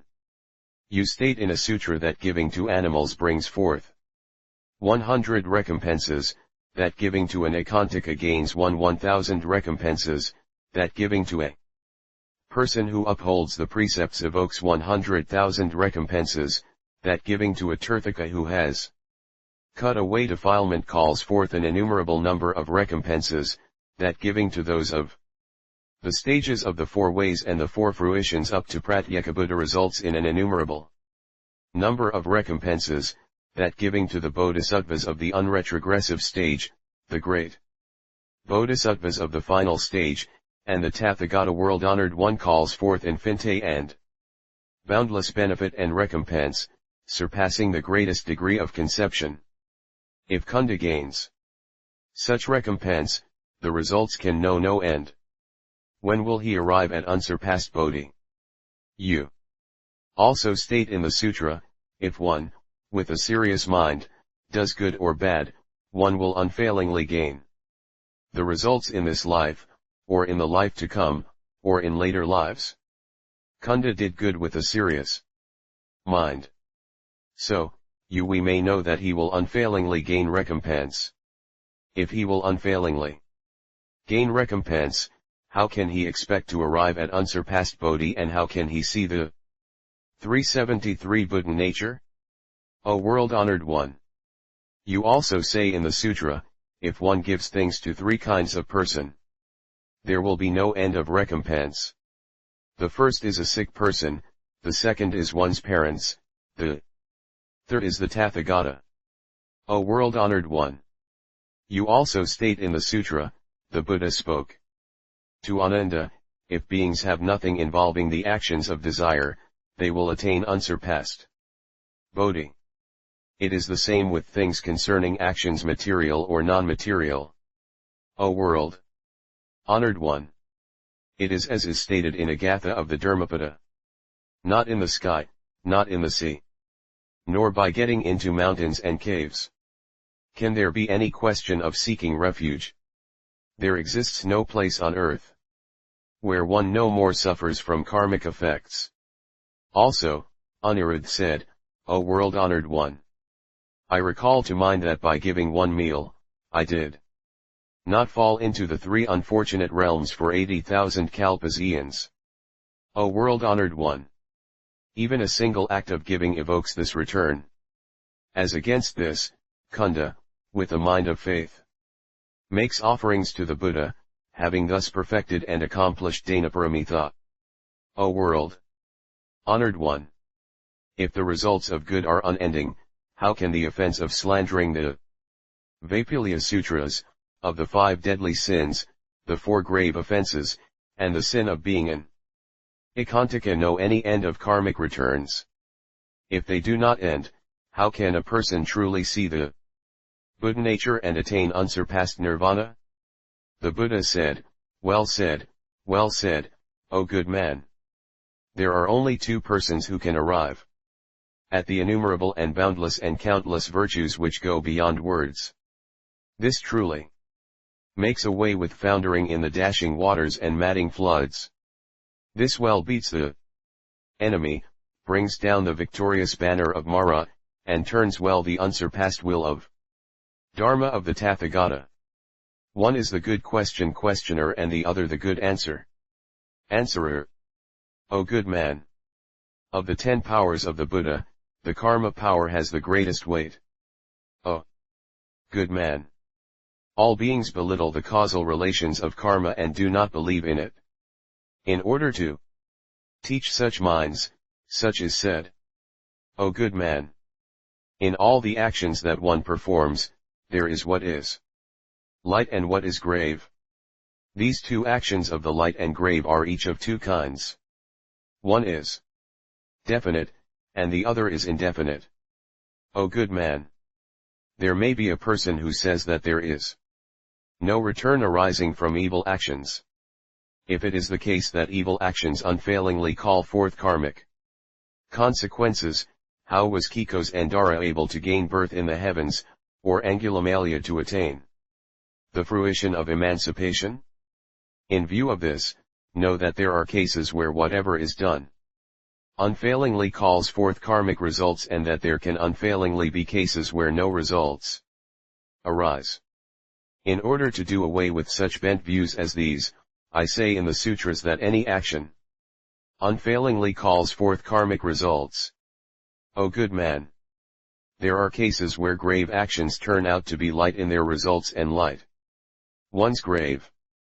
This does not mean that this concerns all people, only the ignorant are concerned here. Because of this, know that this does not mean that all actions unfailingly call forth a result. Although the result does not unfailingly come into being, this does not mean that the result does not come about. O good man!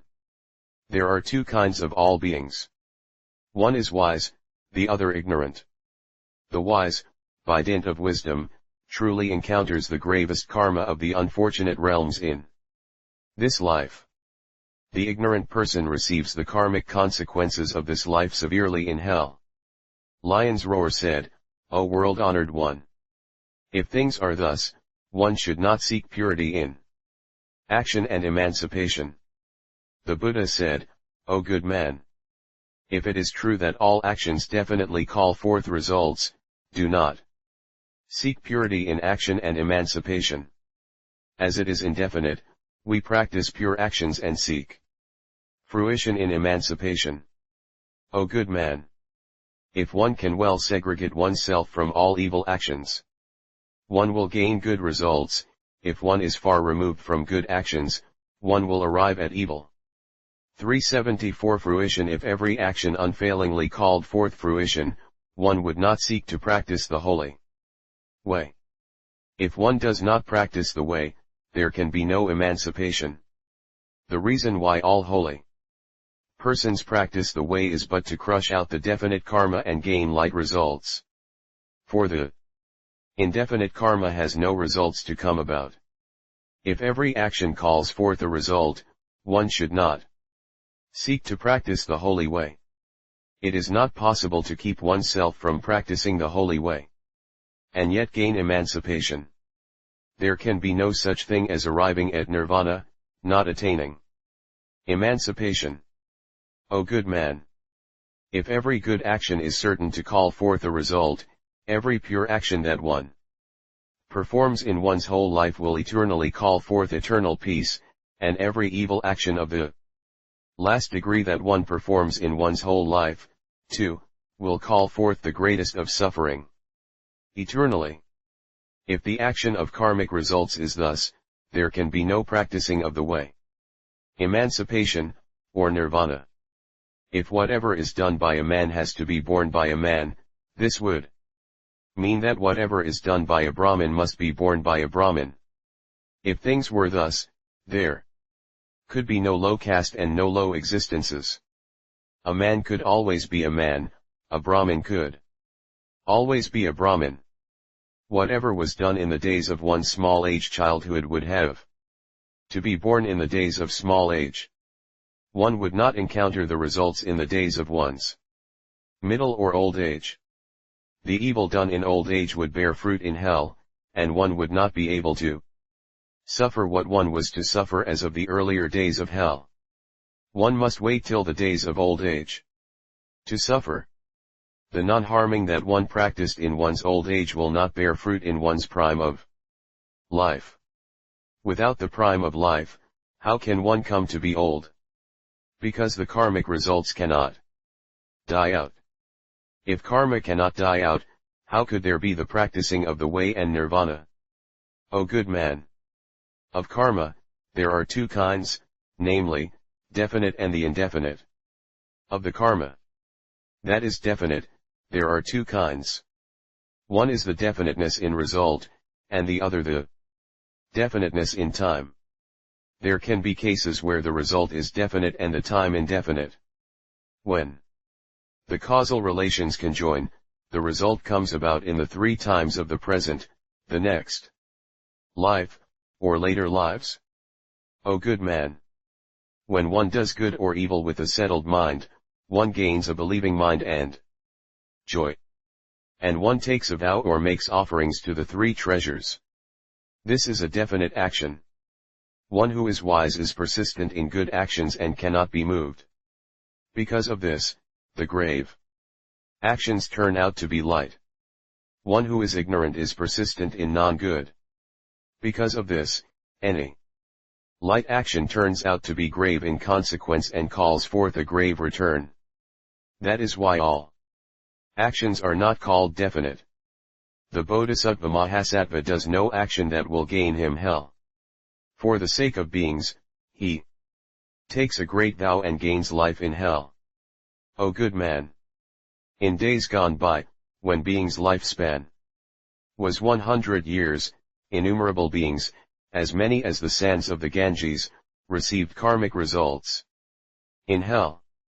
I saw this and I took a great vow and gained life in hell. The Bodhisattva, at that time, truth to tell, had no sin of such kind. For the sake of beings, he gained life in hell. I, at that time, was in hell, living their innumerable ages and expounding the 12 types of Sutra extensively to all sinners. The sinners, on hearing this, crushed all their karmic results and emptied hell, except for the Ekantaka. This is how we say that the Bodhisattva Mahasattva receives the karmic results not later than in this life. Also, next, O good man. In this Budruk Alpa, an innumerable number of beings gained life in the animal realm, suffering evil karmic returns there. On seeing this, I took a vow, and to save them I gained life as such animals as the reindeer, deer, brown bear, dove, naga, serpent, garuda, fish, tortoise, fox, hare, cow, and horse. O good man. The Bodhisattva Mahasattva does not have, truth to tell, any sin to gain him such life as an animal. For the sake of beings, he takes a great vow and gains such a life. This is where we speak of the Bodhisattva Mahasattva's gaining an evil karmic life return not later than this life. Also, next, O good man. In this Budruk Alpa, there were also innumerable beings who gained life as hungry pretas ghosts. They devoured, vomited saliva, fat, and flesh, pus and blood, urine, tears, and spittle. The span of their life was innumerable hundreds and thousands of years. Not once did they hear anything of juice or water. And how could they see anyone drink? Even if they saw water from afar and even if they gained 375 the wish to go there, when they reached the place where such existed, everything changed into a great fire or pus or blood. At times, these might not change, but many people would have struck the way with halberds in their hands or push the pretas back, so that they could not go forward. Or in the summer, rain might fall, but no sooner did it touch their body than it turned to fire. This is the work of the karmic returns of the evil they had done. O good man. The Bodhisattva Mahasattva has, truth to tell, no such sins to answer for, but to save beings and to enable them to attain emancipation, he takes a vow and puts himself into such a life. This is why we say that the Bodhisattva Mahasattva suffers evil karmic returns not later than in this life. O good man. I, in the age of Budruk Alpa, was born in a meat shop, but did not raise hens, pigs, cows or sheep, nor did I hunt with bows and nets, or catch fish, or live in a Kandala's house, nor did I rob or plunder. The Bodhisattva has never done any such things. To enable beings to attain emancipation, he took a great vow and gained such a body. This is why we say that a Bodhisattva Mahasattva undergoes a life of evil karmic returns not later than in this life. O good man.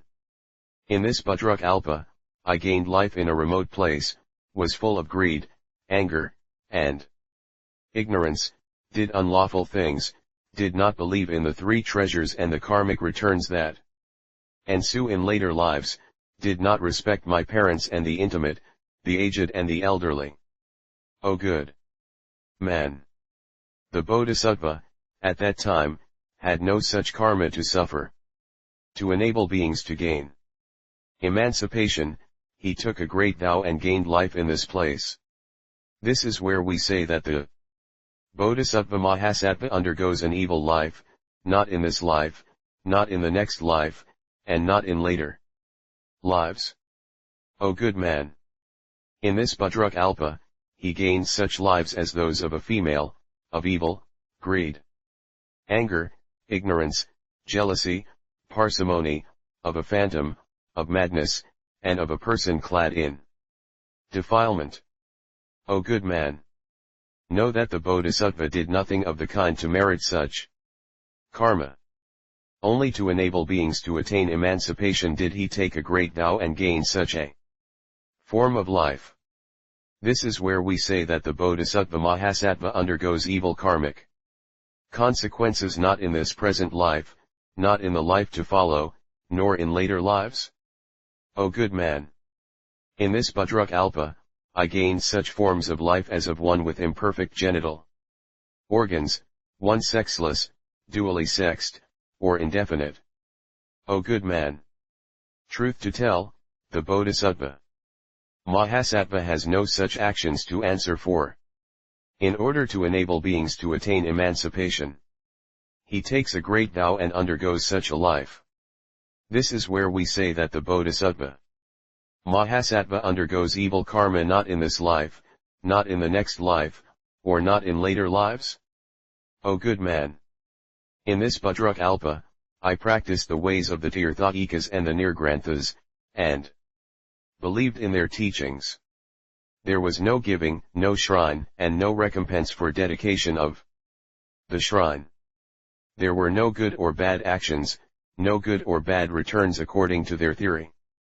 There was no present life, no life to come, and not this and not that. There existed no holy, no transformed body, no way, and no nirvana. O good man! The Bodhisattva has no such evil karmas to answer for. Only to enable beings to attain emancipation does he take a great vow and experience such twisted things. This is why we say that the Bodhisattva Mahasattva undergoes evil actions, not in this life, not in the life to come, nor in later lives. O good man! I call to mind that once in the past, we were merchants, Devdatta and I. And each of us had 500 merchants. Seeking profit, we went to a great sea in search of rare things. Through evil causal relations, we met with a storm on the way and, shipwrecked, our comrades all died. At that time, Devdatta and I, because of non-harming and by the causal relations for a long life, were blown across onto land. Then, Devdatta, regretting that he had lost the treasure, was greatly worried and wept loudly. I then said, O Devdatta, do not weep. Devdatta said to me, listen to me carefully, listen carefully. For example, there is a man oppressed by poverty. He goes to the graveyard and catches hold of a corpse and says, O you! Give me the joy of death. I shall now give you poverty and life. Then, the corpse stands up and says to the poor man, O good man! Take poverty and life yourself. I am now immersed in the joy of death. I am not pleased to see you poor and alive. The situation is like this. But I do not have the bliss of death to hand, and besides, I am poverty-stricken. What else can I do other than cry and weep? I also appeased him, do not be sad. I now have 2 beads, which are priceless. I will give you one. I 376 gave it to him and said, a person who has life gains this gem. If without life, how can one expect to have this? I then felt tired and drowsed in the shade of a tree. Devdatta, burning with greed, gained an evil thought. Thrusting and harming my eyes, he took away the other bead. In pain, I cried and wept. Then, there was a woman who came to me and asked, why do you cry and weep? I then told her of all that had taken place. On hearing of this, she further asked, what is your name? I said, I am called True Word. How can I know that you are truthful? I then took an oath, if I should now have evil thoughts towards Devdatta, let me be one-eyed. If not, let my eyes gain the light. Having said this, my eyes were cured and were as good as before. O good man! This is where we say that the Bodhisattva Mahasattva speaks about the recompense that comes about in this life. O good man! I call back to mind that I was once born in southern India, at Putana Castle, in the house of a Brahmin. At that time, there was a king called Garapu. He was rude, evil, arrogant, and haughty. Being in the prime of life and handsome, he was immersed in the life of the 5 desires. To save beings, I, at that time, lived on the outskirts of the castle town and sat in meditation. Then, the king came out of the castle, accompanied by relatives, courtiers, and court ladies into the world of spring trees and flowers. In the forest, he disported himself in the play of the 5 desires. All the females, abandoning the king, came to me. I then, to do away with the greed of the king, spoke of Dharma. Then, the king came to me and gained an evil mind. He asked, "Have you already arrived at arhatship?" I said, "Not yet." He asked again, "Have you arrived yet at the stage of anagaman?" I said, "Not yet." He further said, "If not yet arrived at these 2 fruitions, you must be perfect in greed. How dare you look at my females?" I then replied, "O great king! Although I have not yet cut off the bond of greed, I have no greed in my mind." The king said, "O fool! There is in the world many a rishi who feeds on air and fruit. But, on seeing beauty, he feels greed desire. And you are still in the prime of life and are not yet parted from greed. How can you be free from beauty, when actually seeing it?" I said, "O great king! One sees color, but does not get attached to it. It is like feeding on air and not on fruits. It comes from the mind that rests on impermanence and impurity." The king said, "Belittling others and slandering, how can one practice the pureness of the precepts?" I said, "O great king! If one has jealousy, there can be slandering. I have no jealousy. How could I slander anyone?" The king said, "O greatly virtuous! What do you mean by precepts?" "O king! Forbearance patient. Endurance is a precept." The king said, "If forbearance is a precept, I shall cut off your earlobe. If you can indeed stand it, I will know what the precept is." Then the king cut off my earlobe. But I, with my earlobe cut off, lost no color. All the courtiers, on seeing this, admonished the king and said, "Please do not cause any harm to such a great person." The king said to all his ministers, "How do you know whether this is a great person?" The ministers said, "Despite his receiving such a painful wound, his mien has not changed." The king said again, "I shall try further and see if he changes color or not." And he sliced off my nose, and cut off my hands and feet. At that time, the Bodhisattva had practiced the works of loving kindness in innumerable and boundless worlds and had pity for beings who were sunk in the mire of suffering. Then the 4 guardians of the earth, becoming angry, rained down sand, gravel, and stones. The king, on seeing this, became frightened, came to me, and prostrating on the ground said, "Please have mercy and allow me to repent." I said, "O great king! I seem to have no anger and no greed in my mind." The king said, "O greatly virtuous! How can you have no anger and no enmity in your mind?" I then took an oath, "Let my body be reinstated as it was before if I do not have any anger or enmity in my mind." No sooner had I said this, than my body was reinstated as it was before. This is what we mean when we say that the Bodhisattva Mahasattva speaks about recompense in this life. O good man! It is the same with the karmic results that are to come about in the next life and in later lives, and with the matter of evil actions. When the Bodhisattva Mahasattva attains unsurpassed Bodhi, all actions gain their recompense in the present life. If the karmic results of non-good and evil actions are to visit one in this present life, things will proceed as when the heavens let fall the evil rain on account of the evil actions of the king. Also, this is as when the 377 Hands dropped off a person who showed a hunter where the brown bear and the deer of beautiful color lived. These are instances where evil actions call forth karmic returns in this present life. As to the results that are to visit a person in the next life, they are those of the Ekantika, and those who commit the 4 grave offenses and the 5 deadly sins.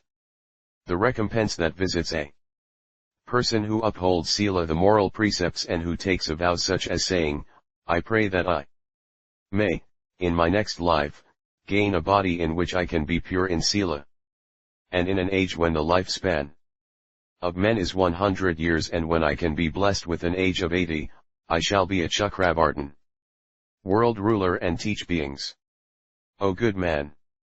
If the karmic result is definitely to visit one in this present life, there can be no karmic returns that come to one in the next life or in later lives. The Bodhisattva Mahasattva may practice the 32 signs of perfection of a great man, but he cannot expect the recompense in this present life. If one's action does not call forth the 3 kinds of recompense, we call this indefinite. O good man! If all actions must definitely call forth karmic returns, one cannot practice pure actions, emancipation, and nirvana. Know that such are not my disciples, they are the kindred of Mara. All actions have the phases of definite and indefinite. By definite is meant the karmic returns that one experiences in this life, in the life to come, and in later lives. By indefinite is meant the cases where the karmic returns come about when the causal relations meet, and if not, these will not come to visit the person. Because of this, if any person says that there are pure actions, emancipation, and nirvana, such a person is, truth to tell, my own disciple and not the kindred of Mara. This you should know. O good man! With beings, the results that are indefinite are many, and few the results that are definite. Because of this, there can be the practicing of the way. When one practices the way, the definite, grave karmic returns can be felt as light, and there can be no experiencing of the indefinite karmic returns in the life to come. O good man! There are 2 kinds of people. One makes the indefinite definite, the other makes the karmic returns of the present life those of the life to come. What is light? That which is grave. And what is to be suffered in this human life to be suffered in hell.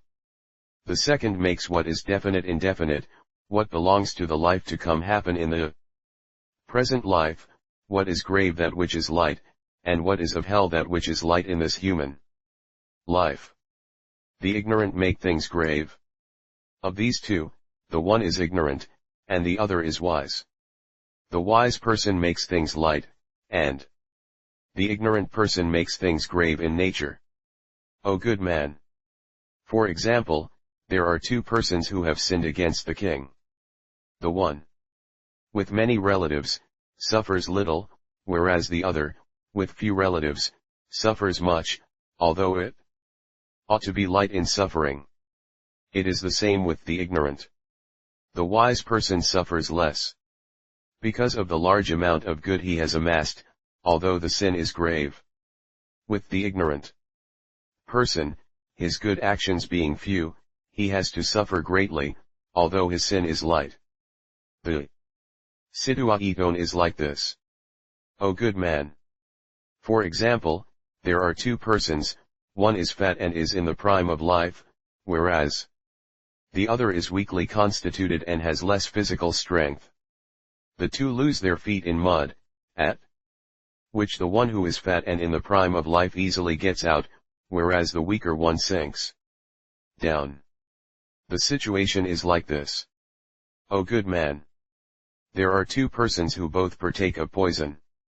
One has a charm and the drug Agata, whereas the other does not. The poison cannot destroy the one with the charm and drug, whereas the other who does not have such has to die. O good man! There are 2 persons who take some juice. One has the fire of life and the other has it less. The one with much fire digests it well, whereas with the person whose force of life is weak, it works harm. O good man! There are two persons who get chained up by the king. One is intelligent, whereas the other is dull. The intelligent person escapes, whereas the other one, who is dull, cannot get away. O good man! There are two persons who together follow a steep path. One has eyesight. 378 whereas the other is blind. The one with eyesight goes on without any ado, whereas the blind man falls into the depths of the steep gorge. O good man! For example, two persons take drinks. One eats a lot, whereas the other eats less. With the one who eats a lot, the drinks do less harm, whereas for the one who eats little, the drinks cause him trouble. The case is like this.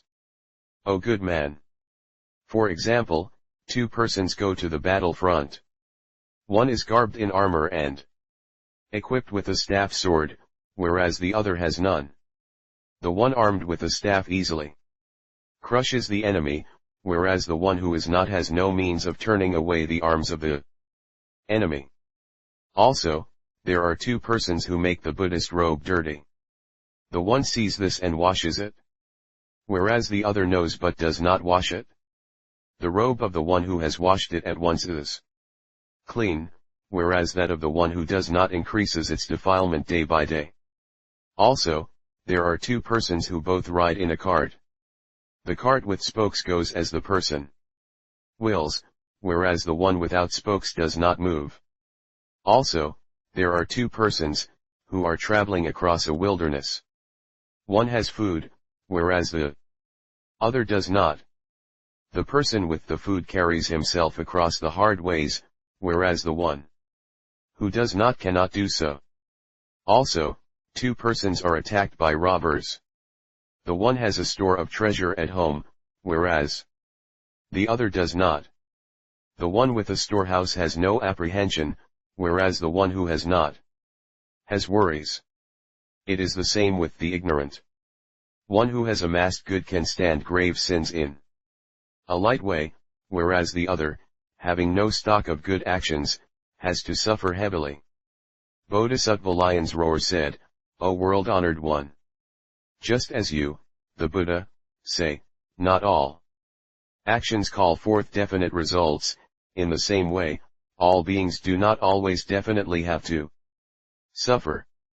O world-honored one!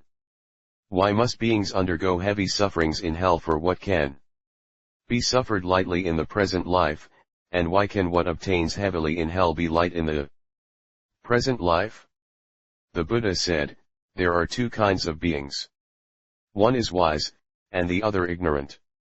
One who upholds the precepts of the body well and practices the wisdom of the mind is one who is wise. One who does not uphold the precepts and practice the wisdom of the mind is one who is ignorant. How does one not well practice the body? If one does not control the 5 sense organs, we say that such a person is one who does not control his body. When a person does not control the 7 kinds of pure precept, we say that he does not uphold the precepts. When a person does not adjust his mind, we say that there is no practicing of the mind. When a person does not practice holy actions, we say that this is not practicing wisdom. Also, next, by the non-practicing of the body, one cannot be perfect in the pureness of the precept body, the spiritual entity of Sila, so to speak. By the non-practicing of the precepts is meant the receiving or storing of the 8 impure things. The non-practicing of the mind is so called because one does not practice the 3 kinds of forms. The non-practicing of wisdom is so called because one does not practice pure actions. Also, next, we say that we do not practice the body because we cannot meditate on body, matter, and the representations of matter. Also, we do not meditate on the representations, we do not know of the elements of the body and the fact that this body moves onto that body. One sees body in non-body and matter in non-matter. Because of this, one greedily clings to the body and the body elements. This is the non-practicing of the body. We say that there is the non-practicing of the precepts. The receiving of low-grade sila is the non-practicing of the precepts. One-sided precepts are what one does for one's benefit, for adjusting one's own self, and not for giving peace to all beings. It is not to protect unsurpassed, wonderful Dharma. What the person does is for birth in the heavens and there to be blessed with the 5 desires, which is not called practicing the precepts. By the non-practicing of the mind is meant the dispersed state of mind in which the person does not guard his own realm of existence. By one's own realm is meant the 4 remembrances, and 379 by the other realm is meant the 5 desires. When a person does not practice the 4 remembrances, we speak of non-practice of the mind. When a person is sunk in evil actions and does not guard well his own mind, we call this the non-practice of wisdom. Also, next, by the non-practice of the body is meant that the person does not see that this carnal body is non-eternal, that it has no place to live in, and that it collapses, and it dies out moment after moment, and that it is the world of Mara. By the non-practice of the precepts is meant the non-accompaniment of Silaparamita perfected morality. By the non-practice of the mind is meant that the person is not perfect in Dhyana Paramita perfected meditation. By the non-practice of wisdom is meant that the person is not perfect in Prajnaparamita perfected wisdom. Also, next, we say that there is the non-practice of the body, which is greedily to cling to one's own body and what belongs to it, and to think that one's body is eternal and that it does not change. We talk of the non-practice of the precepts. This is to do for one's own sake the 10 evil deeds. The non-practice of the mind means that the person does not control his doing of evil deeds. The non-practice of wisdom means that the person cannot see through to the good and bad of things, because of the non-control of the mind. Also, next, the non-practice of the body means that the person is not away from the notion of the wrong view of self-atmadrasti, regarding the ego as existing eternally unchanged. The non-practice of the precepts means that the person is not away from the wrong view regarding the precepts Silavrata Paramarsa. The non-practice of the mind means that the person falls into hell after enacting greed and anger, and the non-practice of wisdom means that the person fails to do away with the ignorant mind. Also, next, the non-practice of the body fails to see that the body is always the enemy, even though it has nothing for which it is to blame. O good man! For example, there is a man who has an enemy, whoever seeks his whereabouts. One who is wise sees this and is awake to it and guards against it. If not guarded against, there is the danger of being harmed. It is the same with all the bodies of beings. One always, cold or hot, nourishes it with food and drink. If not thus protected, the body will go into dissolution. O good man! The Brahmin, worshipping the god of fire, always offers incense and flowers, praises and worships it, makes offerings and serves it, and he may well gain a life of 100 years. But if he touches it, the fire will burn the hand that does so. This fire, having been so much cherished and offered things, knows nothing of repaying what it owes the one who has single-mindedly served it. It is the same with the bodies of all beings. For years, the body is served with the best of incense and flowers, necklaces, clothing, food and drink, bedding and medicine. But when it encounters the causal relations that press in from within and without, all at once collapses, and it now does not think back a whit to what offerings and clothes were given it in days gone by. O good man! For example, there is a king who has 4 vipers, which he keeps in a box and orders a person to feed and take care of. Any of these four will harm a person once it gets angry. The man, fearing this, always seeks food and feeds them. It is the same with the four great vipers of all beings. Once angered, they will destroy the body. O good man! A man is mindful of a chronic disease, for which he seeks a doctor and a means of cure. Should he incessantly fail to cure the disease, death will unfailingly visit him. It is the same with the body of all beings. One must always take care, and there cannot be any indolence. Indolence will call forth death. O good man! For example, it is the same with an earthenware pot, which cannot endure the wind and rain, beating, and pressure. It is the same with the body of all beings. It cannot endure hunger, thirst, cold, and heat, wind and rain, beating, and ill-speaking. O good man! A carbuncle, when not yet fully grown, always protects itself well and prevents others from touching it. If anyone should happen to touch it, it responds with great pain. It is the same with the body of all beings. O good man! When a mule bears a child, this destroys its own body. The same is the case with 380. The body of all beings. If the inside is cold, the body suffers. O good man! For example, just as the plantain tree dies when it bears fruit, so do matters stand with all other things. O good man! Just as the plantain fruit has nothing solid inside it, so is it with the body of all beings. O good man! Just as the serpent, rat, and wolf all hate each other, so do matters stand with the four great elements. O good man! Just as the swan king does not seek to be in a graveyard, so do things stand with the bodhisattva. The body does not greedily find pleasure in a graveyard. O good man! Just as a Kandala will not give up his occupation for 7 generations successively because people look down upon him, the same is also the situation with the seed of this body. The seed and blood are after all not pure. Their being not pure, all Buddhas and Bodhisattvas reproach them. O good man! This body is not like the Malaya hills where sandalwood grows, it cannot call forth the Utpal, Pundarika, Kampaka, Malika, or Varsika. The 9 holes always leak out pus and blood and impure things. Where one is born, vagina smells bad and is defiled and ugly to look at, and worms always live there. O good man! For example, there might be an all-wonderful garden and forest in the world.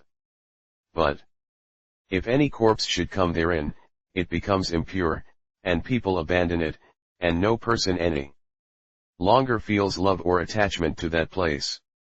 It is the same with what comes about in the world of matter. Though wonderful to look at, as there is the body representing it, all Buddhas and Bodhisattvas abandon it. O good man! If a person cannot see things in this light, we do not call this the practice of the body. We say that there is the non-practice of the precepts. O good man! This is none other than not being able to regard Sila, the moral precepts, as a kind of ladder to all good dharmas things. Sila is the root of all good dharmas. This is as with the earth, which is where all trees grow. This is the best guide to all good. This is like the owner of a ship that guides all merchants. Sila is the banner of victory. It is like the hanging ensign of Devendra. Sila eternally extirpates all evil deeds and the 3 unfortunate realms. It thoroughly cures serious illnesses, like a medicinal tree. Sila is none other than food on the steep path of birth and death. It is the armor and staff that crush the thieves of defilement, and it is the best charm, which annihilates the poison of the viper of defilement, or it is the bridge by means of which one can truly cross over the path of evil actions. Any person who cannot think in this way is one who does not practice the precepts. We say that there is the non-practicing of the mind. This is none other than being unable to meditate on the mind. The mind carries itself lightly and noisily and is hard to catch hold of and to destroy. It runs about unmolested like an evil-minded elephant. Its movements are quick. Every moment, as swift as lightning. It is as noisy and unstaying restless as any monkey.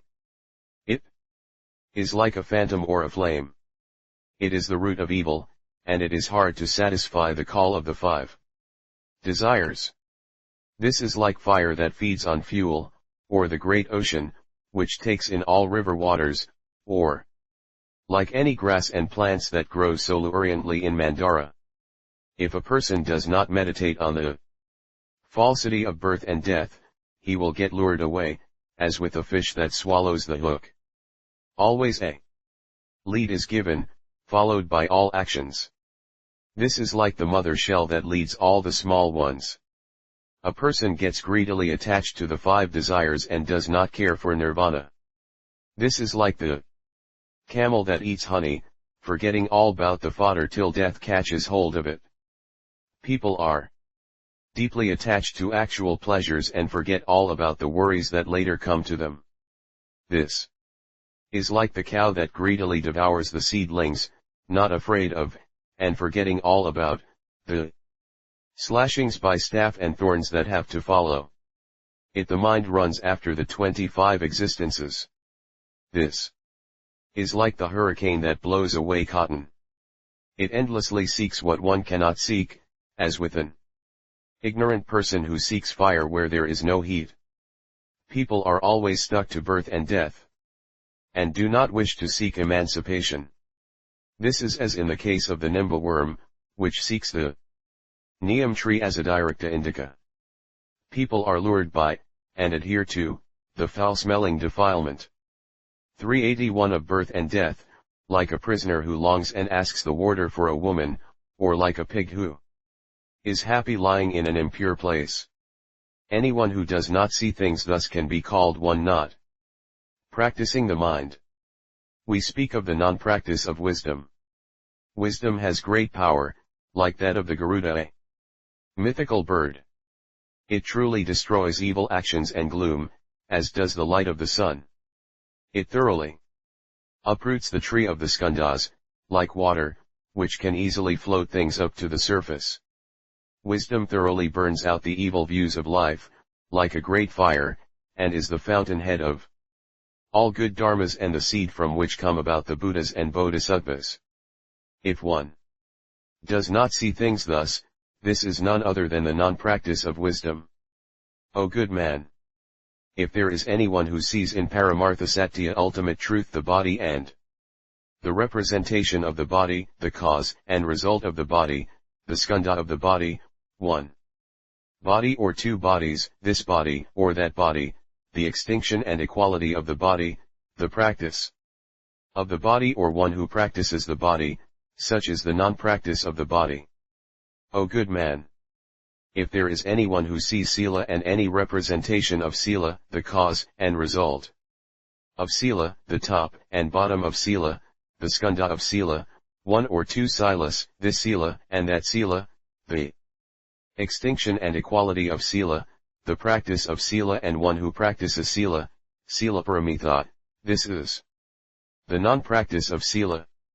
If there is any person who sees such as the mind and the representation of the mind, the cause and result of the mind, the skandha of the mind, what belongs to the mind, one or two minds, this and that mind, the extinction and equality of the mind, the practicing and one who practices the mind, the top, middle, and bottom of the mind, the good and bad mind, this is the non-practice of the mind. O good man! If there is anyone who sees wisdom and the phase of representation of wisdom, the cause and result of wisdom, the skandha of wisdom, one or two wisdoms, this and that wisdom, the extinction and equality of wisdom, the top, middle, and bottom of wisdom, sharp and dull wisdom, the practicing of, and one who practices, wisdom, this is none other than the non-practicing of wisdom. O good man! If there is any person who does not practice the body, sila, wisdom, and the mind, such a one will suffer from a great karmic consequence for a small evil deed. And out of fear, he will think, I am bound for hell, I have done the deeds of hell. Even when the wise speak of the pains of hell, he will always think, it is like iron hitting iron, stone, wood, and the firefly enjoying fire. The body of hell will look like hell. If it resembles hell, what more pain could there be? For example, it is like the blue fly that gets caught by saliva and cannot get free. It is the same with the human being, too. He cannot extract himself from a small evil. The mind never once repents and covers the wound by doing good. In the past, there were all good deeds. But all these became defiled by the sin. What little evil a person has to suffer in this life turns out as the heaviest karmic results in hell. O good man!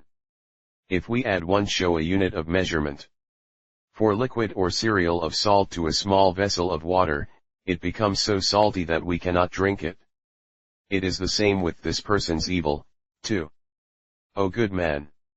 For example, there is a man whose 1 sen a unit of money which he owes a person, and which he is unable to pay back, chains him to prison, where he has to suffer many a hardship. It is the same with this person's sin, too. Bodhisattva Lion's Roar said, O world-honored one! Why is it that this person's light sin, from which he has to suffer in this present life, turns out to chain him to hell? The Buddha said, O good man! If any person has 5 things to answer for, any slight sin he has committed will turn out to be answered in hell. What are the 5? They are, 1. Ignorance, 2. Littleness of good done, 3. Graveness of evil done, 4. Non-repentance, 5. No good ever done before. Also, there are 5 things, which are, 1. Practicing of evil, 2. Not upholding the precepts, 3. Abstaining from doing good, 4. Not practicing the body, sila, wisdom, and the mind, and 5. Befriending evil persons. O good man! Because of these, a slight evil in the present life evokes grave returns in hell. O good man! Because of these, the light karmic result that one would otherwise have to suffer in this life becomes the heavier to suffer in hell. Lion's Roar said, O world-honored one! Who suffers less in the present life what he would 382 have to suffer in hell? O good man! Any person in the world who practices the body, sila, wisdom, and the mind, as stated above, and who sees that all things are void and all equal, and who sees no wisdom, none who is wise, no ignorance, none who is ignorant, no practicing and none who practices, such is one who is wise.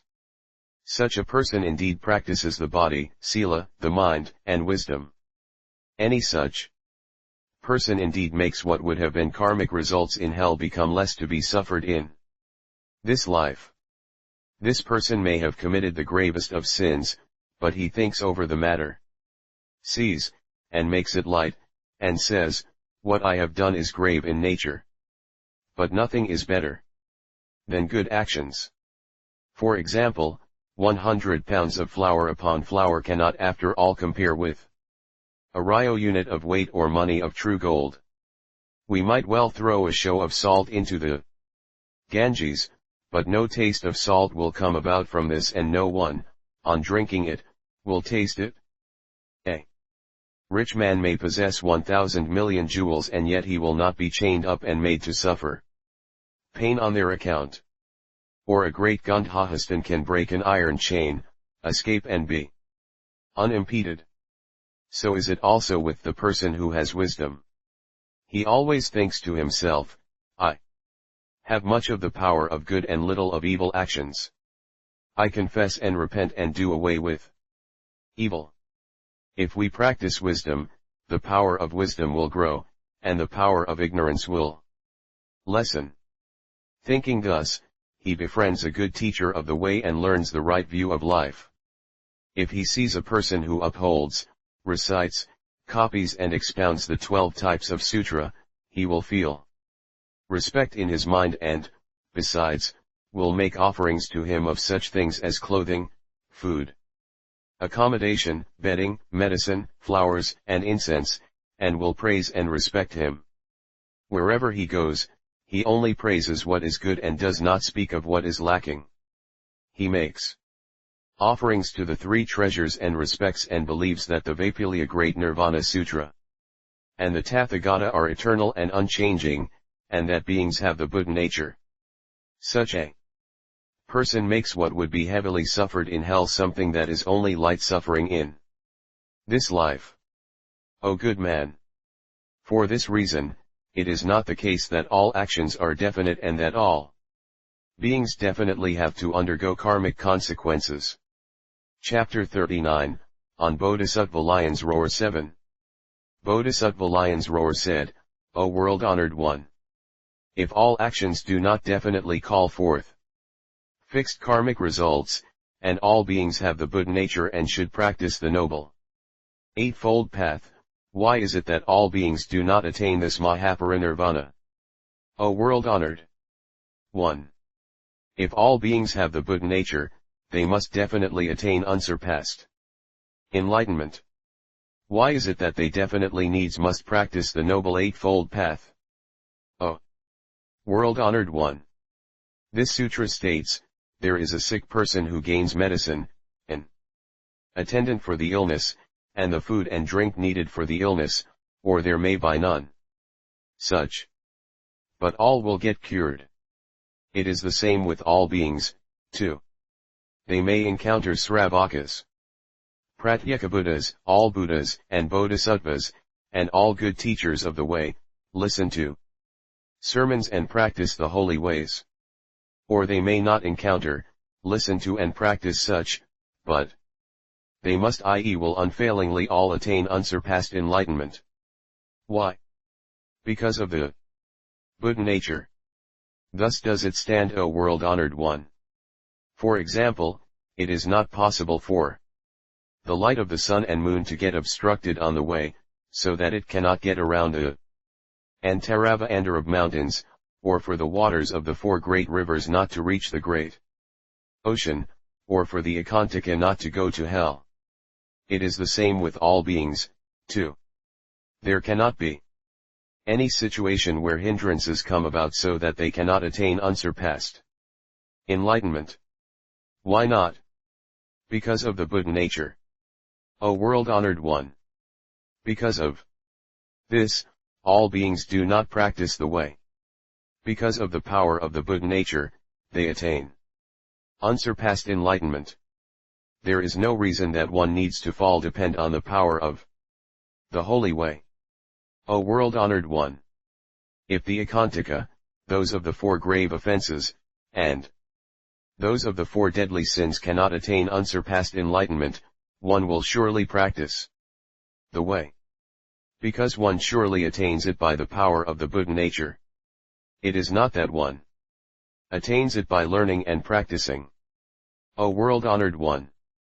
For example, a magnet, though distant, attracts iron. It is the same with the Buddha nature of beings. Because of this, one need 383 not practice the way. The Buddha said, well said, O good man! By the Ganges there live 7 kinds of men. They are afraid of robbers because they are now bathing. Or the case might be as with those who get into the river in order to pick flowers. The first person gets drowned as he gets into the water, the second person sinks in mid-water, but comes up and sinks down again into the water. Why? Because his body is powerful and strong, he is able to get out. The one who has not learned to float comes up and then sinks again. The third comes up after sinking. Coming up, he does not sink again. Why not? Because his body is heavy, so he sinks, but as his power is great, he comes up. Having already learned to float, he stays up. The fourth person, on getting into the water, comes up again. Coming up, he looks around. Why? As he is heavy, he sinks. As he has great power, he comes up. As he has learned to float, he remains up, not knowing where to get out. He looks around. The fifth person, on going into the water, sinks, and having sunk, he comes up. Having come up, he looks around. Having looked, he goes. Why? Because he fears. The sixth person goes into the water, and gets out, and stays in the shallow waters. Why? Because he sees the robbers who are nearby and also far off. The seventh person is already up on the other bank, and is on a great mountain. He fears nothing, out of the reach of the robbers, he is blessed with great bliss. O good man! It is the same situation with the great river of birth and death, too. These are the 7 kinds of people. As they fear the robbers of defilement, they make up their minds and wish to cross the great river of birth and death. They abandon their homes, shave their heads, and don priestly robes. Having renounced their homes, they associate with evil friends, follow their teachings, and give ear to their doctrines, which state, man's body is the 5 skandhas. The 5 skandhas are none but the 5 great elements. When a man dies, he does away with the 5 great elements. When he parts with the 5 great elements, why does he any longer need to practice good or bad? Because of this, one may know that there can be no karmic returns of good or bad. Such a person is an ekantika. He is cut off from the root of good or bad. Cut off from the root of good, he sinks into the waters of birth and death and is unable to get out. Why? Because of the great weight of evil deeds, and he has no power of faith. He is like the first person of those on the banks of the river Ganges. O good man! The ekantika has 6 causal relations. He falls into the 3 unfortunate realms, and cannot get out of them. What are the 6? They are, 1. His evil mind burns, 2. He does not see the afterlife, 3. He takes pleasure in seeking defilement, 4. He walks away from good, 5. Evil actions hinder his way, and 6. He associates with an evil teacher of the way. This again possesses 5 things, by which the person falls into the 3 unfortunate realms. What are the 5? They are, 1. He always says that there can be no karmic results to come about in regard to good or bad actions. 2. He kills a person who has aspired to bodhi. 3. He takes pleasure in speaking about the evils committed by priests. 4. He says that what is right is not right and what transgresses dharma is lawful. And 5. He gives ear to dharma just to pick up what goes against, i.e. to find fault. Also, there are 3 things by which the person falls into the 3 unfortunate realms. What are the 3? These are saying that, 1. The Tathagata is non-eternal, and goes away eternally, 2. Wonderful Dharma is non-eternal and changes, and 3. The Sangha jewel gets destroyed. For this reason, he always sinks into the 3 unfortunate realms. The second person aspires to cross the great river of birth and death, but devoid of amassed good sinks and is unable to get out. We speak of getting out. This is associating with a good teacher of the way, through which one gains faith. By faith is meant believing that dana giving evokes the fruition of dana, that any action that can be called good calls forth the fruition of good, and any action that is evil that of evil, and it is believing in the suffering of birth and death, and believing in impermanence and dissolution. This is faith. Gaining faith, the person practices Pure Sila, upholds, recites, copies and expounds the sutras. He always gives and well practices. Wisdom. If dull, the person encounters an evil friend. He is unable to learn how to practice the Sila of body and the wisdom of mind. He gives ear to evil teachings. Or he may happen to be visited by an evil period of time and be born in an evil land and be cut off from good deeds. Cut. 384 Off from the root of goodness, he always sinks into birth and death. His case is like that of the second person on the banks of the river Ganges. The third person looks forward to crossing the great river of birth and death. Devoid of good, he sinks in mid-water. His drawing near to a good teacher of the way is his getting out. The Tathagata is the all-knower. He is eternal and suffers no change. For the sake of beings, he speaks about the unsurpassed way. All beings have the Buddha nature.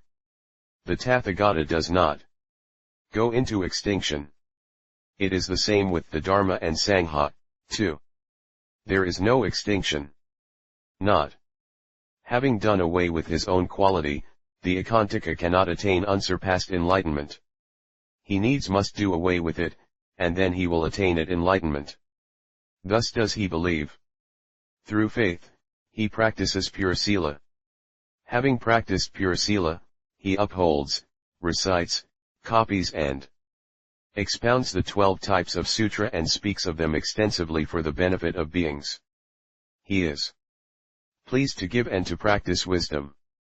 Born sharp-minded, he firmly abides in faith and wisdom and does not draw back in his determination. This is like the situation of the third person on the banks of the river Ganges. The fourth person desires to cross the great river of birth and death.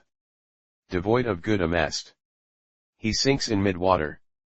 Coming close to a good teacher of the way, he gains faith. This is getting out. As he gains faith, he upholds, recites, copies and expounds, and for the sake of beings he propounds Dharma widely. He takes pleasure in giving and practices wisdom. Born sharp-minded, he firmly believes in faith and wisdom. There is no drawing back with him from his resolve, and he looks all around in the 4 directions. The 4 directions mean the 4 fruitions of Asramana. This is like the fourth person on the banks of the river Ganges. The fifth person is one who aspires to cross the great river of birth and death, but with no good amassed, sinks in mid-water. Associating with a good teacher of the way, he gains faith. This is getting out. With faith, he upholds, recites, copies, expounds the 12 types of sutras and speaks expansively for the sake of beings. He takes pleasure in giving, and he practices wisdom. Sharp born, he firmly abides in faith and wisdom, and there is no regression in his mind. Not regressing, he makes progress. Making progress refers to the Pratyeka Buddha.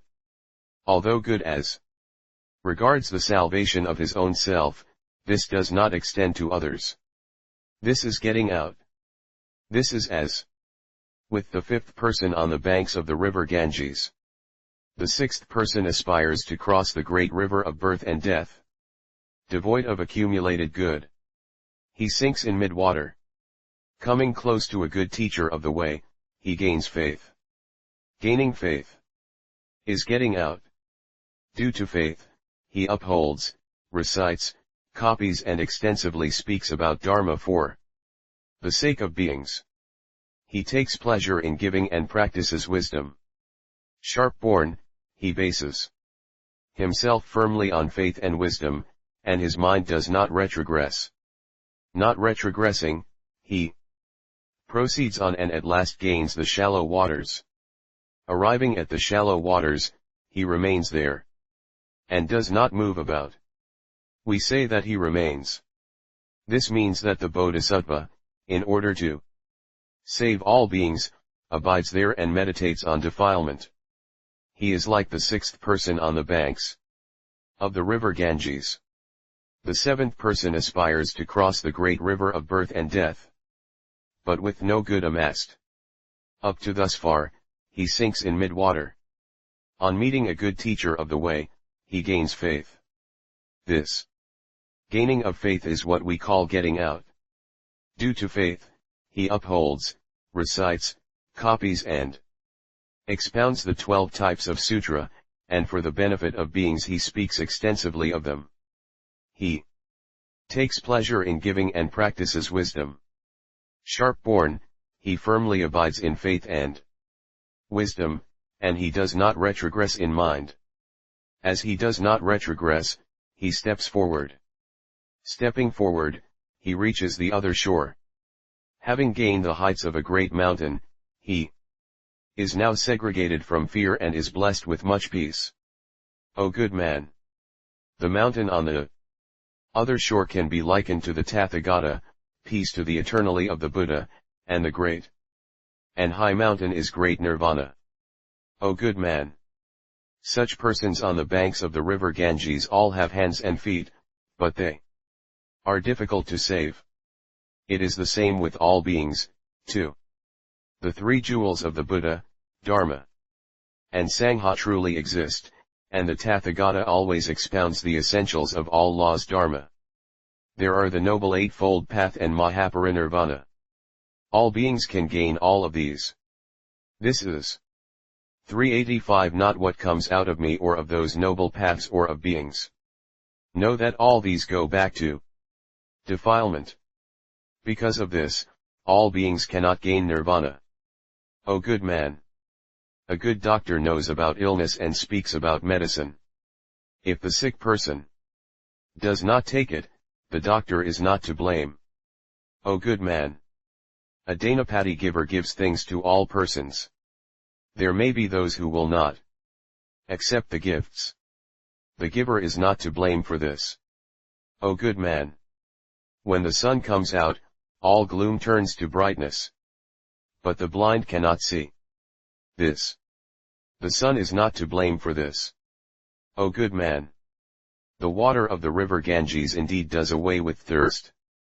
There may be those who are thirsty, but who do not drink. The water is not to blame. O good man! The great earth brings forth fruit for everyone all equally. But there may be farmers who do not plant anything. The earth is not to blame for this. O good man! The Tathagata gives and expounds the 12 types of Sutra to all beings. But the Tathagata is not to blame if the beings will not take them. O good man! Those who practice the way will all attain unsurpassed enlightenment. O good man! You say that beings all have the Buddha nature and that it is as unfailing as a magnet that they will attain unsurpassed enlightenment.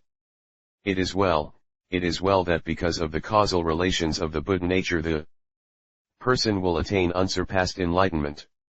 Should you say that there is no need to practice the holy path, this is not so. O good man! As an illustration, a man is journeying through a wilderness and feels thirsty. When he comes across a well, it is very deep, so that he cannot see the water. But we may know that there assuredly is water there. If the person brings forth the means and draws up the water with a rope and a bucket, then the water is assuredly there. It is the same, too, with the Buddha nature. All beings possess it. But only by practicing the undefiled noble path can one truly see it. O good man! If there is sesame, we can get oil. If we do not have the means, we cannot get it. It is the same with sugar cane. O good man! Though the north of Uttarakuru of Trayastrimsa heaven exists, one cannot see it other than by accumulation of good karma, miraculous power, and the power of the way. The roots of trees and grass which are under the ground, and the water in the ground, cannot be seen by us, since the earth covers them. It is the same situation with the Buddha nature, too. If one does not practice the holy way, one cannot expect to see it. O good man! You say that the illnesses of the world will get cured with or without nursing, a good doctor, good medicine, and the food and drink needed for those illnesses. O good man! I spoke thus to all bodhisattvas of the sixth stage. O good man! All the beings in space have no inside, no outside, and no in and no out. Hence, they are unmolested, unimpeded in every way. It is the same with the Buddha nature of all beings, too. O good man! There is a man who possesses wealth in different places and not where he is. When asked, he may say that he has it. Why? Because he definitely possesses it. It is the same with the Buddha nature of beings, too. It is not this and not that. As one is sure to gain it in hand, we say that it all is. O good man! It is as in the case in which all beings make all things. They are not good, not bad, not in and not out. All such karmic natures are not existing and not non-existing. Also, it is not what once was not, but what is. It is not what has come about without any cause. It is not what I have done and I receive. It is not what I have done and he receives. It is not what he has and he receives. It is not what is done, it is not what one receives. Time agrees and fruition comes about. It is the same with the Buddha nature of all beings, too. It is again not what was not but what is. Now, it is neither in nor out. It is neither is nor is not. It is neither this nor that. It is neither what comes from without, nor is it of no causal relations. It is not that all beings do not see. All bodhisattvas see as time and causal relations come to conjoin. We say time. The bodhisattva Mahasattva of the 10 stages practices the Noble Eightfold Path and gains an all-equal mind. 386 When it the Buddha nature can be seen. It is not what is done. O good man! You say that it is like a magnet. But this is not so. Why not? A stone does not attract iron. Why not? Because there is no mental action that works. O good man! There are things of different nature, and so a thing of different nature comes about. And when there is no different thing, a different thing breaks off, goes into dissolution. There is none doing and none that breaks. O good man! It is as in the case of a great fire which cannot burn the fuel.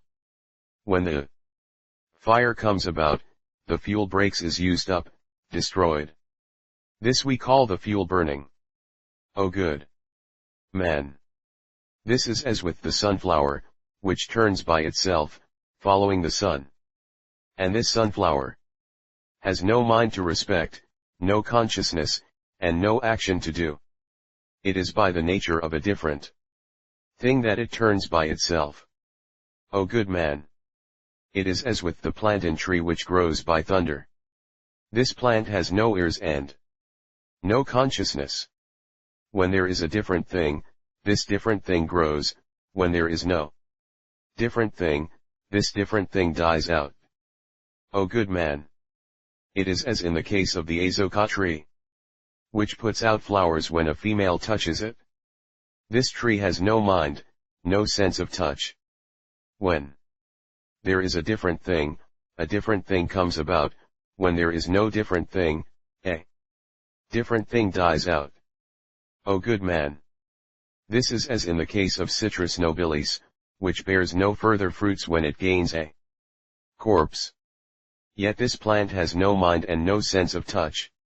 By a different thing, there comes about a different thing. When there is no different thing, the different thing dies out. O good man! 4. Example, the fruit of the pomegranate grows because of rotten calf bones. But the pomegranate tree also does not possess a mind or touch. When there is a different thing comes about, and when there is no different thing, a different thing dies out. O good man!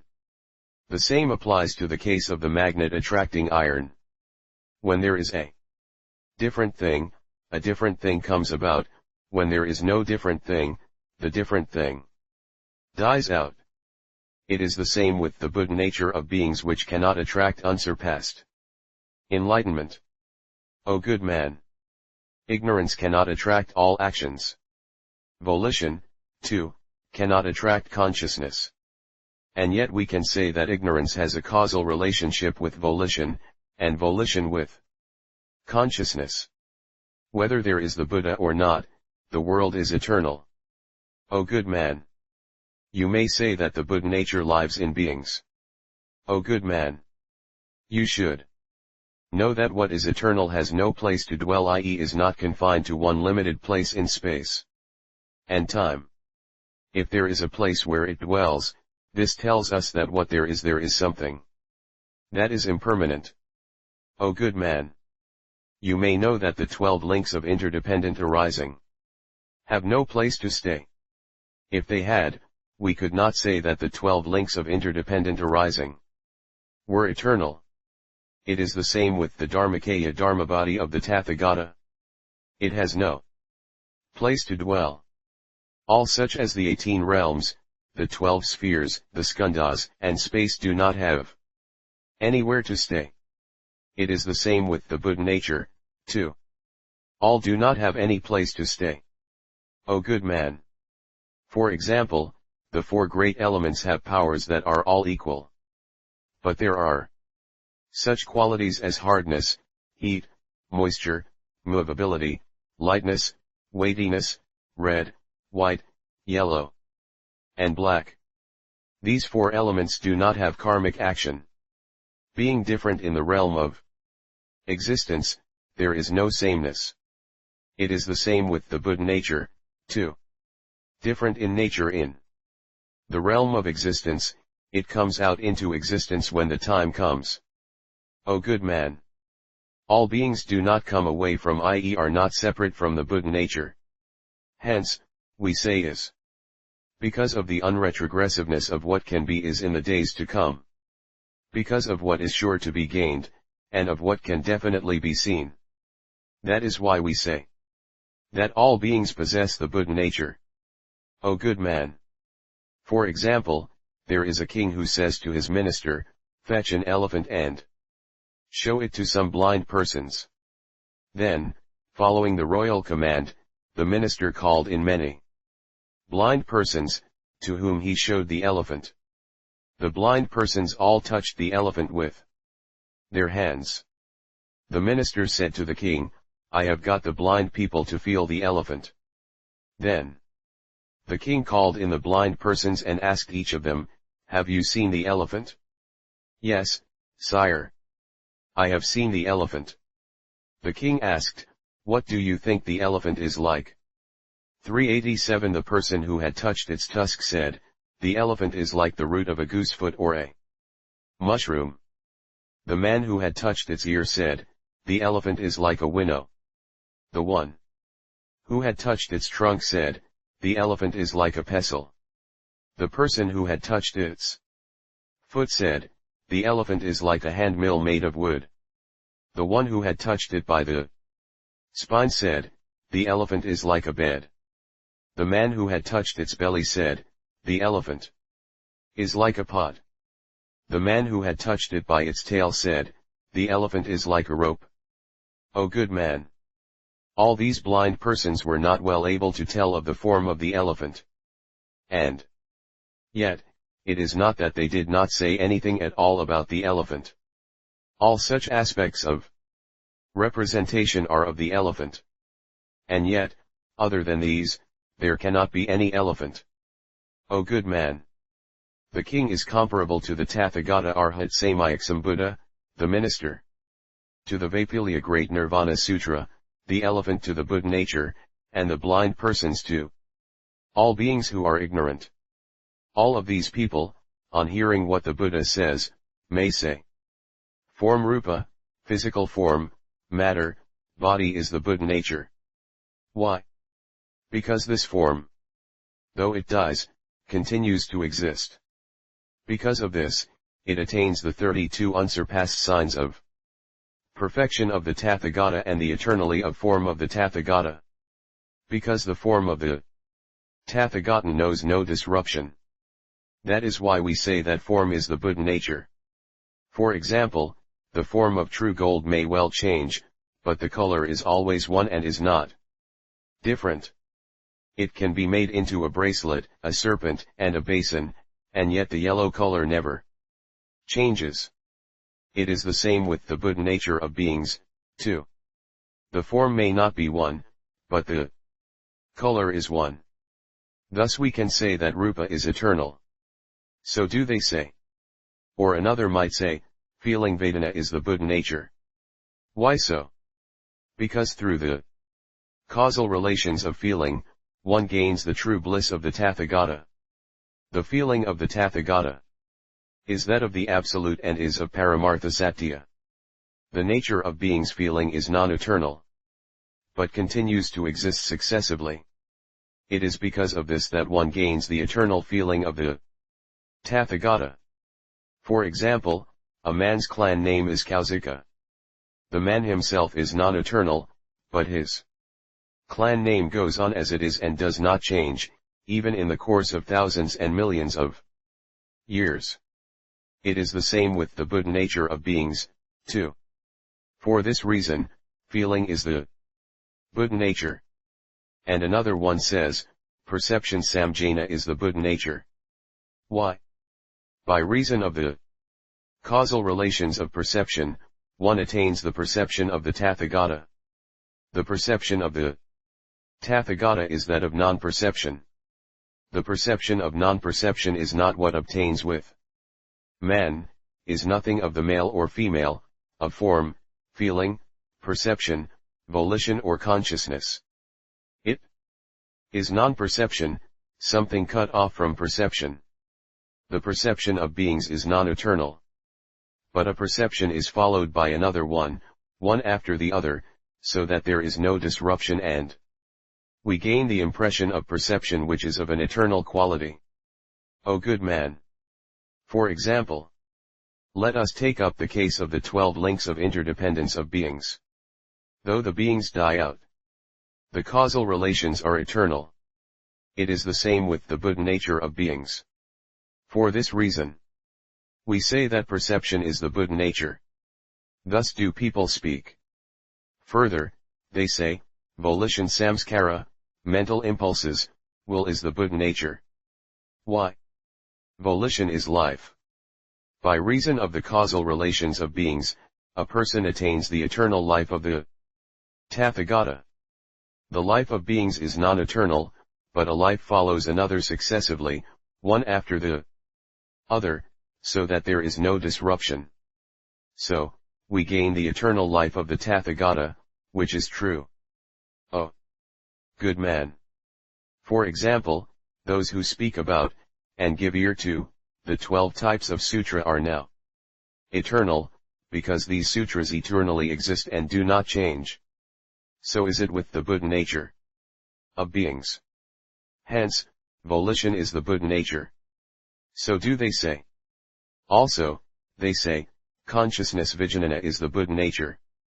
By reason of the causal relations of consciousness, one gains the all-equal mind of the Tathagata. Although the consciousness of beings is non-eternal, a consciousness is followed by another successively, so that there is no disruption. Hence, one gets the eternal mind of the Tathagata, which is true. Fire has the property of heat. But the property of heat is eternal. It is the same with the Buddha nature of beings. Hence, consciousness is the Buddha nature. So do they say. Also, they say, other than the skandhas, there is the self. Self is the Buddha nature. Why? By 388 the causal relations of the self, one gains the unmolested light of the Tathagata. There are various Tirthayikas who say, going and coming, seeing and hearing, sorrow and gladness, and words and speaking are the self. All such notions of the self are non-eternal. But the self of the Tathagata is truly eternal. O good man!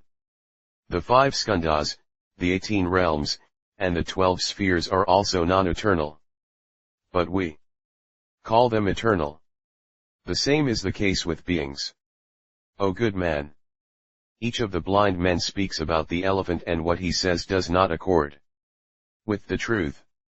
Yet it is not that he does not speak about the elephant.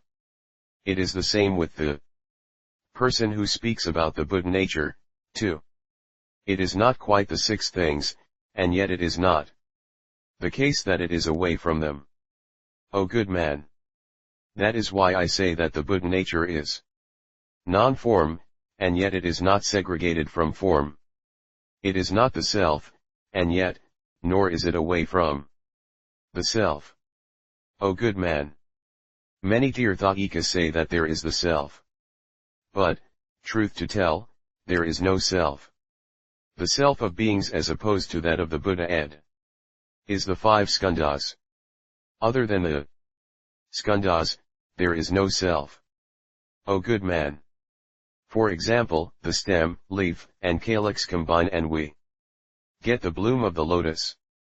Other than this, there cannot be any flower. It is the same with the self of beings. O good man! For example, the walls, grass, and wood combine, and we have a house. Other than this, there cannot be a house. The Katara, Palasa, Nyagadha, and Yudambara combine, and we have a forest. Other than this, there is no forest. For example, such things as chariots, soldiers, elephants, horses, and infantry combine, and we have an army. Other than this, there can be no army. A good combination of the threads of 5 colors brings forth an ayajap, a kind of silken cloth of mixed color tone. Other than this, there cannot be any aya. The harmonious combination of the 4 castes is called the great populace. Other than this, there can be no great populace. It is the same with the self of beings, too. There is with them no self other than the 5 skandhas. O good man! The eternal of the Tathagata is the self. The Dharmakaya Dharmabody of the Tathagata is unboundedness, unobstructedness, birthlessness, undyingness, and the 8 unmolestednesses. This is the self. The beings, truth to tell, do not have such a self, and what the self possesses. Only because of the fact that a person absolutely attains the absolute void of Paramartha Satya do we say the Buddha nature. O good man! Great loving-kindness and great compassion are the Buddha nature. Why? Because great loving-kindness and great compassion always accompany the Bodhisattva. It is like the shadow that follows a form. All beings decidedly will attain great loving-kindness and great compassion. So, we say that all beings possess great loving-kindness and great compassion. Great loving-kindness and great compassion are the Buddha nature. The Buddha nature is the Tathagata. Great sympathetic joy and great equanimity are the Buddha nature. Why?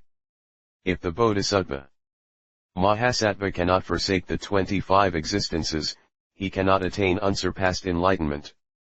As beings will all unfailingly gain it, we say that all beings possess the Buddha nature.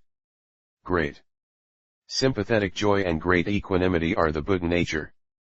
The Buddha nature is at once the Tathagata. The Buddha nature is great faith jap, Dei Shinjin. Why? Because of faith, the Bodhisattva Mahasattva can indeed be perfect in Danaparamita up to Prajnaparamita. As all beings unfailingly gain great faith, we say, all beings have the Buddha nature. Great faith is the Buddha nature. The Buddha nature is the Tathagata. The Buddha nature is the single sun's soil. Why? Because by the causal relations of the single sun's soil, the Bodhisattva is equal in his mind towards all beings. As all beings ultimately attain The single sun's soil, we say, all beings possess the Buddha nature. The single sun's soil is the Buddha nature. The Buddha nature is the Tathagata. The Buddha nature is the fourth power. Why? Through the causal relations of the fourth power, the Bodhisattva teaches all beings well. As all beings will ultimately gain the fourth power, we say, all beings possess the Buddha nature. The fourth power is the Buddha nature. The 389 Buddha nature is the Tathagata. The Buddha nature is the 12 links of interdependent arising. Why? By reason of the causal relations, the Tathagata is eternal. All beings definitely possess these 12 links of interdependent arising. That is why we say, all beings possess the Buddha nature. The 12 links of interdependent arising are the Buddha nature. The Buddha nature is the Tathagata. The Buddha nature is the fourfold unhindered knowledge. By reason of the four unhinderednesses, we say that he is unhindered in understanding words. Unhindered in understanding words, he indeed teaches beings. The four unhinderednesses are the Buddha nature. The Buddha nature is the Tathagata. The Buddha nature is called Vajropama Samadhi. By practicing Samadhi, one truly catches hold of the Buddhist doctrines. Because of this, we say, the Vajropama Samadhi is the Buddha nature. The Bodhisattva of the 10 stages practices the Samadhi and is not yet perfect. He sees the Buddha nature, but not clearly. As all beings will ultimately gain it, we say, all beings have the Buddha nature. O good man! As all the doctrines dharmas referred to above will definitely be gained by all beings, we say, all beings definitely have the Buddha nature. O good man! If I say that material form rupa is the Buddha nature, beings, on hearing this, will gain an inverted view. Being inverted, when life ends they will fall into avicii hell. The sermons of the Tathagata are to cut the person off from hell. So he does not say that material form is the Buddha nature. Also, the same applies down to consciousness. O good man! We say that when all beings gain the Buddha nature, they need not practice the way. This comes from the fact that the Bodhisattva of the 10 stages, as he practices the noble eightfold path, can see the Buddha nature a little. How could a person who has not practiced the way well see it? O good man! Manjushri and all the Bodhisattvas have already practiced the holy way over innumerable lives and they know the Buddha nature. How could the Sravaka and Pratyekabuddha know the Buddha nature?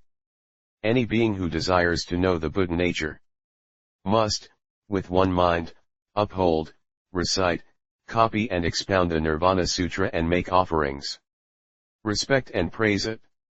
If one should encounter a person who upholds and praises the sutra, one ought to give such a person a good house to live in, clothing, and food and drink, bedding, and medicine, and also, one ought to praise, worship, and ask about the way. O good man! A person who has innumerable, boundless past lives associated with, and offered things to, innumerable Buddhas and has thus amassed a great deal of good can hope to hear the name of the sutra. O good man! It is difficult to conceive of the Buddha nature. It is not possible to conceive of the treasures of the Buddha, Dharma, and Sangha. All beings possess the Buddha nature, but not all can know it. This, too, cannot easily be conceived of.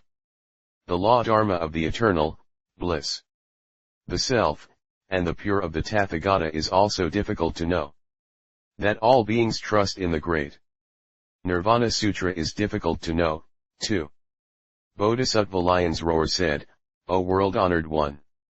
You say, it is not possible to conceive that all beings truly believe in the great Nirvana Sutra. O world-honored one! Among the mass of people here present, There are 85,000 billion people who have no faith in the sutra. It is a thing of wonder if there can be any who can believe in the sutra. O good man! All such people can, in lives to come, definitely believe in the sutra. They will see the Buddha nature and attain unsurpassed enlightenment. Lion's Roar said, O world-honored one! How can the Bodhisattva of the unrealized